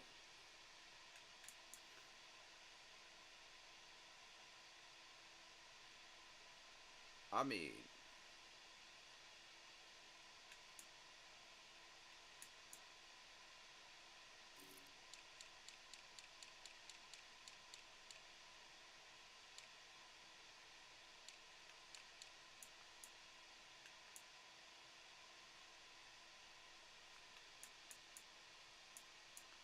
that's pretty freaking good. I mean, look at this.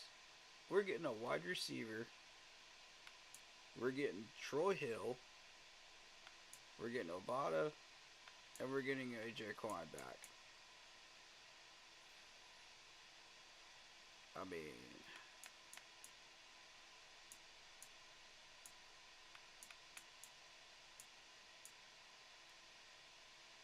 Troy Hill is going to be the tough one, though. He's going to be a tough sell. If we have to, we'll toss Isaiah Simmons for him. If we absolutely have to, in order to push a little harder to get him, I would be down.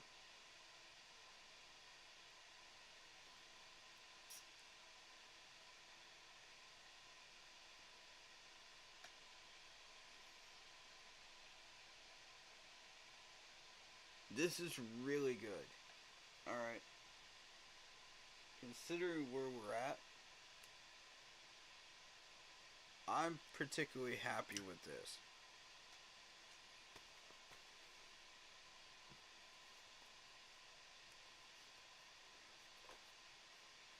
And we have a need at corner.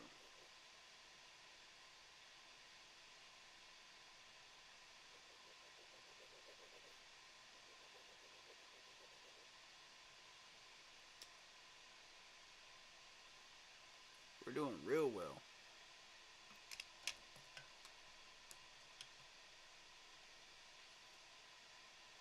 So,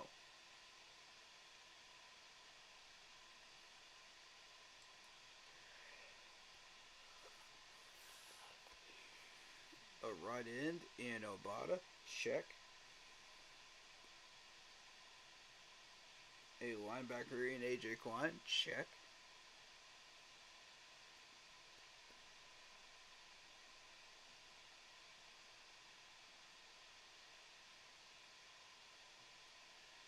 A corner in Troy Hill, check. And a wide receiver in Agnew, check. All that's left is that defensive tackle. And I'm not feeling anything on that list right now.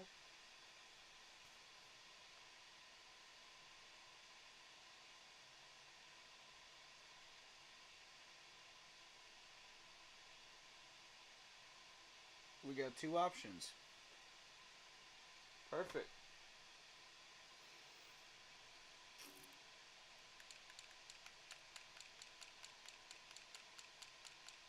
Let's try this list one more time. Let's see if we can get something.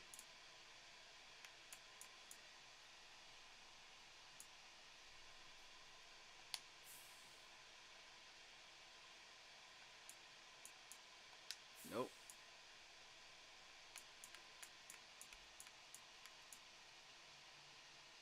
We're not getting shot total either.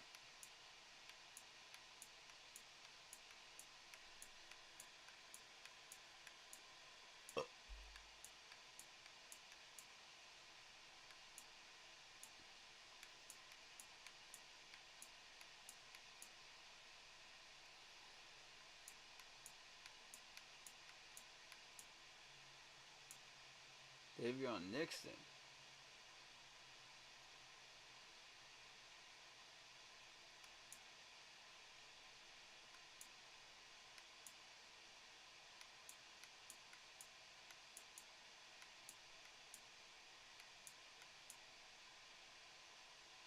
Christian Ringo.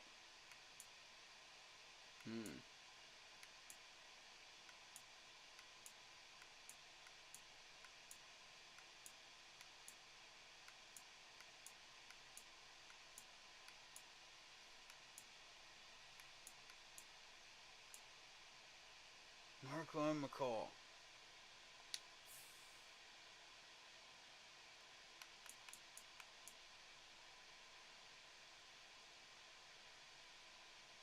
We make an offer for him. We've still got 1.42 million left. With all of this. Bruh. I'm willing to consider McCall. At this point, yes.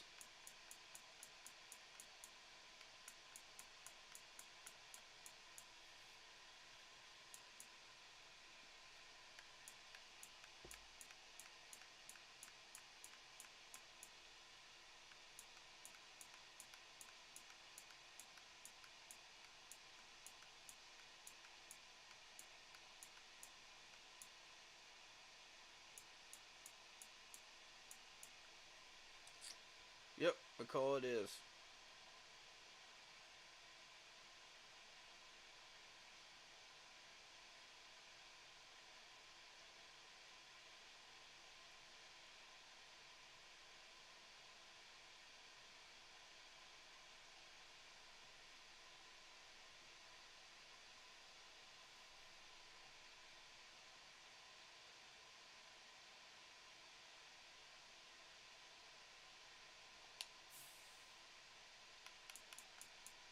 Ain't always gotta be a winner, man.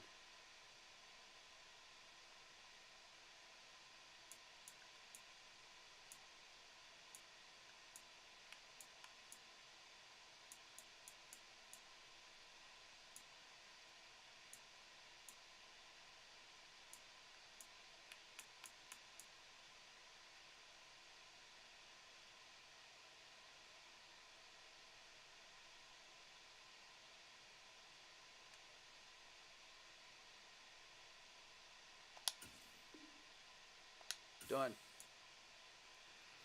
We might not even have to draft anybody. At this rate, we can go after a wide receiver for that cheap amount right there, 1.242. That's assuming we get all 5 of the people we're looking for.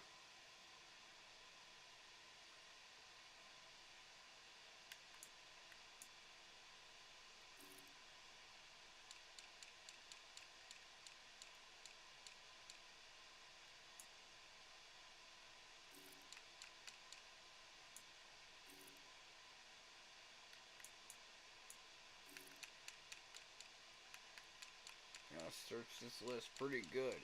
I think I know exactly what I'm looking for.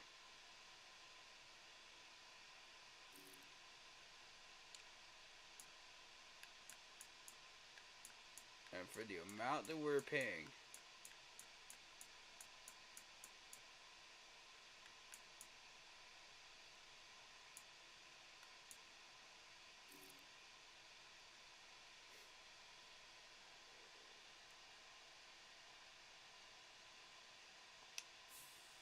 okay, let's see.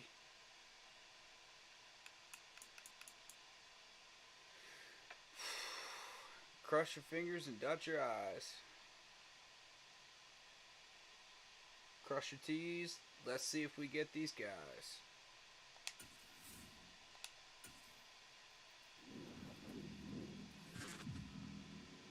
Come on, baby. Give me some signings. Give me some signings.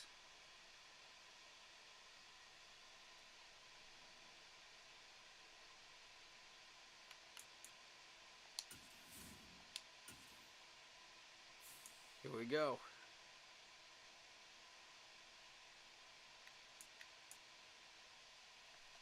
Yes! We got A.J. Klein.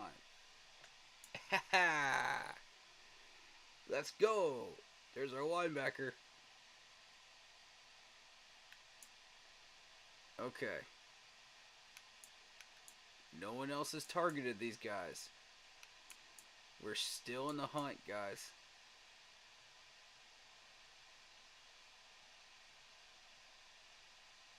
If we need to bump it up for Troy Hill, we will. We've got the money to do that now.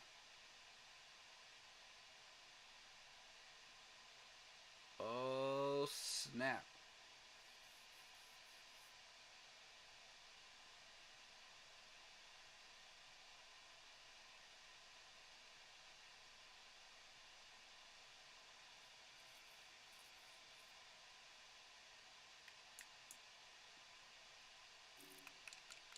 Just in case. Okay, McCall Hardman's gone. As I expected he would be. Is there a chance? Is there a chance?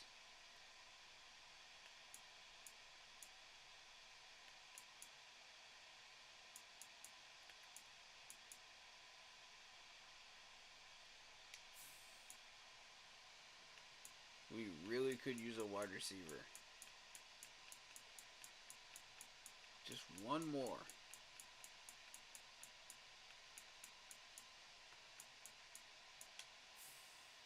Come on, Bird. Be nice to us. Nope. Nope. It ain't gonna be Bird.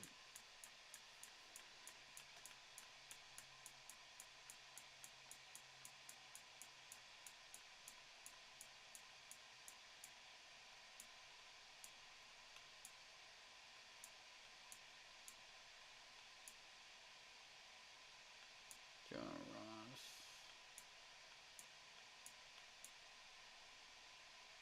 T.Y. Hilton.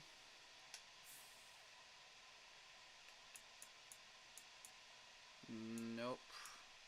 Unfortunately not.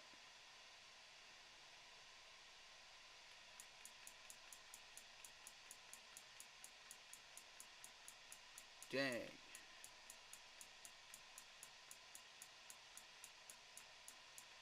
I was hoping he would be nice to us, man. I was hoping.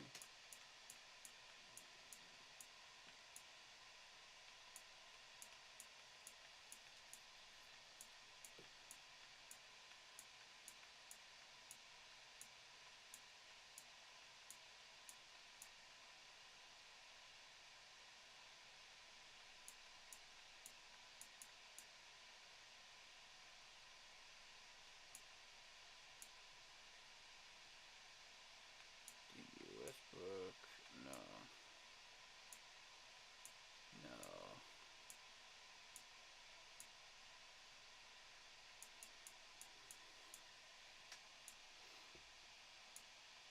Come on, baby. Give me something. Sneed.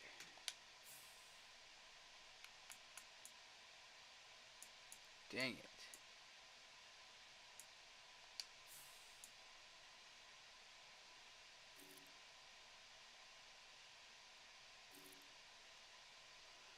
Well, if I can't get Sneed, then that's probably about it. Huh. Which is fine. Huh.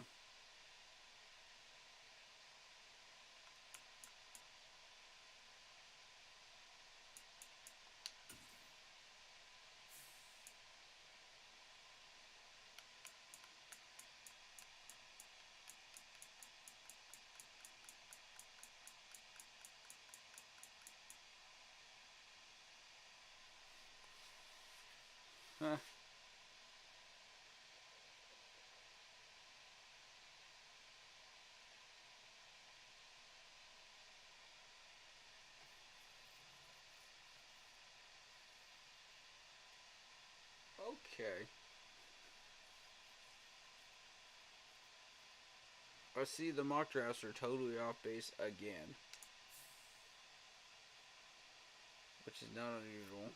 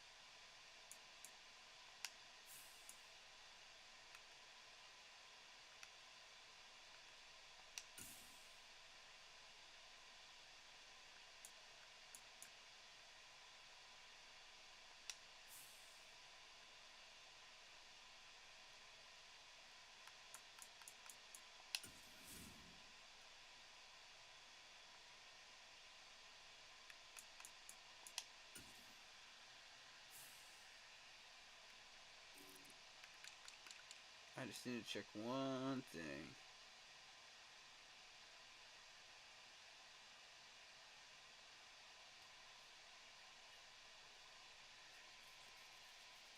That means we're going to be drafting a defensive tackle, I believe. Correct?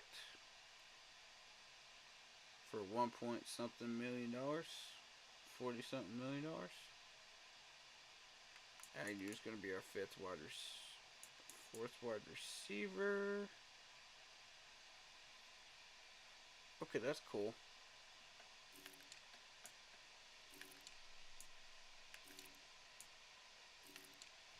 It's going to be an expensive year, but we can do it.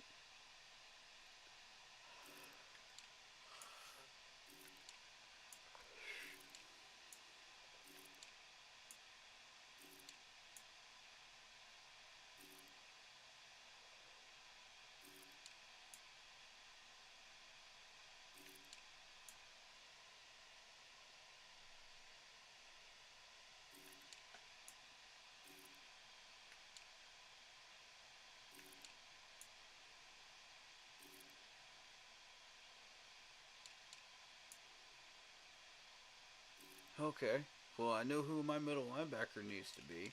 It's got to be AJ Klein at this point.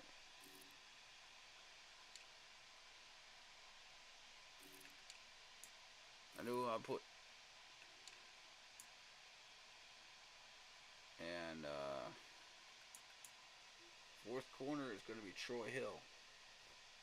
Looking forward to this one.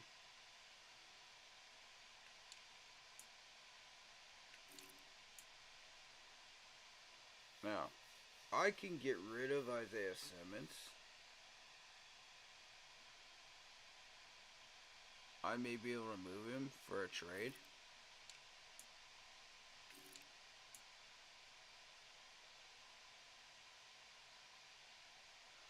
It's very possible. The question is, should I do it? He was our top grossing numbers man besides Jeremy Chin out here.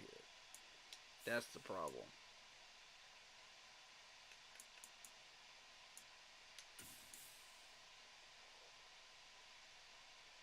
Dude is making tackles left and right. He's got a tackle for a loss, a sack, and 2 picks. So, again, my question is, should I do it?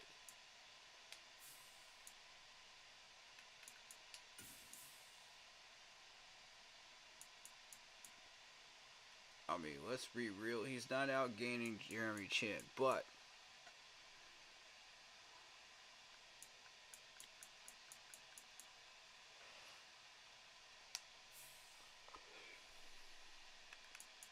those two back there, I feel real good, man.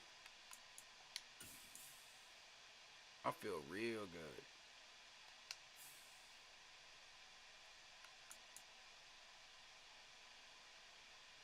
I don't want to move Sam Franklin if I don't have a choice. That extra 500 could help. I'm not even gonna hold you, man. That 500 could help.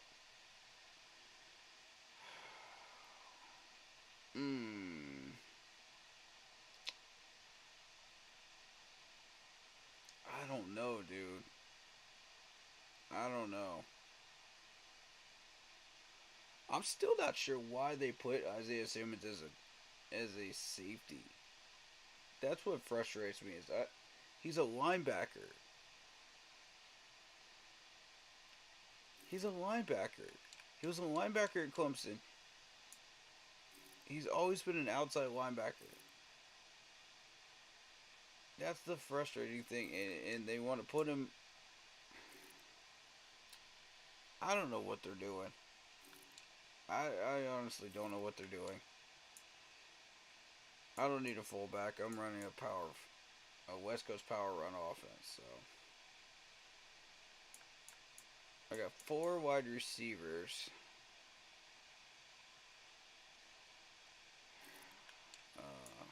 Let's see.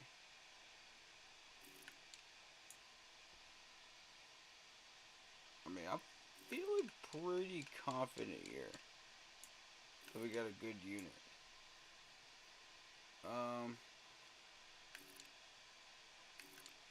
Obviously, AJ Coin's going to be our middle linebacker. He learned under Luke Kuechly. So, yeah, that's an obvious one.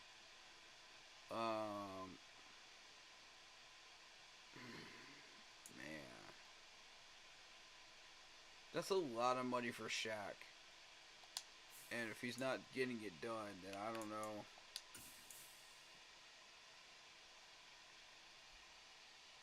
Oh, yeah. Three tackles for a loss, 3 sacks, and a pick. That's not bad. 5 pass deflections. Okay. That's what I want. That's what I want. Very well, sir. I'm not going to be looking at you.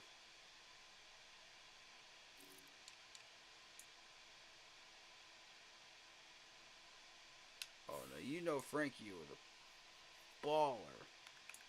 Let's see those stats. Let's see them.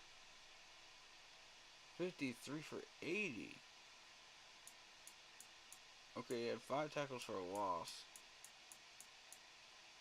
1 pass deflection. See, he would eclipse that in real life.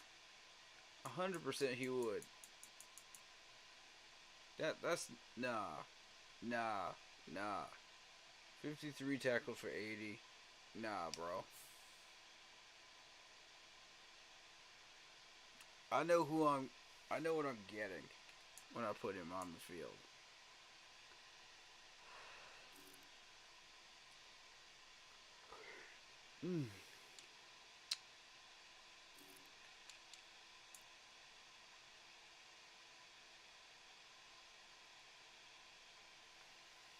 We'll work with Troy Hill as our legit number 3 and have Keith be our number 4. And then the next offseason, I will be drafting a corner. Because I am not feeling the ones I see right now. I might be signing one, to be honest with you. Because corners are so hard to get. The good ones are so hard to get. But yeah, if we need that extra money, then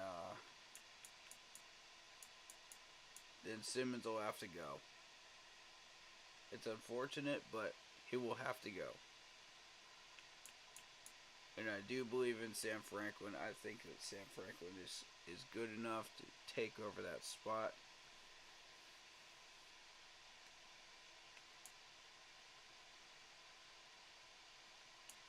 But yeah. Free agent signings. Let's see one more time.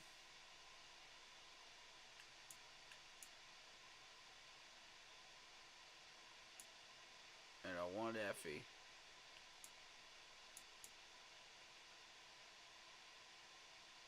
Okay, so we got a defensive tackle on the list, so yeah.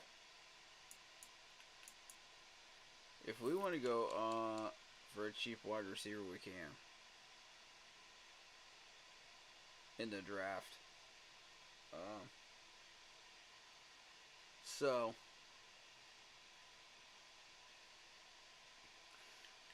that's if we get the guys that we're looking for here. You know what I mean? Because none of these guys are going to go for a mil 42. I already know this. Bird's in here. Berrios is in here. John Ross is in here. T.Y. Hilton's in here.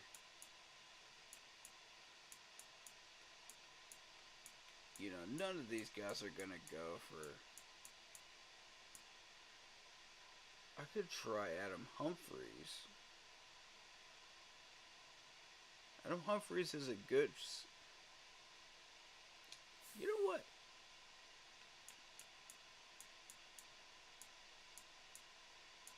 Nah. Can't get him.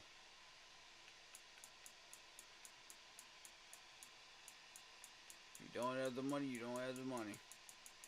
This is how that works.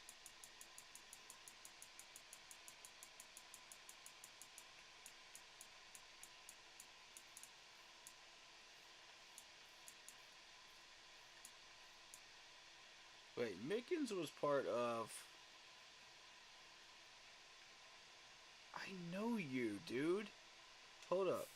Hold up. What teams are you part of? Jacksonville. I thought I recognized that name. I thought I did. Okay. He hasn't done anything. He's more of a practice squad guy. He ended up on our practice squad, didn't he? 1 year. That's why I'm familiar with that name. Holy cow. That is crazy. How these guys' names pop up like that. You just never know what you're going to see down here.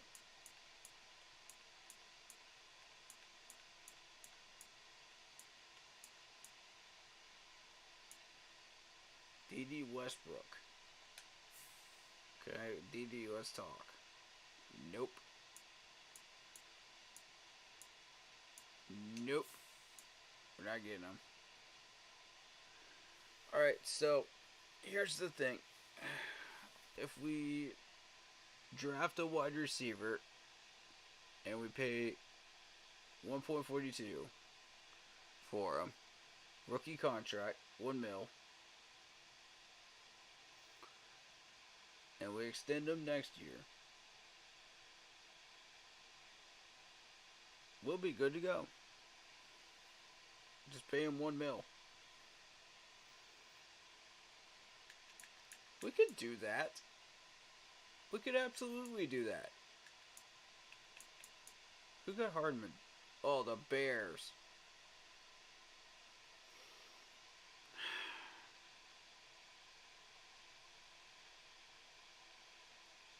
Of course they did. Of course they did. Are you kidding? Of course they freaking did. Oh my god. This is the year of the Chicago Bears, I'm telling you.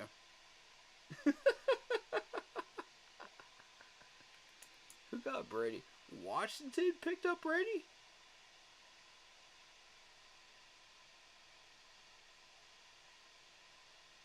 Huh?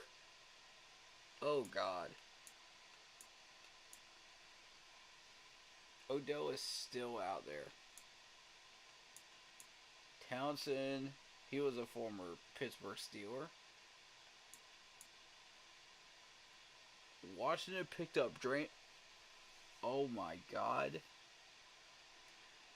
They picked up Bradbury too.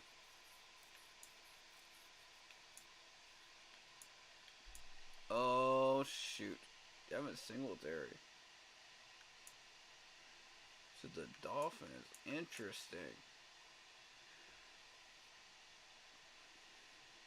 Clowney to the Niners.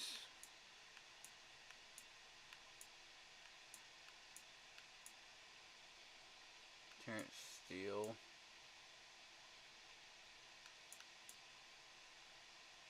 Nate Davis. Ooh, they got a guard. There's Aguilar.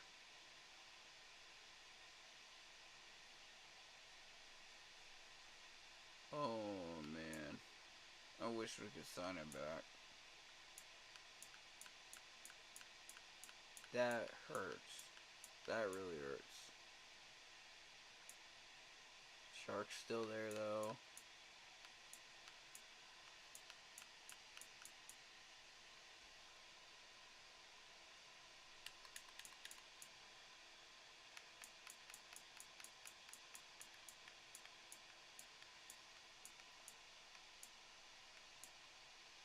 Trayvon Mullen, yep, figured they would pick him up. They still have him in real life too. Last I checked.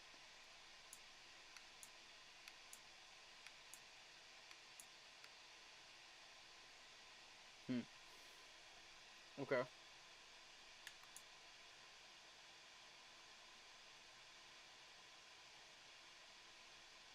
I don't think we need to go after anybody else. I think we're okay.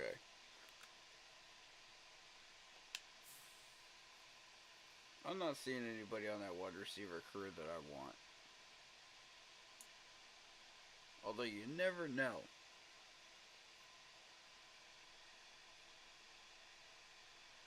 Could we maybe move...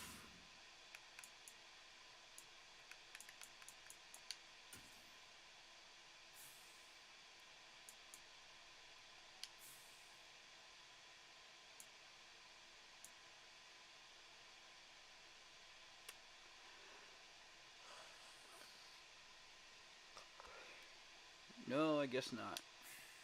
I guess not. No.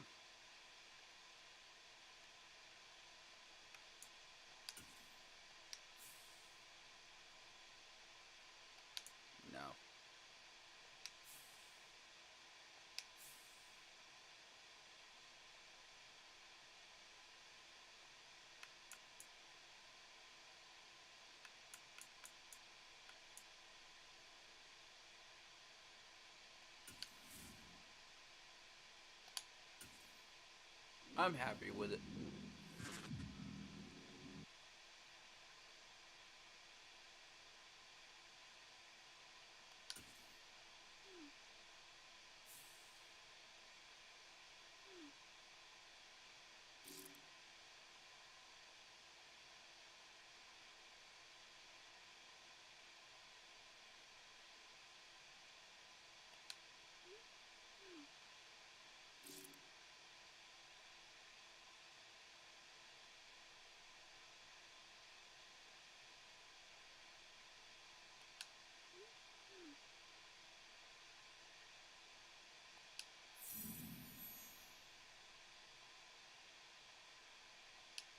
Cool.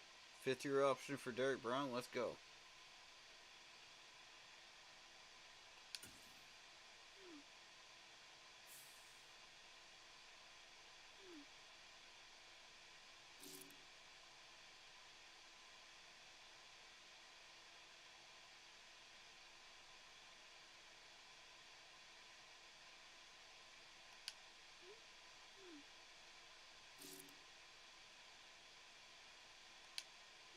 Yeah. Let's get it done.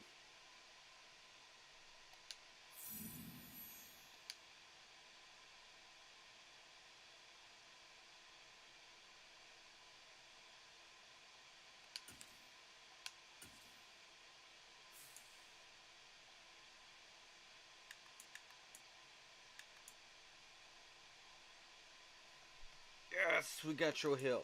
Let's go. We got them all.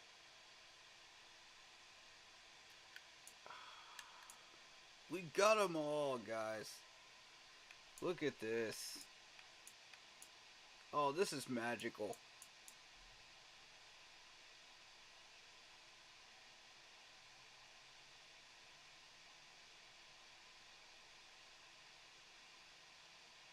We still got a mil 42. Oh, that's beautiful. Look at this. That's what I want. Alright. Who is still available? I'd like to have one more wide receiver. I doubt anybody's going to want to sign for a mil 42, but you never know.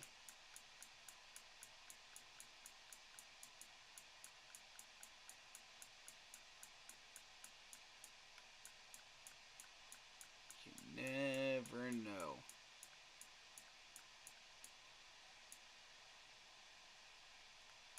Anybody down here I might want to try to mess around with and experiment with. No, no, no.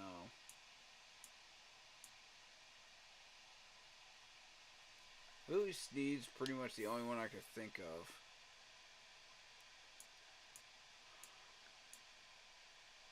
But we can't sign him.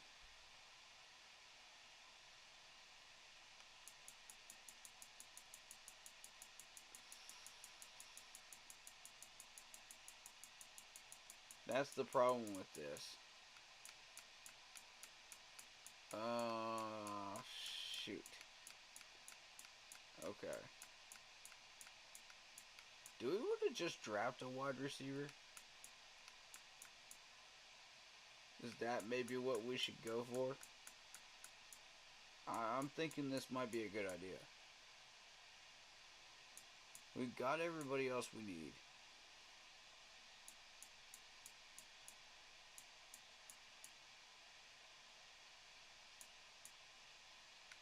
Hightower? Nah.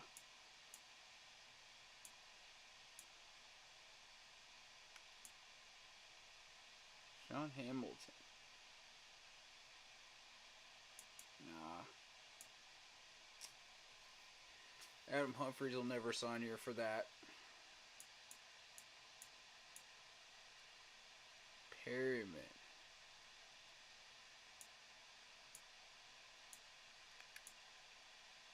Yeah, Ford. Mickens.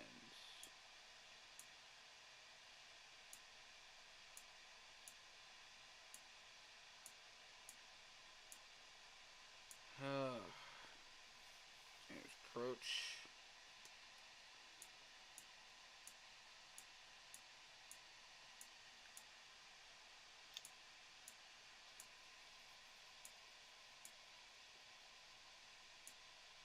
T.Y. Hilton's here, but there's no way you're going to be able to sign him for $1.42 million. See, that's the thing.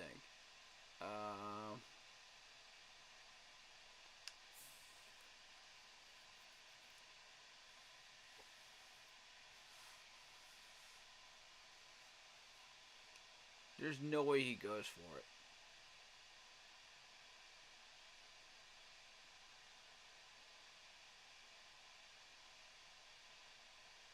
Something just tells me try it anyway.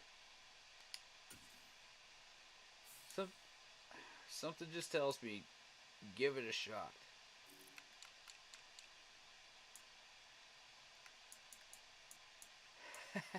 Look who's still here. No offers. Serves him right. That's what happens when you act like a jerk. Alright, Sammy's got no offers. Okay, so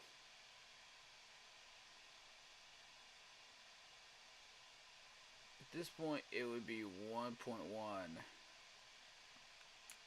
for 1 year.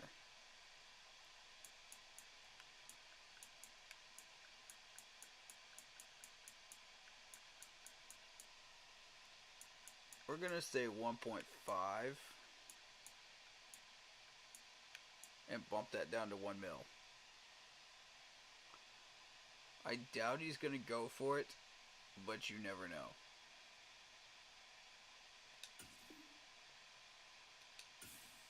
We don't have the money. Okay. Can we restructure? We can restructure? Hold up. Hold up. You are telling me that they gave us the power to do that?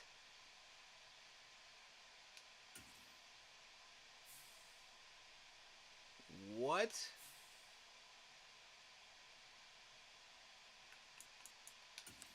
I've got to see this for myself. Hold on. We're allowed to do that?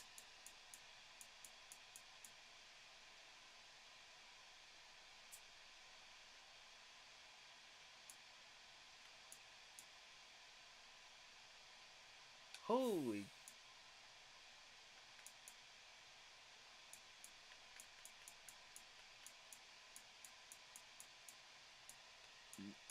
What? Nope, it's not here. It's not here. It's not here. It is not here.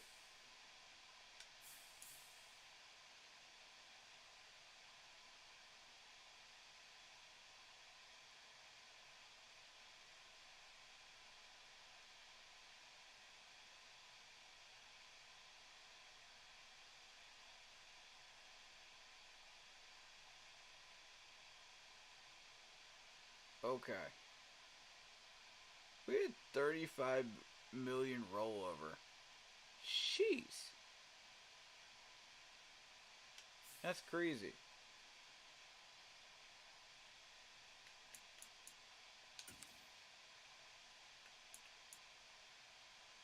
How do I... There's a way to restructure?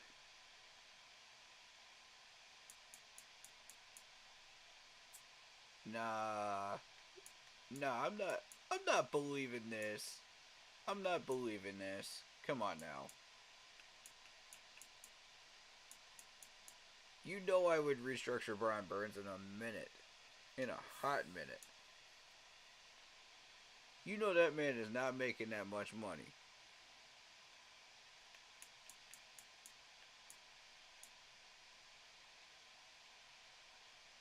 How? Ooh, stats and contracts. Stats and contracts. Okay.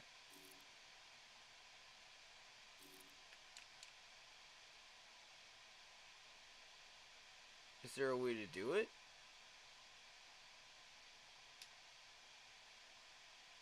Ah, blast it. Come on.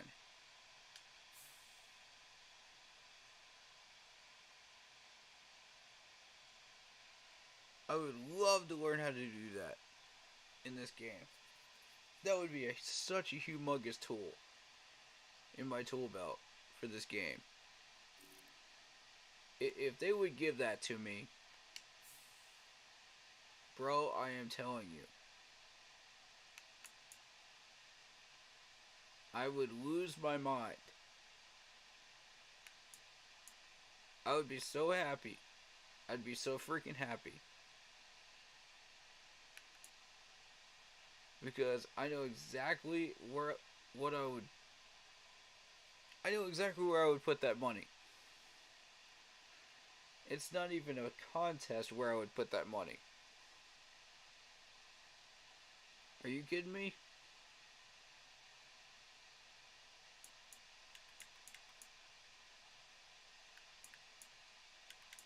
Let me see if it's in the settings. Hold up. Because I don't know.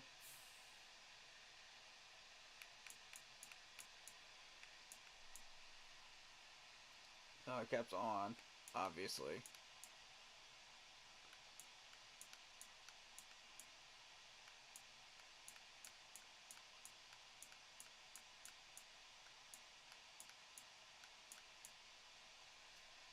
Okay, now you see I've turned off the accelerator clock.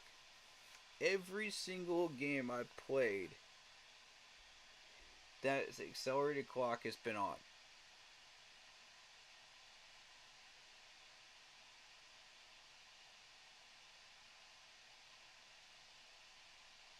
I do not like that. That needs to stay off.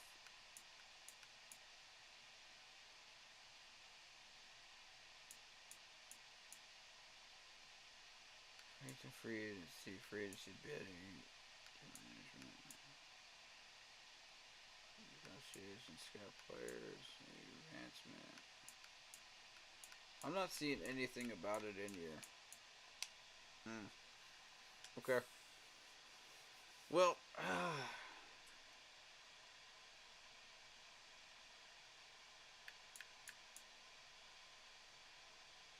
I got the players I wanted. So now, what we're going to do with that last 1.43 is we're going to actually draft a wide receiver. And we're going to complete this roster. We are this close to finishing this roster. Already. Alright. 1, 2, 3, 4, 5.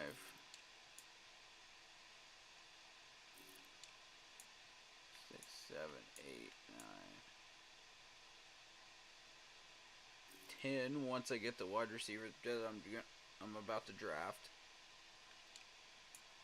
11, 12, 13, 14, 15, 16, 17, 18, 20, 22, 24,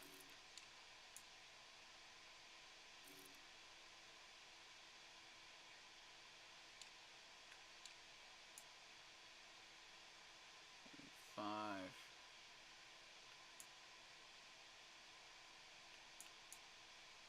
26, because the Ephiobot is back in.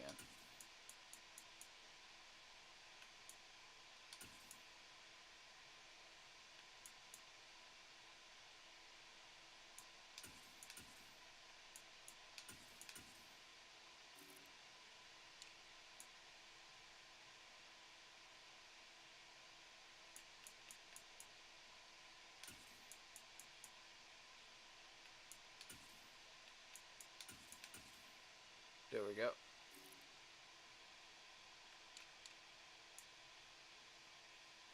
Eight, 29.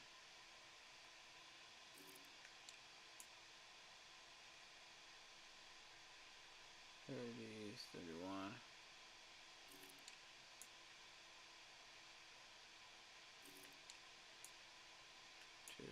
3.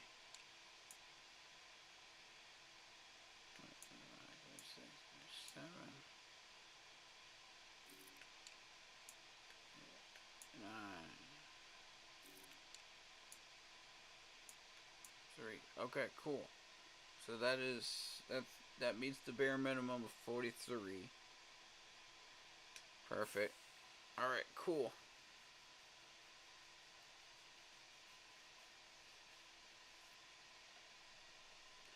Alright, so what I can do is I can trade those 2 7s into next year. Since I'm only going to be drafting a wide receiver and signing a wide receiver. I could draft other players, but they'll just end up on the free agent market.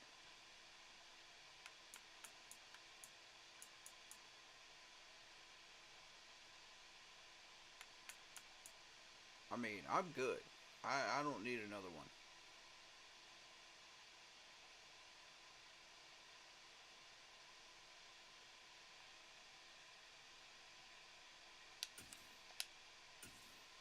Perfect. Excellent free agency. Excellent free agency. I'm really pleased with that.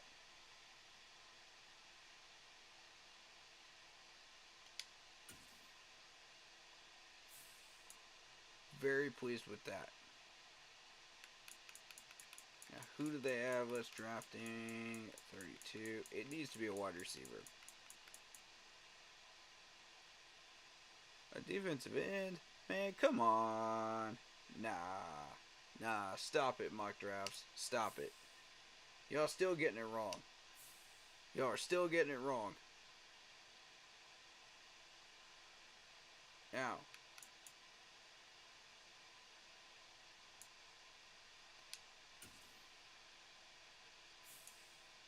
Here's my issue with this.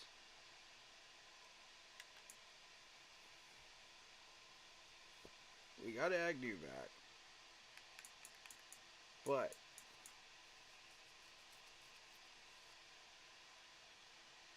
the scouted wide receivers that I have looked at did not impress me. This is going to be a project wide receiver. This is what we're looking at. So, I'm not real encouraged by that. But we'll see what we can get out of them, right?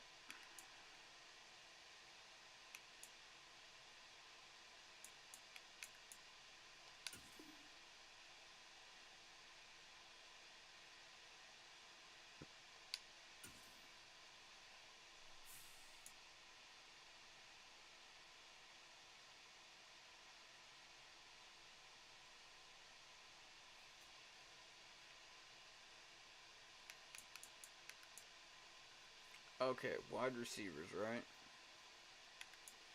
This is the dude I'm thinking about actually drafting. Right here. It's Mr. Blackwell.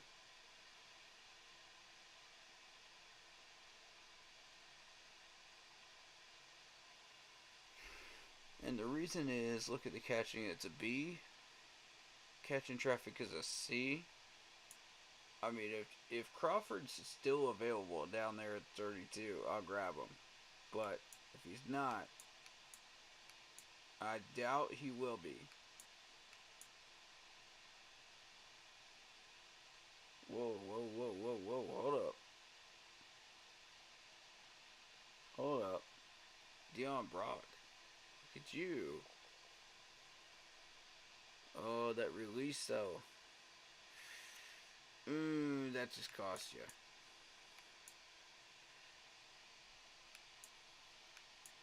I would have given him the workout, but that release is everything.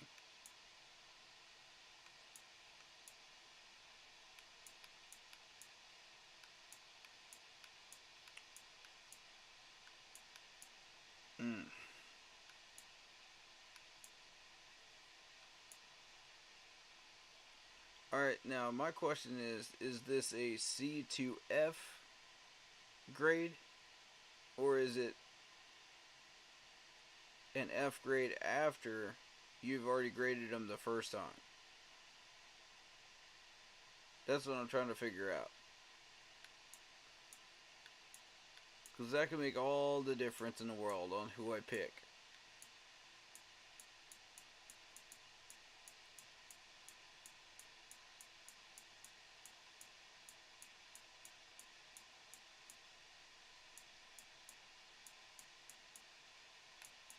Oh, this dude's just trash all the way around. Look at this. Straight Fs. Wow. First time I've encountered that. That is horrible. Okay. Yeah. Back to business here. I think we will be going for Mr. Blackwell here.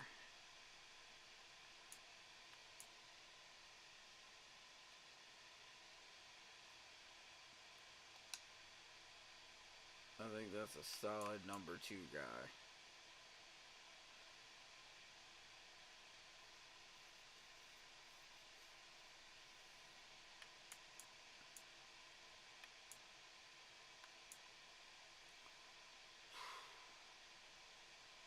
F on release.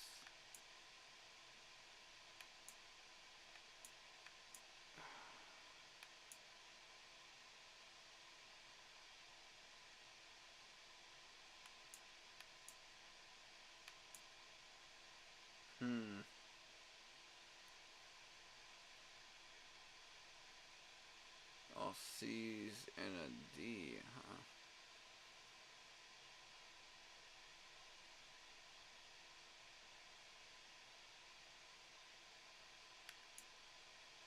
Interesting.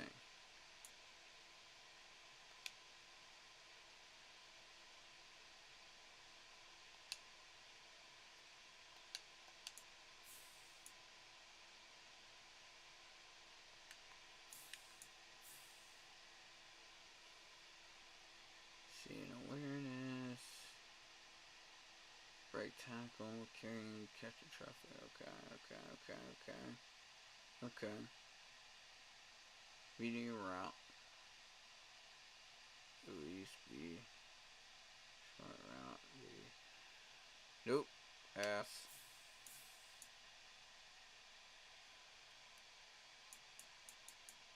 He's a deep threat.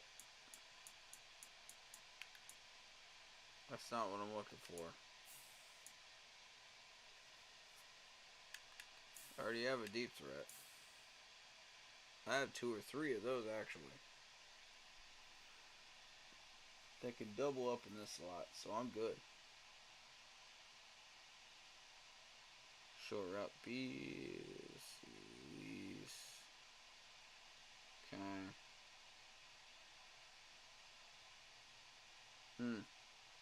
Okay. Alright. Yeah, this guy might be it. this guy might be the one. I'm feeling it.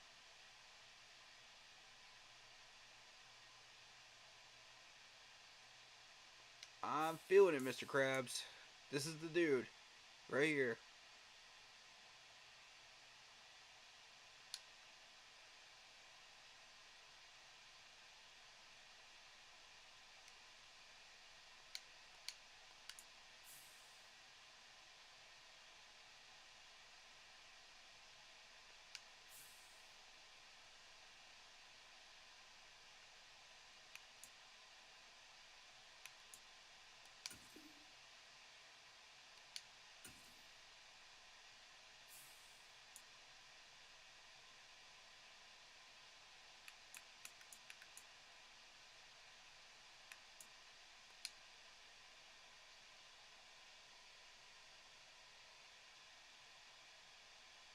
Okay, so we need 3 players.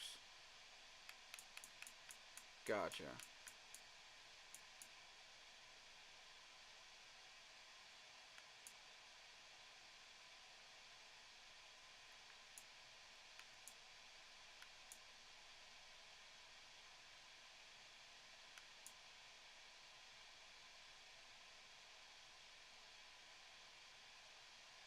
In that case, I'm looking at corner.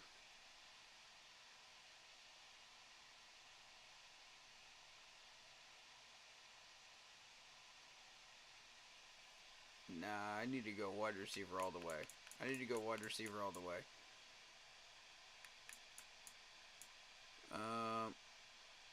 Let's see.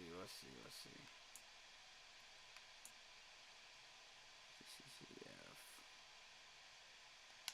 That might be the next one.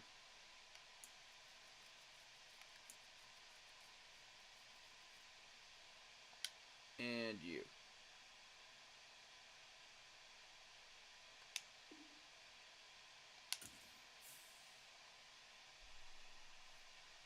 Give it a private workouts. Let's see what you got.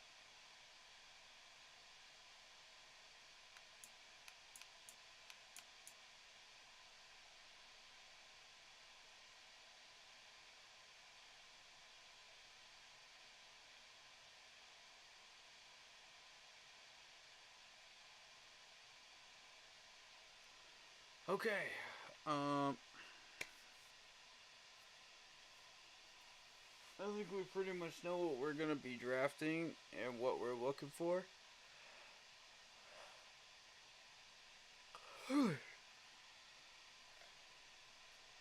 With that being said, with the next Madden Monday, I will be setting up my draft board officially. And I will be actually drafting, and I'll show you guys what my process is, what I'm looking for, and why I'm doing what I'm doing. That way you guys have an idea of how this is supposed to work using my system and why I do what I do. That way you never miss on a pick that you are targeting. I've only missed on one per draft every time I've done this, and they were usually second choices. So, and in this case, I can show you what to do in situations where you only have 5 picks, like I have right now. And like the Panthers have right now.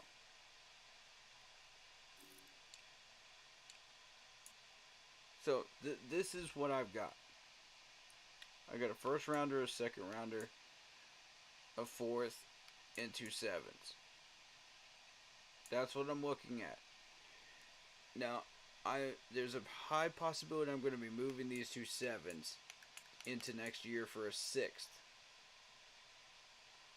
For an extra 6th. That way you got a first, second, fifth, 2 sixths, and a 7. And if I need to move players, then I'll be moving them for 6th rounders. You know, for the most part. Because there'll be players that I can easily move, and they'll be worth that value. So, the key is keep it rotating. Keep it rotating. Because if you don't keep it rotating, you're going to end up with a bunch of garbage picks, you know, that you don't know what to do with. And nobody will take them off your hands. You got to keep rotating them. So, it all depends on how these first 3 picks go. On if I want to trade on draft day these 2 7s for a 6th. If I see something I want in the 6th, then I will be doing so.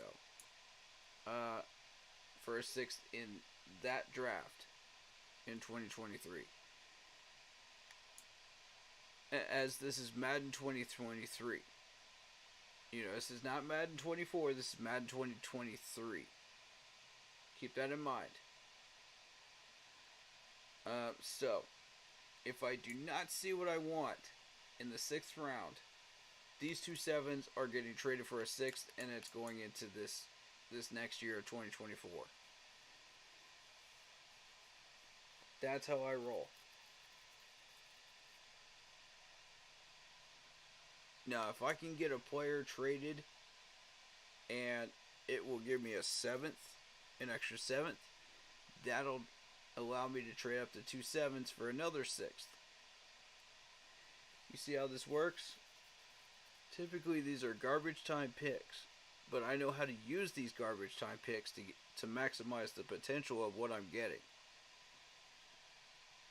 There's a lot of key things that you have to consider when it comes to building a roster. You have to make sure you know what you're building.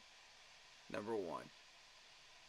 Number 2, everything's got to fit together.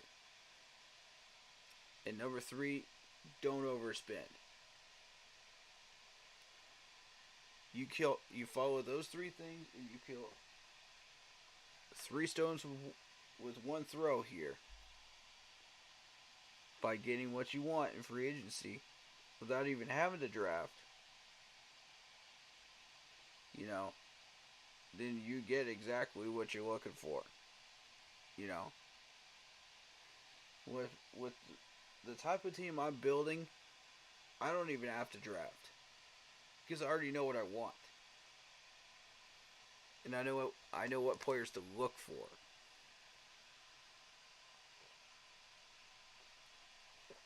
And the fact that it tells me what the scheme fits are helps even more. So, that being said, I am about done with this stream. Final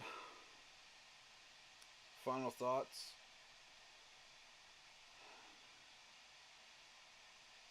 We're very, very close to building another Madden roster that I am very, very proud of. And I'm excited for you guys to see how I draft and what the system looks like. I'm excited for you guys to see the process of how I build my draft board. I'm excited to see how people are going to react to that, because I don't think they're used to it. So, it's different. I'm a different breed when it comes to this stuff. So, I don't do things the way that most people do. And I think you'll see that very, very soon. That being said, the next Madden Monday is next Monday. Obviously. We'll be doing these Madden streams from that point on. Obviously, same time, same day, each week. When there's no content, you should expect that. we'll try to get some type of content in as far as the off season is concerned. I don't know what type of content we're going to be doing, but obviously once the new head coach is hired, that will be a draftable stream.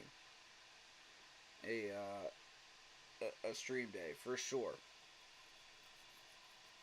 So the day that we get that news, expect to see me on. Within a day or two, I will be reacting to it.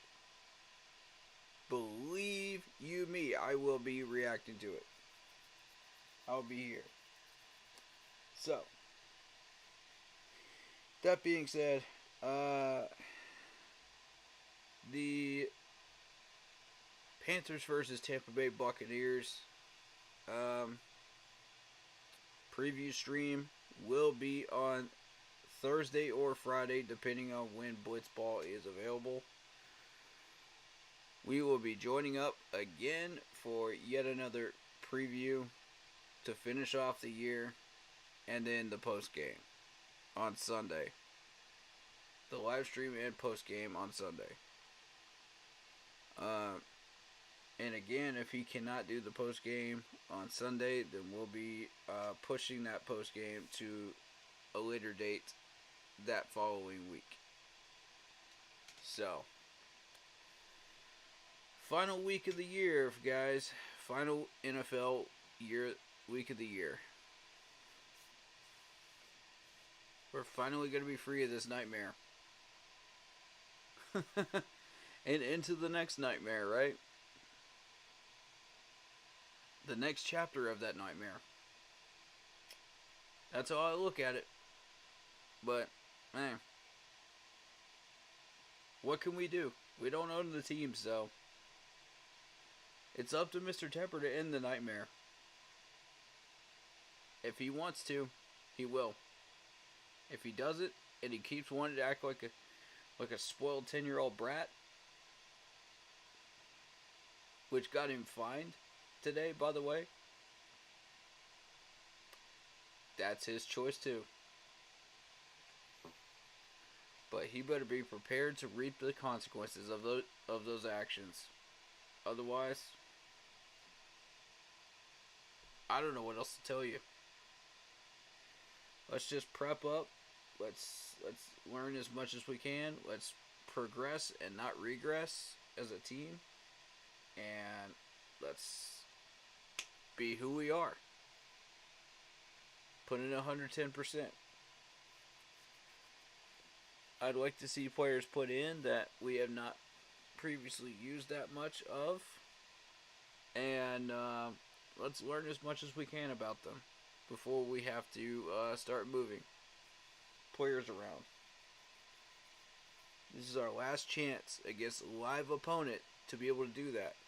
So, think critically about who you want to put in and experiment with and learn more about.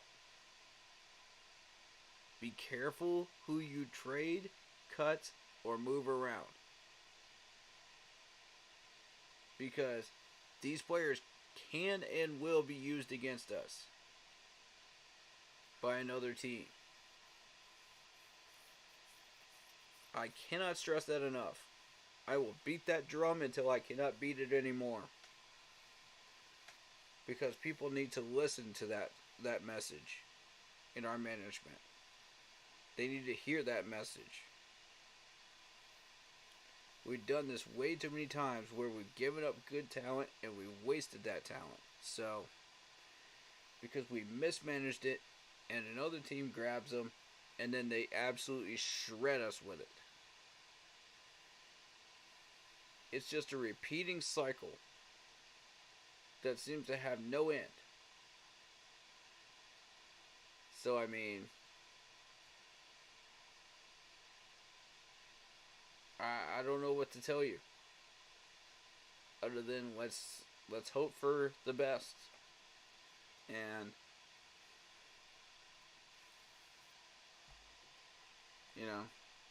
it is what it is.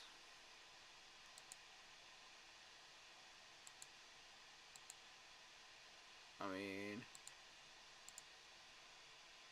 we've tried to be patient, you know, and we've tried to do what we can, and some days it's enough, some days it's not.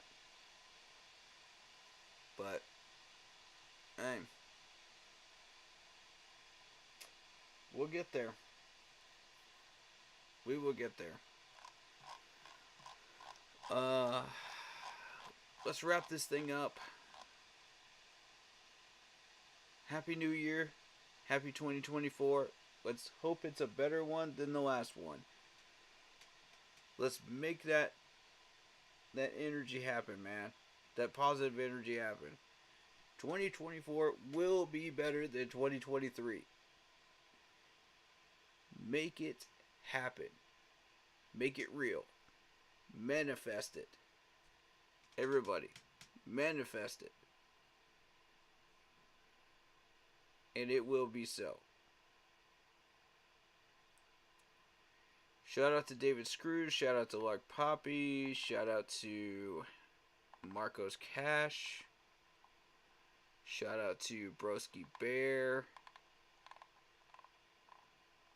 And let's see.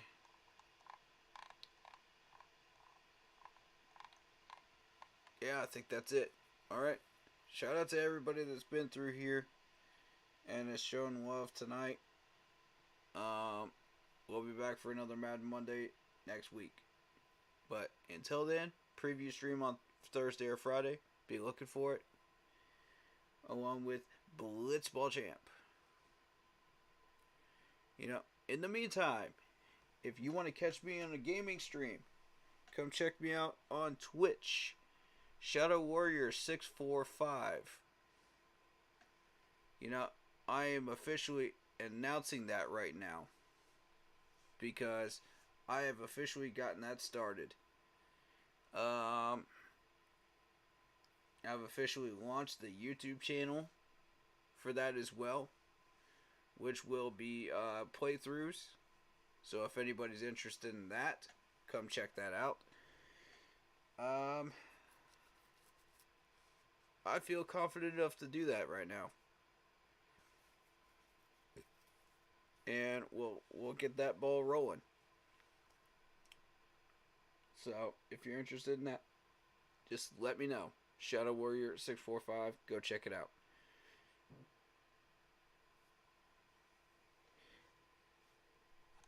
Alright. With that being said, thank you so much for hanging out with us today. Hopefully,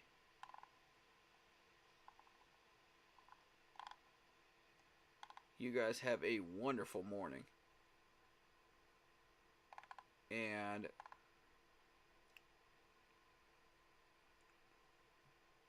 you know how it is, man.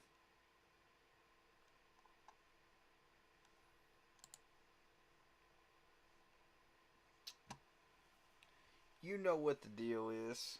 You know what to do. As always, stay happy, healthy, and well. And keep pounding.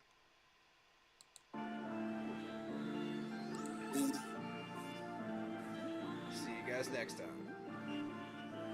Keep pounding.